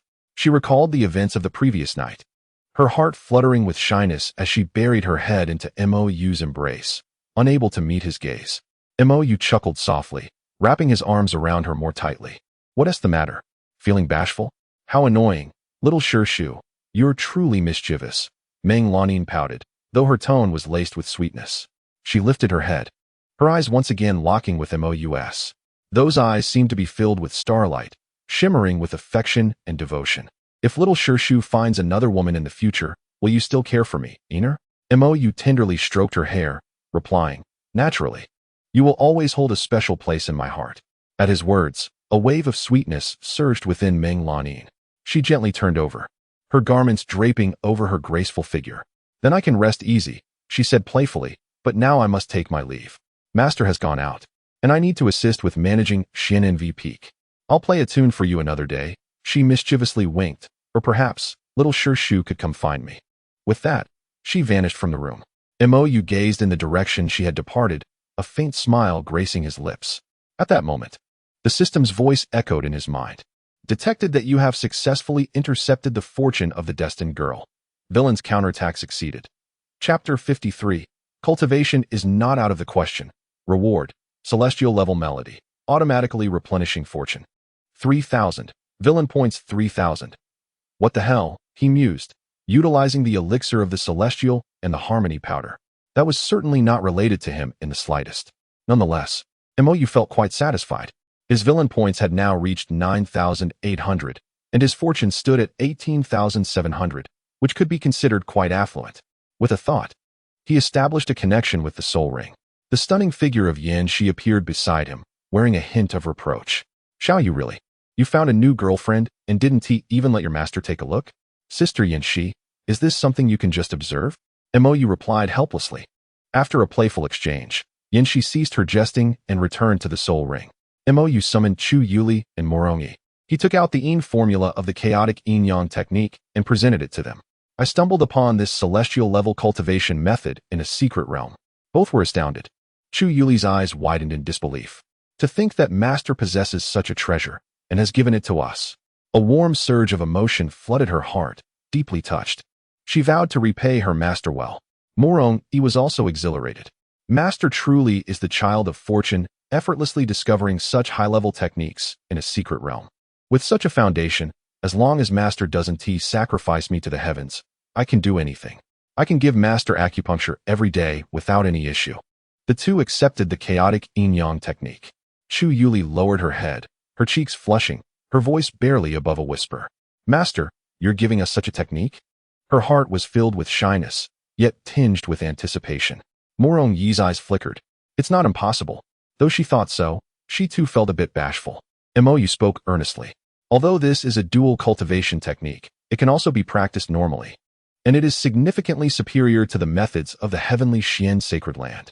I harbor no such intentions towards you, so there is no need for concern.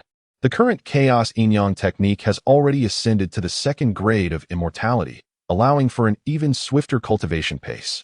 Chu Yuli and Morongi both nodded, realizing their misunderstanding, and fled as if in haste. Once they departed, Yanxi appeared beside him, her brows slightly raised, revealing a hint of astonishment. An immortal-level technique? Where did you acquire it? It is, of course, from the legacy of the immortal emperor, Mo Yu replied. Yanxi momentarily found herself at a loss for words. Indeed, since there exists an immortal emperor-level body refinement technique, it is not too surprising for another immortal-level technique to emerge. Sister Yanxi, do you still remember our previous wager? Mo Yu teased. Yanxi paused for a moment, then quickly reacted with a light huff. Of course I remember. It was about foot washing, correct? What I said naturally counts. However, let me see your technique. She extended her hand, palm upwards, resting before Mo Yu. She was curious about what kind of technique could elicit such bashful expressions from those two young maidens. Mo Yu, unfazed, directly handed the Yin technique to Yanxi. Upon receiving the technique, Yanxi began to peruse it carefully. Initially calm, her vibrant red eyes gradually revealed an unmistakable shock as she muttered to herself. Is there truly such a peculiar technique in the world? An immortal second-grade technique can achieve such a cultivation speed? And this is merely half of it. She abruptly lifted her gaze to Mo Yu, her voice filled with urgency. Little Yu, is there another half? Mo Yu nodded and produced the Yang technique to hand to Yanxi. As she accepted the Yang technique and scrutinized it, her expression of astonishment deepened. After a long pause, she slowly spoke. Little Yu, I can assure you that this technique is undoubtedly beyond the second grade of immortality. It can ascend even higher, but... She gently shook her head and returned both books to Mo Yu. I do not know what the requirements for advancing this technique are. At this point, she sighed softly. If you could discover the method for advancement, this technique would be far more powerful than the Great Burning Heaven technique I previously gave you. Mo Yu nodded gently and then inquired, Sister Yanxi, would you like to cultivate this technique? After all, the spirit can also be cultivated. Yanxi's delicate form momentarily stiffened, her beautiful eyes glancing about with a hint of playful reproach. What a clever boy. Now you are contemplating your master's intentions. This is a genuine dual cultivation technique. With a graceful motion, she accepted the Yin technique handed to her by Mo Yu, her tone laced with jest. Since you have cultivated the Yang technique, I shall diligently study this technique for your benefit to facilitate your future training. Mo Yu smiled slightly. Then I thank you, Sister Yanxi. Upon witnessing Mo Yu's smile, Yanxi felt her heart beat a little faster. Could it be? Did she truly develop feelings for little Yu? After all, she had watched him grow up. Yet, such nurturing might not be a bad thing. Perhaps one day, she would truly have to engage in dual cultivation instruction herself. In the ensuing month, Mo Yu's life was rich and bustling.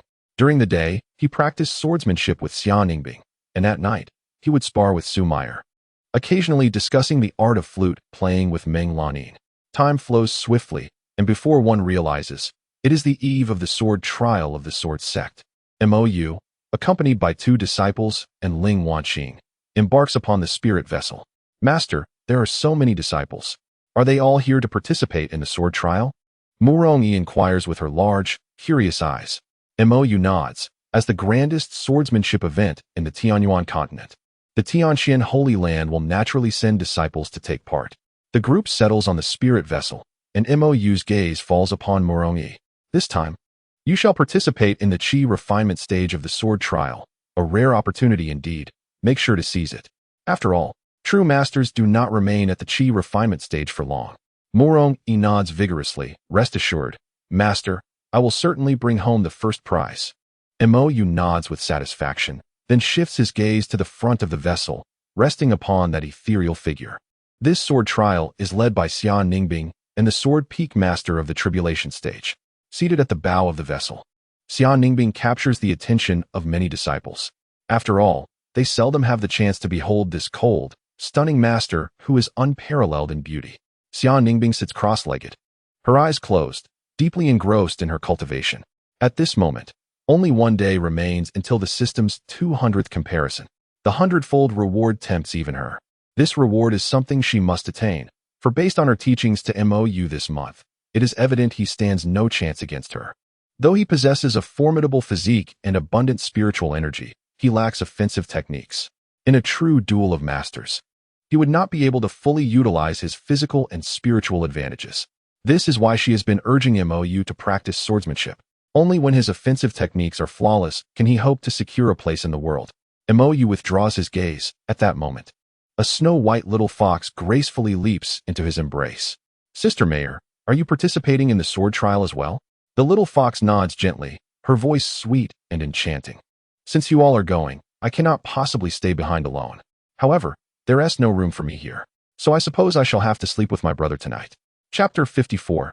The follower of the Saint Sun brother, look over there. Su Mayor points with her foxtail towards a particular direction. Mo Yu follows her gesture and sees Ming Lanin approaching briskly. Behind her walks a young man clad in white robes, flanked by several subordinates who exhibit an air of intimidation. Your little wife is being harassed, Su Mayor remarks teasingly. Mo Yu recalls that individual, Zhang Ruifeng, a true disciple of the Sword Peak, now at the first level of the nascent soul stage, on par with Ming Lanin. He remembers that during his time in the Golden Core stage, they had once executed a mission together, although it was far too long ago for him to retain any vivid memories. Reflecting on this, he realizes he has not roamed the inner sect of the Tianxian Holy Land for many years. Likely, many do not recognize him anymore. As Ming Lanin reaches Mo Yu, she gently entwines her arm with his and turns to Zhang Ruifeng. I already have someone I care for. Please cease your harassment. She then turns back to Mo Yu, her voice tinged with grievance. Little Master Uncle, this very person frequently professes his feelings for me. Despite my repeated rejections, she lamented, resting her head upon Mo Yu's shoulder, casting a resentful glare at Zhang Ruifeng. Zhang Ruifeng's gaze fell upon Mo Yu, momentarily taken aback. Mo Yu wrapped his arm around Ming Lanin's waist, indicating his stance. Wow, someone has actually captured the favor of Sister Ming? Who is he, though? I do not recognize this individual, but he is rather handsome. Shoo, keep your voice down. Can't you see Zhang Shixiang's expression has changed? Several disciples behind Zhang Ruifeng began to whisper among themselves. Mo Yu, noticing that these disciples truly did not recognize him, spoke aloud. I am Mo Yu, the holy son of the heavenly Xian sacred land. I trust you have all heard of me. He surveyed the crowd before him, asserting, Enur is under my protection. It is best that no one dares to harbor intentions towards her. With that, he gently pulled Ming Lanin closer to him. Depart now, and I shall overlook the earlier incident. Upon hearing this, the surrounding disciples erupted into a flurry of discussions, their voices laced with astonishment and confusion. What? He is the legendary Holy Sun? How could he possibly be here?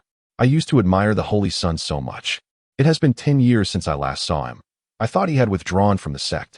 The crowd's murmurs were a mix of shock and regret as they regarded Mo Yu, their memories of him frozen in time a decade ago, when he had lost all his cultivation and had, in a single day, been reduced to a mere shadow of his former self. Ming Lanin nestled in Mo Yu's embrace. Listening to the surrounding chatter, a surge of indignation swelling within her. Sensing the tremor in her, Mo Yu gently pressed her hand, signaling her to remain calm. At that moment, Zhang Ruifeng, emerging from his astonishment, stepped forward with fervor, his voice quivering with excitement. Little Master Uncle, it truly is you. Do you remember me? Mo Yu furrowed his brow, nodding slightly. I have some recollection. I recognize you, But why the excitement? And why does the narrative differ? Zhang Ruifeng, brimming with exhilaration, exclaimed, "Little Master Uncle, you remember me. Do you recall? 10 years ago, we were on a mission in the Sunset Mountain Range when we were ambushed by a monstrous beast. You sustained grave injuries while saving us."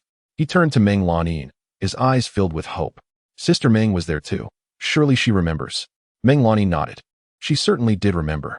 That day, she had witnessed Little Master Uncle risking his life to protect them, battling ferociously against a formidable beast. His figure had etched a profound impression upon her heart, marking the moment she had first developed feelings for him. Mo Yu also recalled that incident. Indeed, it was one of the first missions he undertook upon reaching the Golden Core stage, and it would ultimately be his last. The beast had been guarding a precious herb he needed, yet he did not wish to reveal his true capabilities, so he allowed the others to escape first. It took considerable effort to subdue the beast, and by the time he returned, he was gravely injured. Later, she was drained of her spiritual energy by Sister Yanxi, becoming just like Wan Qing, a reclusive hermit. Zhang Ruifeng continued, stating that ever since then, the imposing figure of the Little Master Uncle has been etched in his mind. In the past, he had heard tales of the Little Master Uncle's selflessness, risking his life to save his fellow disciples, and at the time, he had dismissed them as mere fabrications. It was only later that he recognized the absurdity of his earlier skepticism. Zhang Ruifeng's tone was infused with admiration and remorse. Meng Lanin displayed a blissful smile, having once shared the same misconceptions. Now, she had become the first to win the favor of the Little Master Uncle. However, while everyone revered the Little Master Uncle, that admiration was a different matter altogether.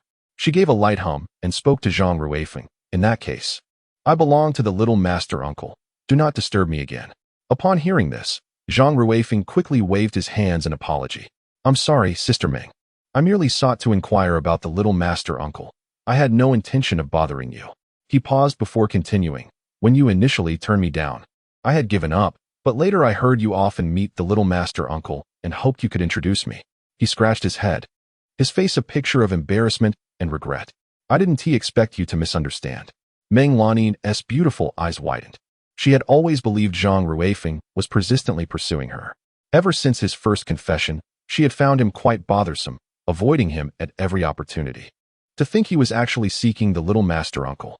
Truly, the Little Master Uncle had inspired a devotion that spanned a decade. Mo Yu was astonished. Previously, Meng Lanin would occasionally pout to her, saying how someone was professing his love for her. The one seeking affection wasn't Meng Lanin, but rather himself. Zhang Ruifeng carefully retrieved a storage ring from his robe, presenting it with both hands to Mo Yu. "Little Master Uncle, you lost your cultivation to save us. I have searched through ancient texts over the years, and these spiritual herbs can, to some extent, restore your spiritual roots. I implore you to accept them." Mo Yu was momentarily at a loss for words. Save his lost cultivation? Indeed, he had saved him.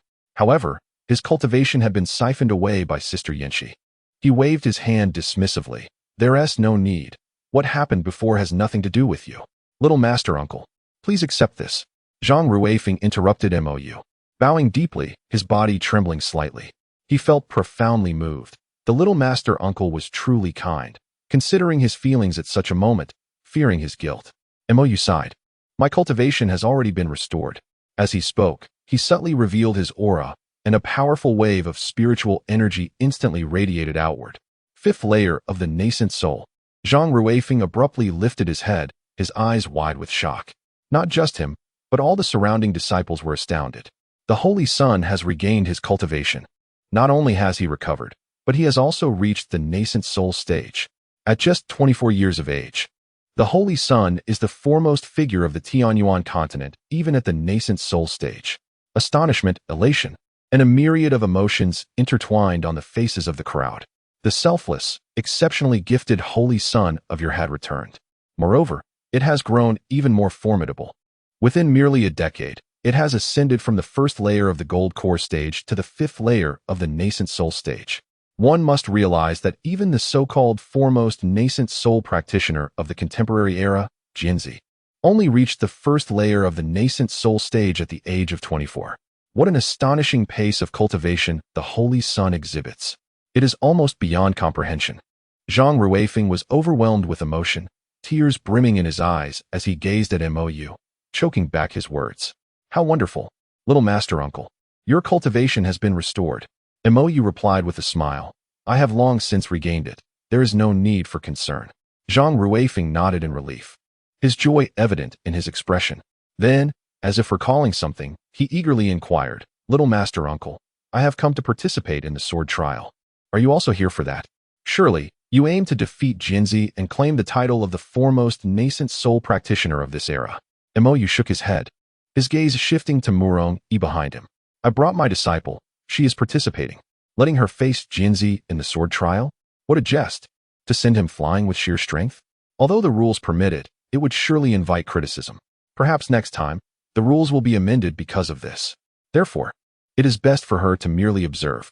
Additionally, I shall see if I can fulfill my master's wager. With a mid-grade spiritual treasure, coupled with system rewards, there must be something of great value. Huh, me? Murong Yi's thoughts were abruptly drawn back to reality by the unexpected mention of her name. She had just been absorbed in the shock of her master having other partners, the nightly intrusions of her senior sister, Su Meyer, and the betrothal with Ling Yunxue had now expanded to include yet another. Zhang Ruifeng's gaze shifted to Murong Yi, a flicker of admiration crossing his eyes. Truly, she is a remarkable disciple, possessing not only beauty but also an extraordinary demeanor, unmistakably gifted with the essence of a sword immortal. Murong Yi felt a subtle joy. Since her master had rescued her, she had received numerous compliments on her appearance. All of this owed to her master, who had pulled her from the abyss. Subsequently, Zhang Ruifeng engaged in amiable conversation with Mo Yu, seemingly possessing an endless stream of words, continuing until Meng Lanin departed. Eventually, after numerous hints from Mo Yu, he reluctantly took his leave. Mo Yu watched his retreating figure, letting out a gentle sigh. Such a devoted admirer can be quite troublesome. Nearby, Chu Yuli hung her head, her delicate form trembling slightly. She had lost. She had utterly failed against Meng Lanin. Her master had publicly acknowledged his relationship with Meng Lanin. Despite being so close, she had failed to seize the opportunity. Surely, they had not yet engaged in such matters. It must be so. There was still a chance for her. She would prevail. As night fell, the stars twinkled above. A colossal spiritual vessel glided gently through the sky, emitting a faint humming sound. Inside the spacious room of the vessel, brightly lit, Su Meyer teased, Sister, is this what you call sleeping? What else could it be? You are making me quite anxious with your behavior. You wouldn't have developed feelings for your sister, whom you grew up with, would you? How utterly peculiar. Su Meyer's tone was both playful and alluring. At this moment, Su Meyer languidly reclined upon Mo Yu, her figure soft and warm, her long, snowy legs restlessly caressing him. Mo Yu let out a resigned sigh. Sister Meyer was not only beautiful but also alluring. Any man would inevitably feel a stir of emotions. Su Meyer chuckled lightly. Thank you for the compliment, dear brother. But do refrain from touching your sister in that manner. Otherwise, I might just strip you of your clothes and toss you into your little apprentice's room. Surely, you wouldn't want to be seen as a pervert who preys on his disciple. Mo Yu's eyes widened in shock at her cruel jest. If such an event were to unfold, it would certainly lead to social death. He steadied himself and asked earnestly, What is it this time? What has made you angry, worried, or fearful? With a hint of grievance, Su Meyer replied in a melancholic tone, Several times I sought you out for some fun, only to find your soul banner hanging at the door. Now I realize you were secretly frolicking with your little wife. This truly saddens your sister. Mo Yu responded seriously. Sister Meyer, if you feel the urge to spar, there is no need for excuses. If you wish to experiment with your charm techniques, I would be more than willing, provided you don't go overboard. Su Meyer's eyes sparkled with allure. You are quite the bore, she teased playfully, leaning closer to Mo Yu's cheek and gently inhaling his scent.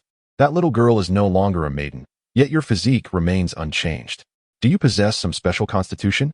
Mo Yu was taken aback. You can discern that? He answered truthfully. I have a pure yang sacred body. Ah, I see, dear brother. Our Tianhu clan possesses a technique to absorb yang energy. Since you have such abundant yang energy, how about allowing your sister to have a taste? As she spoke, Su Meyer extended her delicate tongue to lightly trace her rosy lips, her pink pupils shimmering with irresistible allure. How do we do that? Does it involve that sort of act? Mo Yu inquired nervously. Su Meyer laughed lightly, raising an eyebrow. That's quite an imaginative thought. Of course not. It merely requires a distant inhalation, and the yang energy will flow forth. She slightly parted her cherry lips, mimicking an inhalation. It was evident she was more adept than Meng Lanin at this. Mo Yu vigorously shook his head. Not at a distance. I refuse to engage in such a disadvantageous transaction. Just this once, please? Su Meyer whined, her voice sweet and melodious. Let sister have a taste. It will only take a day for me to recuperate, and I promise to make it up to you. I still need to spar with Jinzi tomorrow, Mo Yu replied, but before he could finish, he suddenly felt a chill around his wrist. Unbeknownst to him, Su Meyer had already grasped his wrist, her breath fragrant. This will be my first time. Rest assured, I will take care of you when you are weak. Just as Mo Yu intended to summon the Emperor's banner to resist, he found it unresponsive. It felt as though his spiritual energy had completely solidified, unable to be mobilized. Tianhu divine ability, soul locking, and spirit binding. Mo Yu's mind raced. Was there anything that could save him without relying on his spiritual energy? The indestructible golden body. That could only be used once a month, a steep price to pay. The heavenly poison pearl? That was merely a playful notion. Using it would be too extravagant. The power of celestial spirits. He hastily opened the system store, discovering that both the binding rope and the power of spirit were still available, with enticing discounts. Consuming 600 villain points, a slender golden thread materialized in his hand. With a mere thought, it could transform into a long rope, binding Su Meyer. The binding rope's power could be activated once daily, lasting for 10 seconds. It could firmly control any enemy below the celestial realm for that duration, at the cost of depleting his remaining spiritual energy. Armed with this trump card, Mo Yu felt a surge of confidence as he gazed into Su Meyer's alluring eyes. Noticing the shift in his demeanor, Su Meyer raised an eyebrow playfully, sensing that her younger brother was ready, and thus, the game began. Suddenly, a thought struck Mo Yu. Wait, senior sister, does your absorption of yang energy count as collecting yang to replenish yin? Chapter 56. The reversal of yin and yang. Su Meyer frowned slightly, laughing lightly. At such a moment, my junior brother is still pondering cultivation. How diligent of you. Before imparting my techniques, allow me to explain thoroughly. She then began to patiently elucidate to Mo Yu. However, her close proximity and affectionate demeanor left him feeling somewhat uneasy. As he listened to her explanations, he found them tedious and nearly succumbed to slumber. After a stick of incense had burned, she concluded, thus, my techniques can also be considered a form of yin-yang complementarity. Finally, Su Meyer shifted her focus back to Mo Yu, observing his drowsy state with irritation. Honestly, while I'm earnestly lecturing you, you dare to doze off. Instantly awakened, Mo Yu felt a pang of regret for purchasing unnecessary items. The pure yang physique would not be affected by yin-yang complementary techniques. Seeing him lost in thought, Su Meyer shot him a disapproving glance. You insolent brother, it seems a proper lesson is in order if you are to learn anything. Mo Yu, returning to his senses, smirked mischievously. He could use the binding rope to teach Su Meyer a lesson, making her aware that he was not to be trifled with. Just as Su Meyer prepared to unleash her unique technique, a flash of golden light erupted. The binding rope coiled around her limbs like a serpent, securing her in place. What is this? Panic flickered in Su Meyer's beautiful eyes. She had never encountered such a bizarre artifact. Her spirit, body, and soul were all comprehensively suppressed, rendering her utterly incapable of resistance. Her instincts informed her that this was a celestial instrument. Watching Su Meyer bound, Mo Yu felt a thrill of mischief surge within him. Observing her predicament, he mused, the binding rope is truly delightful. Sister Meyer, are you frightened? I have merely been indulgent until now. Su Meyer, uncomfortable in her bindings, struggled to break free. Yet, the binding rope tightened with each attempt, making her movement increasingly difficult. Insolent brother, release your sister. Mo Yu relished her plight, though aware that time was fleeting. Smack! You dare strike me?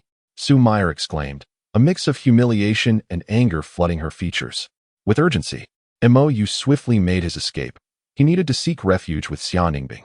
As Mo Yu burst through the door, the binding celestial rope of golden light retracted and fell away, granting Su Meyer her freedom once more. She flickered momentarily, transforming into a pink wisp, and appeared before Mo Yu, blocking his path. You cowardly little brother, why have you stopped running? A smile danced in Su Meyer's eyes, her lips curling into a teasing smirk. Mo Yu chuckled awkwardly. Senior sister, I was merely jesting with you. Please do not take it to heart. Jesting? Su Meyer advanced steadily, a faint fragrance emanating from her. I assure you, I am quite serious. Mo Yu retreated repeatedly until his back met the wall. leaving him with nowhere to escape. Senior sister, what do you intend to do? Su Meier gracefully shifted her stance, delicately lifting Mo's chin with her slender fingers. What do you think? I intend to show you the extent of my power. Before the words had fully escaped her lips, she seized Mo Yu and tossed him onto the bed.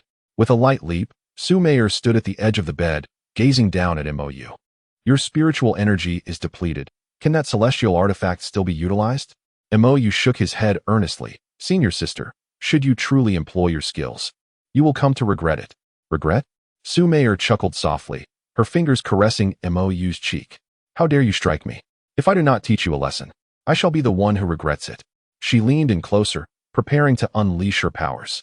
Mo Yu's heart raced, his throat dry, yet he found himself utterly immobilized. Suddenly, a surge of spiritual energy erupted from within him, only to halt midway. Su Meier's face blanched, terror flashing in her beautiful eyes. A formidable backlash of energy exploded from Mo Yu, as if intent on absorbing her strength. How is this possible? She struggled to break free, yet her body felt powerless. Mo Yu sighed. I warned you that you would regret it. Su Meier trembled slightly, her breath quickening, waves of uncontrollable energy flowing from her towards Mo Yu. No, stop. She bit her lip, desperately resisting the loss of her spiritual energy, but ultimately, she could not contain it. With a soft cry, her body shuddered violently. More of her energy surged into Mo Yu, propelling him directly to the 6th level of the nascent soul. Anxiety coursed through him. Surely nothing would go awry. He quickly calmed his mind and ceased the absorption of her energy. Then, Su Meier, exhausted, collapsed beside Mo Yu, utterly drained. Her face bore signs of fatigue. Yet she remained strikingly beautiful. Brother, how could you? Su Meier asked weakly, her voice trembling. I warned you there would be consequences. You insisted on proceeding. Mo Yu replied. Su Meier let out a light huff, a mix of indignation and astonishment evident in her expression. The divine powers of the Celestial Fox clan can indeed backfire. You have certainly surprised me, little brother. She panted, her gaze complex. Observing her weakness, Mo Yu hurriedly infused her with his spiritual energy. He had exhausted his own, drawing from the wellspring of Su Meier's strength. Feeling Mo Yu's concern, warmth blossomed in Su Meier's heart. She lifted her gaze to his handsome face and playfully pinched his cheek. Do not think this is the end, Su Meier pouted. Once I recover, I shall be sure to thank you properly. Mo Yu smiled and nodded. Very well, I shall await it. However, before that, Sister Meier should take a good rest. During these 2 days of your weakness, I shall care for you diligently. Su Meier leaned against Mo Yu, closing her eyes. Her breathing gradually steadied, and a serene expression graced her face. Mo Yu exhaled softly. What is this reaction? I nearly lost my composure. At that moment, the system's voice resonated in his mind. Detected that you are employing a strategy, utilizing exceptional acting skills to lure the enemy deeper.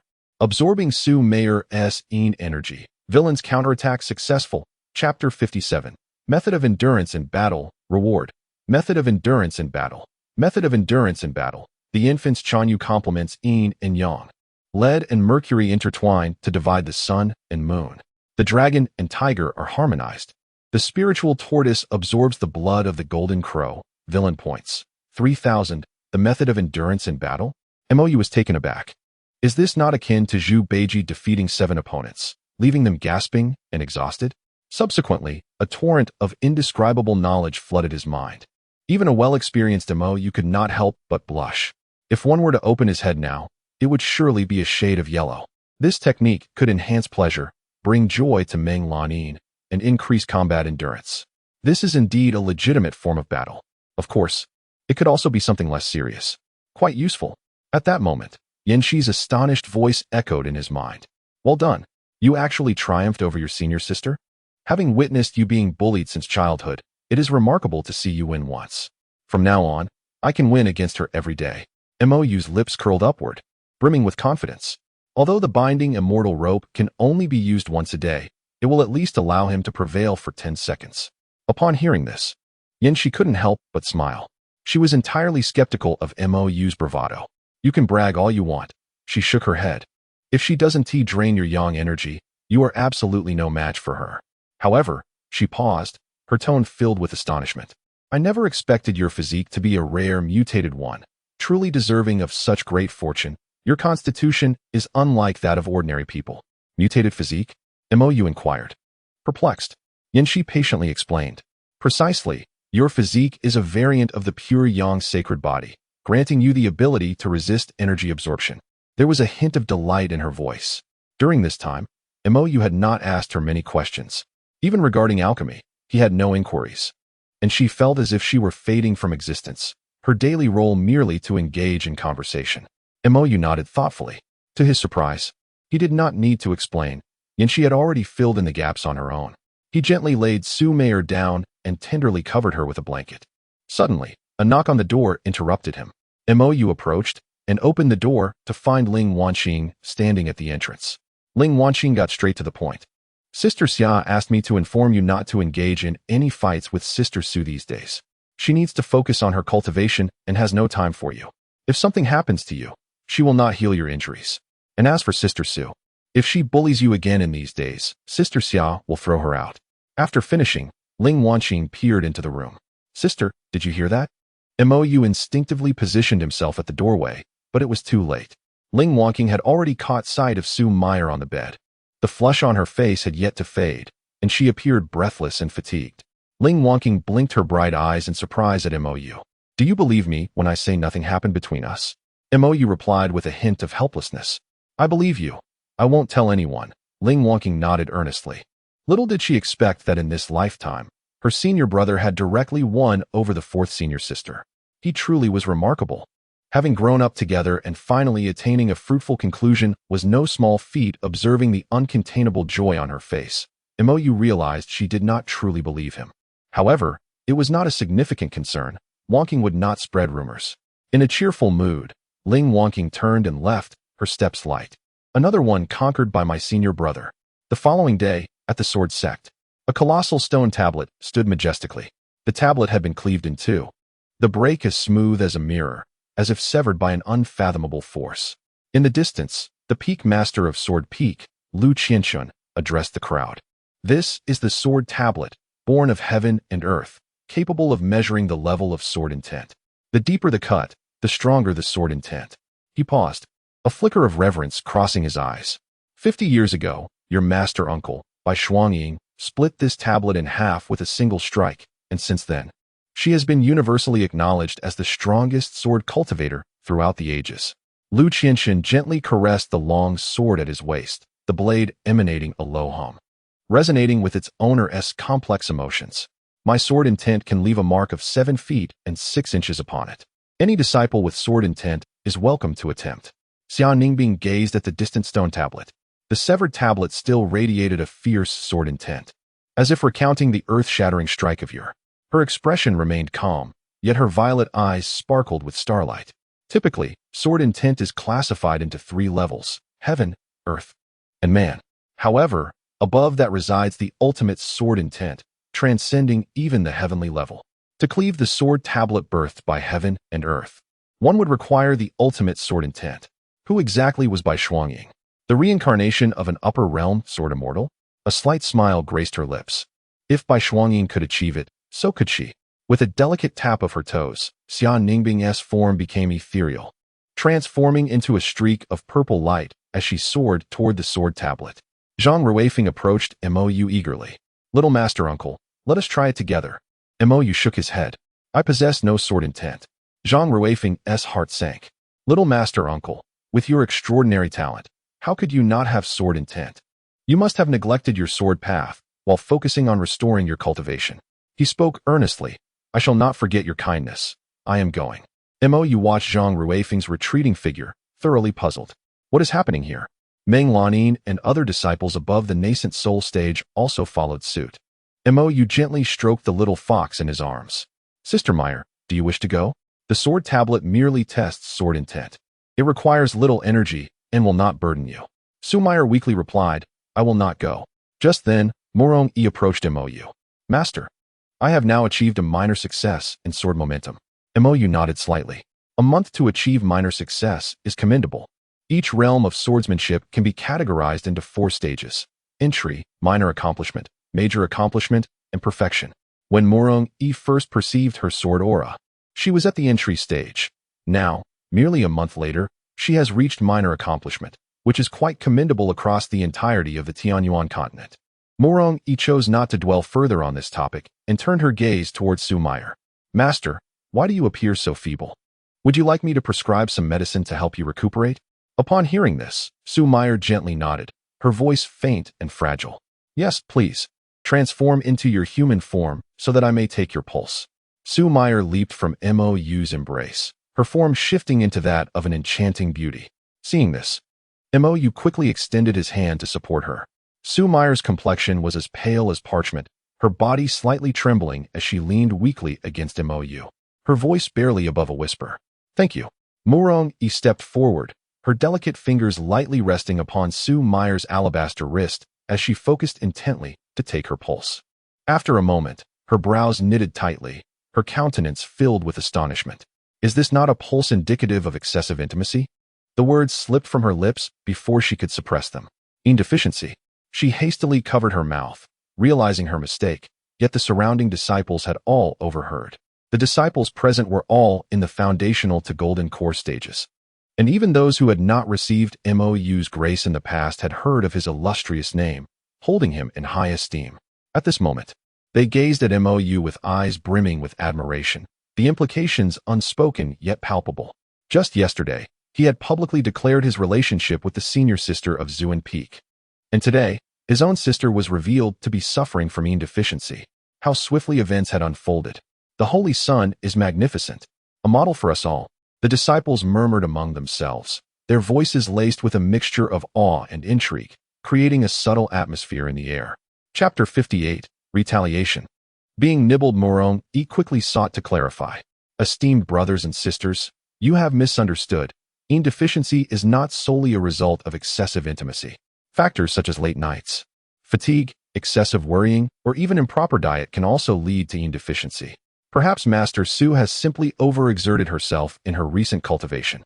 The surrounding disciples exchanged glances, their skepticism evident despite their silence. Just as Mo Yu was about to speak, Su Meyer leaned her entire fragile form against him. She whispered into Mo Yu's ear, her breath fragrant and her tone alluring. Brother, you wouldn't want to renege on your promises, would you? Although her voice was soft, intended for Mo Yu alone, everyone present could hear her clearly. The air seemed to freeze for a moment before erupting into a chorus of hushed gasps and whispers. The Holy Son truly lives up to his title. What a fortunate man. How could we ever aspire to such fortune? All eyes converged upon Mo Yu, filled with admiration and envy. Yet, in the face of this sudden turn of events, Mo Yu remained unperturbed. He calmly wrapped his arm around Su Meyer's slender waist, locking his gaze onto her captivating eyes, a provocative smile gracing his lips. Su Meyer trembled slightly but did not back down, her seductive gaze fixed unwaveringly upon Mo Yu. The atmosphere between them grew increasingly intimate, eliciting a chorus of sighs from the surrounding crowd. The Holy Son is excessively bold, showcasing affection before us all. Mo Yu observed the scene and quietly suggested, given the circumstances, why not just share a kiss? Her words seemed to trigger something, and the surrounding disciples erupted in cheers. Yes, a kiss. The voices rose and fell, growing increasingly boisterous. The master of Sword Peak, Lu Qianxuan, stood nearby, surveying the crowd. Noticing that the three from Zuwei Peak showed no intention of intervening, he wisely chose to remain silent. Mo Yu, embracing Su Meyer, looked at her with playful mockery and whispered, Sister Meyer, it seems you're caught in a predicament, playing with fire, are you not? Su Meyer, with her enchanting eyes, met Mo Yu's gaze, a warning flickering within. As he beheld her stunning visage, a mischievous impulse surged within him. He gradually lowered his head, inching closer to her luscious red lips. As the distance diminished, Su Meyer's breath quickened involuntarily. Initially, she had only intended to tease Mo Yu, never anticipating that he would dare to kiss her in public. As their faces drew nearer, she could even feel his warm breath against her skin. Instinctively, she attempted to retreat, but Mo Yu held her firmly by the waist, rendering her immobile. Resolutely, Su Meyer opted to lean in instead. Rising onto her toes, her soft, pink lips gently pressed against Mo Yu's. The warmth enveloped him, momentarily startling him. He had merely intended to frighten her, yet here they were, sharing an actual kiss. The crowd erupted in joyous cheers, but Mo Yu was too engrossed in the sensations to notice. The kiss was moist, tender, sweet. An overwhelming wave of feelings surged through him. However, before he could savor the moment, an intense pain suddenly shot through his lips, a metallic tang flooding his senses. Su Meier had bitten him fiercely. Mo Yu quickly turned away, channeling his spiritual energy to heal the wound. When he looked back at Su Meier, her crimson lips were stained with blood, her eyes brimming with defiance. This was pure retribution. Just then, a notification from the system chimed in. Detected that you forced Su Meier to kiss you in public, resulting in her loss of face. Villain's counterattack successful. Villain points awarded, 2,000. All things considered, he had not lost. He had kissed her and gained villain points in the process. With a flick of his hand, he used magic to wipe the blood from Su Meier's lips and released her waist. He then turned to the onlookers and declared, "All right, you may disperse now." The disciples, sensing the cue, began to leave. Ling Wanqing stood by, a knowing smile gracing her lips. Lu Qianxuan awkwardly turned his head away. Times had changed. The youth of today were far more liberated than they had been in their day. Yet, Su Meier acted as if nothing had happened, transforming into a white fox and leaping into Mo Yu's embrace. She looked at Murong Yi and inquired, "Is there any remedy that can help?" Murong Yi snapped back to reality, gazing seriously at Mo Yu.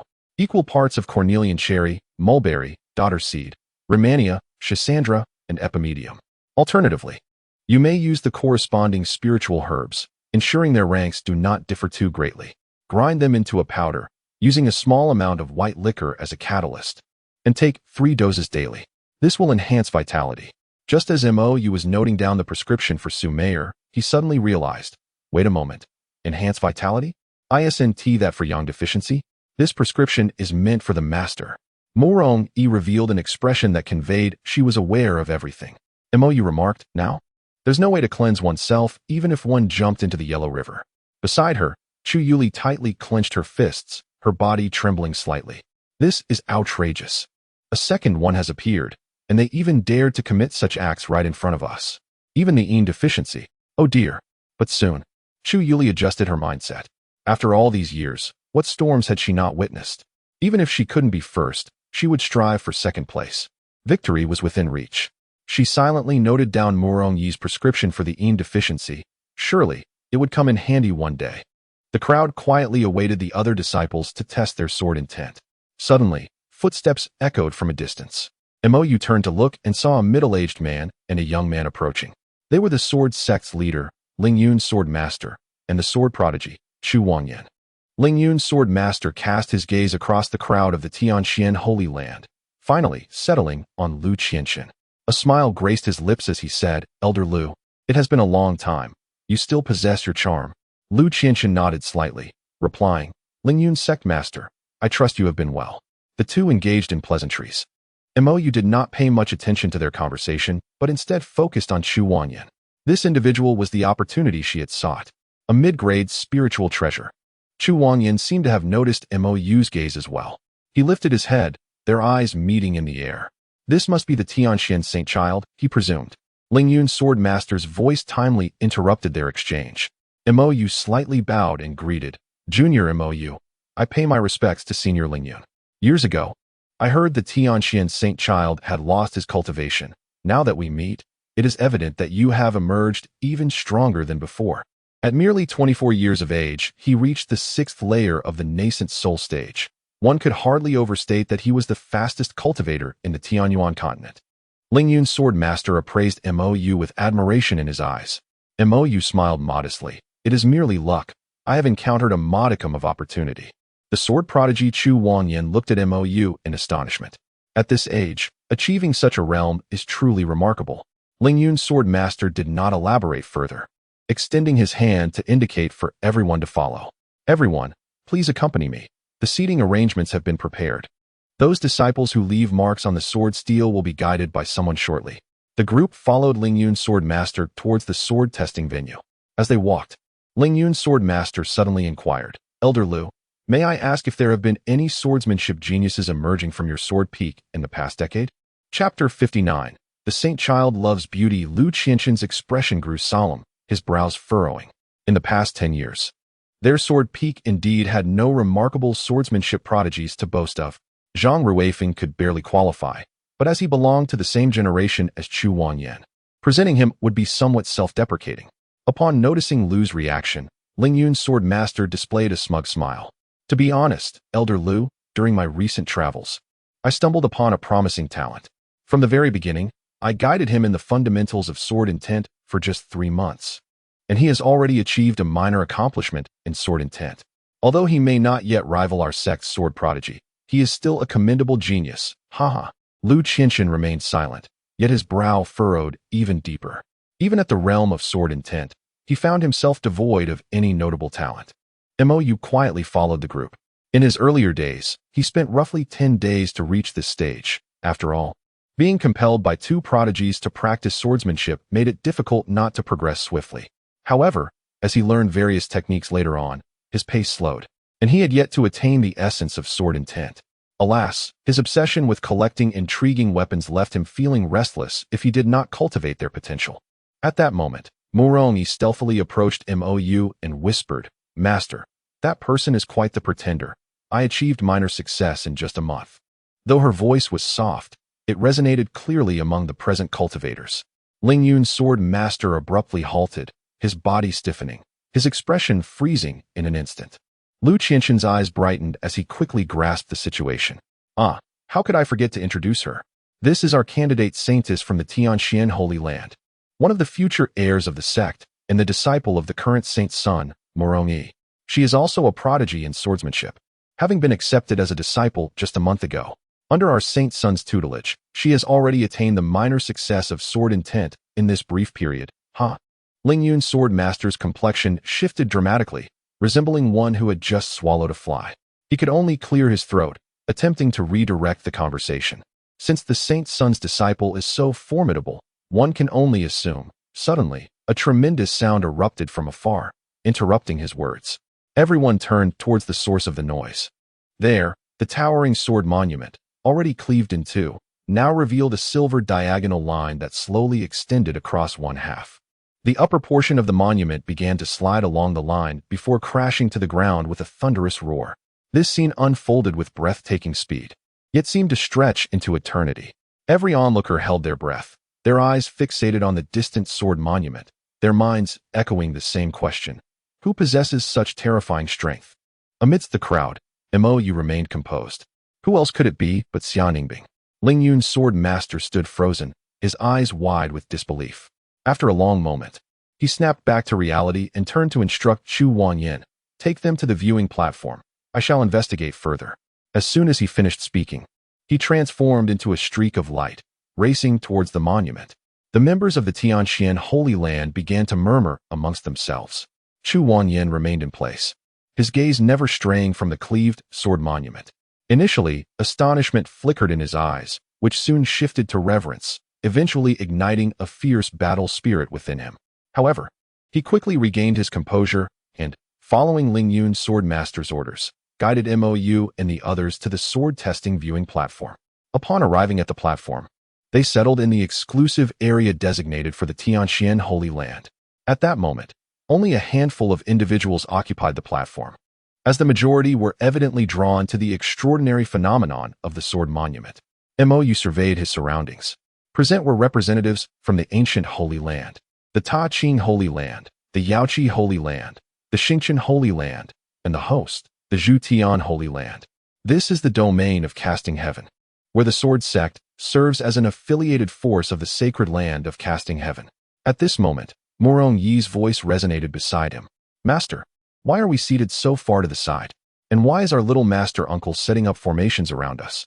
Is something clandestine afoot?" Mo Yu pondered for a moment and conjured a plausible rationale for Ling Wanqing. "Your little master uncle is naturally cautious. This way, it is less likely for others to launch a surprise attack, and it allows for better observation of the movements of others." Mo Yu's eyes brightened with understanding. "I see. Are we preparing to ambush the sacred land of stars?" Mo Yu shook his head. "I have investigated. Last time, we faced the 3 factions of Tianshu, Tianji, and Kaiyang. The 2 who departed were from Tianxian and Tianquan, who harbor no ill will towards us. The Yuheng and Yaoguang factions did not attend, leaving their stance ambiguous. Presently, those from the sacred land of stars are identifiable by their attire as belonging to the Yuheng faction." Mo Yu listened intently and nodded. Understood. Every grievance has its source, and every debt has its owner. Before long, Xian Ningbing approached gracefully. Her demeanor was as calm as water, betraying none of the earth-shattering sword strike she had just delivered. She surveyed her surroundings before taking a seat directly in front of Mo Yu. Upon sitting, she waved her delicate hand, sending several streams of light to reinforce the original formation. Mo Yu immediately grasped her intention. The earlier commotion had been too great, and she sought tranquility. One by one, individuals from other factions began to arrive, and the sword trials commenced. However, Ling Qingwei remained absent.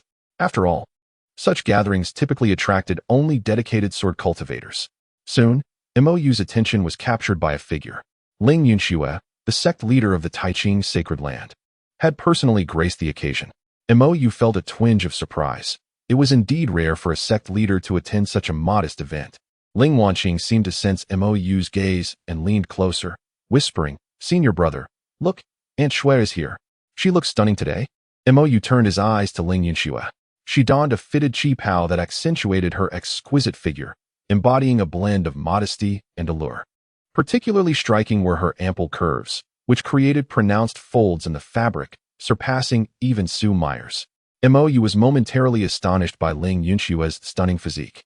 However, he quickly averted his gaze, for Ling Yunxue was not only his master-s sister, but also someone who had held him in her arms as a child, and more importantly, his future mother-in-law. He dared not entertain any impure thoughts. He replied calmly, "Indeed, Aunt Shui looks beautiful in anything." Ling Wanqing smiled subtly. Choosing not to elaborate further, Ling Yunxue's gaze slowly swept across the spectator area until it finally landed on Mo Yu. The child who once called her Aunt Shui in her arms had grown into such a handsome young man. She clenched the book in her hands, feeling a surge of pressure. This was the strategy guide for Mo Yu that Ling Wanqing had given her. After much hesitation, she ultimately lacked the courage to approach him. It seemed prudent to prepare a little more. Finally, she found a solitary foundational disciple from the Tianxian sacred land, cast a spell, and inquired, "Does your holy son have any particular favorites?" The disciple's gaze became distant as he searched his mind. Recalling recent events, he confidently replied, "The holy son loves beautiful women." Chapter 60. How to Swiftly Captivate a Man's Heart. Xia Ningbing noticed Ling Yunxue's behavior. Though she did not overhear the question posed, she paid it little heed. She knew Ling Yunxue well enough to be assured that she would not engage in any unruly conduct. The recent exertion in severing that sword monument had taken a toll, yet it also yielded significant rewards. The sword intent left by Shuangying upon the monument had remarkably elevated her swordsmanship. Who exactly is she? This query surfaced in Xia Ningbing's mind. Is she striving to attain the pinnacle of the immortal emperor by mastering the sword path to its utmost? Each discipline requires its own expertise, and even she cannot compare to Shuangying in the realm of swordsmanship. No, it is not just her. All the immortal emperors of her epoch fall short in comparison to this second sister. Meanwhile, she examined the cooldown time. Cooldown time. One incense stick on another front. Ling Yunxue paused momentarily. Loves beautiful women? This indeed aligns with Mo Yu's age. She gently waved her hand, dispelling the enchantment cast on the disciple. The disciple, with a puzzled expression, completely forgot what had transpired moments ago. Ling Yunxue glided gracefully to sit beside Mo Yu, a waft of subtle fragrance trailing her movements. Both elegant and unobtrusive, Mo Yu had just seen Murong Yi off to try her sword when he turned and beheld Ling Yunxue's dignified figure. He was somewhat taken aback and felt a tinge of pressure. After all, she was his mother-in-law. "Auntie Shui, what brings you here?" He greeted calmly. "What? Cannot I come to see you?" She replied, her voice soft yet tinged with a hint of nervousness. "Of course you can." Mo Yu responded eagerly. Ling Yunxue slightly angled her body towards him, casually perusing the book in her hands. How to Swiftly Captivate a Man's Heart. This was one of the strategies given to her by Ling Wanqing. As Mo Yu sensed her proximity and caught a whiff of that elusive fragrance, he discreetly shifted away. Ling Yunxue remained engrossed in her book. Having confirmed her preference for beautiful women, the next step was to showcase her allure. In simpler terms, it was about seduction. She bit her red lips lightly, grappling with her inner thoughts. Considering their engagement, she resolutely cast a spell to extend the slit of her qipao to her waist. Noticing that Mo Yu had not immediately observed this, she adjusted her posture, leaning back elegantly and crossing her legs. This action finally captured Mo Yu's attention. his gaze instinctively drifting toward her. Black stockings and a qipao? He had never seen Ling Yunxue dressed in such a manner. Typically, she donned conservative attire, never revealing too much. Yet now, this outfit was simply stunning. But why do the realms of cultivation feature stockings and high heels? He steadied his mind, striving to avert his gaze. He must not look. She is Ling Qingyue's adoptive mother, her future mother-in-law, and also the sister of her master. One must not harbor impure thoughts. Ling Yunxue furrowed her brows in contemplation. Why does Xiaoyu not gaze upon her? Is her charm insufficient? Resolutely, she decided to once again wield her magic. The originally conservative neckline suddenly transformed, becoming quite revealing. "Aunt Shui, what is this?" Mo Yu could not help but inquire. Ling Yunxue's cheeks had already flushed a deep crimson. She never anticipated that she would commit such a bold act. Upon hearing Mo Yu's question, her embarrassment intensified. Wishing desperately to vanish into the earth, she stammered, unsure of how to respond, and could only fabricate a reason. "It's a bit warm." After uttering this, she felt a surge of irritation within. Given her current state, could this fool truly not discern the implications? No wonder Ling Wanqing sought to strategize for her, evidently. He was as dense as a rock. Mo Yu thought to himself, this excuse is better left unspoken. Even a fool could perceive the falsehood. However, since he remained oblivious, he could only assume she was indeed feeling warm. Could it be that his Aunt Shui intended to seduce him? Absolutely impossible. Ling Yunxue continued to peruse the book in her hands, pondering the fulfillment of a man's desire for conquest. Suddenly, an idea struck her. Mo Yu had consistently referred to her as Aunt Shui. Did he perhaps harbor an affinity for this forbidden romance? What a peculiar little pervert to possess such a preference. This was not mentioned in the other manual titled Senior Brother Strategy that Wanqing provided. Moreover, there was something amiss with Wanqing as well. What sort of respectable person would take the time to compose a manual on strategizing for a senior brother? In the midst of her chaotic thoughts, Mo Yu found himself equally troubled. In the conservative realm of cultivation, which sane individual would dress so provocatively? Even the flirtatious fox nestled in his arms would not dare to attire herself in such a manner. And where on earth did those black stockings and high heels come from?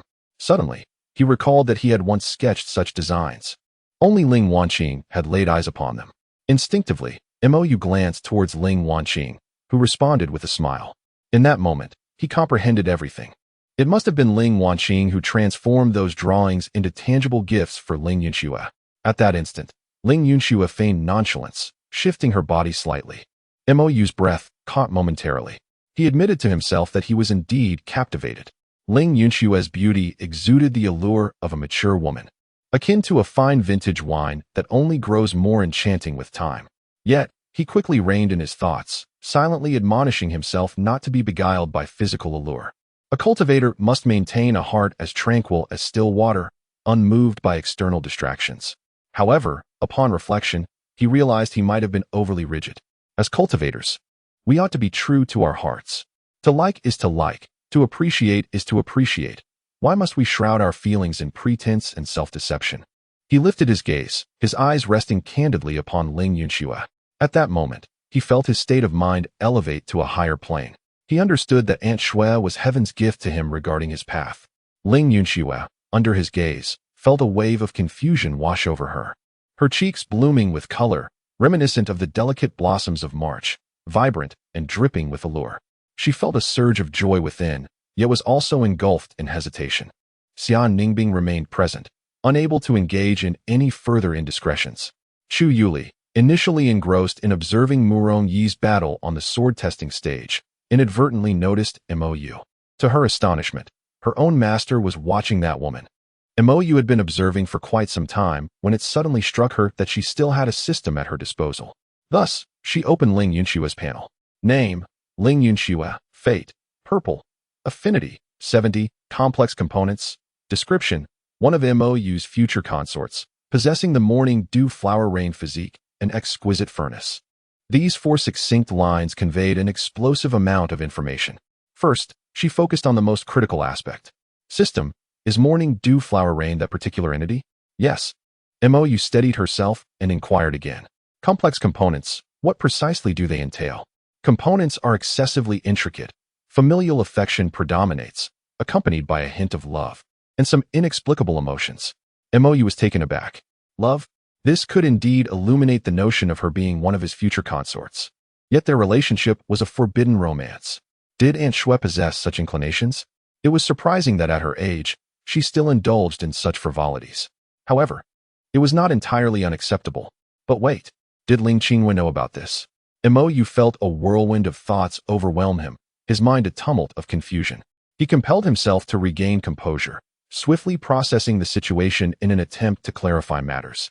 Ling Wanqing must have been aware. This so-called surprise was likely orchestrated by her. Those ambiguous garments were undoubtedly her means of facilitating Ling Yunshua's pursuit of him. Even the previous incident with Meng Lanin's immortal-esque drunkenness was her doing. Only she could have concocted a combination of the tribulation agent within the immortal-esque drunkenness. Mo Yu's gaze inadvertently flickered towards Ling Wanqing, who was intently focused on the sword-testing platform, her demeanor serene and devoid of any guilt. The marriage had been annulled, yet Ling Yunxue continued her actions. And the rationale was apparent. She sought to maintain the relationship between both parties through him. It was unexpected that the sect leader herself would make such sacrifices. However, they were all oblivious to the fact that he was the true architect behind the dissolution of this engagement. Xiaoyu. Ling Yunshue's gentle voice suddenly broke through, pulling Mo Yu back to the present. He responded absently. Ling Yunxue offered a faint smile. Aunt Shui has recently been practicing a new leg technique and inadvertently strained her meridians. Xiaoyu, could you assist Aunt Shui with a massage? Before her words had fully settled, she had turned to the side, resting her jade leg upon Mo Yu's thigh. He felt an unexpected weight upon his legs. What? Are you unwilling? Ling Yunxue inquired softly. Of course not. If it's Aunt Shui, it is certainly acceptable. Mo Yu nodded in agreement and began to work on her meridians. While massaging, he spoke. Aunt Shui, there is truly no need for such measures. No sooner had he spoken than he felt her jade leg tense beneath his touch. Yet, he did not cease his movements. Master never mentioned to me that I was engaged to Qinghua. Aunt Shui, being so astute, must understand the underlying reason, yes? Upon hearing this, Ling Yunshue's delicate form quivered slightly, instantaneously comprehending Mo Yu's implication. The engagement was a facade. The true intent behind it was to assist them in Ta Qing's sacred land. Yet, it was she who misinterpreted Yi Shimei's true intentions. She lifted her gaze towards Mo Yu, who was earnestly focused on giving her a massage, his demeanor both serious and gentle. For a moment, silence enveloped them, the air thick with an intricate atmosphere. Suddenly, Mo Yu spoke up. Aunt Shui, could you tell me what transpired in the Taiqing domain? Ling Yunxue sighed softly, her voice tinged with fatigue. The passage to the demon realm guarded by the Taiqing sacred land is on the verge of collapse. Each level's gateway is nearly unsustainable. She gasped lightly, her delicate brows knitting together. Be gentle. Mo Yu paused, quickly offering an apology. I'm sorry, Aunt Shui. I'll be more careful. Ling Yunxue steadied her breath and continued. We can no longer establish contact with the ancestors of the immortal realm. The Taiqing sacred land now possesses only one remaining 8 tribulation loose immortal, who is on the brink of passing. Once he departs, the strongest among us will be merely a 5 tribulation practitioner. Perhaps, even before the demon realm passage succumbs, the Taiqing sacred land will be divided amongst other sacred lands. Even if Yi Shimei holds the title of elder, she cannot sway the entire Tianxian sacred land, so sacrifices must be made. She cast a complex and inscrutable look at Mo Yu. Little Yu, do you understand? Mo Yu hesitated before responding. Yi Shimei cannot influence the entire Tianxian sacred land? Up until now, he had never encountered an elder who did not show utmost respect in her presence. Yet, he remained unclear about the specifics. He raised his head, his tone gentle. It's all right, Aunt Shui. You need not burden yourself so. Once I grow stronger, I shall certainly assist you. Upon hearing this, Ling Yunshue's lips curled into a soft smile. Then I thank you, little Yu. Yet, even with Mo Yu's solitary support, what difference could it truly make? However, this statement inadvertently heightened her acceptance of him significantly. Being with him no longer felt as resistant as before.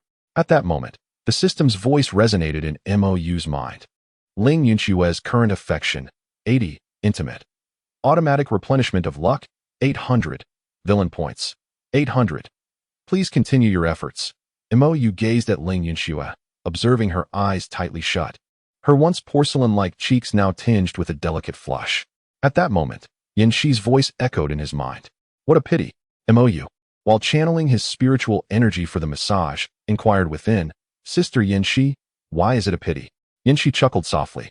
"Naturally, it is because of this constitution. You have already formed a bond with that little Qingyue girl, thus you cannot take her as your own." Mo Yu was taken aback, retorting, "Is it truly that serious?" "This morning dew flower rain physique," Yanxi explained, "in this mere mortal realm, you cannot fathom. Those who possess such a constitution can generate a form of spiritual liquid, which is immensely valuable.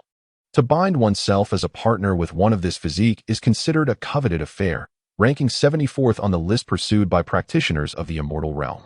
Mo Yu responded, "There are rankings for such things? But Sister Yanxi, you are mistaken." Yanxi raised an eyebrow. "Children make choices. I want them all." This statement momentarily stunned Yanxi before she burst into laughter. Was the situation at the Ta-Ching sacred land truly this dire? As Xia Ningbing listened to the conversation of the two behind her, she found herself deep in thought.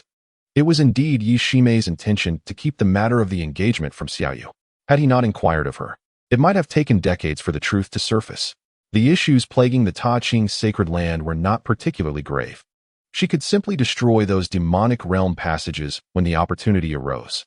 Just then, the voice of the system resonated. Cooldown complete. Chapter 62. System. Why do you tarnish one's innocence out of thin air?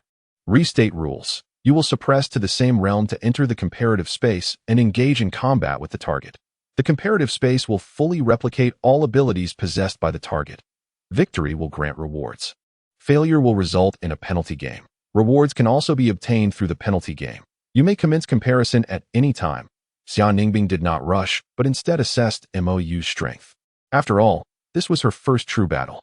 She possessed the cultivation technique of an immortal emperor, so there was no need for concern. The array's spiritual tools and musical spiritual tools would prove ineffective in such a confrontation. After a moment's contemplation, she reached a conclusion. Xiaoyu was certainly no match for her. She closed her eyes and silently murmured, "Begin." The 200th comparison begins.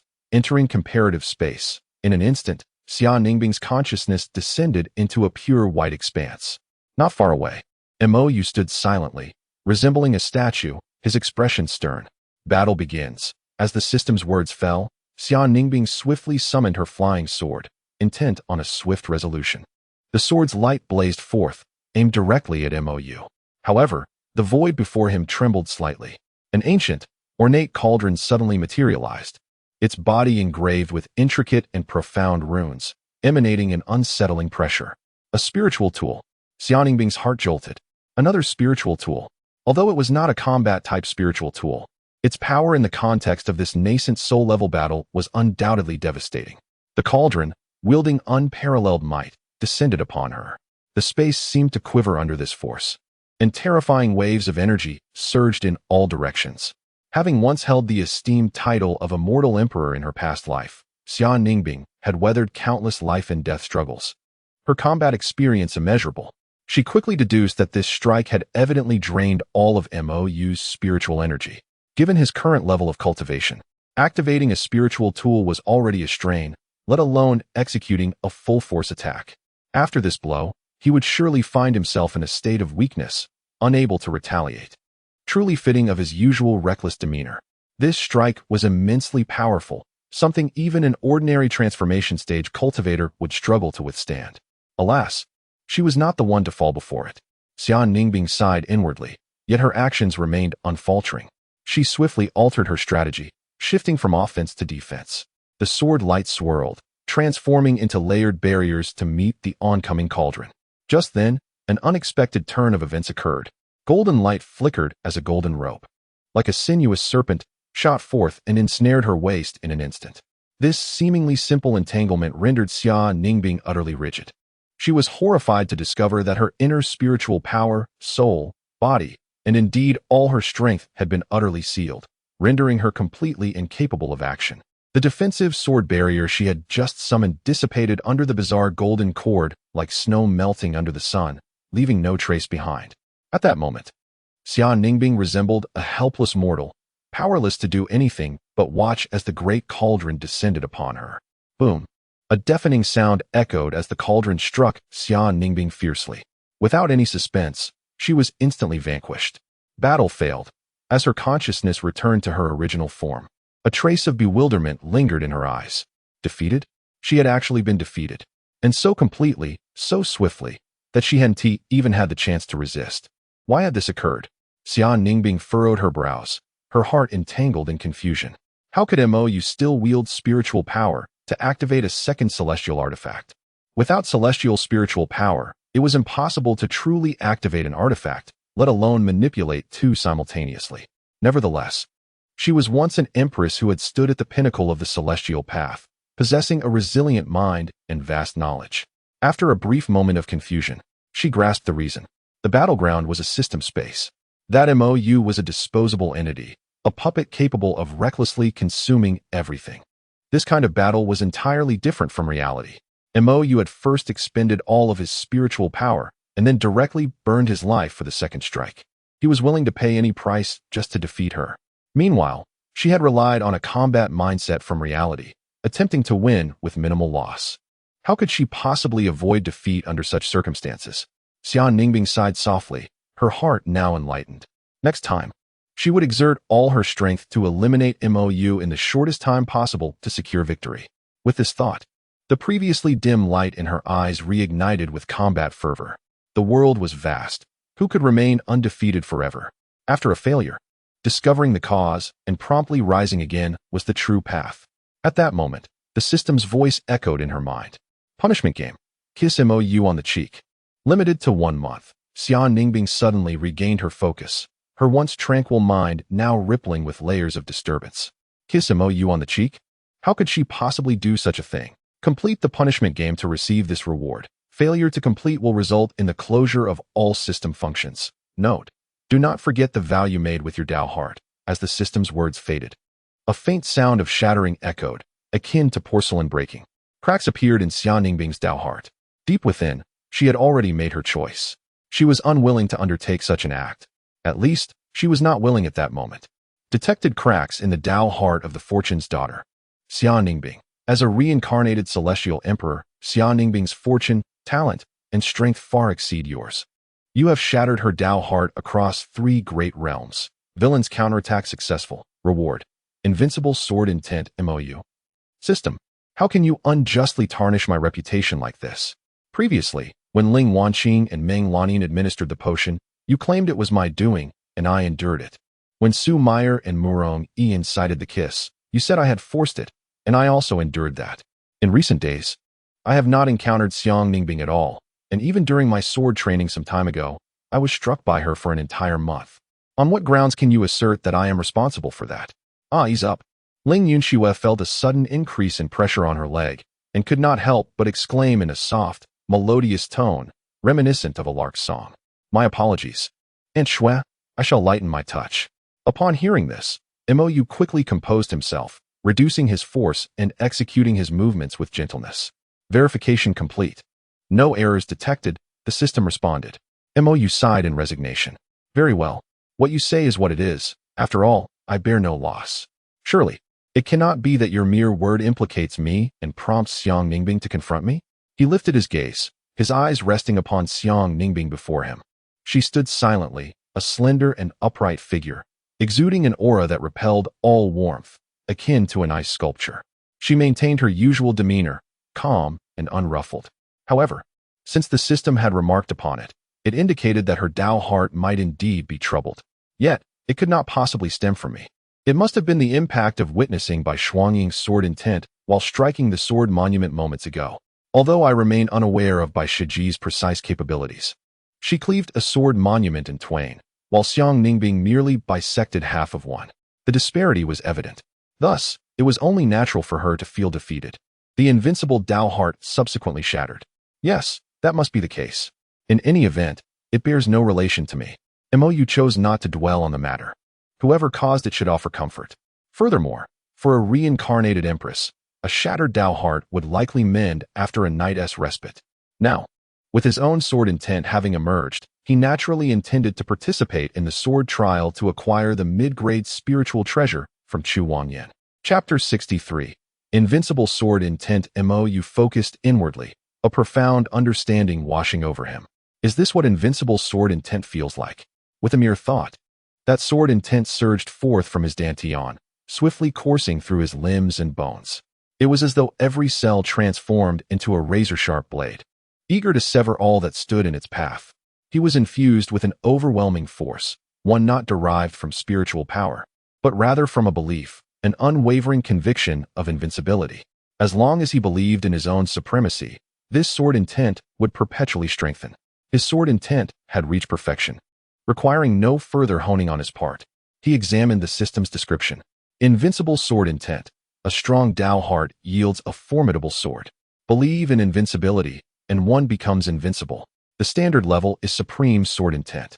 With the system's elucidation, Mo Yu instinctively understood what supreme sword intent entailed. A formidable sword intent reserved for the talents of the upper realm.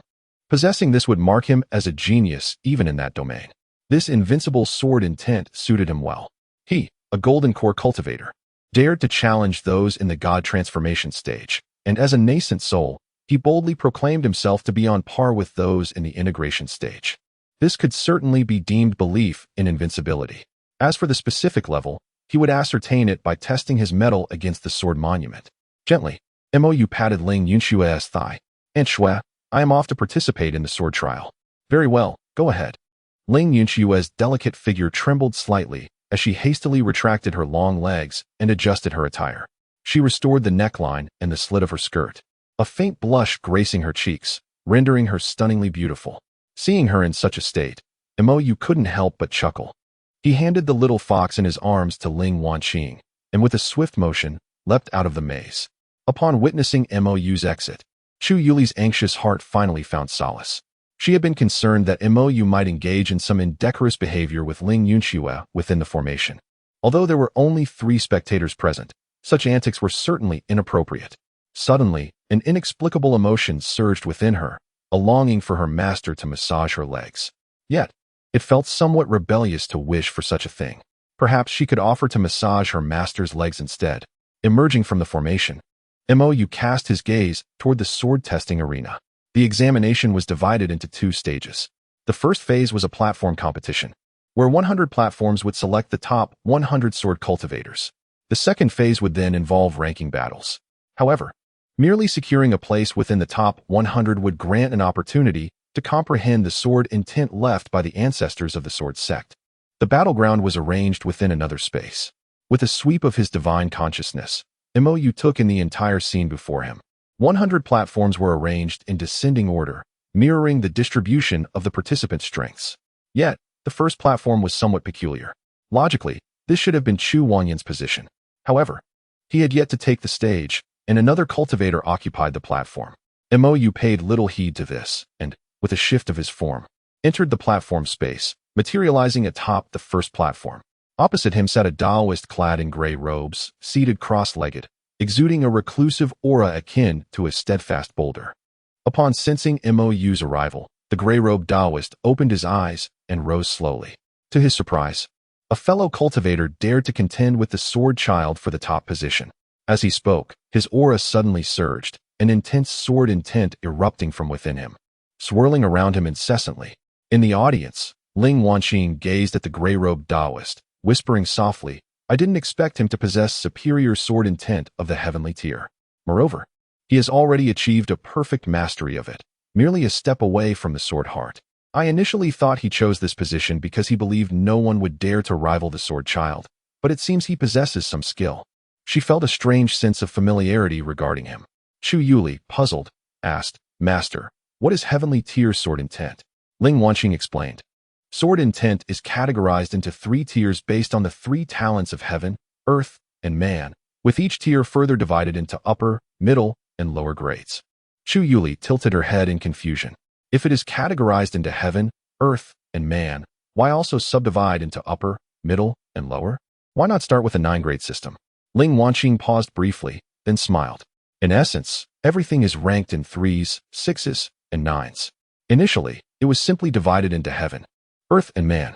Later, those within the same tier recognized disparities among themselves and further subdivided into several levels. If one were to delve deeper, there are indeed finer distinctions, and some have even created a ranking list for sword intents. However, such lists are not definitive.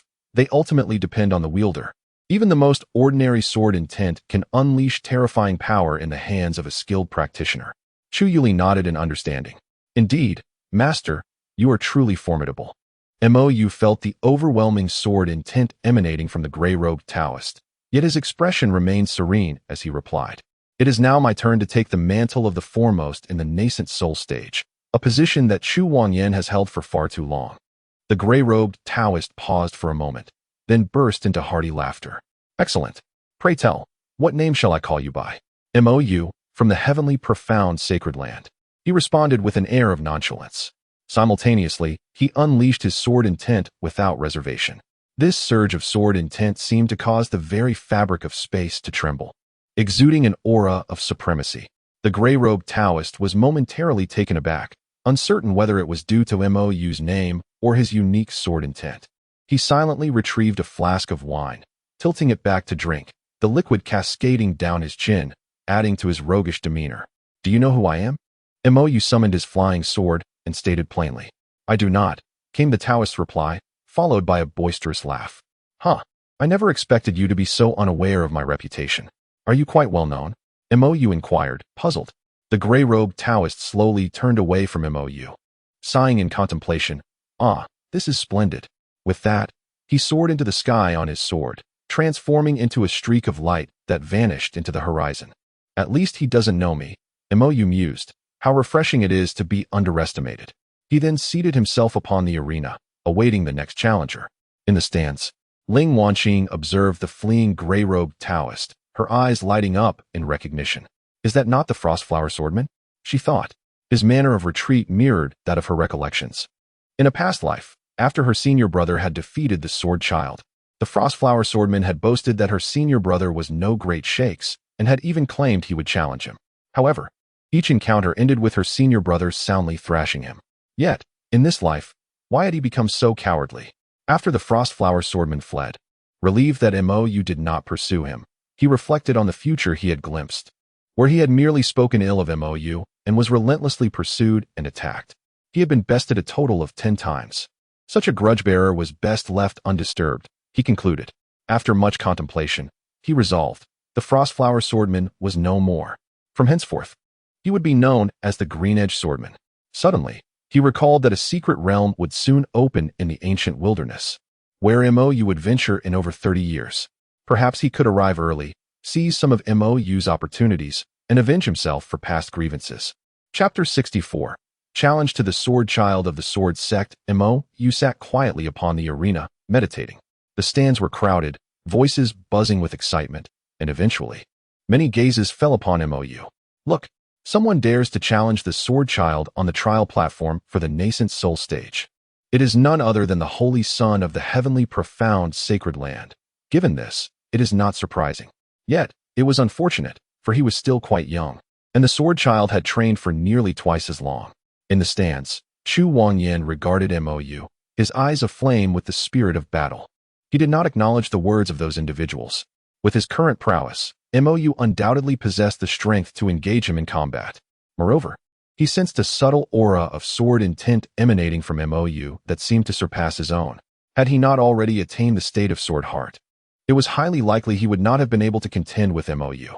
However, he felt no urgency to challenge him, as it had become an unspoken rule that pivotal battles were reserved for the second stage. Chu Wangyan moved swiftly, transforming into a streak of light as he soared to the second arena. Moments later, a thunderous crash echoed as the original champion of the second arena, Chen Jianfeng, fell heavily to the ground. The audience gasped in astonishment, their murmurs growing louder.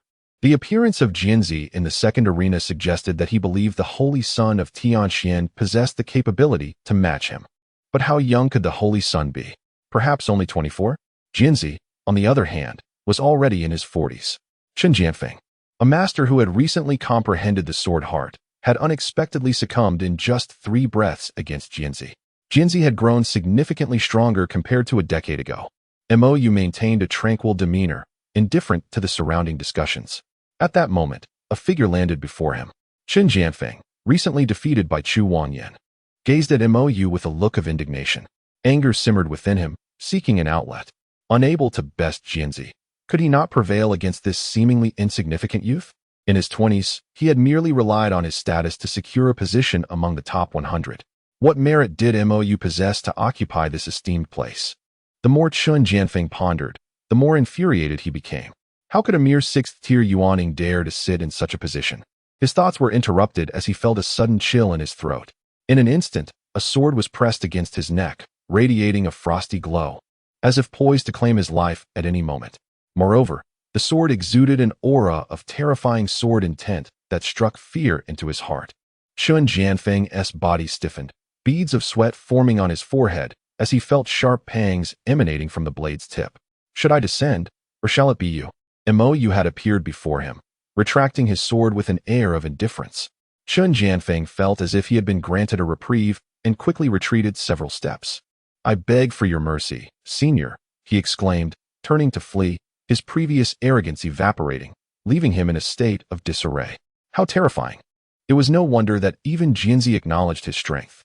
In the stands, the audience was left dumbfounded, buzzing with disbelief. Such a formidable sword intent. Chun Jianfeng had been defeated in a single move? Who would emerge victorious between him and Jinzi?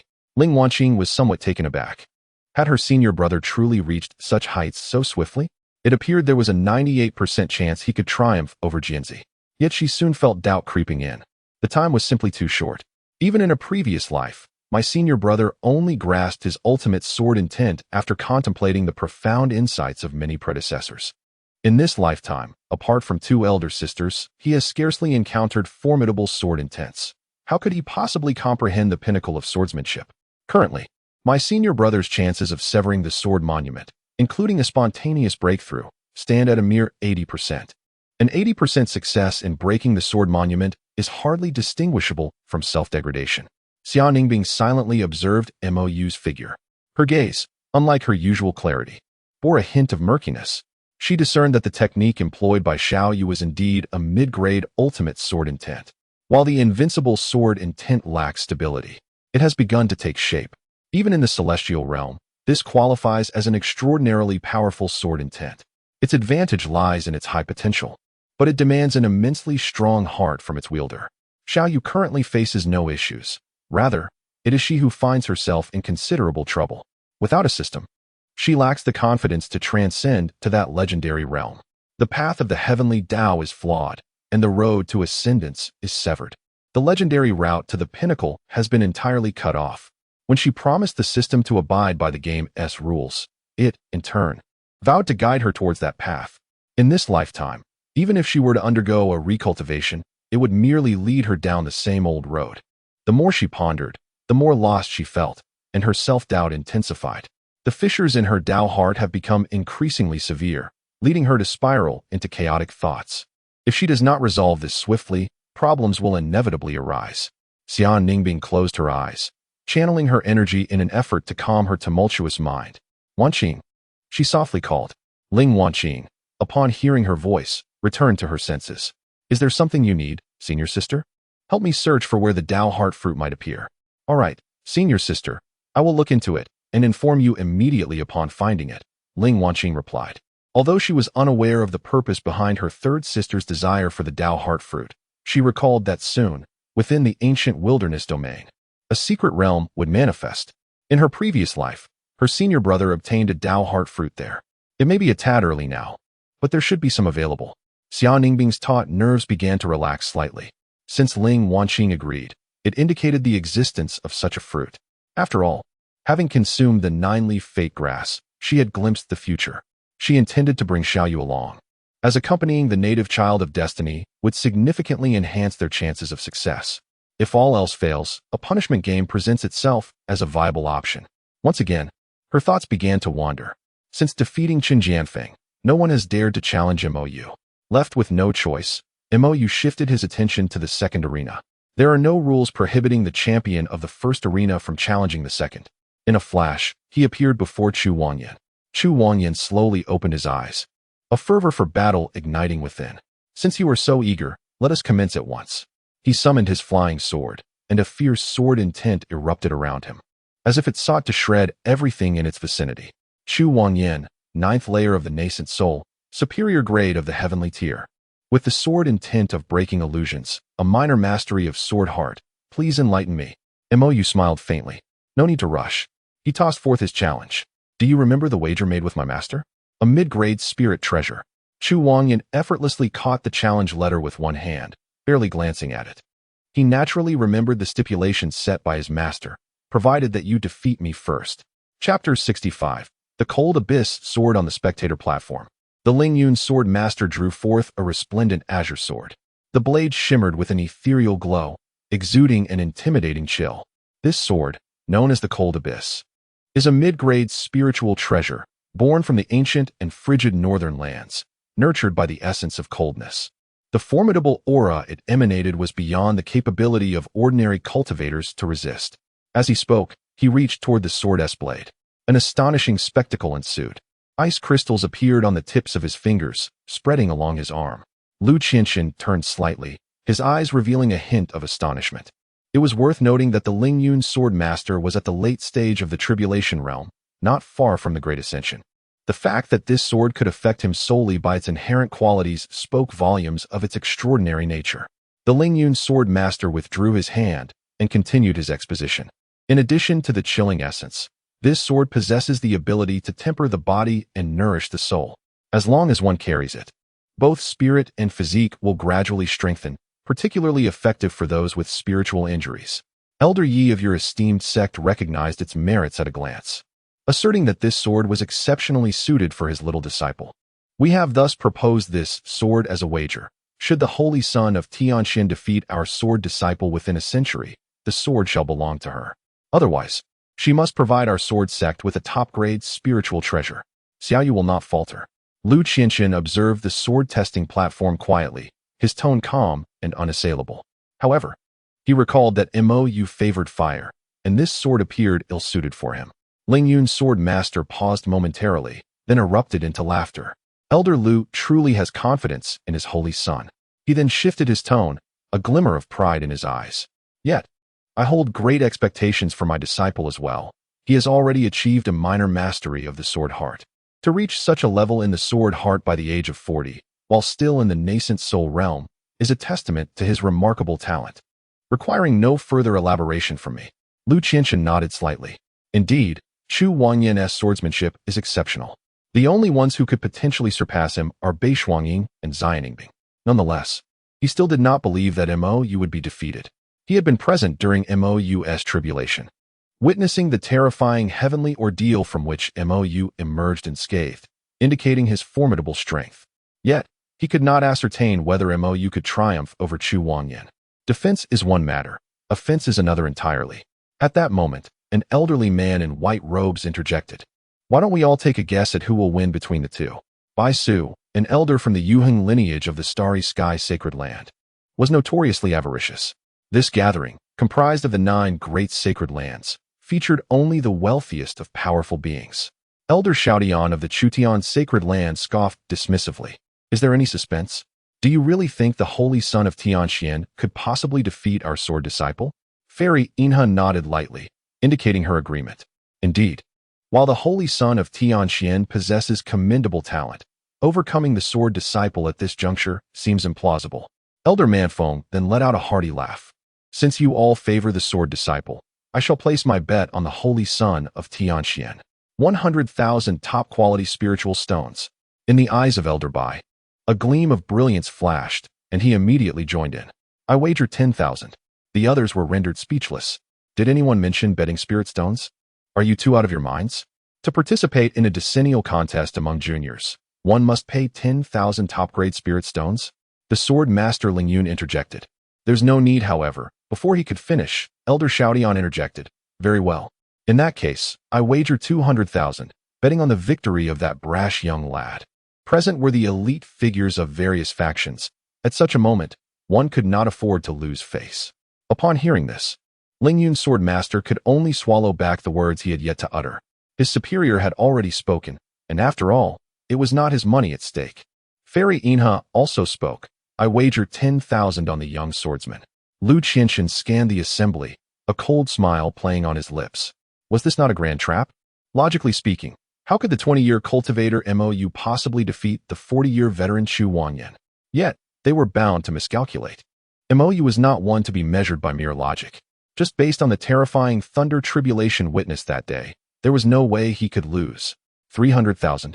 I'm in, Lu Qianqian stated indifferently. If even Manfeng dared to stake 10,000 in support of Mo Yu, what was there for him to fear? At that moment, a clear and cold voice suddenly rang out. What is the point of wagering such a meager sum of spirit stones? Since all of you wish to bet, why not raise the stakes? The crowd turned towards the voice, astonishment flashing in their eyes simultaneously. A woman approached gracefully, her demeanor elegant, and her every movement exuded extraordinary charm. It was Fairy Taiqing. The assembly rose in respect, bowing to the newcomer with reverence in their tone. The visitor was, of course, Ling Yuxue, who had shed her earlier shyness and regained her former regal bearing. Her beautiful eyes scanned the crowd. I wager 1 million on the heavenly profound sun. At her declaration, the expressions of the crowd changed dramatically. 1 million top-grade spirit stones was no trifling amount. Even though they were elders from prominent sacred lands, producing such a vast sum of spirit stones was no simple task. Elder Xiaodian chuckled awkwardly. Fairy Taiqing, you jest. This is merely a small wager for amusement. To raise it further would be unwise and could harm our camaraderie. Elder Bai quickly echoed, Indeed, indeed. It's just a game. Why must Fairy Taiqing take it so seriously? Are you afraid? Ling Yuxue teased with a smile. Or do you secretly believe the sun can win? Meanwhile, the battle on the sword testing platform had reached a fever pitch. Sword energies clashed, and spiritual light shimmered. Mo Yu realized he possessed the capability to easily secure victory in this contest. Perhaps it was due to the Tao's nascent soul, or perhaps the invincible sword intent. He found that he could easily defeat Chu Wanyan with just a slight exertion of his strength. However, he refrained from doing so. If he swiftly dispatched Chu Wanyan, wouldn't the amusement for the onlookers be lost? He was currently reveling in the spectacle, eager for the stakes to rise.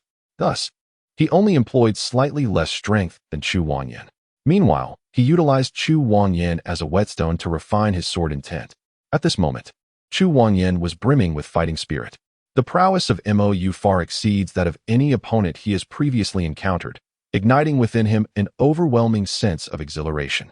He faintly perceives that he is on the verge of advancing his strength, ready to shatter his limitations. Indeed, he is apprehensive. Elder Xiao Tian candidly admitted that while their heavenly forging sacred ground possesses formidable strength, far surpassing that of the Taiqing sacred ground, he is merely a humble elder in the tribulation transcendent stage and dares not provoke Ling Yuxue, the sect leader. Despite her exquisite beauty, one must not forget that those who attain such heights in cultivation are often ruthless fiends. And you? Ling Yuxue's gaze shifted towards Elder Baisu. He watched the battle with palpable tension. Given the current situation, it appeared that Mo Yu stood no chance of victory. Chu Wanyan's advantage was starkly evident. Yet, therein lay his fear. Ling Yuxue was no fool. Although the Starry Sky's sacred ground was not weak, it was undoubtedly the most impoverished among the sections. 1 million in resources was not something to be taken lightly. Should he truly lose, he might find himself bereft even of his coffin funds. Just as he was about to decline, an unexpected change transpired.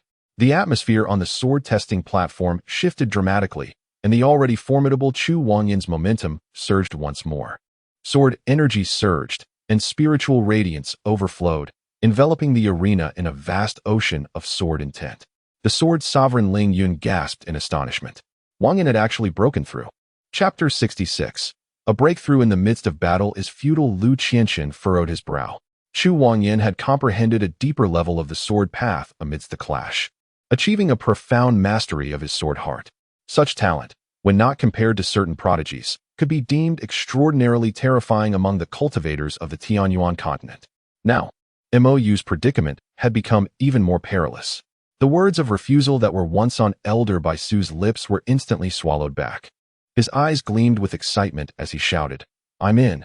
1 million. Surely, the Taiqing fairy wouldn't renege on this, would she? With the Taiqing sacred ground having long lost its former glory, and with his backing from the Starry Sky sacred ground, what was there to fear? This was 1 million top-tier spirit stones. Should he miss this opportunity, it might never return. Naturally, I will not renege, came Ling Yunshue's voice, still cold. Yet her gaze inadvertently drifted towards Mo Yu, a flicker of concern evident in her beautiful eyes. For her, 1 million top-tier spirit stones were hardly significant. What truly troubled her was whether Mo Yu would sustain any injuries.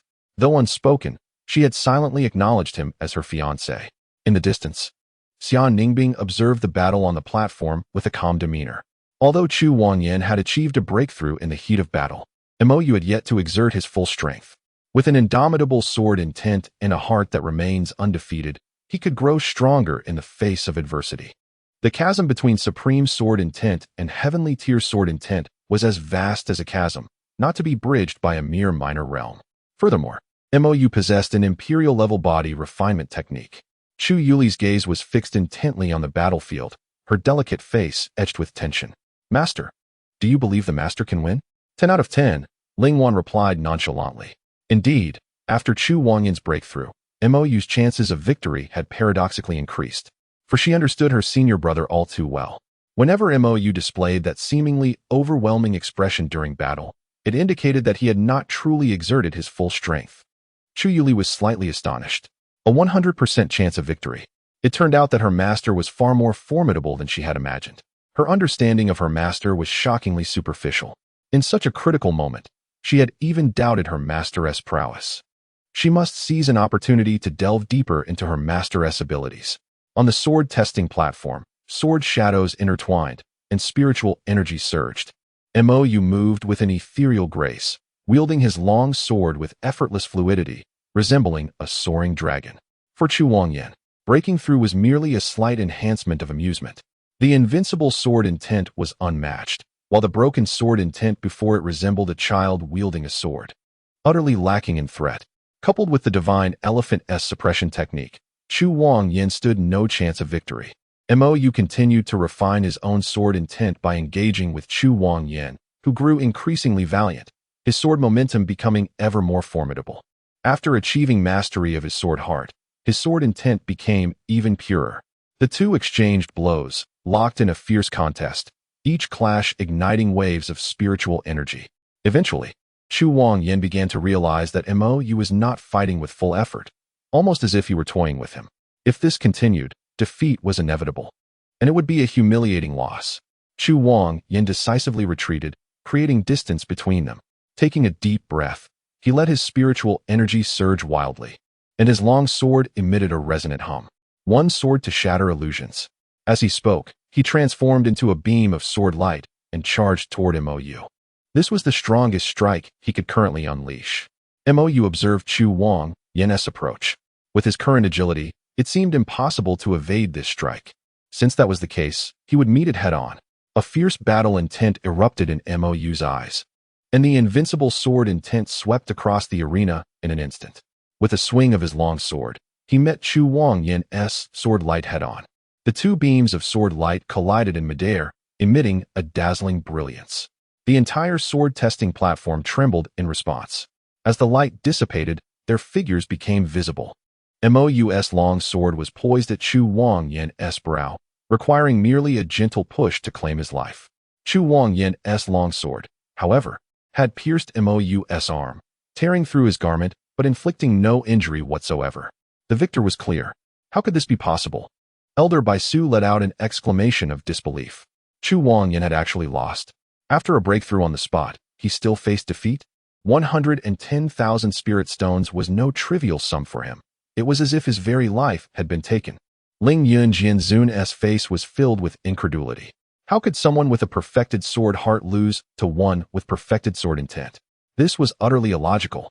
Moreover, the terrifying sword intent that erupted at the last moment had even imposed a subtle pressure on him, causing his spirit to tremble. This sensation was reminiscent of the sword intent left by Shuang Ying and Xia Ningbing on the sword steel. Given this, it could only be said that Wang Yan's loss was not in vain.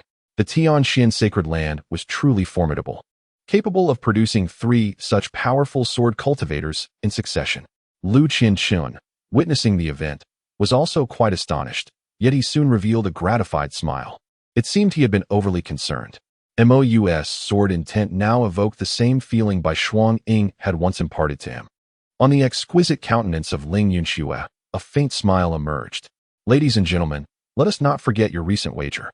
The foremost individual of the nascent soul stage. This fiancé is indeed quite commendable. Elder Xiaodian furrowed his brow and responded in a deep voice. Naturally, we shall not forget. As he spoke, he cast a glance at Bai Su, half intentionally, half unintentionally.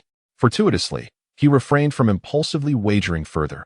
Otherwise, it would be too late for regrets. One ought to consider matters judiciously.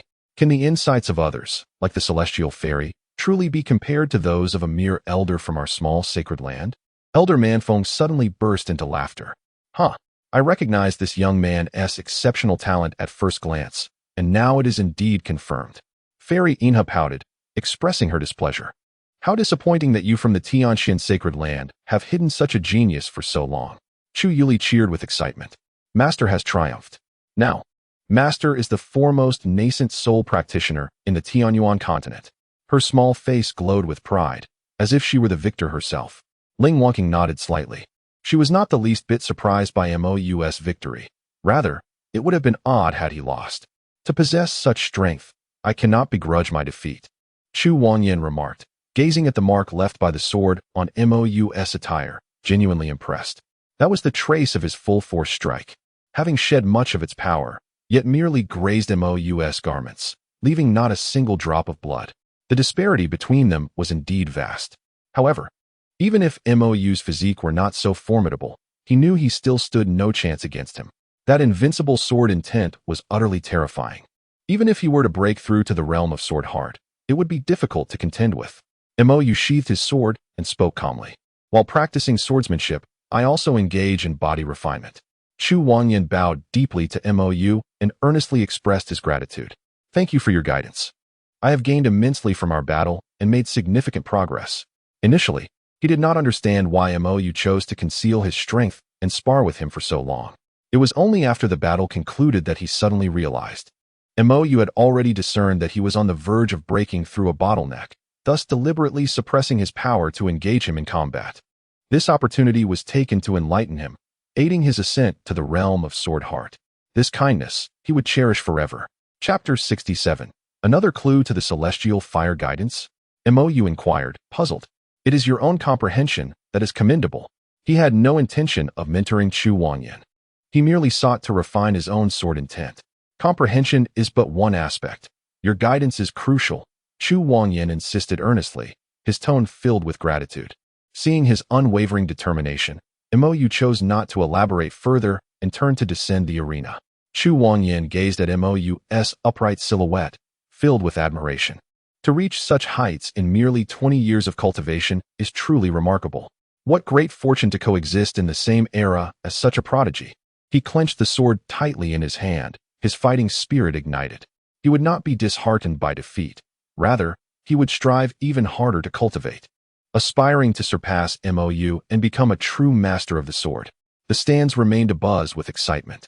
The sword master has achieved an extraordinary breakthrough in his swordsmanship. Yet he still faced defeat. The intensity of that sword intent was utterly terrifying. Just moments ago, I attempted to draw my sword to sense it, but my blade resisted emerging. Was it unwilling? Or perhaps it was merely afraid.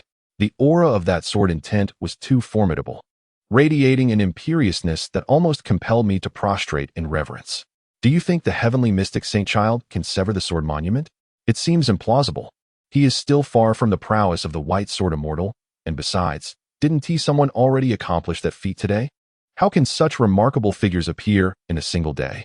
I do believe he possesses a glimmer of hope. Perhaps with further cultivation, he could achieve it. Mo Yu returned to the edge of the viewing platform. Suddenly, a strikingly beautiful maiden adorned in the attire of the Yaoqi sacred land appeared before him. Her beauty surpassing that of most female cultivators from the heavenly mystic sacred land. Of course, she could not compare to the exquisite Dream Lanine. Little master, would you be interested in joining us at the Yaoqi sacred land?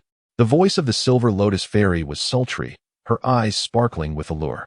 Our Yaoqi sacred land is filled with enchanting sisters. She deliberately elongated her words, her tone laced with seduction. Upon hearing this, Mo's eyes brightened. The Yaoqi sacred land was a place coveted by all male cultivators, as it exclusively welcomed female practitioners, a veritable paradise of beauty. Their Yaoqi secret art was the pinnacle of cultivation techniques sought after by women throughout the continent. More importantly, the Yaoqi sacred land offered a unique ritual known as the Yaoqi baptism. It was said that bathing in the Yaoqi could cleanse both body and soul, enhancing one's cultivation. If given the chance, he wished to share a bath with Dream Lan Yin. What do you say? If you come to our Yaoqi sacred land, you would be the one and only saint child. The Silver Lotus Fairy further enticed, noticing Mo Yu's apparent interest. Mo Yu shook his head in refusal. Thank you for your kind offer, but the heavenly mystic sacred land has treated me well. I could never betray my sect. The heavenly mystic sacred land had bestowed upon him too much. Not only was he regarded as a saint child upon entry, but even after his cultivation was crippled, he continued to enjoy the privileges associated with that title. His status was equivalent to that of a peak master, granting him the freedom to act as he pleased. Such ludicrous benefits were hard to find elsewhere. Look at Jun Wuhan. He was discarded after losing just 2 souls, even though his cultivation remained intact. He may have been refined into a magical artifact or a puppet. Seeing that Mo Yu remained unmoved, the Silver Lotus Fairy expressed a hint of disappointment but bore no anger. Should the saint child reconsider, the Yaoqi sacred land is always open to you. She had merely been testing the waters, without harboring high expectations. At that moment, a chilling aura enveloped the vicinity. Ling Yunxue appeared before Mo Yu, obstructing his view. Her cool, piercing gaze now bore a hint of annoyance as she fixed her stare on the Silver Lotus Fairy. What is the meaning of this, Yaoqi sacred land? I merely stepped away for a moment, and already someone is attempting to lure him away?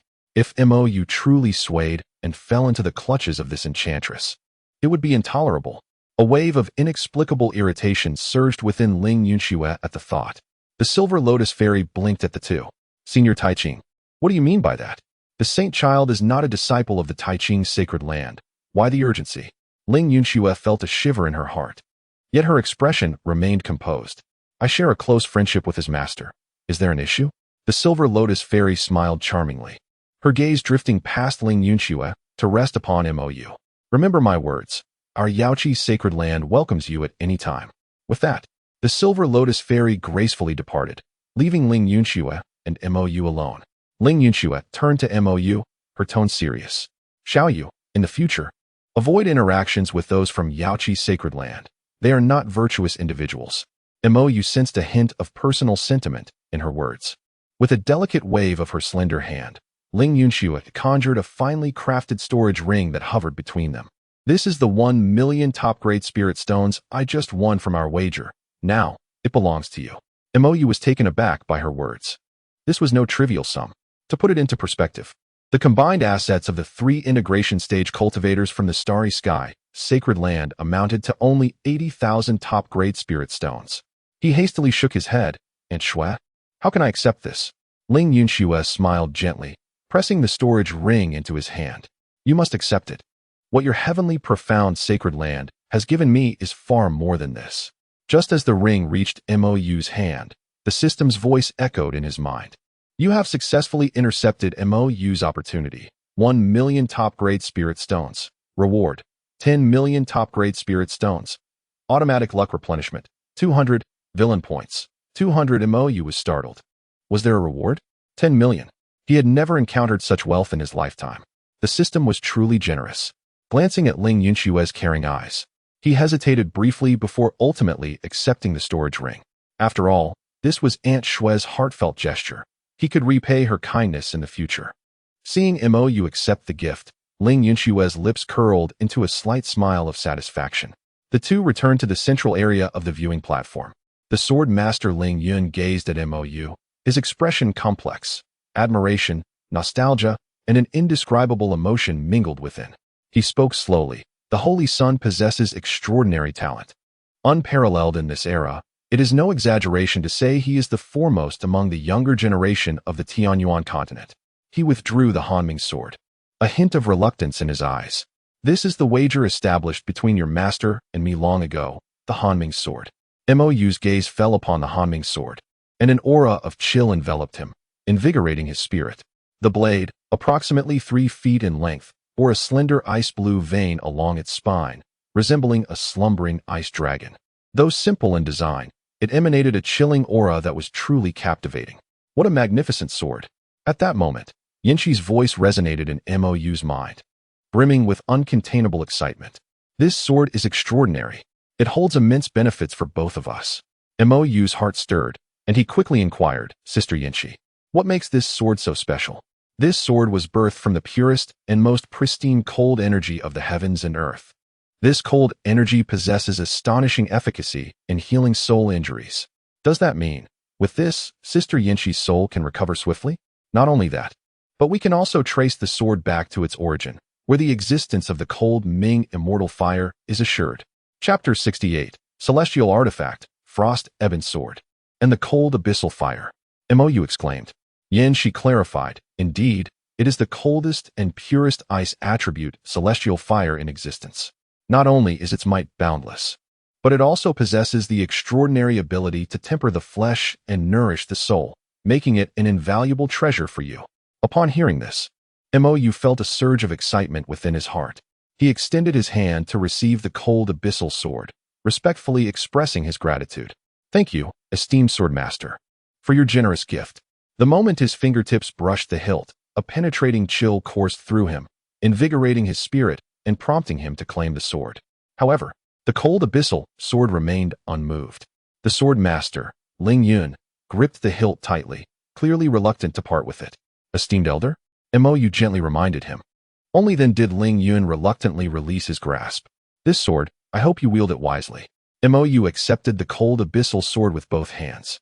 Detected that you have successfully intercepted Mo Yu's opportunity, cold abyssal sword. Having lost the cold abyssal sword, Mo Yu not only forfeited a formidable offensive means, but also the chance to acquire the cold abyssal fire. And he can no longer restore Yin Shi's soul.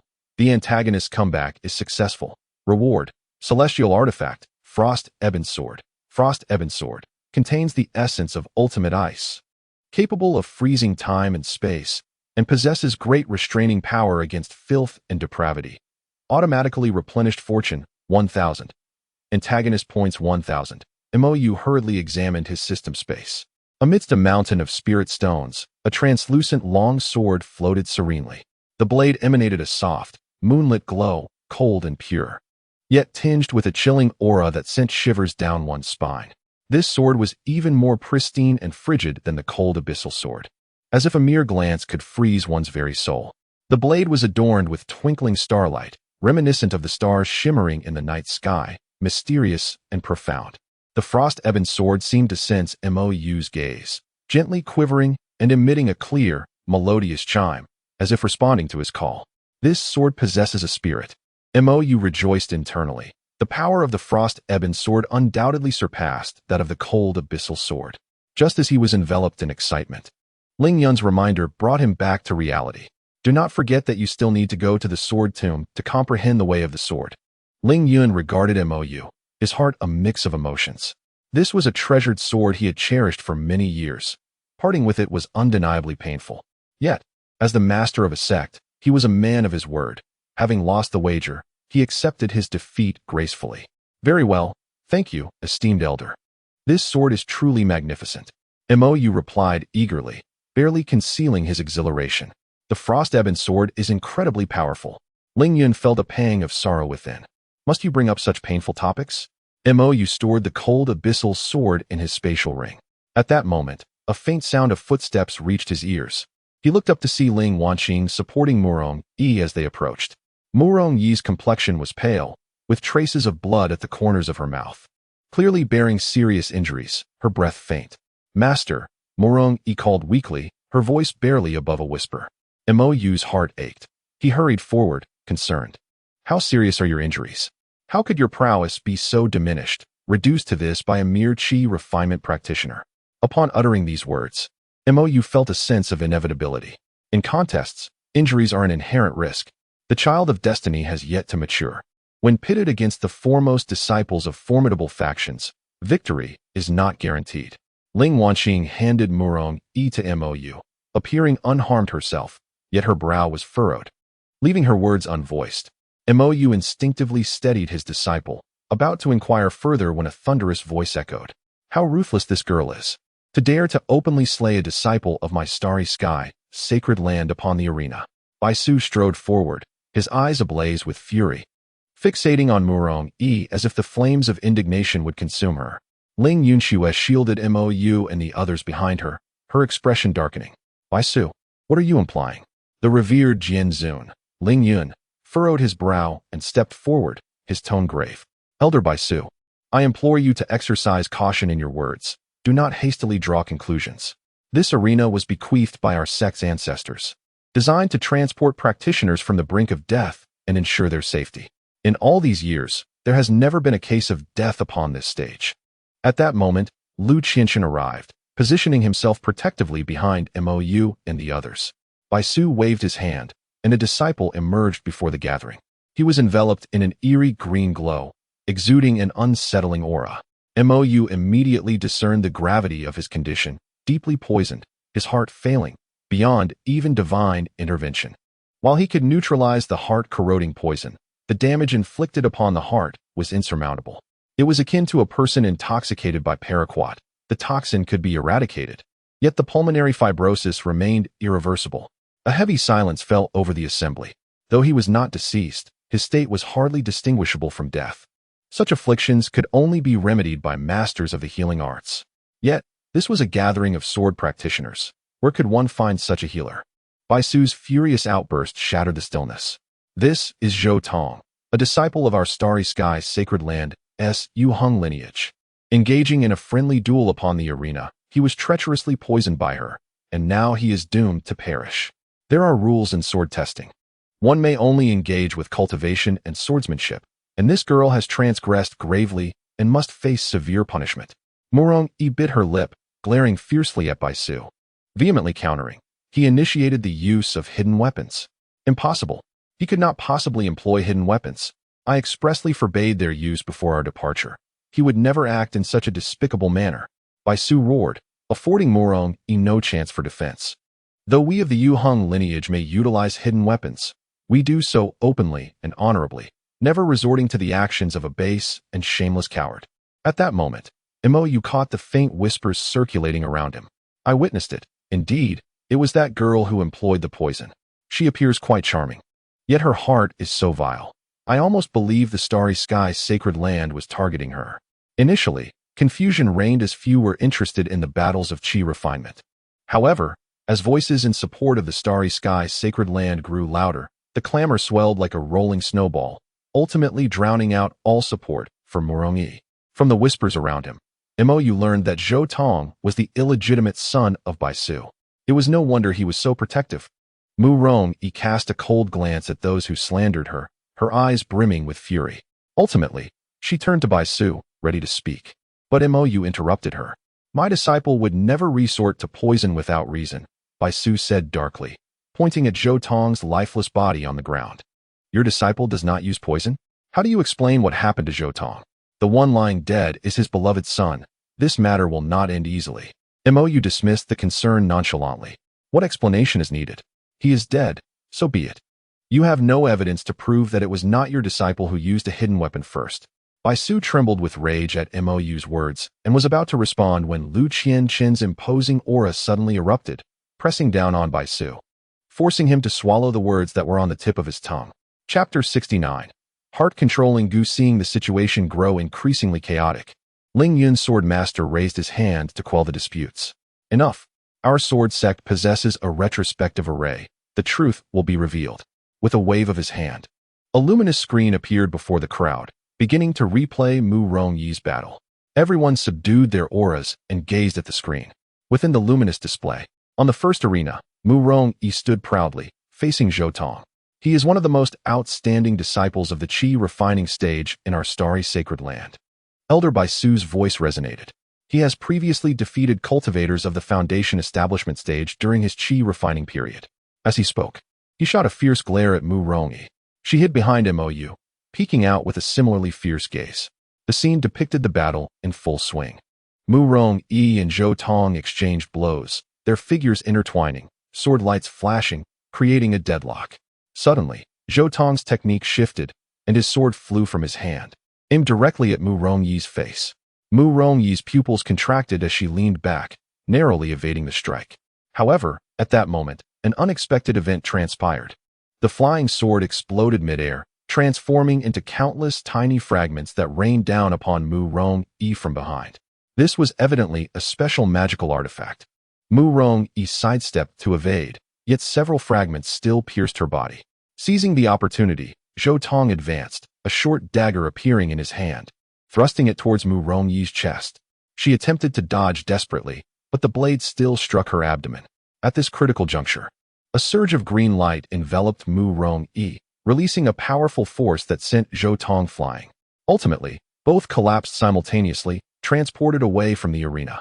As the playback concluded, the truth was laid bare. How could this be possible? Elder Baisu's face turned ashen. Disbelief etched across his features as he gazed at the luminous screen. He could never have anticipated that his son, whom he held in such high regard, would commit such an act. Looking at Zhou Tong, who lay on the brink of death, Elder Baisu cried out in anguish, "Foolish child! How could you be so foolish?" Fairy Yin, he chuckled lightly. "Oh, Elder Baisu, your trust in your son truly reflects a deep father-son bond." Manfeng laughed heartily, clapping his hands. The young girl, seemingly delicate, reveals an unexpected tenacity when provoked. It's fascinating how she can turn the tide in such dire circumstances. The surrounding disciples began to murmur. I recall that Zhou Tong was quite decent. I never anticipated he would resort to such actions. Given this situation, it appears he has brought this upon himself. His own folly has led to his downfall. Ling Yun's sword sovereign cast a sharp gaze towards Elder Baisu. Now, do you have anything to say? Elder Baisu was rendered speechless, lowering his head in defeat. Perhaps Tong was simply momentarily confused. Enough. Lu Qianqian abruptly rose, his aura surging. At this juncture, shouldn't you provide an explanation? Elder Baisu's face flushed crimson. He opened and closed his mouth, struggling to articulate a coherent response. Just as the atmosphere became tense, Ling Wanqing gracefully approached Zhou Tong, scrutinizing him intently. She called out, "Senior brother." Mo Yu, hearing her voice, approached, inquiring, "What is it?" "He has been controlled by the heart-controlling goo," Ling Wanqing replied gravely. The moment these words left her lips, all eyes were drawn to her. "What? You mean someone has used dark sorcery to manipulate my son?" Elder Baisu exclaimed, disbelief etched across his face. Ling Wanqing nodded gently. "I have a modicum of knowledge about goo techniques. I would not misidentify it. It is indeed the heart-controlling goo." Mo Yu looked at her in surprise. Even in this state of being merely a puppet, he still possessed such acute observational skills. Truly worthy of being born from the innate Tao embryo. Lu Qianqian furrowed his brows, pondering. So, someone secretly planted goo poison in Zhou Tong, manipulating him to assassinate Mo Rongyi. Intending to incite a conflict between the heavenly Xian Holy Land and the Yu Hung lineage, Elder Baisu's expression darkened ominously, his fists clenched tightly. He had begun to form some suspicions. Recently, individuals from the Starry Sky Holy Land had indeed approached them, seeking to ally with the Yu Hung lineage against the heavenly Xian Holy Land. However, they had declined. It was unexpected that such a despicable tactic would be employed to draw them into conflict. Upon returning to the sect, he vowed to investigate this matter thoroughly, to unearth the hidden hand behind it, and ensure they faced dire consequences. The Silver Lotus Fairy glided to Mo Yu's side, her breath fragrant as orchids. "It seems there are indeed many who have their sights set on your heavenly Xian Holy Land. Little brother, have you considered switching to a safer sect? Perhaps to our Yaoqi Holy Land?" Mo Yu smiled faintly. "Fairy, you jest." Ling Yushua shot a fierce glare at the Silver Lotus Fairy, yet the latter remained unfazed, her smile radiant as ever. Lu Qianqian, however, did not take the Silver Lotus Fairy's words to heart. There was no way Mo Yu would be swayed by Yaoqi Holy Land. After all, the sisters on the mountain, in both beauty and demeanor, far surpassed the women of Yaoqi Holy Land. As for other matters, Yaoqi Holy Land could not compare to the heavenly Xian Holy Land. He turned to Ling Wanqing. "Can you discern which sect the goo originated from?" The vast expanse of Tianyuan continent is home to countless sects employing goo techniques, making it nearly impossible to enumerate them all. Regardless of the motives of those who dared to scheme against them, they must face the direst repercussions. Ling Wanqing remained silent for a moment, then gently shook her head. "I do not know." A shadow of gloom enveloped Lu Qianqian's brow. "In the shadows, my adversaries lurk, and this predicament has taken a turn for the worse." Ling Wanqing lowered her gaze, fixating on the lifeless body of Zhou Tong, her expression grave. In truth, she had discerned certain truths. However, articulating such clandestine knowledge would inevitably arouse suspicion among others, potentially jeopardizing her own secrets. This sorcery emanated from the cult of slaughter. The cult's leader, the slaughter demon ancestor, is one of the mightiest beings on the Tianyuan continent, a paragon standing atop all existence, a true pinnacle of strength, surpassing even the current senior sister by a considerable margin. An 8th-tribulation loose immortal, merely a few centuries away from transcending the final tribulation and ascending to the celestial realm. Yet, according to her recollections, the cult of slaughter was not scheduled to manifest on the Tianyuan continent until 200 years hence, following the ascent of senior sister Bai Shuangying. Why then have they appeared now? Ling Wanqing gently shook her head, casting aside her tumultuous thoughts. The immediate concern was to resolve the matter at hand. Should she succeed in reviving him, he might unveil some threads leading to the one who cast the curse. She was unaware of the cult of slaughter's whereabouts. Her only source of information lay within this individual. In her previous life, when she encountered such potent forces, the cult of slaughter had already been vanquished by the third senior sister. She continued, the antidote and healing require no elaboration. The true challenge lies in dispelling the curse. The heart control curse is exceedingly malevolent. To eradicate it, one must employ spells with formidable counteracting capabilities against such vile entities. Fairy Inha scoffed lightly. It sounds simple when you say it, but do you possess such spells? Not to mention dispelling the curse. Even antidotes and healing are beyond the capabilities of anyone here. Mo Yu's eyes sparkled with a flicker of realization. A counteractive force against impurity? Could it not be the Frost-Ebon sword? However, he lacked medical expertise. Zhou Tong might as well resign himself to his fate. Chapter 70. 7th-rank physician, poison, and alchemist. The group exchanged glances, the air thick with silence. Those present were merely a cadre of sword-wielding brutes. Who among them possessed the skills to save a life? At that moment, Xia Ningbing emerged slowly from the formation, cradling the still sleeping little fox, accompanied by Chu Yuli. She had overheard the earlier conversation. To confront the heavenly Xian sacred ground and uncover the puppeteer behind the scenes, it was imperative to revive this individual.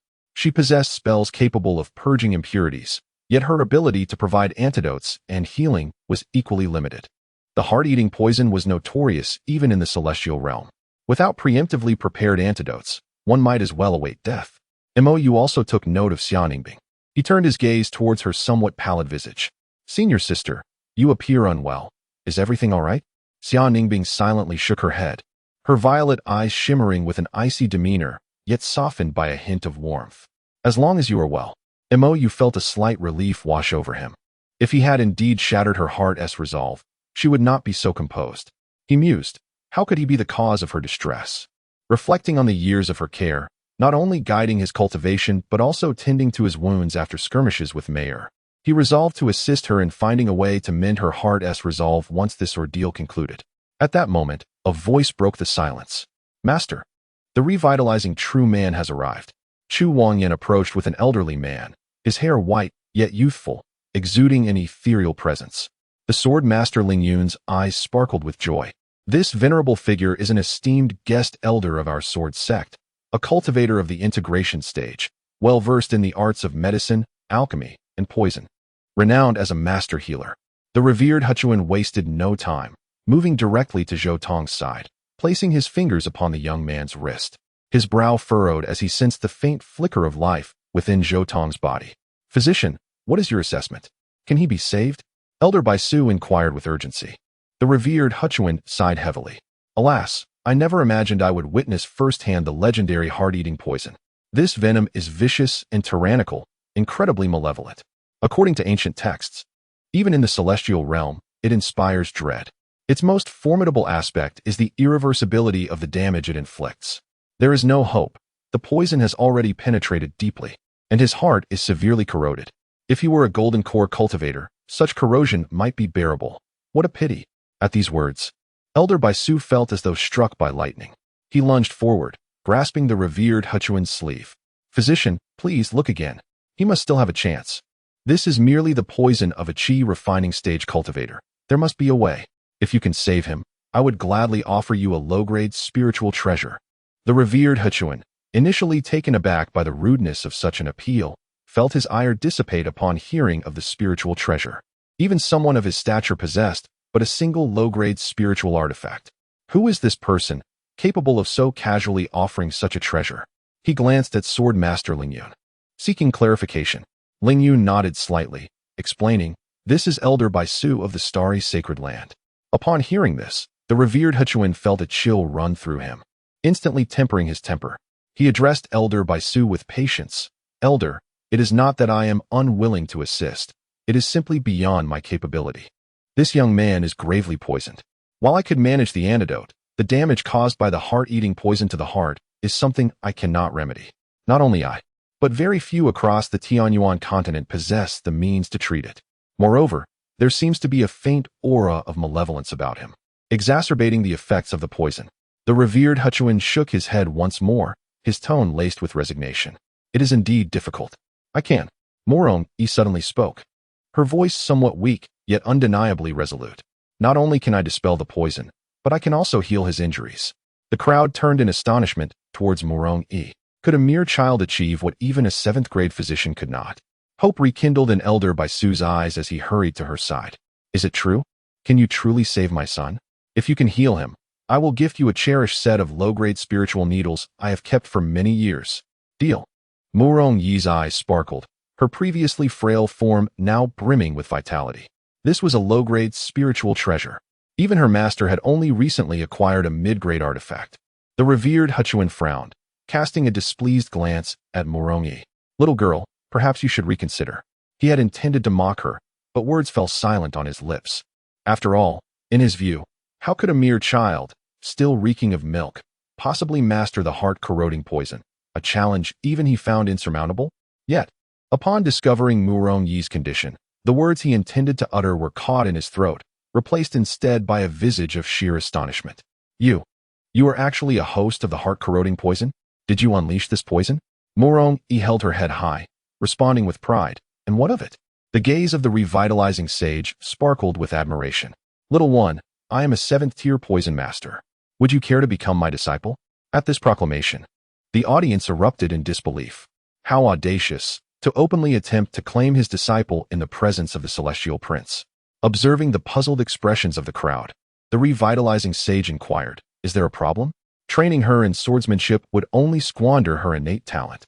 It is far more fitting for her to delve into the art of poison under my guidance.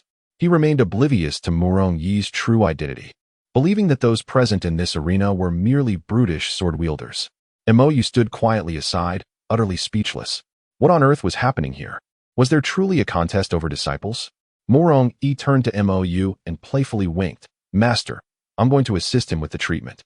So please ensure that your precious disciple is not taken away. With that, she approached Zhou Tong. It was then that the revitalizing sage finally took note of the previously silent Mo Yu, scrutinizing him from head to toe. Young friend, you are merely at the 6th level of the nascent soul stage, at most a 4th-tier poison master. Meanwhile, I am not only a 7th-tier poison master, but also a 7th-tier alchemist and physician.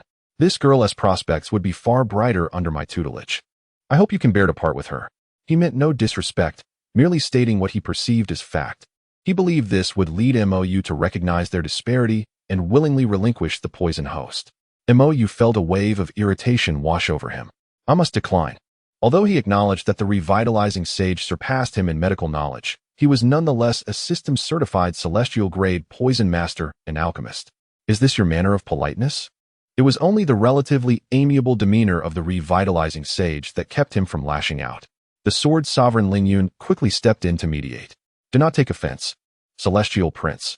This elder speaks with such candor out of an abundance of affection. The revitalizing sage finally recognized the identity of the man before him, yet he remained unyielding. Even if you are the sacred prince of the Holy Land, you are ultimately inexperienced in the realm of poisons. I have immersed myself in the study of poisons for millennia, and I dare say, even among your esteemed Holy Land, none can rival my expertise in this domain. Lu Qinshan could not help but clear his throat at these words.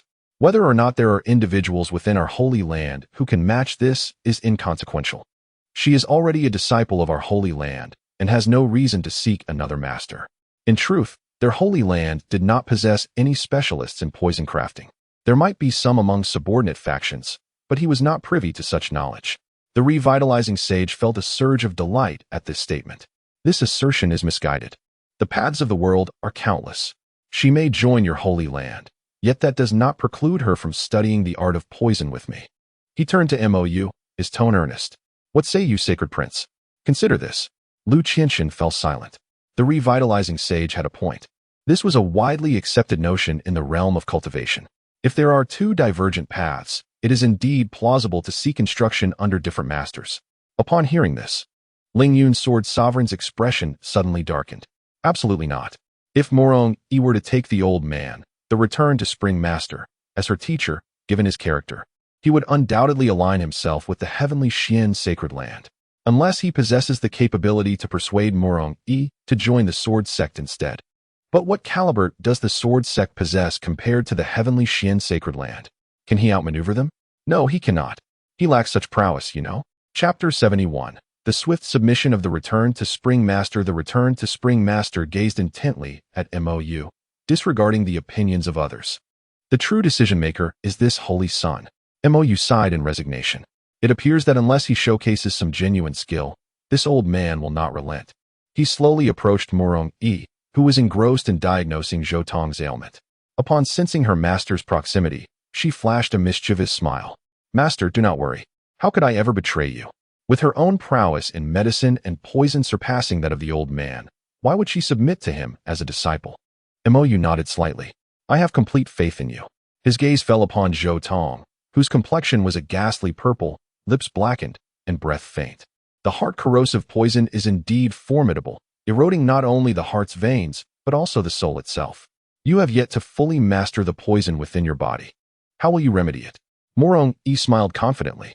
The 9 needles of heart purification can neutralize this poison.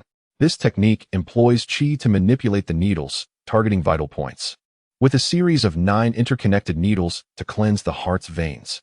The first needle breaks through barriers, piercing the Danzhong point to dismantle the outer protective layer of the toxin. The second needle facilitates drainage, penetrating the Ju K point to guide the poison's flow. The third needle clears the source. She elaborated on the intricacies of each acupoint and the nuances of the needle techniques. Mo Yu nodded gently. Though he did not fully comprehend, it seemed as if he could grasp the essence. The medical inheritance obtained by Xiao Yi is indeed extraordinary. Nonsense. The return to Spring Master suddenly exclaimed with a sharp voice. Such a method of detoxification cannot possibly work.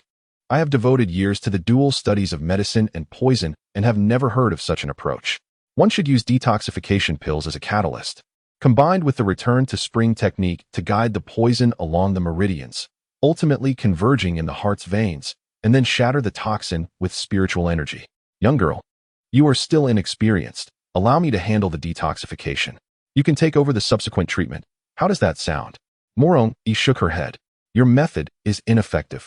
His body cannot withstand such a prolonged process. My method will completely detoxify him within an hour, while yours will take at least 3. By that time, the poison may be resolved, but his injuries will be too severe. Even I may not be able to pull him back from the brink of death. Then, a box of needles appeared in her hand, and she earnestly addressed Mo Yu.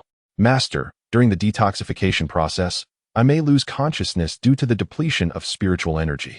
Please administer me a pill to allow for a swift recovery so that I may continue the treatment. Otherwise, he is undoubtedly doomed. Mo Yu was taken aback, swiftly grasping her delicate wrist. In that case, allow me to handle the detoxification. I possess some knowledge of poisons as well. Upon uttering these words, the entire assembly was stunned. The holy son of the heavenly Xian sacred land could actually wield poison? Man Feng's eyes widened in shock, while Fairy Yin He's eyes sparkled with intrigue. With a mere 20-something years, possessing a 6th-layer nascent soul, a consummate mastery of sword intent, and adept in the art of poison, one might even find the celestial beings of our Yaoqi sacred land willing to become your bride. If you dare speak again, I shall tear your mouth apart. Ling Yun's brows furrowed, her voice sharp and commanding. Senior Ta Qing, why can't such an outstanding young master serve as both the leader of the Tianxian sacred land and as the consort of the Yaoqi fairy? Silver Lotus Fairy refrained from continuing, sensing a chilling, murderous intent. Should she persist, she might indeed face a grim fate. However, not everyone believed in Mo Yu's capabilities. The revered healer of spring was among the skeptics. He stroked his beard thoughtfully, imparting his wisdom. Holy son, I acknowledge your exceptional talent. Yet the path of poison is vast and intricate, requiring more than fleeting moments to master. You are still young. Do not let pride lead to the demise of others. Leave this poison to me. Mo Yu regarded Mo Yu with a hint of confusion, willingly relinquishing her position. If the master permits, then it is so. Elder Baisu watched Mo Yu nervously, his eyes brimming with doubt and concern. Mo Yu placed his hand firmly on Zhou Tong's wrist, his tone serene. The realm of poison is as vast as the ocean. What you perceive is but a mere grain of sand. What level do you possess to instruct me? With that, he activated the heavenly poison pearl, unleashing its purifying power. Arrogant brat. The revered healer of spring was about to reprimand Mo Yu for his audacity when his eyes widened in astonishment. Zhou Tong, who had been enveloped in a green aura and on the brink of death, began to visibly improve at an astonishing rate. The cyan and purple hues on his face quickly faded, and his once ashen lips regained their color. The poison was undone. Everyone stood in stunned silence. Just moments prior, the revered healer of spring and Mu Rong had vehemently discussed the complexities of the heart-eating poison and the intricate steps required for its cure, one requiring an hour, another needing 3. Yet now, Mo Yu had merely placed his hand upon Zhou Tong's wrist to resolve this exceedingly troublesome poison. This was nothing short of miraculous. Manfeng couldn't help but applaud. Bravo! Truly remarkable. You are indeed the holy son of Tianxian. Silver Lotus Fairy's eyes sparkled with wonder. She had intended to speak, but a sudden wave of cold murderous intent caused her to swallow her words. Ling Yun felt an undeniable sense of helplessness. Her fiancé was indeed exceptional. Would this not inevitably attract a swarm of admirers? Nevertheless, the mastery of poison made her ponder her own physical condition. Mu Rong was taken aback. Her master had a profound understanding of such advanced poison techniques. This skill was beyond her comprehension, despite having studied medicine across 2 lifetimes. Integrating the medical knowledge of 2 worlds, she found herself outdone by her native master in the art of detoxification. Chu Wangyan, standing to the side, looked at Mo Yu with a mixture of astonishment and admiration. Not only did he find time to refine his body, but he also managed to master the art of poison. A true master of time management. Lu Qianchen beamed with pride. Truly, he was his own holy son. Elder Xiao Tian, however, wore an expression of disbelief. How could such a young monk possibly master both the art of swordsmanship and the intricacies of toxicology? Ling Yun's sword master let out a slight sigh of relief. It appeared that the esteemed rejuvenation master was not as formidable as he had feared. Xia Ningbing lowered her head in contemplation, vaguely surmising how Mo Yu had achieved such prowess. It was evident that a formidable magical artifact, combined with profound knowledge of toxic arts, was necessary to effect such instantaneous detoxification. Without an adequate level of skill in toxicology, possessing merely a magical artifact would lead to excessive consumption of spiritual energy and vitality. Conversely, lacking a magical artifact while having sufficient expertise in toxic arts would result in a considerable expenditure of time. Yet, Mo Yu was merely 24 years old. The time-space magical artifact seemed the only plausible explanation. Otherwise, it would be utterly incomprehensible how he could wield such an extensive array of abilities, each at such a high level of proficiency.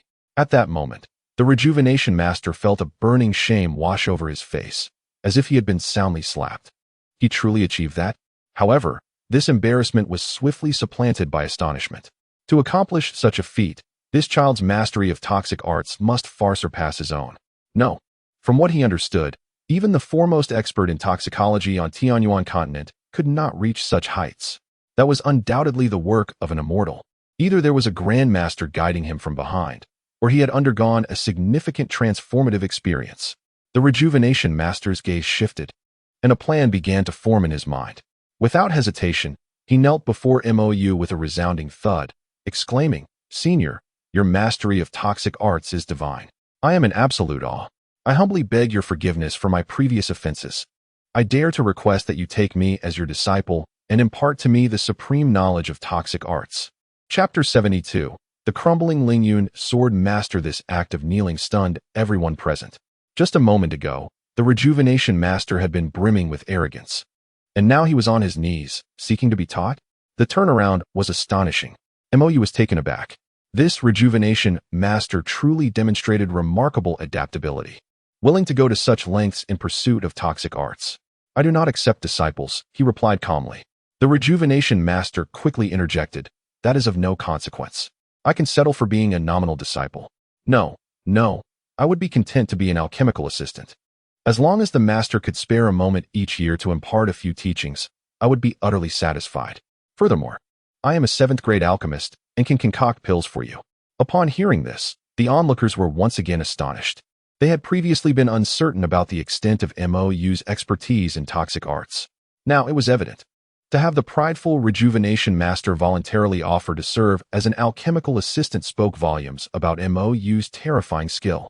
Seeing that Mo Yu remained unmoved, the rejuvenation master turned his gaze to Murong-yi, a smile of supplication plastered across his face. Please, help me plead with the master. I promise to concoct pills for you every day without complaint. Murong-yi responded, this world is utterly absurd. As she turned her head away and continued to treat Zhou Tong. It was best for the master to make such a decision on his own. Ling Yun's sword master stood to the side, observing the rejuvenation master's actions, his lips twitching involuntarily. This old fellow would go to any lengths to achieve his goals. Was it truly imperative to join the Tianxian sacred land? Mo Yu pondered within himself. It seemed that it might not be an impossibility. The revitalizing sage is, after all, a 7th-tier alchemist. Should he be of service to oneself, it would indeed be advantageous. On the surface, the Tianxian sacred land boasts a maximum of only 8th-tier alchemists. 7th-tier elixirs are not easily obtained, even for one as esteemed as this holy son. Observing Mo Yu's hesitation, the revitalizing sage grew anxious. Casting a glance at Murong-yi, a flicker of speculation ignited within him. Gritting his teeth, he seemed to have resolved upon a decision. Master, do you only accept female disciples? I can also stop. Mo Yu interjected sharply, interrupting his words. If he continued, who knew what lewd propositions might ensue? He began to speak slowly. I can guide you in the art of poison. However, I have my conditions. You shall compile the questions you encounter in your studies of poison each year and present them to me. Do not disturb me otherwise. Should I require assistance, I will seek your aid in alchemy. Is that agreeable? Rest assured, I will not exploit you. Overjoyed by these words, the revitalizing sage promptly knelt, bowing repeatedly. Excellent. Thank you, master. Subsequently, Mo Yu and the revitalizing sage stood aside, silently observing as Murong-yi treated Zhou Tong. As she administered acupuncture, she elucidated. This needle is known as the 9-turn soul-returning needle, which I acquired from a relic. It comprises 9 turns, totaling 81 silver needles, corresponding to 81 major acupoints in the human body. The 9 turns interlock seamlessly, perpetuating vitality, thereby maximizing the activation of human potential, nourishing the spirit, and healing wounds. The revitalizing sage expressed his admiration repeatedly. Marvelous, truly marvelous. This technique is simply unprecedented. Today, I have witnessed a remarkable revelation. In earlier times, he would have scoffed at Murong-yi's technique, perhaps even ridiculing her. Having immersed himself in the medical arts for many years, he prided himself on his exceptional skills. How could he easily trust a mere young girl? Yet, the circumstances were now profoundly altered. Mo Yu's extraordinary mastery of poison had completely reshaped his understanding. With such an extraordinary mentor, it was evident that the disciple could not be ordinary either. Thus, he was convinced that the acupuncture technique demonstrated by Murong-yi must be an ancient, long-lost supreme secret art, its intricacy far exceeding the bounds of his comprehension. Mo Yu, also nodding in appreciation, suddenly recalled something and could not help but inquire. Is it possible to administer the needles without undressing? Murong-yi's movements faltered slightly, and a faint blush adorned her previously pale complexion. Master, I required undressing previously due to my insufficient cultivation. Not far away, Chu Yuli was utterly astonished by this exchange. Sister, she actually undressed the master? This is simply the 4th time.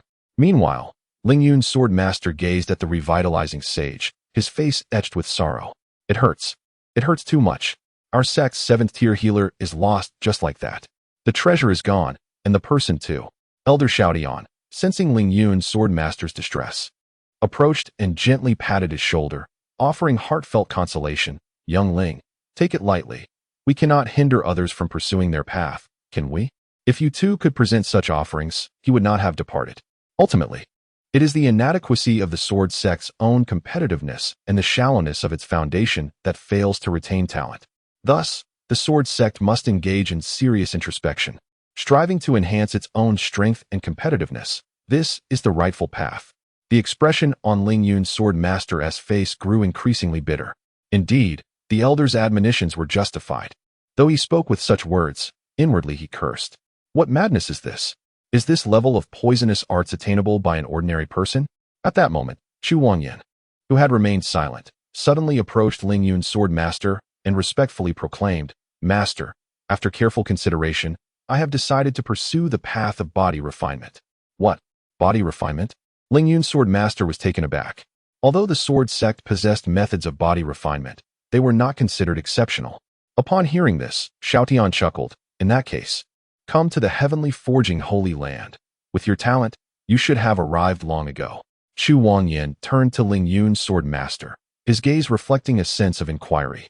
Ling Yun's sword master looked at his cherished disciple, upon whom he had placed high hopes, and felt tears welling up. "Go, my disciple," he said, suppressing his reluctance, his voice trembling. "That place is far more suited for your development. I shall support you wholeheartedly and will not impede your path." As a subordinate force of the heavenly forging holy land, the sword sect had no right to refuse such matters. Now, even his disciple was leaving. Ling Yun's sword master felt darkness closing in, nearly fainting from the weight of it all. What sins had he committed? Why were there so many unexpected tribulations this year during the sword trial? The sword monument shattered, the magical artifacts faltered, the healer was unmasked. And now even his disciple sought to depart. The sword sect was doomed. Mo Yu did not continue observing Murong Yi's acupuncture. Unlike the returning spring master, he was not a healer and could not comprehend the intricacies of acupuncture. Instead, he wandered around the viewing platform, pondering his upcoming plans.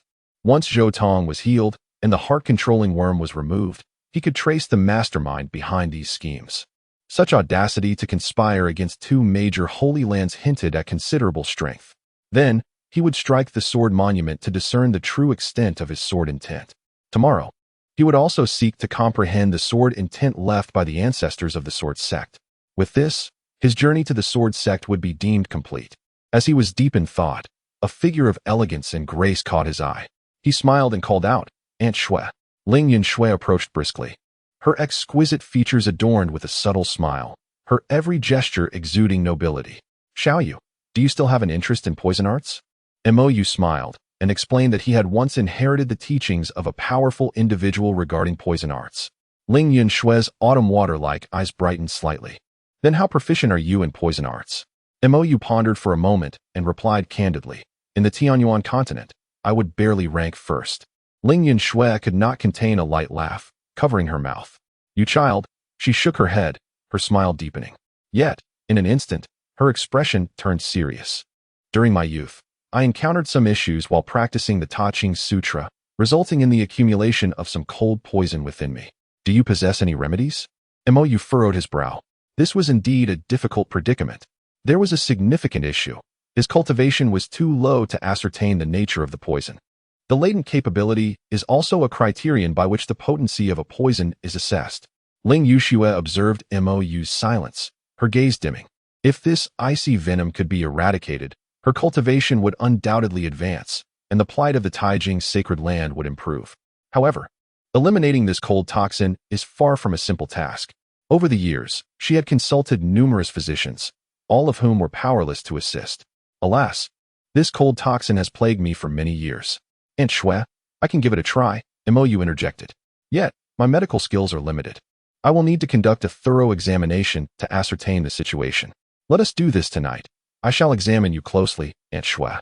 If one were a master of the medical arts, they could discern Ling Yushue's condition with a mere glance. Yet he could not do so. He could only probe with his spiritual energy bit by bit, in hopes of uncovering the issue. Ling Yushue's eyes regained their sparkle. "Then I shall trouble you. Aunt Shui, why must we be so formal with each other?" "That is true. By the way, Aunt Shui, I suspect that beyond Zhou Tong, there are other disciples from various sects who have also been afflicted with the heart-controlling curse." Mo Yu suddenly recalled this matter and promptly spoke up. Ling Yushue nodded slightly. "You need not worry about that. The sword sect possesses sufficient discernment. They have already sealed off the sect and will soon uncover the truth." Mo Yu nodded gently. Indeed, if he could perceive it, how could the esteemed leaders present be oblivious? After Ling Yushue departed, Chu Wangyan approached once more. He respectfully said, "Brother Mo, I have a question to pose." "Please ask." Mo Yu regarded him favorably. A fervent cultivator, easy to interact with, devoid of ulterior motives. How is it that Brother Mo has achieved accomplishments in so many fields?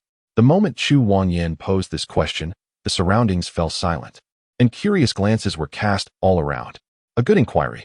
Mo Yu casually picked up a piece of hemp cloth and employed a technique to moisten it. Do you see this? It is a cloth, and it contains water. He gently squeezed it, expelling most of the water. Now, the water has been largely extracted.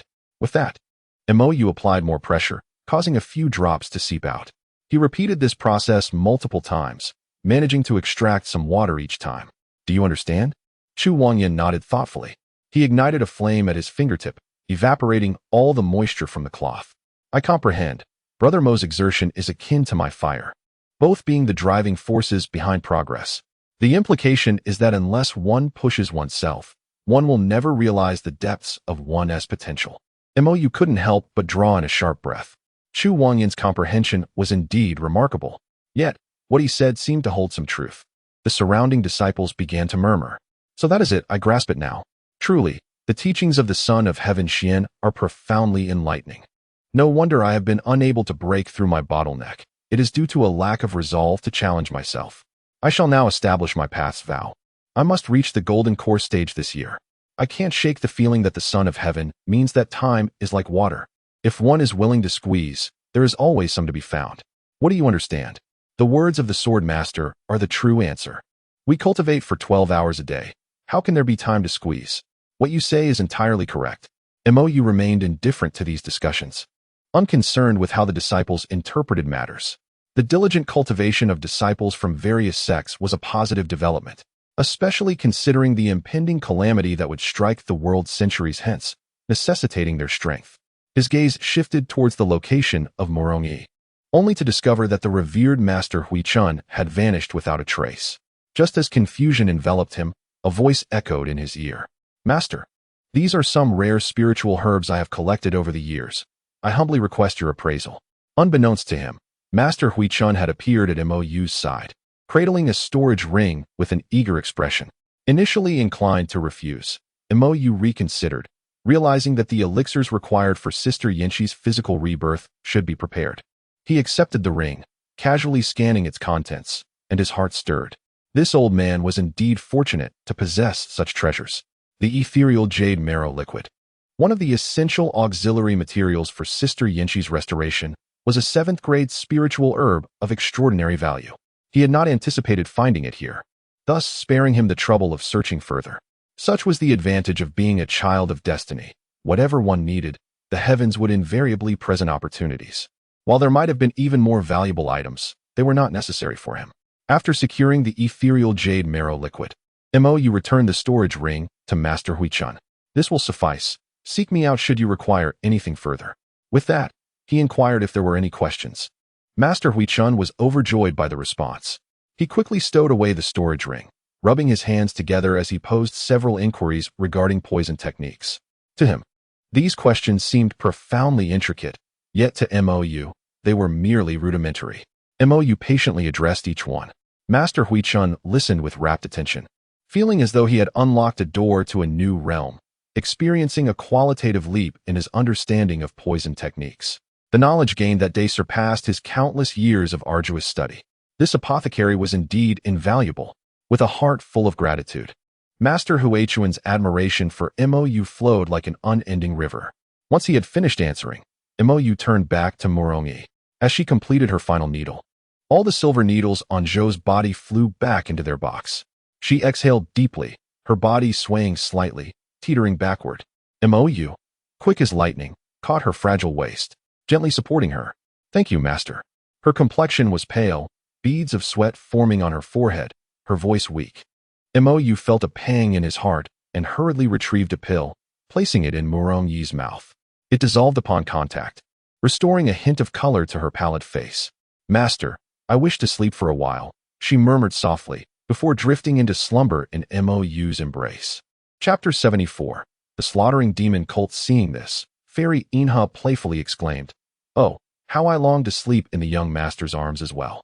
Ling Yunxua shot her a glare. What nonsense. I don't know what has gotten into you today, trying to entice her man. Mo Yu gently held Morongyi, her delicate form soft in his embrace, imbued with a subtle, enchanting fragrance. At this moment, Elder Bai approached Mo Yu with measured steps, producing a delicate wooden box from within his robes and presenting it to him with both hands. Thank you both for your assistance. This is the reward I promised earlier. Mo Yu accepted the box, feeling its weight in his hands. The surface was intricately carved with exquisite patterns, emanating a faint aura of spiritual energy. Upon opening the box, he discovered a set of silver needles, each as slender as a hair, glinting with a chilling radiance. They appeared rather extraordinary, well suited as a treasure for Xiaoyi. Just then, a voice from the system echoed in his mind.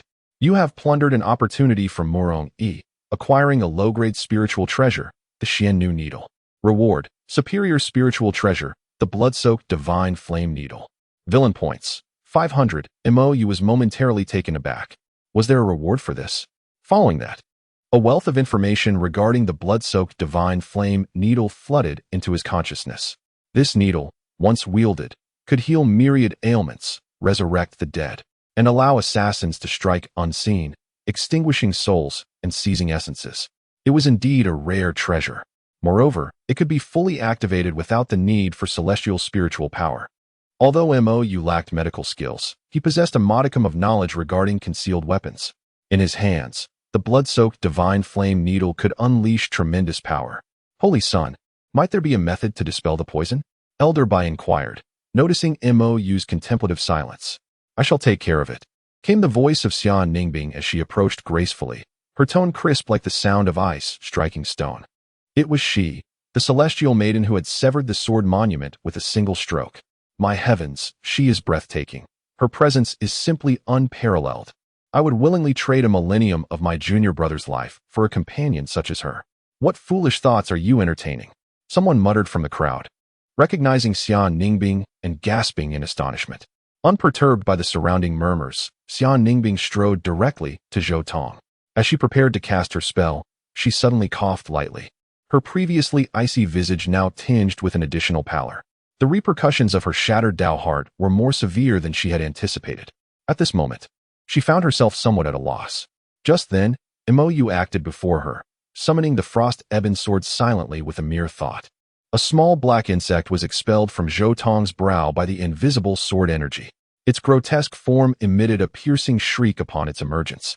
Attempting to flee, it found itself ensnared by the frost ebon sword's relentless grip. A flicker of surprise crossed Xian Ningbing's mind as her beautiful eyes met Mo Yu's gaze. Subsequently, she deftly flicked her slender fingers, instantly binding the black insect. Channeling her magical power, she utilized the heart control poison as a guide, marking all those around her who bore the scent of this poison. Delicate purple auras manifested around the disciples under her control. Hurry! Senior sister has marked those affected by the heart control poison, Ling Wanqing exclaimed upon witnessing the scene. Hearing this, Ling Yun's sword master issued a solemn command. Act! The disciples of the sword sect sprang into action, swiftly apprehending all those who had been marked.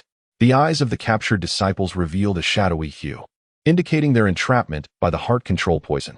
However, just as everyone began to breathe a sigh of relief, believing all issues had been resolved, a violent surge of spiritual energy erupted, followed by frenzied howls from the crowd. Long live the god of death!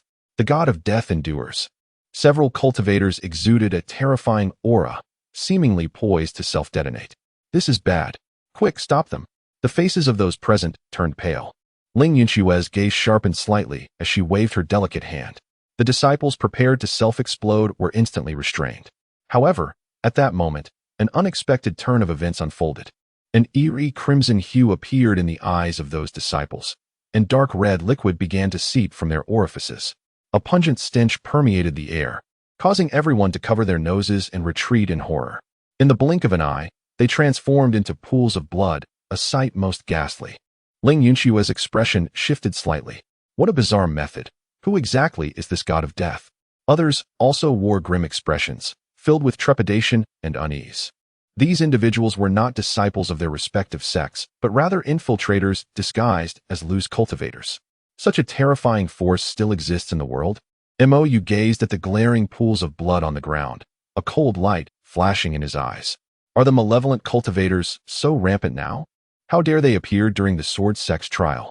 Ling Wanqing's expression was grave. Indeed, it is the slaughter demon cult. They have actually emerged? Why? Who has stirred them? Moreover, they are not slaughtering cities but instead instigating discord between the two sacred lands, which is entirely uncharacteristic of them. What conspiracy lies behind this? Xia Ningbing, however, was not overly concerned. To her, these were merely inconsequential forces from the lower realms, unworthy of attention. Rather, it was Mo Yu's recent display of skill that astonished her. At that moment, Sword Master Ling Yun broke the silence. Fairy Xia, the controlled disciples are here. Please lend your assistance. Xia Ningbing shook her head, her voice icy. My junior brother can handle this as well. Let him take care of it. Her words startled everyone. The Holy Son of Tianxian not only possesses extraordinary poison techniques, but also knows how to exorcise evil. Is he even human? Mo Yu did not decline, with a thought. He secretly manipulated the frost-ebon sword, and a flash of blue light appeared.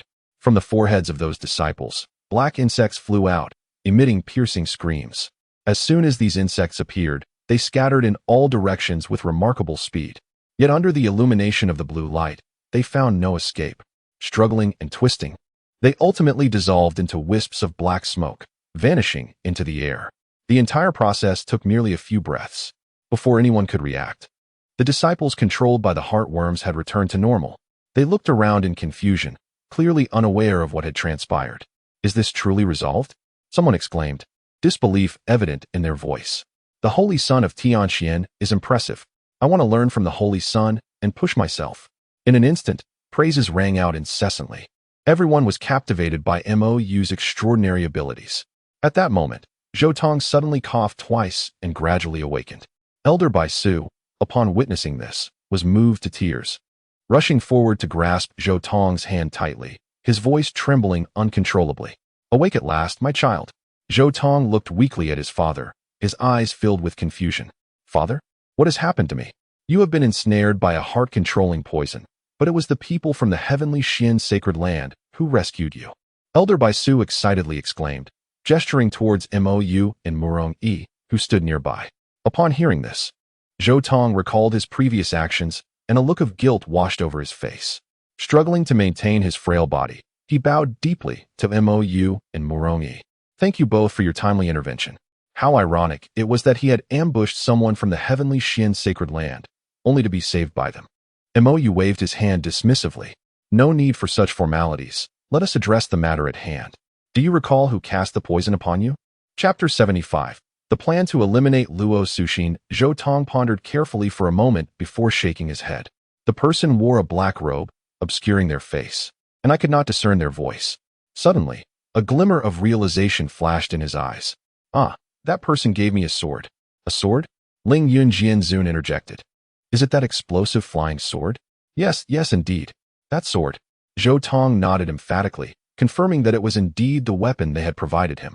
They instructed me to use that sword to kill the highest-ranking disciple of the heavenly Xian sacred land. Ling Yun Jianzun's expression hardened, an invisible pressure emanating from him. Such audacity. Retrieve the fragments of that sword. Yes, Chu Wang Yin replied, his figure flickering before vanishing from sight. Elder Xiao Tian smiled as he explained. We at the heavenly casting sacred land are masters of weapon forging. Give me a day, and I shall deduce the origin of the forging techniques of that sword. Mo Yu nodded thoughtfully. This ability is indeed a hallmark of the heavenly casting sacred land. Each forge master possesses a unique style and technique, akin to the strokes of a painter or the script of a calligrapher, unmatched and difficult to replicate. Our research encompasses most forging methods across the Tianyuan continent. His gaze shifted back to Zhou Tong and the other disciples who had fallen victim to the heart-controlling poison. Do any of you have further information? The group collectively shook their heads in confusion. Suddenly, one disciple spoke up. I remember that the person exuded a strong scent of blood. Another disciple chimed in. That individual was entirely shrouded in a black robe and only used their left hand. I suspect they are left-handed. Mo Yu took note of this information for future reference. Realizing it was prudent to remain vigilant, he decided to leave the professional matters to those more adept. The sword sect had a specialized team for investigations. Cradling Murong Yi, Mo Yu quietly awaited the conclusion of the sword testing conference, his strength having earned him universal recognition, thereby exempting him from the second round. At that moment, Elder Bai Su approached Mo Yu and bowed deeply. Your Highness, we are indebted to you for your timely assistance. This kindness shall never be forgotten. Mo Yu waved his hand modestly. It was but a small effort. Elder, I have a piece of information that may prove useful to you, Elder Baisu said, waving his hand to set up a barrier formation. This formation isolated them from any external prying. The higher-ups of the Starry Sky Sacred Land, along with the Tianshu, Tianji, and Kaiyang clans, have allied with other forces to encircle and eliminate Fairy Luo. Elder Baisu lowered his voice and spoke slowly. Mo Yu raised an eyebrow. Why? Is it madness for them to seek unnecessary trouble when the senior sister is about to ascend? Baisu shook his head. I am uncertain. Their reasoning was that Fairy Luo possesses a celestial artifact capable of weakening the tribulation. The Holy Sun should be aware that this item holds a fatal allure for those undergoing tribulations, achieving great ascension, or even for scattered immortals. It is said that with this artifact, one can assist an 8 tribulation scattered immortal to stabilize and successfully navigate the final thunder tribulation, thus ascending to the celestial realm. Mo Yu was taken aback. An artifact capable of effortlessly overcoming the most formidable tribulations? How monstrous! Such a thing is indeed immensely attractive to those ancient beings. No wonder Jun Wuhan and the others were unafraid of the Master Sister. They had evidently prepared to take action against her. Baisu continued. We of the Yu Hung lineage declined their invitation, so I am unaware of their specific plans. Mo Yu nodded gently. That is sufficient, thank you. There is little he can assist with, and he can only return to inform the Master Sister to prepare in advance. It is uncertain how many factions are involved. Just the Starry Sacred Land alone has numerous scattered immortals. The Master Sister is likely in trouble. The Holy Sun jested, You saved my son.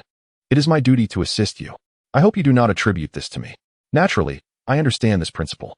As night fell, the sword trial concluded, and both Mo Yu and Murong Yi ranked first, earning the privilege to comprehend the sword intent of the sword sect's founder. Mo Yu carried Murong Yi back to her chamber and gently laid her upon the bed. The door creaked softly as Ling Wanqing entered, her footsteps so light that they barely made a sound. Brother, is there something amiss? There is a matter of great importance, Mo Yu replied. Ling Wanqing understood immediately and swiftly formed a seal to cast a soundproof array, enveloping the two within. The Starry Sacred Land intends to take action against the Master Sister, Mo Yu stated solemnly. Ling Wanqing gasped, How dare they? Mo Yu recounted to her everything Baisu had disclosed. Ling Wanqing nodded thoughtfully. I will seek an opportunity to inform the Master Sister. After bidding farewell to Mo Yu, Ling Wanqing walked along the moonlit corridor, her thoughts racing. Did such an event occur in my previous life? Suddenly, she recalled that the Master Sister had indeed mentioned a similar incident in her past. At that time, while exterminating demonic cultivators, she discovered they were conspiring against her. However, that was decades later, and the Master Sister was formidable then. They were no match for her. Thus, the Master Sister could resolve it herself. No, wait. Ling Wanqing abruptly halted, cold sweat trickling down her cheek. This situation is entirely different. Her brother had clashed with them beforehand. This would certainly precipitate their plans. Given the Master Sister's current strength, she is not their opponent. She exhaled gently. I was careless. I almost caused a problem. I must return and inform the Master Sister to prepare in advance. I am grateful for my brother's timely warning, otherwise, the consequences would be unthinkable. Mo Yu settled back down beside the bed and silently contemplated, checking his villain points.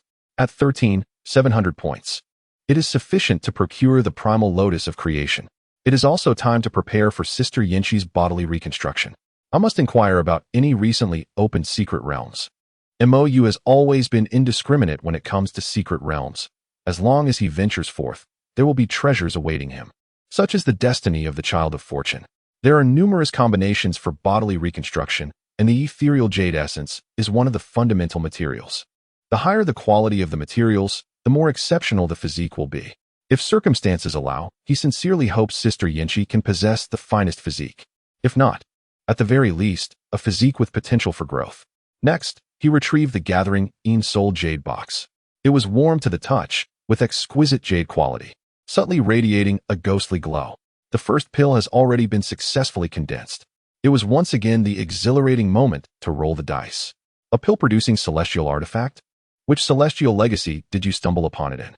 Yinqi's astonished voice echoed in his mind. Truly, as a being from the upper realm, she saw through the purpose of this treasure in an instant.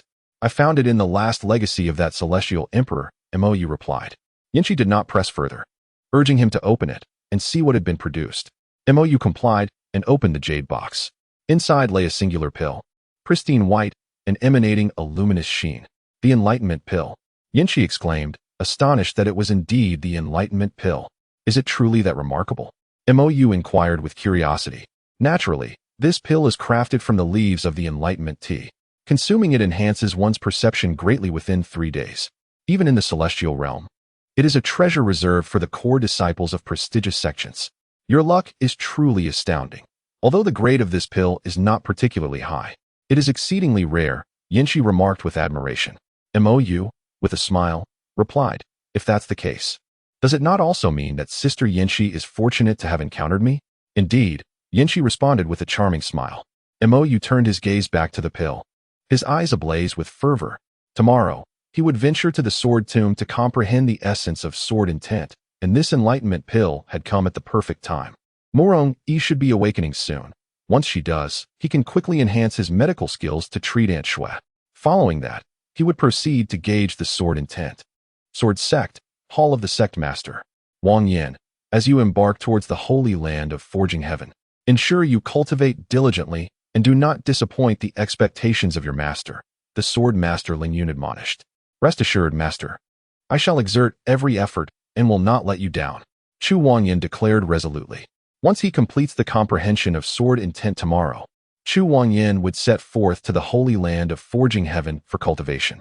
Master, you ought to drink less and gamble less in the future, Chu Wangyan suggested. I know, you are more loquacious than your master. Sword Master Ling Yun feigned impatience while waving his hand, his voice tinged with reluctance.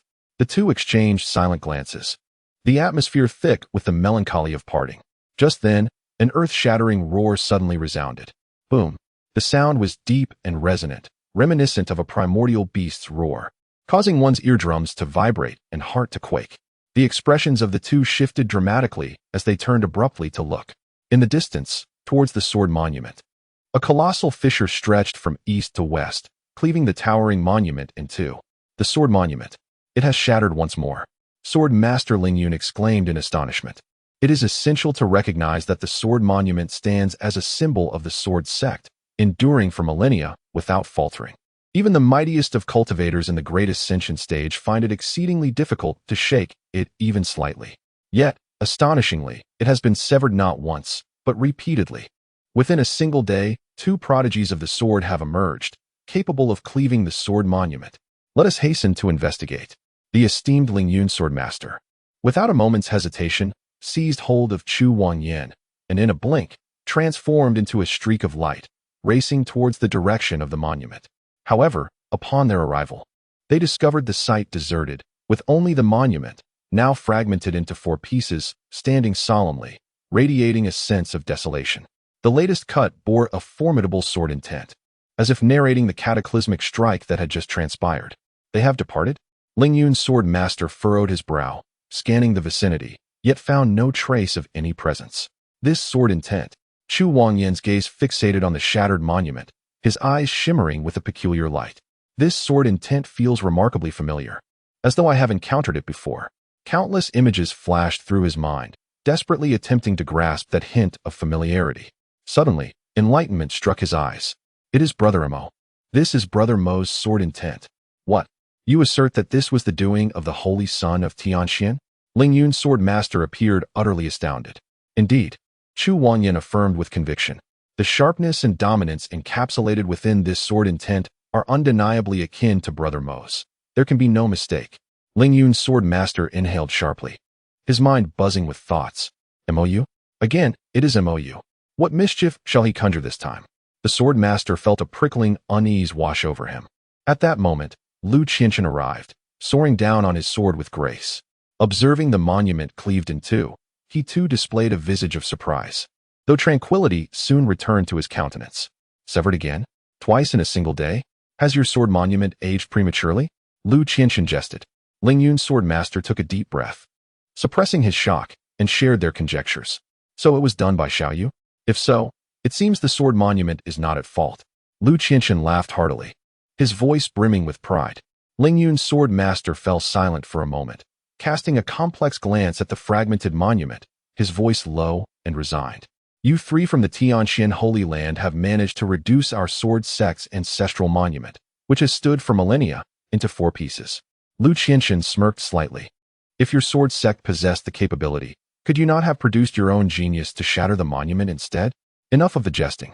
Ling Yun's sword master waved his hand, interrupting Lu Qianxian's banter, his expression turning solemn. You should still remember the standards by which this monument assesses sword intent, correct? Lu Qianxian nodded.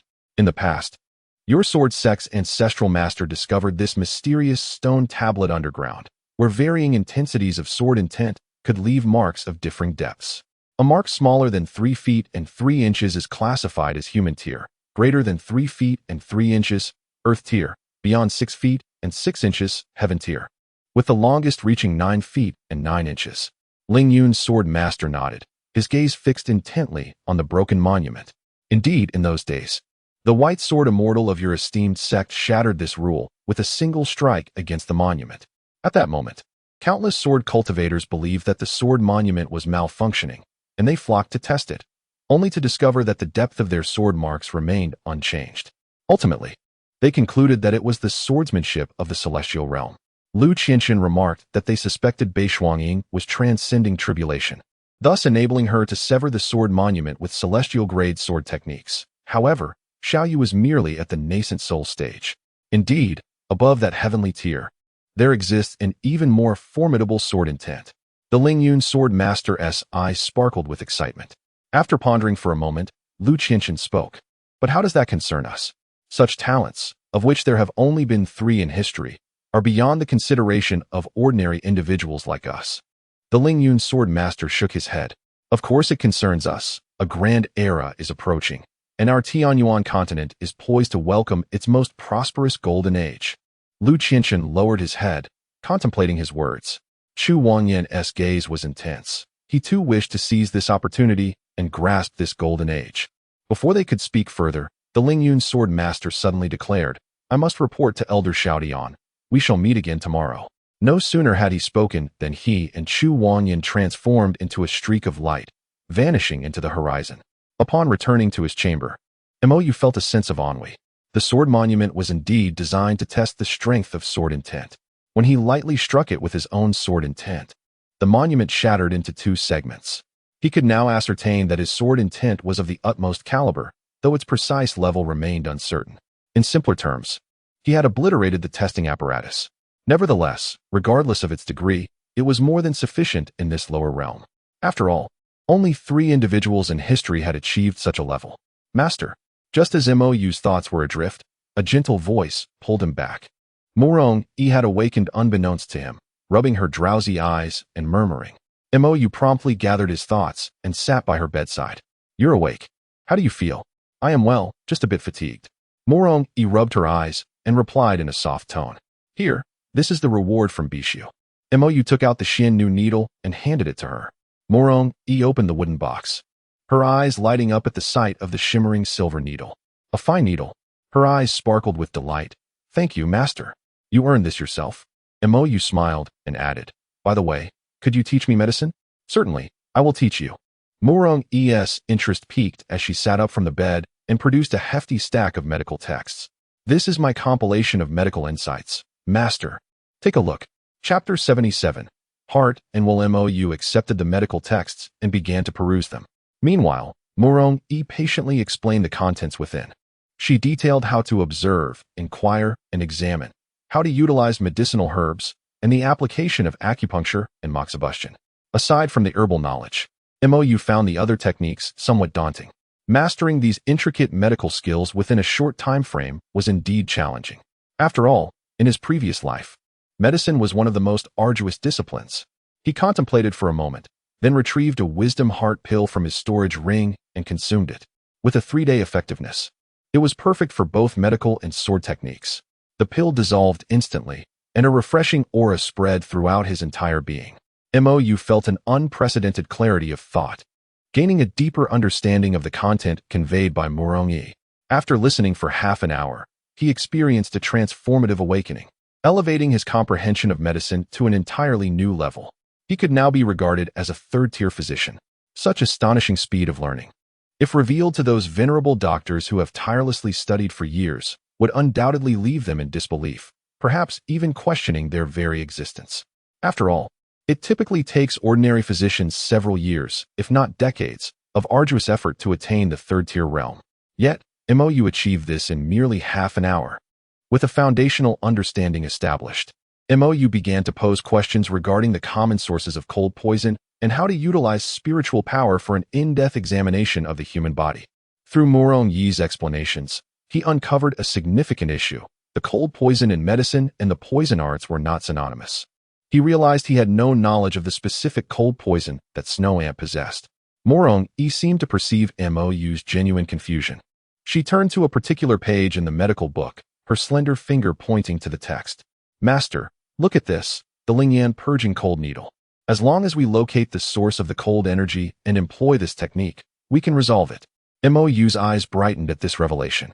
He favored such direct and forceful methods. It is well known that amputation can resolve all ailments corresponding to a specific area, and this needle technique possessed a similar raw elegance. Thus, even if Ling Yunshue's cold poison was indeed a medical cold energy, there was no cause for concern. Mo Yu continued, "This technique requires considerable skill and is contingent upon the intensity of the flame. Thus, I cannot assist with the cold poison within you, Master. You must handle it yourself. However, do not feel embarrassed in the future when confronted with such matters. Simply speak up." She winked playfully, adding, "It's merely the cold energy entering the body due to the depletion of kidney yang. I am a professional physician. Professional physician will not mock you."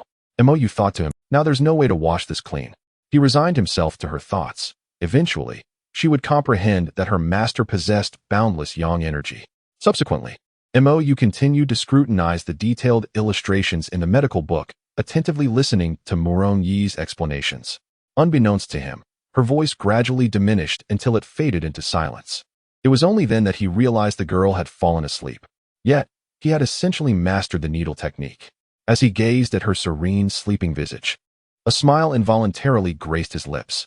He gently laid Mo Yu flat and covered her with a blanket, his movements tender to avoid awakening her. At that moment, Yinshi's voice resonated in his mind. "That needle technique is no simple matter. Having taken on this disciple, you have indeed stumbled upon a treasure. Oh, is there something special about it?" Mo Yu quickly picked up the medical book, scrutinizing the content regarding the acupuncture method he had just learned. Perhaps due to his limited experience, he failed to discern any peculiarities within the technique. Yinshi spoke slowly. "This is the heart force needle method." "Heart force?" Mo Yu asked. Puzzled, Yinshi patiently elucidated. "In this world, there exist countless cultivation systems, the most common being the three major systems of spiritual energy, divine consciousness, and physical form. In addition, there are countless minor branches, among which the cultivation of mental strength is one. Mental strength cannot serve as a primary discipline, for it does not directly confer combat prowess.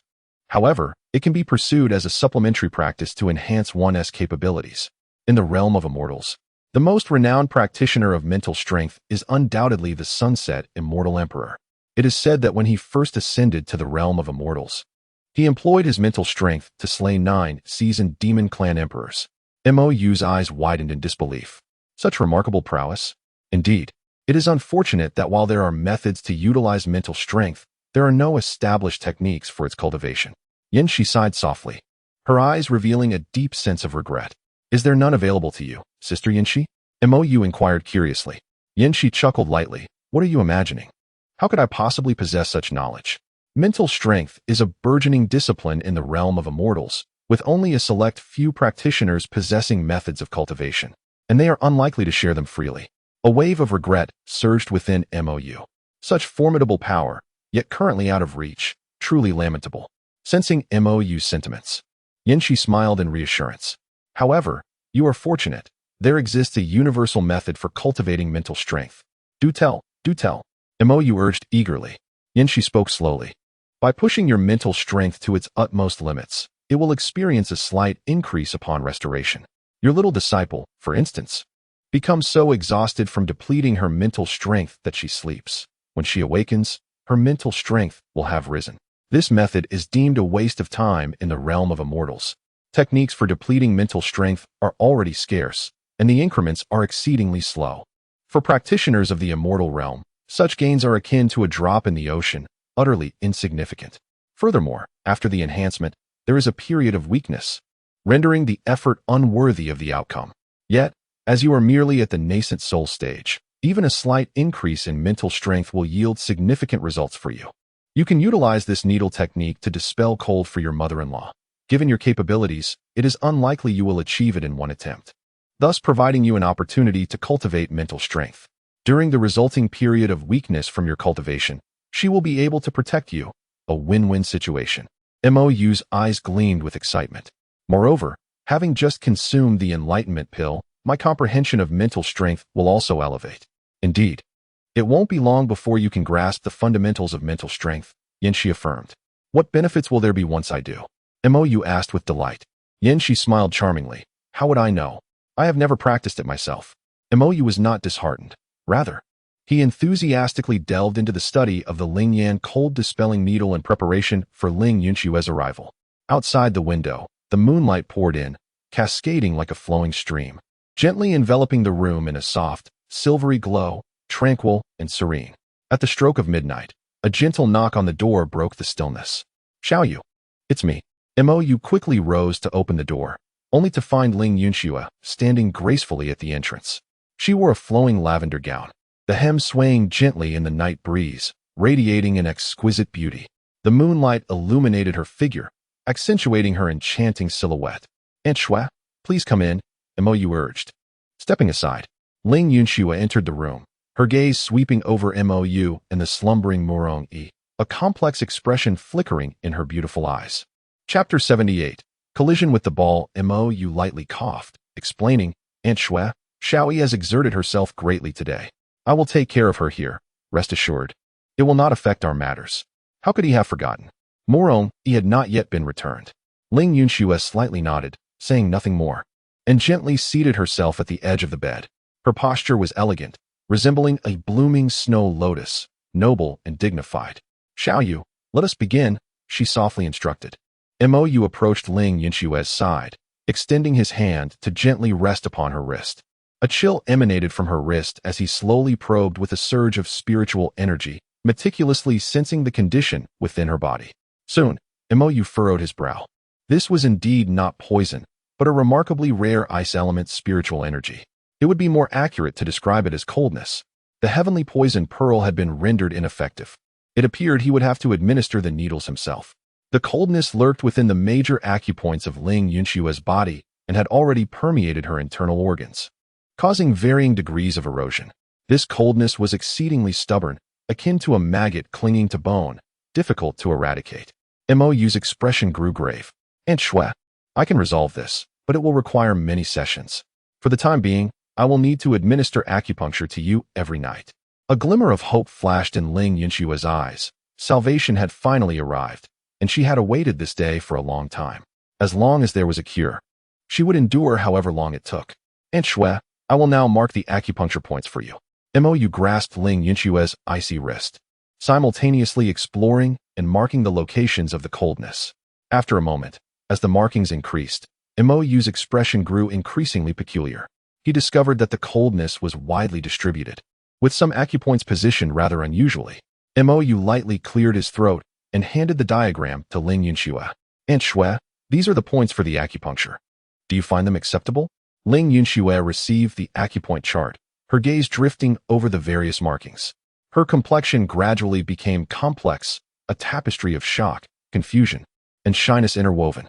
She lifted her head to gaze at Mo Yu, her beautiful eyes filled with uncertainty.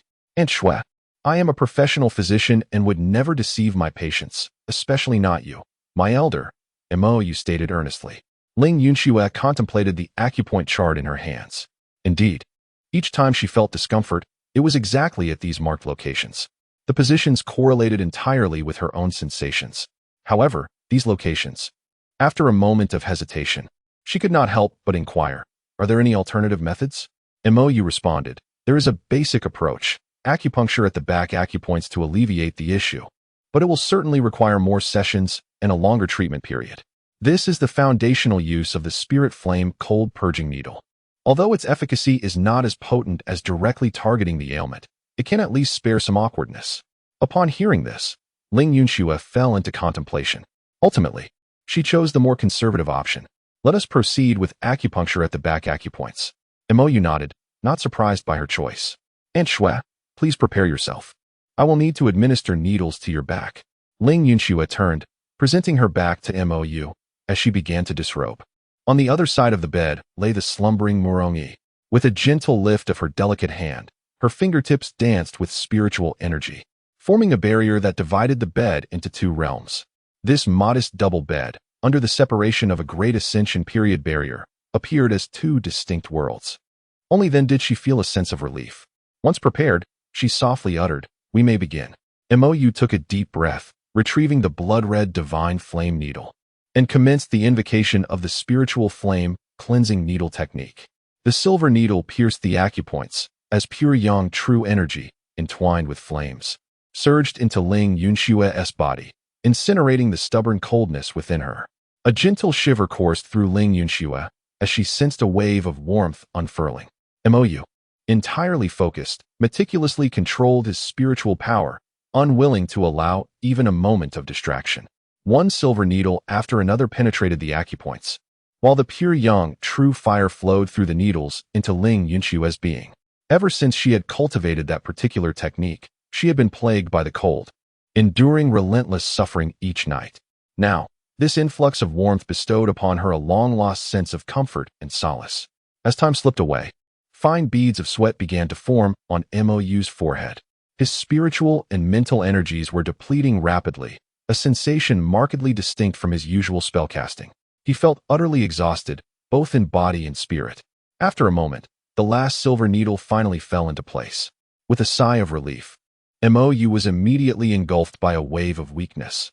His mental energy had been entirely exhausted, leaving his body feeling hollow.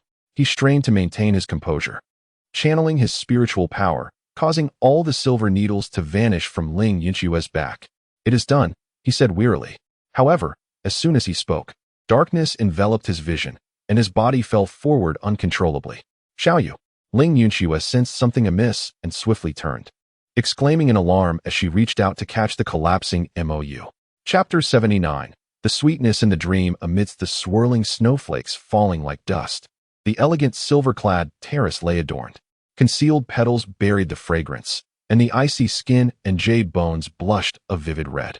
This was the last scene Mo Yu beheld before succumbing to unconsciousness. He felt as if the world was spinning, his consciousness gradually fading.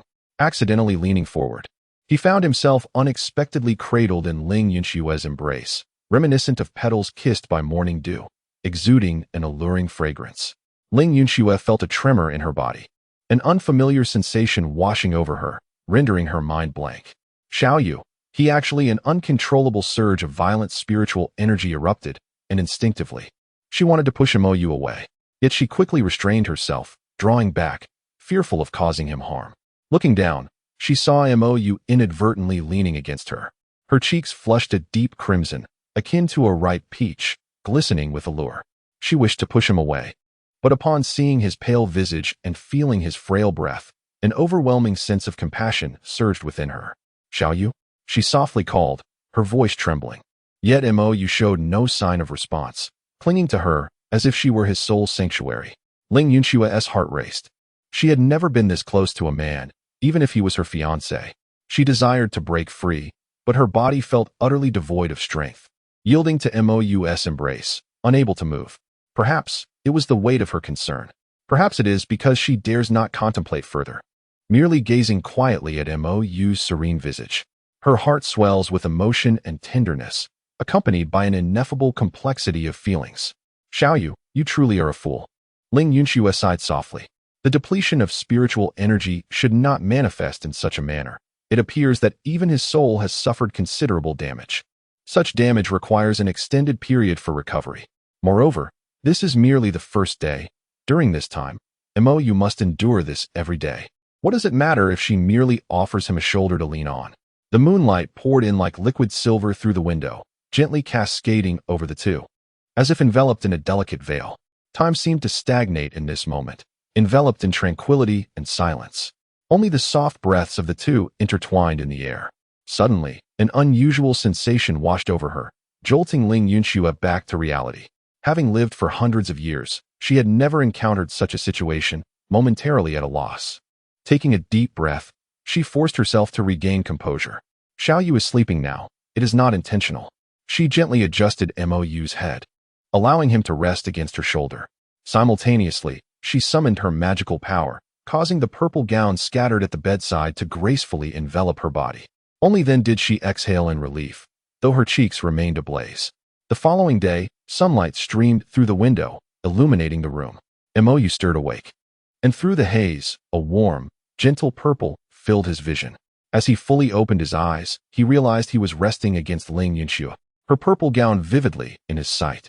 Instinctively, he shrank back, but in doing so, he encountered a soft, warm sensation behind him. It was Aunt Shue's leg. Awake?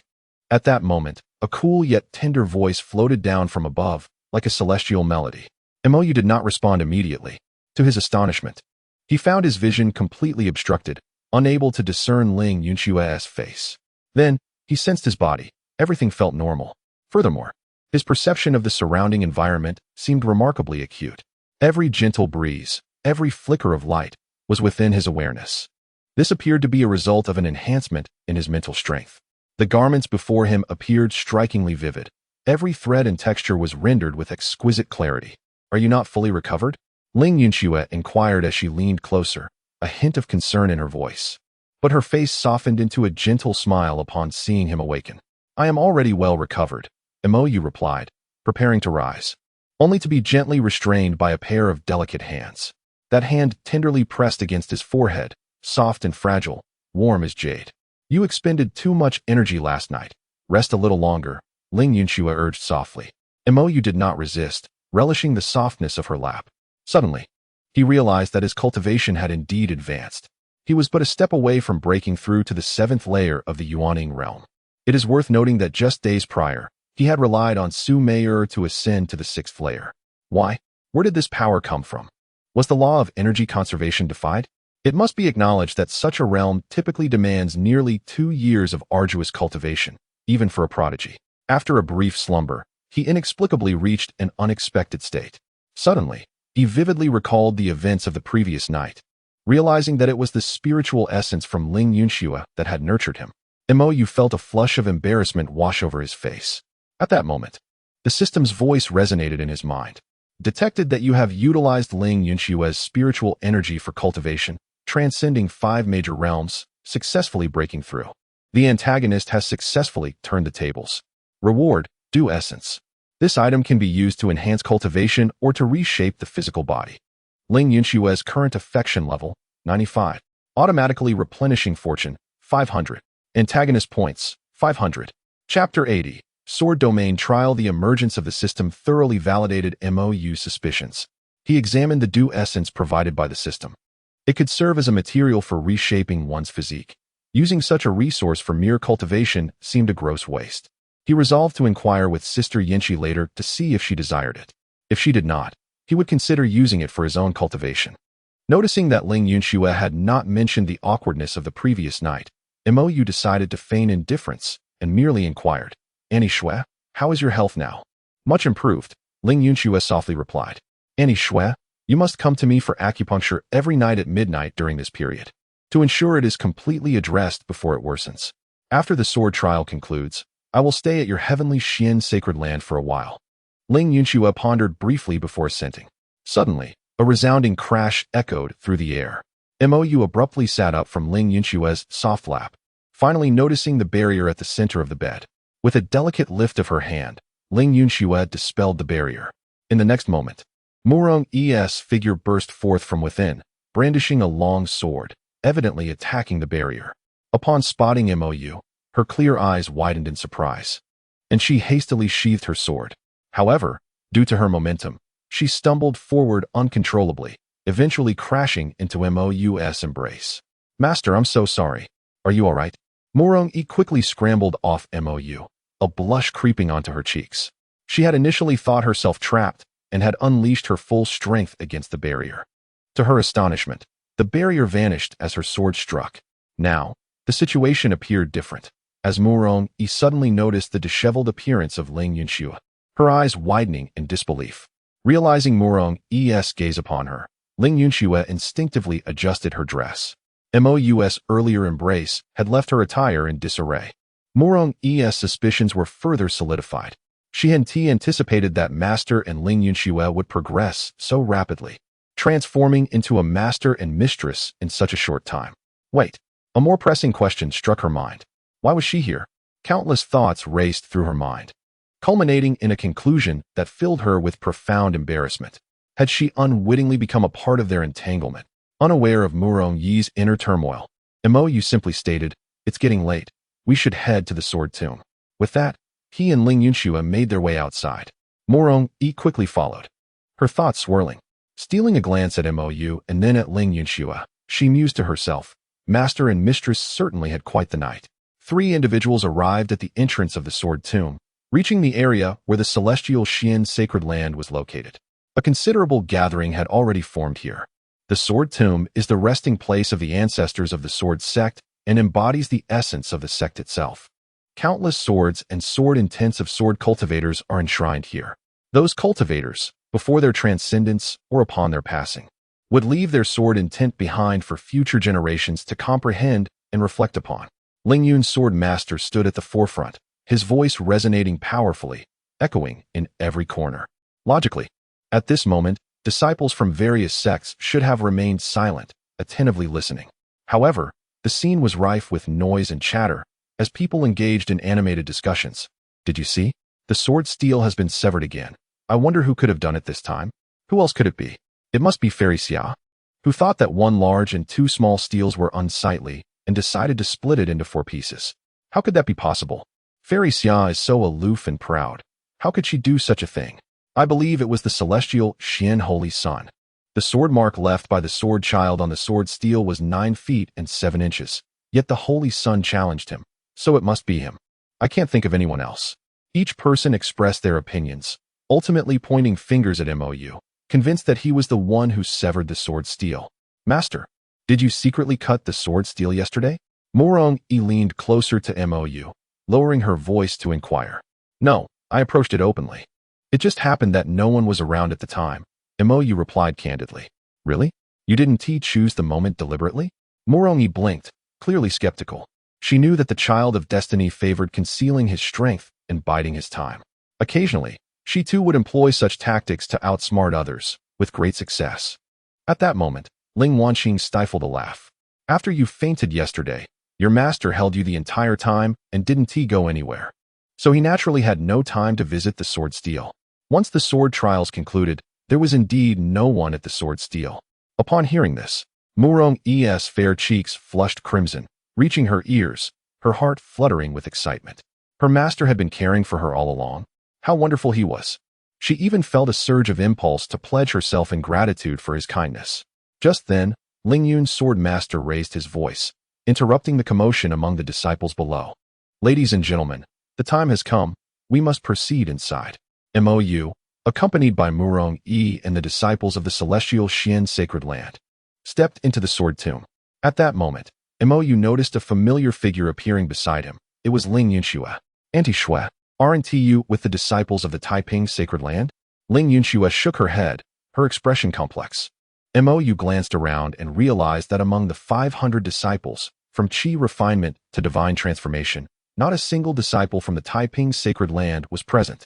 The decline of the Taiping sacred land had reached such a dire stage. Although this was merely a facet of the sword path, it was enough to reveal the overall weakening of the Taiping sacred land's strength. Mo Yu felt a heaviness in his heart and offered some comfort. Auntie Xue, do not worry, things will surely improve in the future. Ling Yunxue managed a faint smile. Let us hope so. As they ventured deeper into the sword tomb, a thick mist began to rise. The profound sword intent surged forth, and the palpable sword qi intertwined, creating a resonant hum. Suddenly, the path ahead opened up, revealing a vast expanse before everyone's eyes. The voice of the esteemed Ling Yun's sword master resounded once more, elucidating the rules for all present. Esteemed guests, before you lies the sword domain. This domain bears similarity to the realm of cultivators in the combining body stage. However, the martial prowess of our sword cultivators within the sword domain is far more formidable. This sword domain has been automatically coalesced from the sword intent left behind by our predecessors. The sword intent within will permeate your bodies, exerting comprehensive suppression upon your physical form, your soul, and your spiritual power. You will also have the opportunity to comprehend the nuances of this sword intent. The higher your level, the greater the pressure you will endure. This explains why only the elite of each stage may enter this place. The deeper you venture, the purer the sword intent becomes, and the greater the benefits you will reap. You may proceed. If it becomes unbearable, relinquish your resistance, and the sword domain will automatically transport you out. There is no need to fear for your lives. The voice of Ling Yun's sword master echoed within the sword tomb. Now, let the journey commence. With his command, hundreds of disciples entered in an orderly fashion, stepping into the sword domain. Mo Yu and Mu Rong-yi walked side by side, advancing further within. As soon as Mo Yu stepped into the sword domain, he was astonished to find that the surrounding sword intent actively avoided him. Was his own sword intent excessively potent? Chapter 81. Comprehending sword intent. Mo Yu attempted to attune himself to the surrounding sword intent. Here at the periphery of the sword domain, the sword intent was sparse and its power rather feeble, approximately of low-grade earth tier. The sword intent's realm corresponded to his own cultivation level, which was at the nascent soul stage. Since his sword intent was of the utmost quality, the sword intent within this domain instinctively shied away from him, hesitant to draw near. However, the purpose of this endeavor was to observe and assimilate the sword intent left by previous masters, ultimately leading to the realization of his own sword intent. Now that the sword intent seemed reluctant to approach him, this posed a dilemma. Mo Yu turned to Mu Rong-yi. Her situation appeared normal, with faint strands of sword intent swirling around her. Logically, those at the Qi refining and foundation establishment stages would benefit the most from this, as they had yet to develop their own sword intent. How does it feel? Mo Yu inquired. It's manageable. This sword intent is not particularly strong, and I can fend it off quite easily, Mu Rong-yi replied. Very well, let us hasten our pace towards the center of the sword domain, Mo Yu declared, lifting his foot to proceed. Outside the sword domain, leaders from several major sects congregated. Elder Bai Su addressed Ling Yun's sword master. Have there been any new revelations? Ling Yun's sword master's expression grew grave. After a full day of investigation, we can ascertain that those cultivators hail from the same nefarious sect that possesses at least one formidable figure in the Great Ascension stage. Moreover, their fervent devotion to their sect borders on fanaticism. They would not hesitate to self-detonate to accomplish their objectives. As he spoke, Ling Yun's sword master was filled with profound reflections. A sect that consistently boasts great ascension masters in each generation can truly be deemed a significant power. Yet, our sword sect lacks such capability. There are times when we find ourselves without a great ascension master. I am one of those who have brought shame upon our ancestors. Elder Bai Su fell silent for a moment before slowly responding. Isn't it evident what you've just stated? The esteemed Ling Yun's sword master cleared his throat awkwardly. They have never manifested within the Tianyuan continent, and we are utterly powerless against such tactics. Silence enveloped the crowd. Suddenly, Lu Qianqian inquired, where is Shao Dian? Why has he not arrived? Has there been any progress on the sword? Ling Yun's sword master replied, the elder is still examining that sword. It requires more time. Lu Qianqian nodded and refrained from further comment. Before long, Mo Yu and his companion reached the core area of the sword domain. Mu Rong-yi trailed behind Mo Yu, her delicate form quivering slightly, her teeth biting down on her crimson lip, beads of sweat forming on her forehead. She exerted her spiritual energy fiercely, striving to withstand the pervasive pressure of the sword intent. It took immense effort for her to barely keep pace with Mo Yu. She lifted her gaze, and two rather disheveled figures came into view. One was Chu Wangyan, wielding a long sword, stumbling with each step, his body trembling as if he might collapse at any moment. The other was an unfamiliar man, seemingly stronger than Chu Wangyan, likely the foremost figure in the transformation stage. Yet, he too appeared to be on the verge of failing. Mu Rong-yi turned her head to glance at Mo Yu, who maintained his calm demeanor. Master, she gasped. Why do you seem completely unaffected? Mo Yu's lips curled into a subtle smile as he stretched lazily. Perhaps it is because I am stronger. You must endeavor harder. My second disciple. Upon hearing this, Mu Rong-yi's lips twitched. She took a deep breath, forcing herself to concentrate, continuing to fend off the onslaught of sword intent. Noticing her struggle, Mo Yu ceased to speak further. He raised his gaze toward the center of the sword domain, where a platform stood, the true heart of the sword domain. Master, I am beginning to falter. Mo Yu's voice sounded frail as she halted, her complexion pale. I will cultivate here. With that, she sat down cross-legged, closed her eyes, and began to comprehend the surrounding sword intent. Observing her pause, Mo Yu no longer hesitated. He transformed into a streak of light, swiftly advancing toward the front. Wherever he passed, the sword intent instinctively retreated, clearing a path to the core. Meanwhile, Chu Wangyan struggled to move forward. His eyes filled with longing as he gazed at the distant platform. Almost there. Soon I shall arrive at the core of the sword domain, the most unadulterated area of sword intent. Last time, he failed to reach the center. This time, he must seize this opportunity. However, the further he advanced, the greater the pressure became, and gradually, he felt he could not continue. Push yourself. Even as his body approached its limits, he refused to surrender, steeling his resolve to press on. At that moment, a gust of wind swept past him. He involuntarily halted, turning to look, surprise filling his eyes. Who could possess such speed in this place, seemingly impervious to the pressure? As he discerned the figure's silhouette, his astonishment diminished somewhat. It turned out to be Mo Yu. If it were him, it was not entirely surprising. Gracefully soared to the platform, landing with poise. Subsequently, the surrounding sword intent ceased to retreat, instead surging towards him like a tidal wave. Despite this, such sword intent still failed to exert substantial influence over him. Settled cross-legged, closed his eyes, and began to intricately perceive the sword intent enveloping him. Star sword intent, water and fire sword intent, slaughter sword intent, Yin sword intent, Yang sword intent. Countless forms of sword intent, akin to myriad stars, swirled around him. Meticulously attuned himself to them, absorbing the profound meanings encapsulated within each type of sword intent, integrating them into his own sword path to enhance its perfection. Outside the sword domain, stood with hands clasped behind his back, gazing intently at the sword domain. A soft sigh escaping his lips. Indeed, this sword domain seems to decline year by year. I recall ancient texts stating that during its zenith, even high-level loose immortals could not hope to disturb it in the slightest. Nodded slightly in agreement. In the present day, this sword domain, not to mention high-level loose immortals, even she could forcefully break through it given sufficient time. Shook his head bitterly. It has certainly weakened, and not insignificantly. He paused to elucidate. The sword steel also harbors sword intent, but it can only assist sword cultivators in comprehending sword intent within the unique environment of the sword domain. The cost is the consumption of sword intent. Furrowed his brow.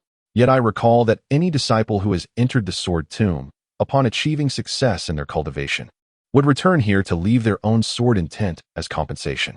Theoretically, the sword intent in the sword domain should be increasing, shouldn't it? After all, I too have left my own sword intent here. Upon hearing this, let out a wry smile and shook his head once more. It is a case of expenses exceeding income. If this continues, the sword tomb will inevitably fall into desolation, leading our sword sect towards decline. Perhaps our sect's fortune is truly at its end. Why is there a deficit? Queried, perplexed. Explained, in the past century, the talents of sword cultivators in the Tianyuan continent have indeed surpassed those of the past. Logically, this should be a positive development. Unfortunately, in recent years, the activities of the demon realm, demonic cultivators, and heretical cultivators have become increasingly rampant, and the number of fallen talented disciples is countless. They have no chance of returning. With fewer sword intents remaining, the sword domain naturally grows weaker. Perhaps one day, our sword sect will meet the same fate as those once glorious sects, completely vanishing into the annals of history. Chapter 82. The celestial artifacts suppressed deep within the sword domain regarded the gradually weakening sword domain with a complex expression. Besides the Taiching Holy Land, many sects also faced bleak circumstances. Listen to the conversation of the others, lost in thought. The one who set up this formation possesses considerable skill. However, I have a vague feeling that the purpose of this formation is likely more than merely facilitating the younger generation's comprehension of sword intent. However, was unconcerned. These trivial matters hardly constitute a critical issue. Whether it be the sword sect or the Taiching Holy Land, both ultimately survived until the moment of the Tianyuan continent's destruction. Though the sword domain is indeed gradually waning, it has nonetheless fulfilled its duty by nurturing countless sword cultivators for the world. At this moment, a drastic change suddenly occurred within the sword domain. The once stable sword intent began to dissipate at a visibly alarming rate. Lu Qinshan's pupils constricted sharply as he exclaimed, "The sword intent is actually diminishing?" Ling Yun Jianzun's expression grew grave. Someone was swiftly comprehending the sword intent. What kind of sword path had they grasped? The trial grounds must possess a retrospective array. Surely there is a projection array here as well? Lu Qinshan inquired. Ling Yun Jianzun immediately formed a hand seal, and the images within the sword domain unfurled before everyone's eyes. At the center of the scene stood Mo Yu. A collective gasp arose. Their expressions varied. Lu Qinshan's eyes sparkled with delight, his lips involuntarily curling into a smile. Ling Yunshue's beautiful eyes brightened slightly, feeling joy for Mo Yu. Ling Wanqing wore an expression of astonishment. She distinctly remembered that in her previous life, Mo Yu had not caused such a tremendous stir. Now, having arrived earlier, he had reaped even greater rewards. Ling Yun Jianzun sighed deeply, hoping that the Holy Sun would one day return alive to the sword sect, leaving behind his sword intent. Otherwise, the sword sect would truly face ruin. Xian Ningbing, however, furrowed her delicate brows, a flicker of surprise crossing her eyes. Mo Yu was attempting to comprehend the chaos sword intent through these sword intents. The chaos sword intent, one of the most formidable sword intents in existence, possessed the power to obliterate the heavens and the earth. Unfortunately, these sword intents were too sparse and varied to sufficiently support him in grasping a complete chaos sword intent. At most, he could only condense a rudimentary form. A thought crossed her mind, and she instinctively wanted to enter the sword domain to offer him some guidance with her own sword intent. Such an epiphany was a rare opportunity, not easily encountered. Yet, she soon halted her steps. Her own Dao heart was compromised, making it difficult to provide Mo Yu with effective assistance. She inwardly lamented. Such opportunities, even in the upper realm, were exceedingly precious. If the chaos sword intent were to be mastered, it would place one among the strongest should they ascend to the status of an immortal emperor. If only she had acted more decisively back then and kissed little Yu directly, perhaps things would not have come to this. She had only sacrificed a first kiss, while he had lost the chance to comprehend the supreme path. Subsequently, Xian Ningbing came to her senses, feeling a wave of indignation. The cracks in her Dao heart indeed caused emotional turmoil. Yet, this confusion seemed excessive. Why were such thoughts occupying her mind? Though she had been single for countless years, surely she was not that desperate? She quickly began to circulate her cultivation method to regain her composure. Just then, the scene abruptly turned dark. Ling Yun Jianzun expressed his astonishment. The spirit of the ancestral master within the sword domain has severed the imagery. It seems the Holy Sun is about to obtain the ancestral master's opportunity. Within the sword domain, the sword intent that had originally surrounded Mo Yu suddenly retreated like a receding tide, no longer drawing near. Mo Yu abruptly opened his eyes, a flash of anger crossing them. He felt on the verge of comprehending an exceptionally powerful sword intent. Why had it suddenly stopped? He despised stagnation. Suddenly, a phantom figure appeared before him. The visage of this figure was indistinct, emanating a faint glow, akin to a wisp of blue smoke, ethereal and elusive. "Young friend, do not be angered." The figure spoke, its voice ancient and serene, instilling a sense of calm. "Who are you?" A shiver ran through Mo Yu's heart, and he instinctively braced himself. "I am Chun Henian, the first patriarch of this sword sect," the ethereal figure gently declared. "The first patriarch?" Mo Yu was momentarily taken aback before quickly recovering. "You are the legendary god of slaughtering immortals, the one who founded the sword sect and vanquished countless fiends?" Chun Henian smiled and replied, "Indeed, I am he. I am pleasantly surprised that, after all these years, I am still remembered." Mo Yu bowed respectfully. "Might I inquire as to your purpose, esteemed elder?" He had heard of this figure's illustrious reputation, the god of slaughtering immortals. A hero who had once saved the Tianyuan continent countless years ago, revered by many as a true saint. "It's nothing of great consequence. I merely wish to ask you to leave this place." Chun Henian continued to smile, his tone gentle. Mo Yu furrowed his brows. "Might I ask why you wish for my departure? Is it due to my absorption of too much sword intent? The patriarch of the sword sect should not be so petty, I presume. If you face a dilemma, please feel free to share. Perhaps I might assist in resolving it." His intuition indicated that a side quest was unfolding. Upon hearing this, a flicker of surprise flashed in Chun Henian's eyes, soon followed by a chuckle. "You are quite an amusing lad. Yet my dilemma is one you cannot resolve." "How can you be certain I cannot?" Mo Yu retorted. Huh, you are not me. How could you possibly know what I cannot resolve? A glimmer of brilliance sparked in Mo's eyes as his indomitable sword intent erupted. Akin to an unparalleled divine sword drawn from its sheath, its radiance overwhelming and disdainful of the world. Shenhenian paused, slightly taken aback. Your sword intent is indeed intriguing. However, your cultivation remains too feeble to tackle my issues. Mo Yu replied coolly, who said I intend to resolve your problems. Once I release my sword intent, those energies cannot escape. While it may be taxing for them to wander, they can still be contemplated. You cannot forcibly expel me in your current state. Shenhenian was momentarily stunned, then smiled again. Very well, since you are so curious, I shall let you see. With a grand gesture, he waved his hand, and the platform slowly parted, revealing a deep passageway from which an ominous, malevolent aura seeped forth. Mo Yu pondered briefly before leaping into the void. Shenhenian's eyes widened in astonishment. Are the youth of today so fearless? How dare he jump? With a resounding thud, Mo Yu landed firmly. He surveyed his surroundings, discovering himself within a vast subterranean expanse. In the center stood a towering platform, upon which rested a pitch-black longsword, bound securely by countless chains formed from sword intent. At that moment, Shenhenian gracefully descended beside Mo Yu, his gaze complex as he regarded the malevolent sword, his tone somber. This is the trouble I face. What is this? Mo Yu inquired. A flicker of remembrance crossed Shenhenian's eyes, his voice turning grave. Once, a celestial being descended from the upper realms to the Tianyuan. He proclaimed himself a god, viewing the beings of the lower realms as mere insects, rampantly seeking to dominate all of creation below. In the realm of Tianyuan, the cultivators, unwilling to endure humiliation, rose up in rebellion. Yet they were no match for the celestial beings, suffering heavy casualties, with those above the combined realm nearly annihilated. Ultimately, the entire Tianyuan continent chose to submit. Mo Yu inquired. I recall that celestial beings are unable to descend to the mortal realm, correct? Even if they do, they would face limitations. How could they not perish under such circumstances? Shenhenian shook his head. Indeed, he is constrained, yet he wields a demonic sword, a treasure that does not succumb easily to the restrictions of the heavenly laws. Mo Yu's gaze returned to the demonic sword, his eyes gleaming with fascination. So, this must be the sword of that celestial being, an artifact of divine origin. Chapter 83, Child of Fortune, Bloodthirsty Demonic Sword. Shenhenian nodded. Correct. This sword is indeed a divine artifact, and its rank is certainly not low among such treasures.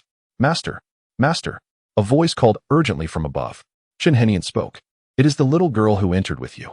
Mo Yu looked up, only to find the space above cloaked in darkness, obscuring both the view above and below. Suddenly, a figure rapidly enlarged in his sight. Morong, he had leapt down directly. In a flash, Mo Yu appeared beneath Morong-yi, catching her securely.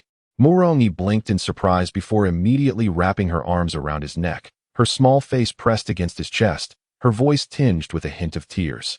Master, I'm so glad you're safe. I thought that you had been captured by a monster. Mo Yu replied. He is not Tang Sung. How could he be captured by a monster? What brings you down here? Morong-yi, blushing slightly, explained, I noticed you were missing and feared something had happened. So I wanted to seek Master S' wife to rescue you. I rushed to the center but wasn't automatically transported out, and then I saw this cave, and, in my panic, jumped down. As she surveyed her surroundings and spotted the demonic sword on the high platform, she could not help but exclaim, what a splendid sword. Master, your fortune is truly extraordinary. Just by falling into a pit, one can stumble upon such treasures. A warm feeling surged within Mo Yu. This girl, who often appeared frivolous, showed such concern for him at a critical moment. Unaware of her own status as a child of fortune, she had boldly jumped down without hesitation. Such bravery was commendable. Shenhenian floated to Mo Yu's side. Let us continue our discussion regarding this sword. Celestials are not permitted to remain in the mortal realm. This applies to both wandering immortals and true immortals. Wandering immortals face calamities once every 10,000 years, while true immortals do so once every 1,000 years. In the 16,000th year of his descent upon the Tianyuan continent, we finally found our opportunity. During his weakened state following the heavenly tribulation, we joined forces to slay him. Mo Yu nodded. It appears this is the origin of the title slayer of celestials attributed to your esteemed predecessor. Shenhenian chuckled softly. This is the collective effort of the entire Tianyuan continent. I am but a trivial part of it. Though he claimed to be insignificant, Mo Yu could sense the profound hardships behind his words. Plotting the demise of a true celestial was no trivial matter. You are too humble, esteemed predecessor. Without your efforts, we cannot fathom what would have become of the Tianyuan continent. Mo Yu expressed his earnest admiration. Without us, others would undertake the task. Chen Nian waved his hand dismissively. Yet, after his demise, calamity did not cease. The cursed sword, having already drunk the blood of countless beings and now tainted with the blood of immortals, grew even more formidable. It possessed sentience and sought to escape. We exerted every effort to restrain it, yet we could not bring about its complete destruction. Ultimately, a few friends and I devised this strategy. We united to establish an immortal array, gathering the sword intent of myriad lives to seal the cursed sword within. Mo Yu understood. Thus, the primary function of the sword domain is to suppress the cursed sword. By utilizing a small amount of sword intent to nurture sword cultivators, as they mature, they can leave behind their own sword intent, thus nourishing the sword domain in return. This cyclical process not only cultivates future generations, but also continually suppresses the cursed sword, preventing it from wreaking havoc upon the world once more. Should I expend all sword intent, it would lead to the unsealing of the cursed sword. Chen Nian nodded. Indeed, that is the case. At that moment, Morong Yi inquired, why not devise a way to completely destroy this sword? Cannot the scattered immortals accomplish this? Or would it not be better to have it ascend to the immortal realm alongside the cultivators, to be dealt with there? If one were to perceive a bomb on the trajectory of the destined one's life, it would surely detonate. Now, this cursed sword is on the verge of explosion. It is not so simple. Chen Nian shook his head. The cursed sword corrupts the mind. Whoever wields it becomes a mindless machine devoted solely to slaughter. As for its destruction, that is even more impossible. The lower realm lacks the means to destroy immortal artifacts, and scattered immortals cannot do so either. I can attempt to destroy it, Mo Yu replied.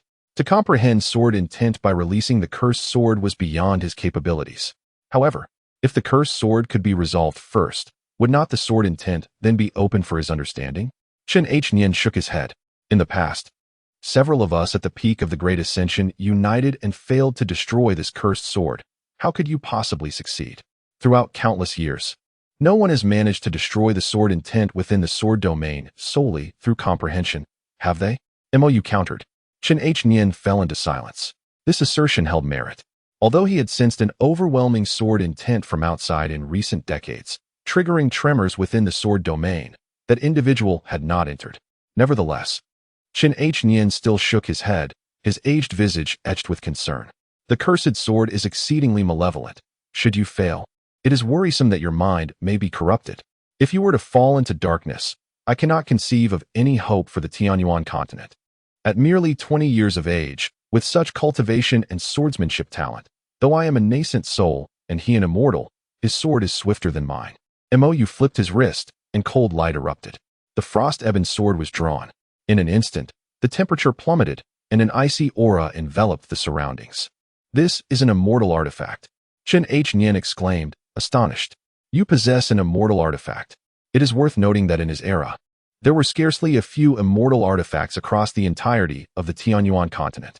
Now, there are even immortal artifacts among those in the nascent soul stage? Morong Yi's eyes widened in disbelief. This sword is powerful and beautiful. Yanxi had long since grown accustomed to such wonders, merely yawning lazily within the soul ring. After all, possessing the legacy of an immortal emperor, having several hundred immortal artifacts was no surprise. Mo Yu, wielding the frost-ebon sword, stated, Esteemed senior, this sword possesses the power to sever all malevolence in the world. With this sword in hand, the dark aura of the demonic blade cannot invade my heart and mind. Might we test its strength against the demonic sword? Upon hearing this, Chun Henyang fell into silence once more. After a moment, he exhaled a long sigh. Though you wield a celestial artifact, your spiritual energy ultimately lacks the capacity to unleash its full potential. Alas, perhaps I have grown old, becoming hesitant and cautious. Since your resolve is firm, then let us take the plunge. With a gentle sweep of his sleeve, Chun Henyang unleashed a sword intent that formed a barrier between the three and the demonic sword. Upon the high platform, a long sword, entirely black and emanating a dreadful demonic energy, came into clear view for all to see. The demonic sword finally revealed its true form. At that moment, the system's voice echoed. Detected the child of fortune, bloodthirsty demonic sword. Subduing it will yield rewards. Name, bloodthirsty demonic sword. Fortune, 10,000. Description, the demonic sword harbors spirit, beguiling immortals to descend and wreak havoc upon mortals, nourished by blood. Chapter 84. The perils of desire. Henceforth, the three desires of name, profit, and power are forbidden. Mo Yu felt a slight tremor within. A child of fortune? This demonic sword is also a child of fortune? However, Mo Yu had no time to ponder this further. A heavy sense of oppression, akin to a mountain, bore down upon him, enveloping him entirely in an instant. This pressure emanated from the bloodthirsty demonic sword, infused with genuine celestial power. Though it was gravely weakened, it was still celestial. A withered camel is larger than a horse. Feeling the immense weight of this pressure, Murong Yi's delicate face turned pale, and her body quivered slightly. Instinctively, she grasped Mo Yu's arm. Master. In response, the Frost E sword in Mo Yu's hand burst forth in a dazzling blue light, exuding a chilling aura that swiftly dispelled the oppressive force. Both felt a sudden lightness in body and mind, returning to normalcy. Chen Henyang nodded slightly. He could intervene and assist Mo Yu with the sword domain, yet he refrained. If he could not withstand even this level of pressure, how could he hope to sever the demonic sword? He patiently awaited Mo Yu's decisive strike. Mo Yu fixed his gaze upon the demonic sword, contemplating a solution. Chen Henyang was correct. His spiritual energy was insufficient. Even with the Frost E sword, he could not sever the demonic sword.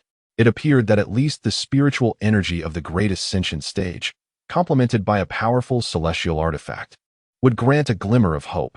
Alternatively, he could continuously strike it, suppressing it, allowing the system to yield equipment, and then relentlessly strike with the new gear.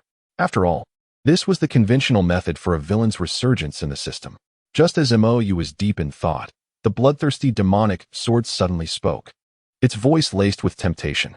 Dear ones, if you assist me in breaking free, I shall recognize you as my masters and aid you in achieving immortality. You are indeed formidable, possessing such cultivation at a young age, surely one of the finest talents in this realm. You have a celestial artifact, yet your cultivation is insufficient to fully unleash its power. The girl beside you is also talented, but her cultivation is still shallow. If faced with a formidable enemy, she may struggle to protect herself. If you eliminate that old man and release me, I shall grant you the power to dominate this realm. Even when you ascend to the celestial realm, I will continue to help you reign supreme. Mo Yu maintained a stoic expression, his heart devoid of any turmoil. He is well aware of what can and cannot be done. Listening to the demonic sword, it would be more prudent to simply slay him and claim the system rewards directly. However, it seems that Murong Yi has been somewhat affected. Her eyes appeared dazed, and she involuntarily took a step forward. Mo Yu raised his hand, and the Frost E sword instantly crossed in front of Murong Yi. The chilling aura surged into her body, swiftly dispelling the chaotic thoughts within her mind. Murong Yi suddenly awoke, beads of cold sweat forming on her forehead, and she looked at Mo Yu with lingering fear. Master, I am fine. I am here, she reassured him, while Mo Yu's vigilance heightened in response. This demonic sword is indeed formidable. It can silently influence the hearts of men. Had he not had the Frost E sword to protect him, he too might have succumbed. Oh, your sword is quite impressive. It can withstand my spells. The bloodthirsty demonic sword expressed surprise, but soon regained its composure. Young man, if I am not mistaken, beyond this sword domain, there are a few stunning beauties. One of them is even at the ascension stage, standing atop this realm. With me in your grasp, you shall obtain boundless power, and they will all become your alchemical furnaces. Moreover, aside from them, the entire world, anything you desire, can become your furnace for your enjoyment. What the world seeks is merely fame, fortune, power, and beauty. To love the woman is to forsake the kingdom. This is an unchanging truth throughout the ages. To have an infant soul cultivate with an ascension master is a stroke of luck that exists only in dreams. No one can resist such an offer. Upon hearing this, Murong Yi displayed a peculiar expression. The ascension master you speak of is my masteress wife. The woman undergoing tribulation also seeks to seduce my master. As for the remaining cultivator, she is my masteress uncle. She originally intended to say that she would eventually also be under her master's influence, for in harem novels, those described by their appearance are invariably the protagonists. However, recalling the terrifying pressure emanating from Xian Yingbing, she refrained from voicing it. The bloodthirsty demonic sword quivered slightly. An infant soul has truly found an ascension master as a partner? How can this be possible? Why has none of my previous masters encountered such fortune? Those cultivators more powerful than his previous masters would all wish to slay them, forcing him to flee from the celestial realm to the lower realm. Had he possessed such backing, he would not have fallen to such a state, ensnared by mere ants. The bloodthirsty demonic sword was consumed by jealousy. Yet it did not relent, continuing to tempt her. In dual cultivation, you must surely find yourself at a disadvantage, but with me, you can turn the tables and take the lead. Mo Yu was utterly astonished. Is this truly a valid reason for temptation? What difference is there between being atop and lying beneath? Mo Yu's eyes glimmered slightly, not from being swayed by the demonic sword's words, but rather, he finally conceived the perfect solution to deal with it. How could he have forgotten about the binding celestial rope? As long as the celestial artifact can be fully utilized, it is a conceptual weapon in the lower realm. With the celestial spiritual power provided by the system, he could completely seal the demonic sword in 10 seconds, seizing that opportunity to sever its influence. The lower realm governs the divine. Although the binding immortal rope may drain the remaining spiritual energy, utilizing the frost-eager sword first presents no issue at all. In the absence of spiritual power, the system can merely assist in replenishing it. The allure of desire is indeed a deceptive force. At that moment, he was solely focused on binding. Such a straightforward application only now dawns upon him. From this day forth, let the desires of name, profit, and power be forbidden. The demon sword sensed the subtle shift in Mo Yu's expression and understood instantly. It appeared this young man was intrigued. With a little more persuasion, he could serve as a formidable ally in the pursuit of ultimate ascendancy. He, the bloodthirsty demon sword, was no ordinary weapon. From the moment of its sentience, a system was bestowed upon it. By slaying foes or betraying its master, it could earn slaughter points, thus becoming increasingly powerful. A few years ago, it sensed a gradual decline in its strength, foreseeing imminent extinction. Resolutely, it converted all remaining slaughter points into fortune, an astounding 10,000 points. It gambled its fortune for a sliver of hope. With the enhancement of fortune, navigating this world would inevitably become far more advantageous, unlike before when it fell prey to a few insignificant ants in the ascending realm. Indeed, mere years after acquiring this fortune, allies began to emerge. Next, it intended to manipulate this fool to annihilate the inhabitants of the Tianyuan realm and avenge the grudge of its seal.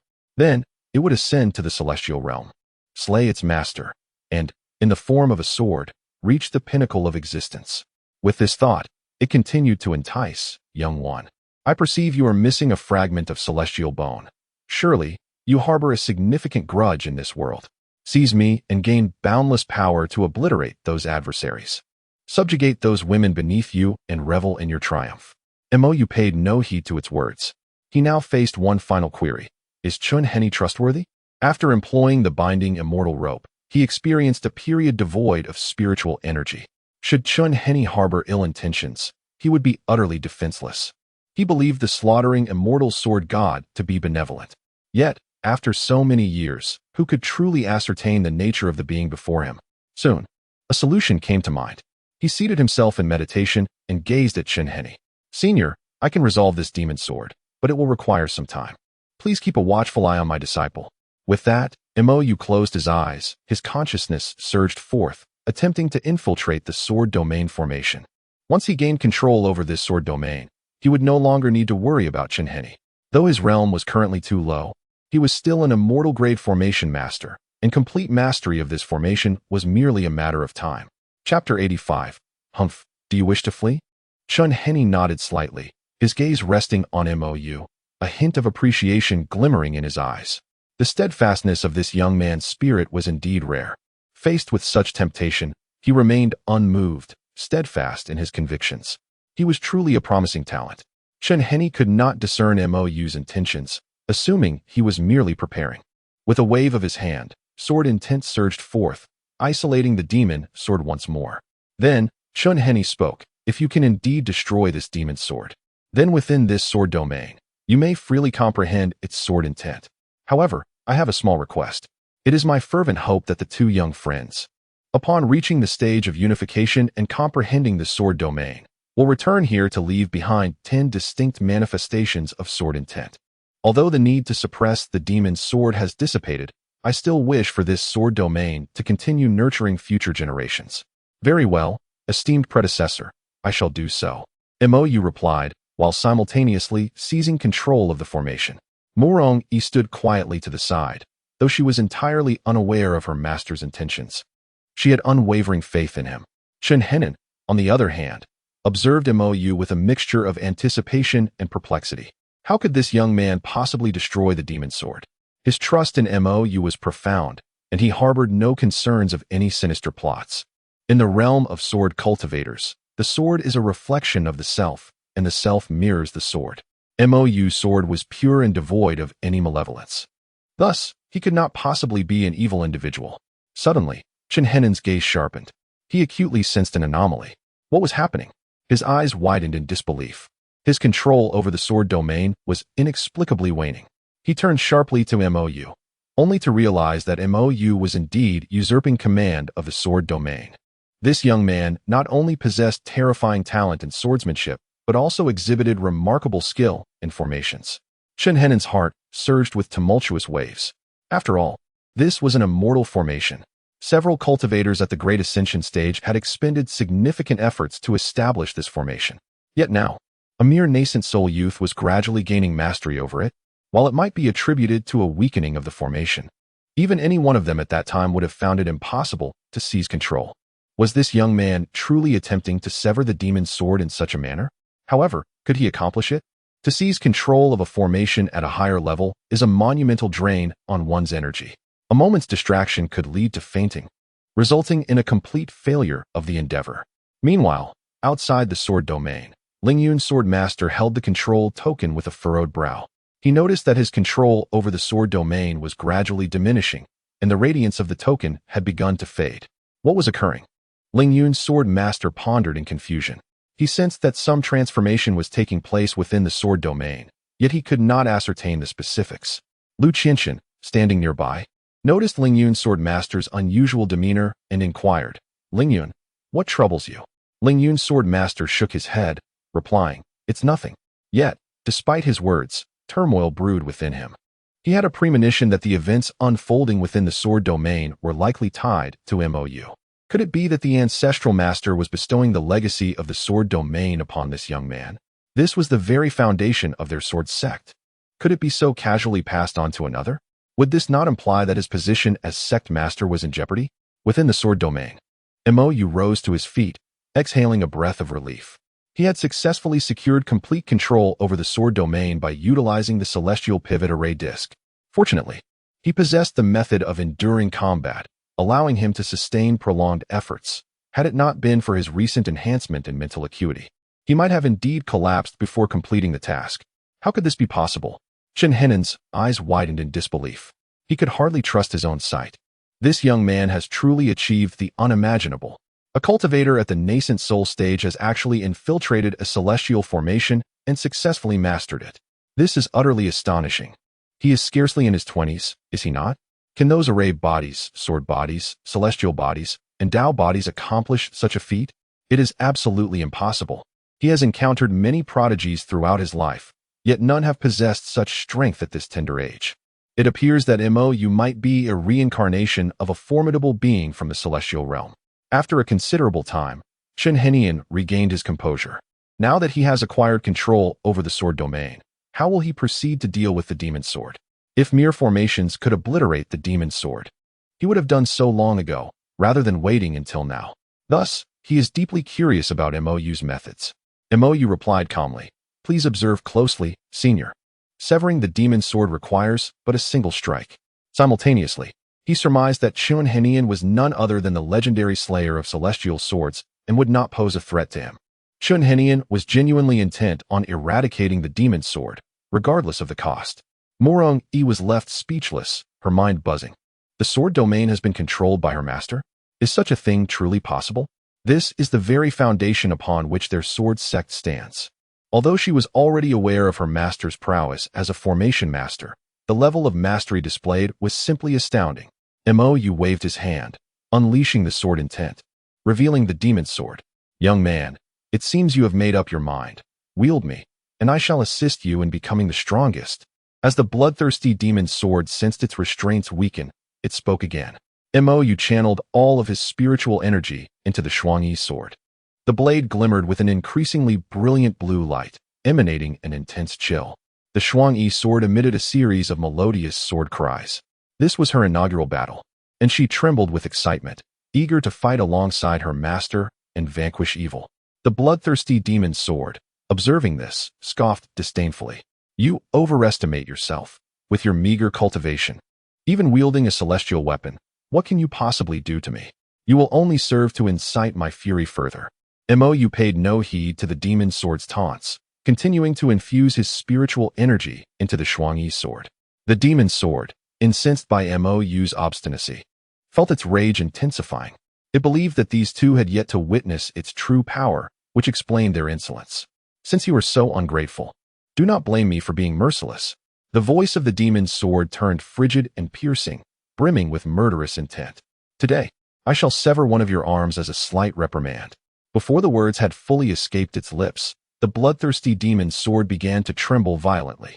It had managed to break free from some of the sword-intense restraints. A torrent of demonic energy surged forth, instantly engulfing the entire space. Its chilling and malevolent aura sending shivers down one's spine. Shen Henian's expression changed dramatically. Be careful. He could scarcely believe that after being suppressed for so many years, this demon's sword could still unleash such terrifying power. Murong Yi, frightened, hurriedly hid behind Mo Yu, yet could not resist raising her middle finger in provocation. Trash. Watch as my master cleaves you, this worthless scrap.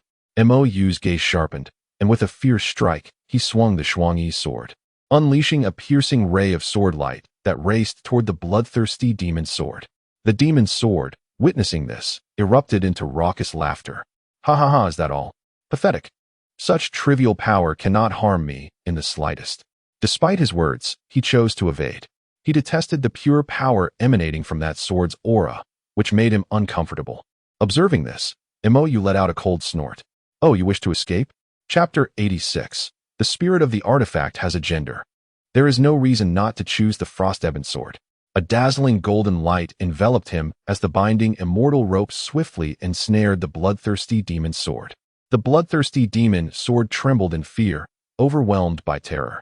It found itself subjected to an all-encompassing suppression, its celestial power completely sealed. What sort of bizarre technique was this? Having traversed the immortal realm for many years, it had never encountered such a phenomenon. A depleted nascent soul, wielding an unknown artifact, had managed to trap it? Immediately, a fierce beam of sword light, infused with boundless chill, surged toward it. No. The bloodthirsty demon's sword emitted a mournful wail. It struggled with all its might, attempting to break free from the binding immortal rope's restraints. Yet, all resistance proved futile.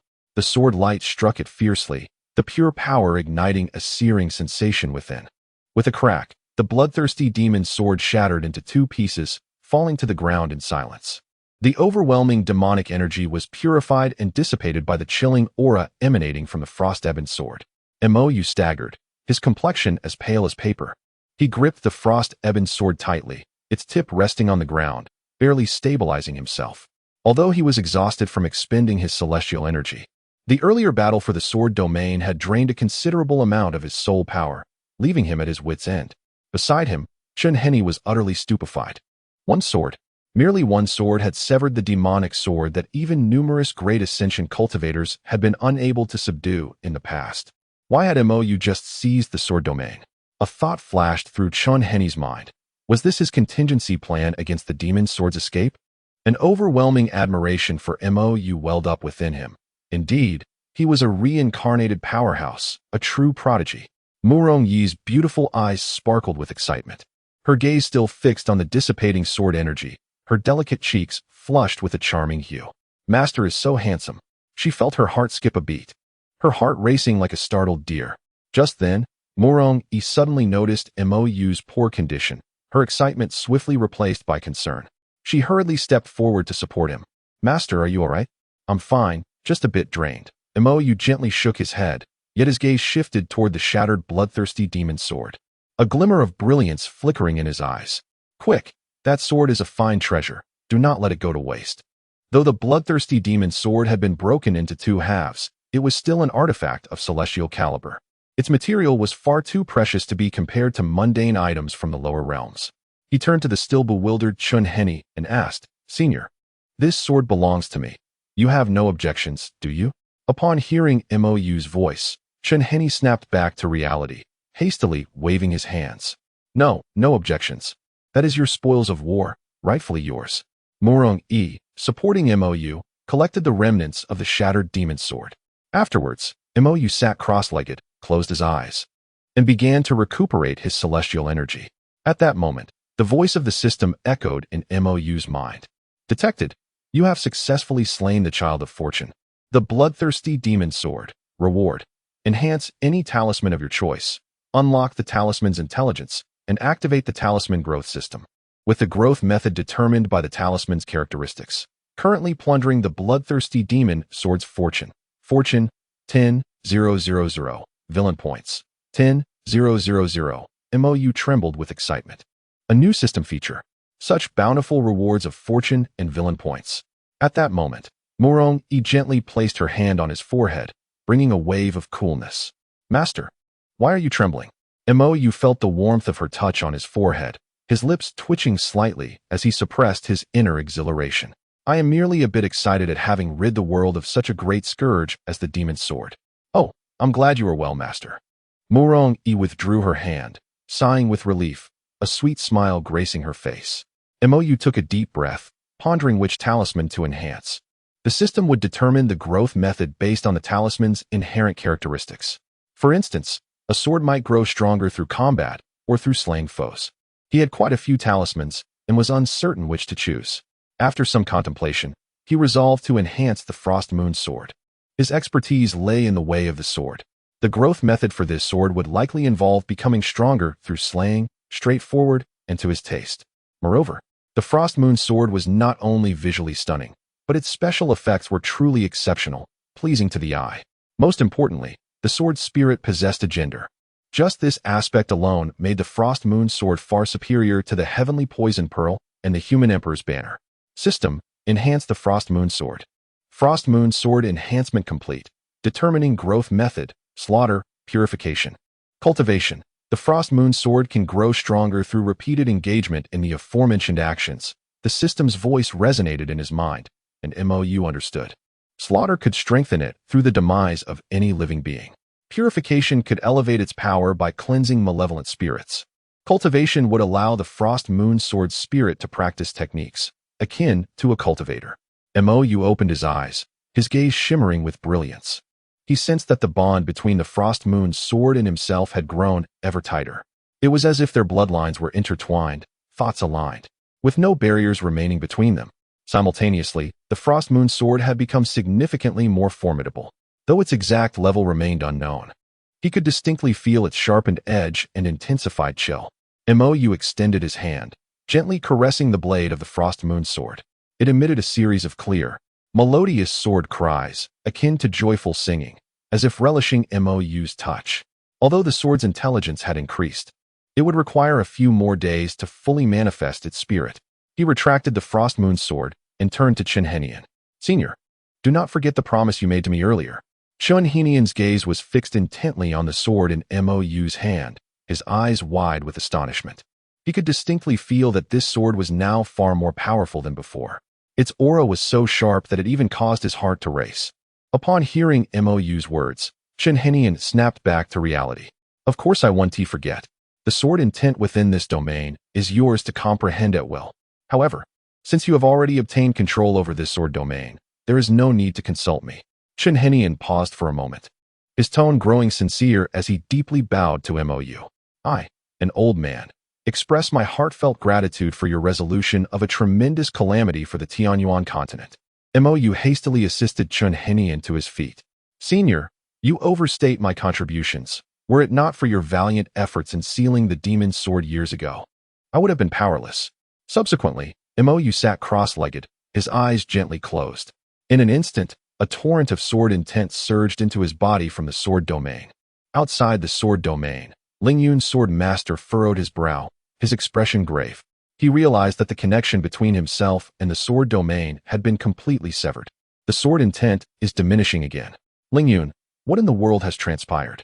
Lu Qianchen inquired. Before Ling Yun's sword master could respond, an unexpected phenomenon occurred. A gigantic vortex materialized within the sword domain, voraciously devouring the surrounding sword intent. The sword intent rapidly flowed into the center of the vortex, disappearing from sight. What on earth is happening? Ling Yun's sword master exclaimed in shock. Xia Ningbing fixed her gaze upon the sword domain, her demeanor serious. What exactly is sealed within the demon sword array? She spoke coldly. Demon sword array? The crowd exchanged bewildered glances, confusion evident in their eyes. I recognize this formation. Ling Wanqing suddenly interjected, clarifying the group's uncertainty. It is a sealing array that can only be constructed using the sword intent of cultivators at the integration stage or higher. This array is employed solely when facing a formidable adversary of the sword Dao that cannot be entirely vanquished. Ling Yun's sword master furrowed his brow, pressing for further clarification. So, are you suggesting that this is, in fact, a sealing array? Xia Ningbing suddenly unleashed a violent surge of spiritual power, pressuring Ling Yun's sword master. I demand to know what malevolent entity is sealed within this sword array. Her voice was as frigid as ice, piercing to the bone. Ling Yunxue instantaneously grasped Xia Ningbing's intent. The oppressive aura of the Great Ascension stage was unleashed without reservation, bearing down upon Ling Yun's sword master. The diminishing sword intent signified that the sealed monstrosity was on the verge of breaking free, while disciples from various sects remained trapped inside. Ling Yun sect master, do you not owe us an explanation? Chapter 87, Nascent Soul 7th Layer, Transformation. Ling Yun's sword master was drenched in sweat. I am equally in the dark, he lamented internally. What on earth is going on? Was it not you two who grasped the sword intent of our sword domain? Why am I being blamed? His confusion was palpable. Moreover, these two individuals were exceedingly formidable. While Ling Yunxue's great ascension status was expected, the pressure exerted by Xia Ningbing, even at the integration stage, left him gasping for breath. The sword domain was a place of cultivation established by the founding ancestors, and he had never heard of any malevolent entities being sealed within. Bearing the immense pressure, Ling Yun's sword master divulged everything he knew. Xia Ningbing slightly furrowed her brows, retracting her oppressive aura. Ling Yunxue followed suit, then inquired, Ningbing, what have you discerned? Demon sword. Xia Ningbing uttered succinctly.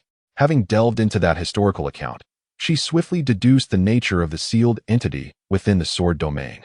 Ling Wanqing seized the moment to elucidate. Years ago, the sword god of slaughter and several great ascension experts collaborated to defeat an otherworldly demonic entity, but the demon's sword vanished. It appears that the demon's sword has been sealed here by them. I feel utterly exhausted. My third senior sister is not one for conversation, leaving me to act as her translator.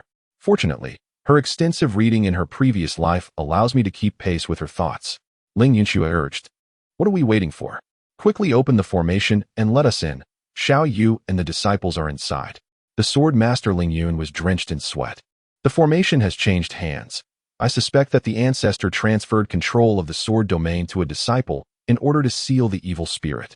However, there is no need for excessive concern. Within the sword domain, a fragment of our ancestor's consciousness remains, ensuring our safety. Upon hearing this, the group fell silent. Xia Ningbing coldly declared, I shall break this formation. Though not an expert, she possessed a sufficient understanding of formations to resolve this incomplete one. With that, she transformed into a beam of light and soared towards the edge of the formation, followed closely by the others. Within the sword domain, Mo Yu floated in midair, sitting cross-legged like a statue, surrounded by swirling sword energy that continuously consumed the surrounding sword intent. Chen Hainair and Murong Yi silently stood guard nearby. Master is truly formidable. Murong Yi marveled. Chen Hainair nodded slightly. Your master is on the verge of comprehending an ultimate sword intent. Such talent is terrifying, even among the celestial realms. Senior, what is ultimate sword intent? Murong Yi inquired. Chen Hainair patiently explained. Beyond the heavenly tier lies the ultimate. The so-called ultimate sword intent integrates supreme principles such as chaos, fate, causality, creation, destruction, and reincarnation into sword intent. Is it that powerful? Which one is Master attempting to comprehend? Chaos. This place is replete with various sword intents. He intends to fuse them all to derive the chaos sword intent. However, at this point, Chun Hainair shook his head, a hint of regret in his eyes. However, what? Mo Yu pressed. Chun Hainair sighed. To comprehend chaos sword intent is no simple feat if it were that easy. Would not the top powers in the celestial realm each possess a chaos sword intent? Although the sword intents here have accumulated over millions of years, their quality ultimately falls short. What should we do? Mo Yu asked anxiously. Right. Master is so powerful. Surely he can grasp the chaos sword intent through his own strength. Right? A glimmer of hope reignited in her eyes. Chun Hainair pondered for a moment before shaking his head. His sword is still too immature, resembling something forced out. It is akin to compelling a child to write. While the forms may be correct, there is no spirit. How can it succeed? If he is to comprehend ultimate sword intent on his own, he will require time to mature. To achieve such prowess in this sword domain, he will need to undergo at least 3 more experiences to grasp the ultimate sword intent. Mo Yu's eyes widened in disbelief. 3. Is it truly necessary to undergo 3 more to comprehend chaos sword intent, given the countless years of sword intent accumulation in the entire Tianyuan continent? This is far too difficult. Difficult? Chun Hainair chuckled. This is chaos sword intent. How many prodigies in the celestial realm spend their entire lives without grasping it? Suddenly, Chun Hainair's brow furrowed. The noise here is quite overwhelming. Has someone from outside entered? Mo Yu inquired. Chun Hainair replied. Fortunately, they did not directly attack the formation, which will not disturb your master's comprehension. He breathed a sigh of relief, yet his demeanor quickly turned serious. I intend to use this strand of consciousness to lend your master a helping hand. With this, he will only need to utilize 2.5 sword domains to grasp the essence of the chaotic sword intent. Chun Hainair laughed heartily, his voice brimming with boldness and relief. I once believed that the demon sword would eventually emerge, so I infused a great deal of sword intent into myself, solely to eradicate it.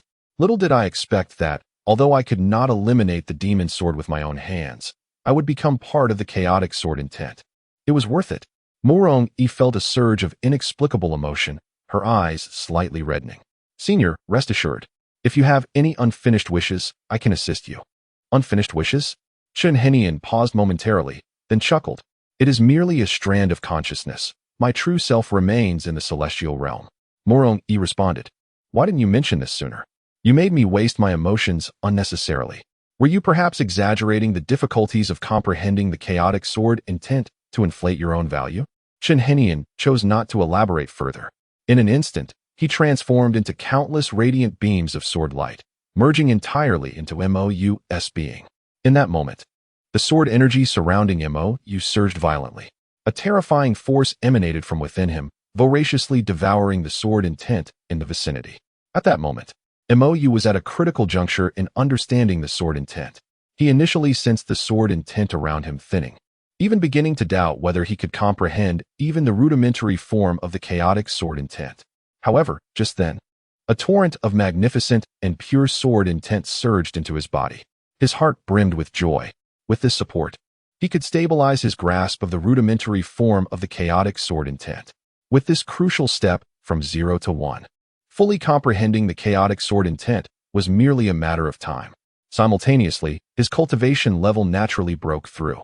The 7th layer of the nascent soul, the transformation of the infant. At this moment, his nascent soul resembled a youth, evolving towards the primordial spirit. Meanwhile, Xia Ningbing and the others continued unraveling the formation, drawing closer to the core of the sword domain. This formation sealed away malevolent entities. With the emergence of these evil beings, the disciples would be in danger. Thus, she could not resort to violent means to forcefully breach the formation. Before long, they overcame the layers of sword intent barriers and reached the inner layer of the formation. The sight before them left everyone astounded. Mo Yu was seated in the center of a vortex of sword intent, greedily consuming the surrounding sword energy. Ling Yun's sword master remained stunned for a moment before being the first to speak. If he continues to absorb like this, will the malevolent entities not be able to emerge? Chapter 88. Stepping on the left foot with the right, spiraling to the heavens. Xia Ningbing gazed at Mo Yu, her voice as icy as frost. The demon sword is gone. She was inwardly astonished, not expecting Mo Yu to continue grasping the chaotic sword intent. However, judging by the current situation, he was still somewhat lacking in finesse. Nonetheless, at the very least, he could stabilize his comprehension of the rudimentary form of the chaotic sword intent. With this foundation, complete understanding was merely a matter of time. She let out a slight sigh of relief. Mo Yu was still young and not lacking in time. The crowd, upon hearing Xia Ningbing's words, wore expressions of confusion. Ling Yun's brow furrowed slightly as she surveyed the surrounding environment, her lips parting slightly. A fierce battle had taken place here, leaving behind remnants of demonic energy and an aura of chilling cold. Clearly, the demonic sword had been defeated. However, from whence did this frigid energy originate? Who had destroyed the demonic sword? After a moment of contemplation, Jianzun Ling Yun spoke. This question is not difficult. I shall inquire of the ancestor. With that, he closed his eyes, forming hand seals as his lips trembled slightly, seemingly communicating with someone. Soon, he opened his eyes abruptly, his brow tightly knit. How could this be? The ancestor, he has vanished. Yet, at that moment, no one was concerned about the whereabouts of his ancestor. All eyes were riveted on Mo Yu. They could sense that Mo Yu was gaining strength at an astonishing rate. He was grasping a remarkably powerful sword intent. Gradually, the sword intent around them began to dissipate. Mo Yu felt the diminishing sword intent and experienced a pang of disappointment. I am still far from it, he murmured. To fully comprehend the complete chaos sword intent, he still had a long way to go. As the final remnants of sword intent were absorbed into his body, the system's voice echoed in Mo Yu's mind. Detection. You have successfully intercepted the fortuitous encounters of Mo Yu, Mu Rong-yi, Ling Wanqing, and other fated children.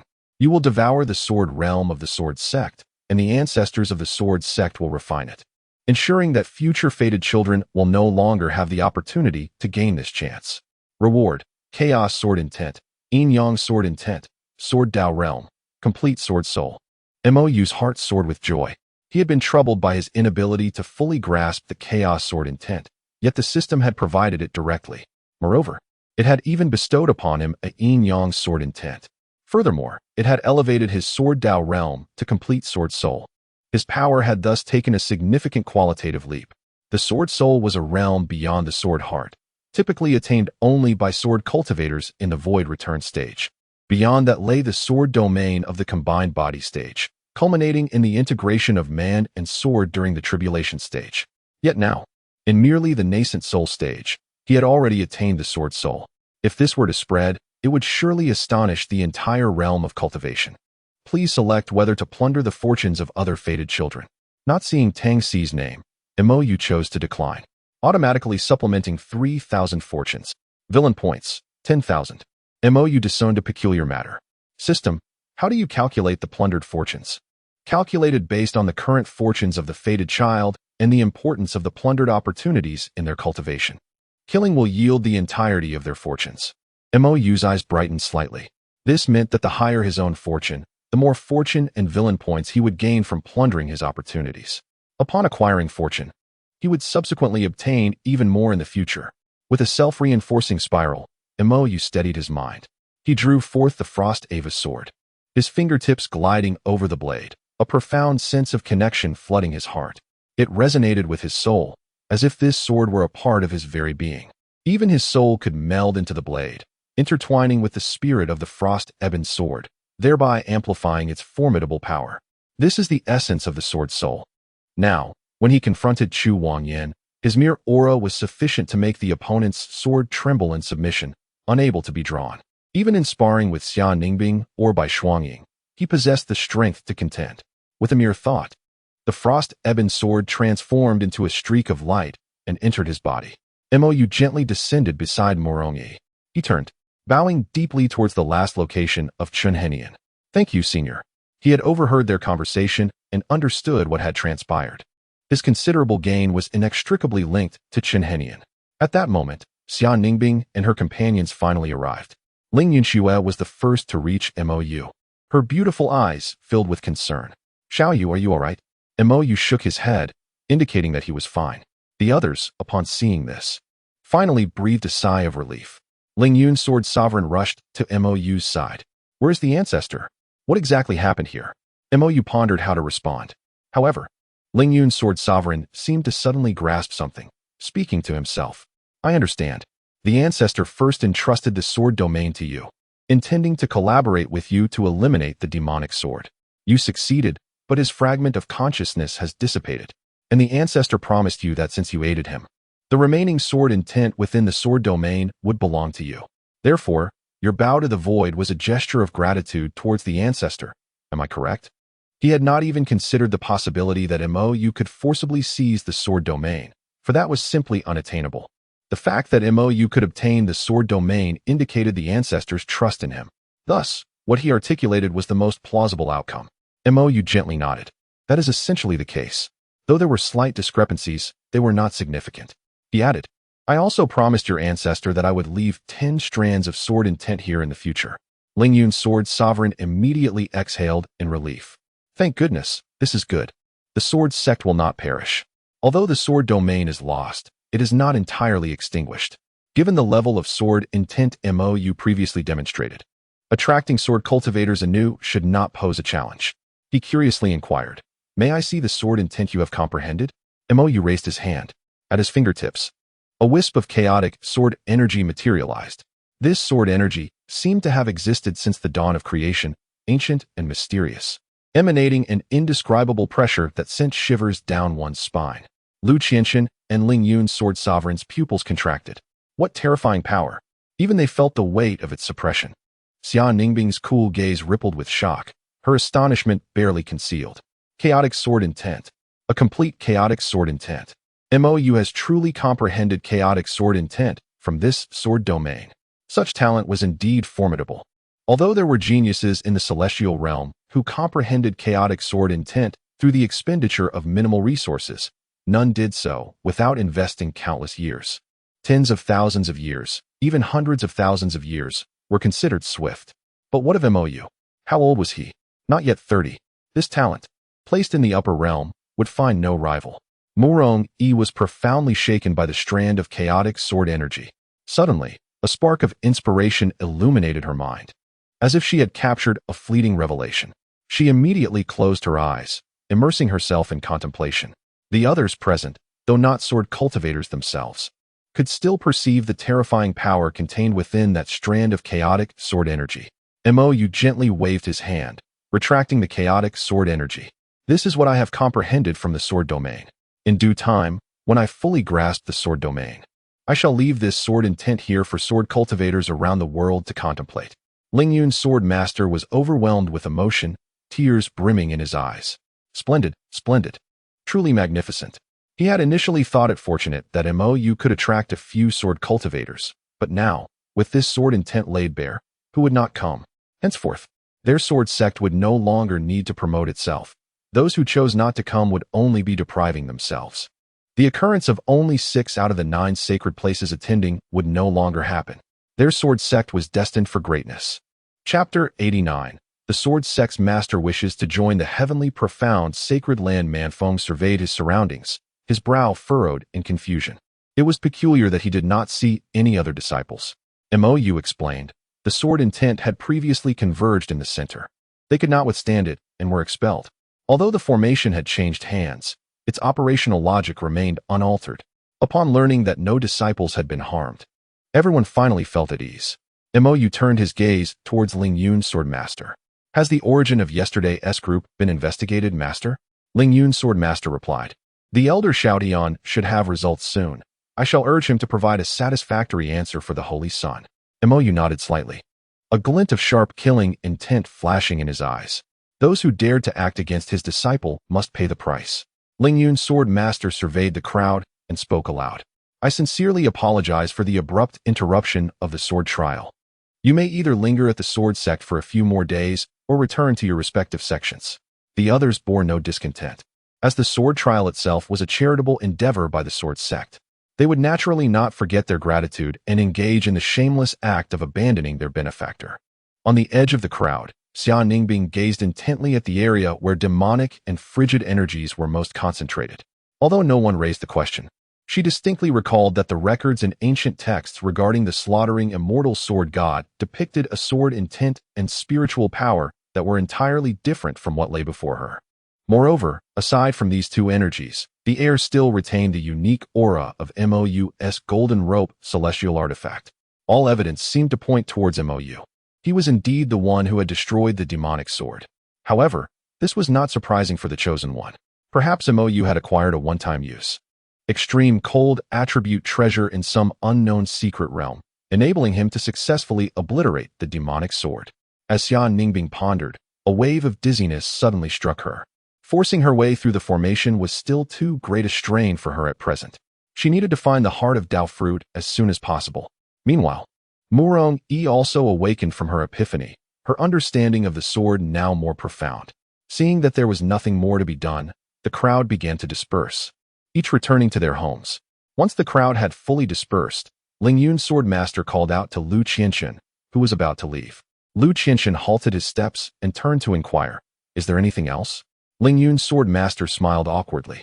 "Well, it's like this, old Lu." Stop. Lu Qianxin interrupted with a frown. "Do not address me that way. It sounds rather awkward." Clearing his throat, Ling Yun's sword master adopted a serious demeanor. "Master Lu, I have a request." "Speak." "I wish to join your heavenly mysterious holy land as an elder, and I kindly ask for your assistance in recommending me. Rest assured, I do not seek your salary. I am willing to teach disciples and eradicate demonic forces. Anything but living idly. You, the esteemed leader of the sword sect, wish to become an elder in my heavenly mysterious holy land? Indeed, your holy land boasts 3 extraordinary sword cultivators, and I wish to learn from them. What will become of the sword sect? I have already made suitable arrangements for the sword sect, and in a few days, everything will be in order. And the foundry holy land? Cough. Elder Xiaodian has previously communicated his stance to me. There will be no issues there. Lu Qianxin pondered for a moment before slowly nodding. I shall report this matter to the sect master. He, too, has never encountered such an unusual request. Typically, if a loose cultivator of the integration stage or above wished to join the heavenly mysterious holy land, a simple background check would suffice for acceptance. Naturally, a top-tier tribulation stage expert like Ling Yun's sword master would not be an exception. However, the complication arose from his position as the leader of the sword sect, which is an affiliated sect of the Foundry Holy Land. This matter involves 2 significant holy lands and is not easily resolved. Nevertheless, should they succeed in integrating this top-tier tribulation expert into the heavenly mysterious holy land, it would undoubtedly enhance the overall strength of the holy land. Moreover, it would provide invaluable labor without cost. Upon Lu Qianxin's agreement, Ling Yun's sword master finally felt the burden on his heart lift. Mo Yu returned to his chamber aboard the spiritual vessel of the heavenly mysterious holy land and sat cross-legged. With a flicker of thought, he retrieved the demon sword, now broken into 2 segments. From the fractured edge, tendrils of demonic energy writhed as if alive, exuding an unsettling and eerie aura. "Sister Yanqi, could you discern the material of this?" As his words fell, a red silhouette materialized beside him. Yanqi examined the bloody demon sword in his hand, her beautiful eyes reflecting surprise. "This is indeed Bloodfire Demon Gold." She continued with a hint of regret. "Alas, due to the influence of your celestial artifact, it has lost all possibility of reformation." "Bloodfire Demon Gold?" Mo Yu questioned, perplexed. "It is an exceedingly rare treasure of the demonic path, born only from the blood of countless immortals over a long period. Moreover, Bloodfire Demon Gold possesses an extraordinarily defiant characteristic. It can continuously elevate its grade by absorbing blood, becoming ever more powerful. Even immortals find it challenging to acquire such a divine object, often at great cost." Yanqi elaborated. "Little Yu, you have indeed stumbled upon a treasure. This is 5th grade Bloodfire Demon Gold. Although it may hold little use for you now, in the eyes of demonic cultivators from the upper realm, it is undoubtedly a treasure that would drive them to madness. If you ascend and sell this, it would undoubtedly yield considerable resources. But what about now? What is its purpose?" Mo Yu inquired. Given that you already possess a celestial artifact, any attempt to utilize it would be a waste. The blood from the lower realms is hardly sufficient to elevate its grade." Yanqi reflected for a moment before offering a candid assessment. Upon hearing this, Mo Yu promptly stored the fragment of the demon's sword into his spatial ring. Although it held no immediate value for him, there would surely come a time when it would prove useful. With a flicker of thought, he opened the system panel. Name, Mo Yu. Realm, 7th layer of Yuan Ying. Physique, chaotic divine body. 5. Pure yang, kidney body, technique. Chaotic yin-yang art, second rank. Method of endurance in battle. Spell, spiritual flame, purifying cold needle, divine ability. Indestructible golden body, spirit locking forbidden origin, treasure, frost moon sword, celestial binding rope. Blood god flame needle, special, heart-eating poison, pure yin profound ice, sword intent. Chaos, yin-yang, invincibility, sword Tao realm. Complete sword soul, miscellaneous studies. Alchemy, artifacts, arrays, talismans, poison. Music, fortune, 34, 200, holy dragon. Villain points, 34, 200. Indeed, both fortune and villain points have seen a significant increase. Mo Yu nodded in satisfaction. This period had certainly yielded substantial gains. His visit to the sword sect was not in vain. Particularly, his fortune had reached 34, 200. And he was on the verge of a remarkable ascent. His chaotic divine body had also progressed to level 5 during this time of cultivation and dual cultivation. Chapter 90. Boomerang. Mo Yu meticulously contemplated his forthcoming plans. The chilling energy within Aunt Shui must be resolved promptly upon his return. Additionally, Sister Yanxi's physical condition required urgent attention. He needed to gather materials in the secret realm for reconstructing her body. Sister Xia's Dao heart had been damaged, necessitating the search for suitable spiritual herbs for restoration, which also pointed to the secret realm. He also needed to carve out time to find Ling Qingwei. Moreover, there was an undercover agent from the demon sect lurking within Tian Xian Holy Land, Yi Ling Luo. Considering all this, it was evident that he had quite a lot on his plate. Mo Yu rubbed his temples, but soon the corners of his mouth lifted again, revealing an excited smile. But this is precisely what makes it interesting. Suddenly, he recalled the opportunities left behind by Yi Shimei. Among them was one that involved assisting the ancient saintess in venturing into a secret realm. There was indeed a ready-made secret realm available. Any secret realm deemed worthy of the ancient saintess's attention must be substantial. Regrettably, the time frame was set for 30 years hence. Once he helped Aunt Shui dispel the cold poison, he could venture out and test his luck. With a firm resolve, Mo Yu decided to explore perilous locations and stalls at auctions, confident that within half a month, he would uncover a large secret realm. When Elder Xiaotian learned that Sword Master Ling Yun intended to join Tian Xian Holy Land, he was momentarily rendered speechless. He opened his mouth, and after a lengthy pause, managed to produce a dry voice. "Little Ling, you cannot be serious, can you?" Sword Master Ling Yun looked at Elder Xiaotian with utmost sincerity and implored, "Elder Xiaotian, you cannot hinder my pursuit of the Great Path, can you?" Ultimately, it is the insufficient competitiveness and lack of profound heritage of the Holy Land that fails to retain talent. Thus, the Holy Land of Zhutian should engage in profound self-reflection and strive to enhance its own strength and competitiveness. This is the rightful path. This applies not only to the Holy Land of Zhutian, but also to the Sword Sect. Therefore, I have resolved to journey to the Holy Land of Tianxian to study diligently and observe how they bolster their competitive edge. Elder Xiaotian fell silent, feeling a surge of blood and darkness clouding his vision. Were these not words he himself had uttered? Yet, he never anticipated that the esteemed Ling Yun sword master would wield such words to silence him. "But you cannot simply depart," Elder Xiaotian urged anxiously. "You are the leader of the sword sect. What will become of it in your absence?" Ling Yun's sword master sighed. "Elder, you well know that while the sword sect and the Holy Land of Zhutian share a subordinate relationship, it is not entirely one of subjugation. I am not bound to you. I possess the right to choose my own path. Furthermore, I have already arranged the affairs of the sword sect, and my departure will not disrupt its operations. The sword sect will remain as it is, albeit without my presence. You need not worry." Elder Xiaotian fell into silence. Ling Yun's sword master spoke the truth. They indeed had no right to thwart his pursuit of his own grand path. "Alas, so be it," Elder Xiaotian finally conceded, waving his hand in resignation. "Since your mind is made up, I shall refrain from further discourse. I will report this matter to the sect leader." Ling Yun's sword master, filled with gratitude, cupped his hands in salute. "Thank you. By the way, Elder Xiaotian, have you been able to identify the owner of that weapon?" Elder Xiaotian furrowed his brow and gently shook his head. "It is challenging. This item is extraordinary. I need to bring it back to the Holy Land of Zhutian for the other elders to examine before we can ascertain its origins." Ling Yun's sword master couldn't help but feel a pang of disappointment. "What a pity. Nevertheless, I extend my thanks for your efforts, Elder. With that, I shall take my leave." Upon receiving Elder Xiaoyin's response, Ling Yun's sword master turned to depart. Once he vanished from sight, Elder Xiaoyan raised his hand to gently caress the fragment of the magical artifact. Letting out a deep sigh, "Oh, Daitian, how could you commit such an error? Joining a sinister cult, attacking those of the Holy Land of Tianxian, and provoking discord between the two Holy Lands. Now we at the Holy Land of Zhutian cannot even protect you. Should the time come for a decision, do not blame us." After Ling Yun's sword master left, he had not ventured far when he encountered the revitalizing sage. The revitalizing sage was beaming with joy, appearing to be in excellent spirits.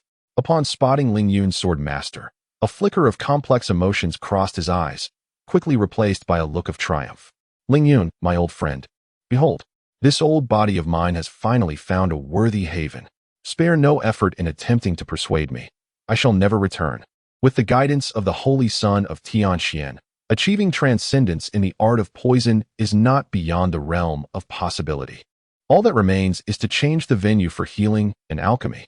Ling Yun's sword master gazed at his smug demeanor, rendered speechless. He was now a prospective elder of the Holy Land of Tianxian, his status far surpassing that of an apprentice alchemist. "Rest assured, I shall not attempt to dissuade you," Ling Yun's sword master replied coolly. "Indeed, the heavenly Xian saint child cannot be preoccupied with elixirs daily. What do you usually occupy yourself with? Surely, you do not merely dine idly?" The revitalizing master let out a soft snort. "In such a vast sect as the heavenly Xian, with its multitude of disciples, there are naturally demands for my presence, so there is no need for the sword master to fret." The esteemed sword master Ling Yun's lips curled slightly, revealing a knowing smile. "Then, I offer my congratulations. I too must attend to matters of the sword sect."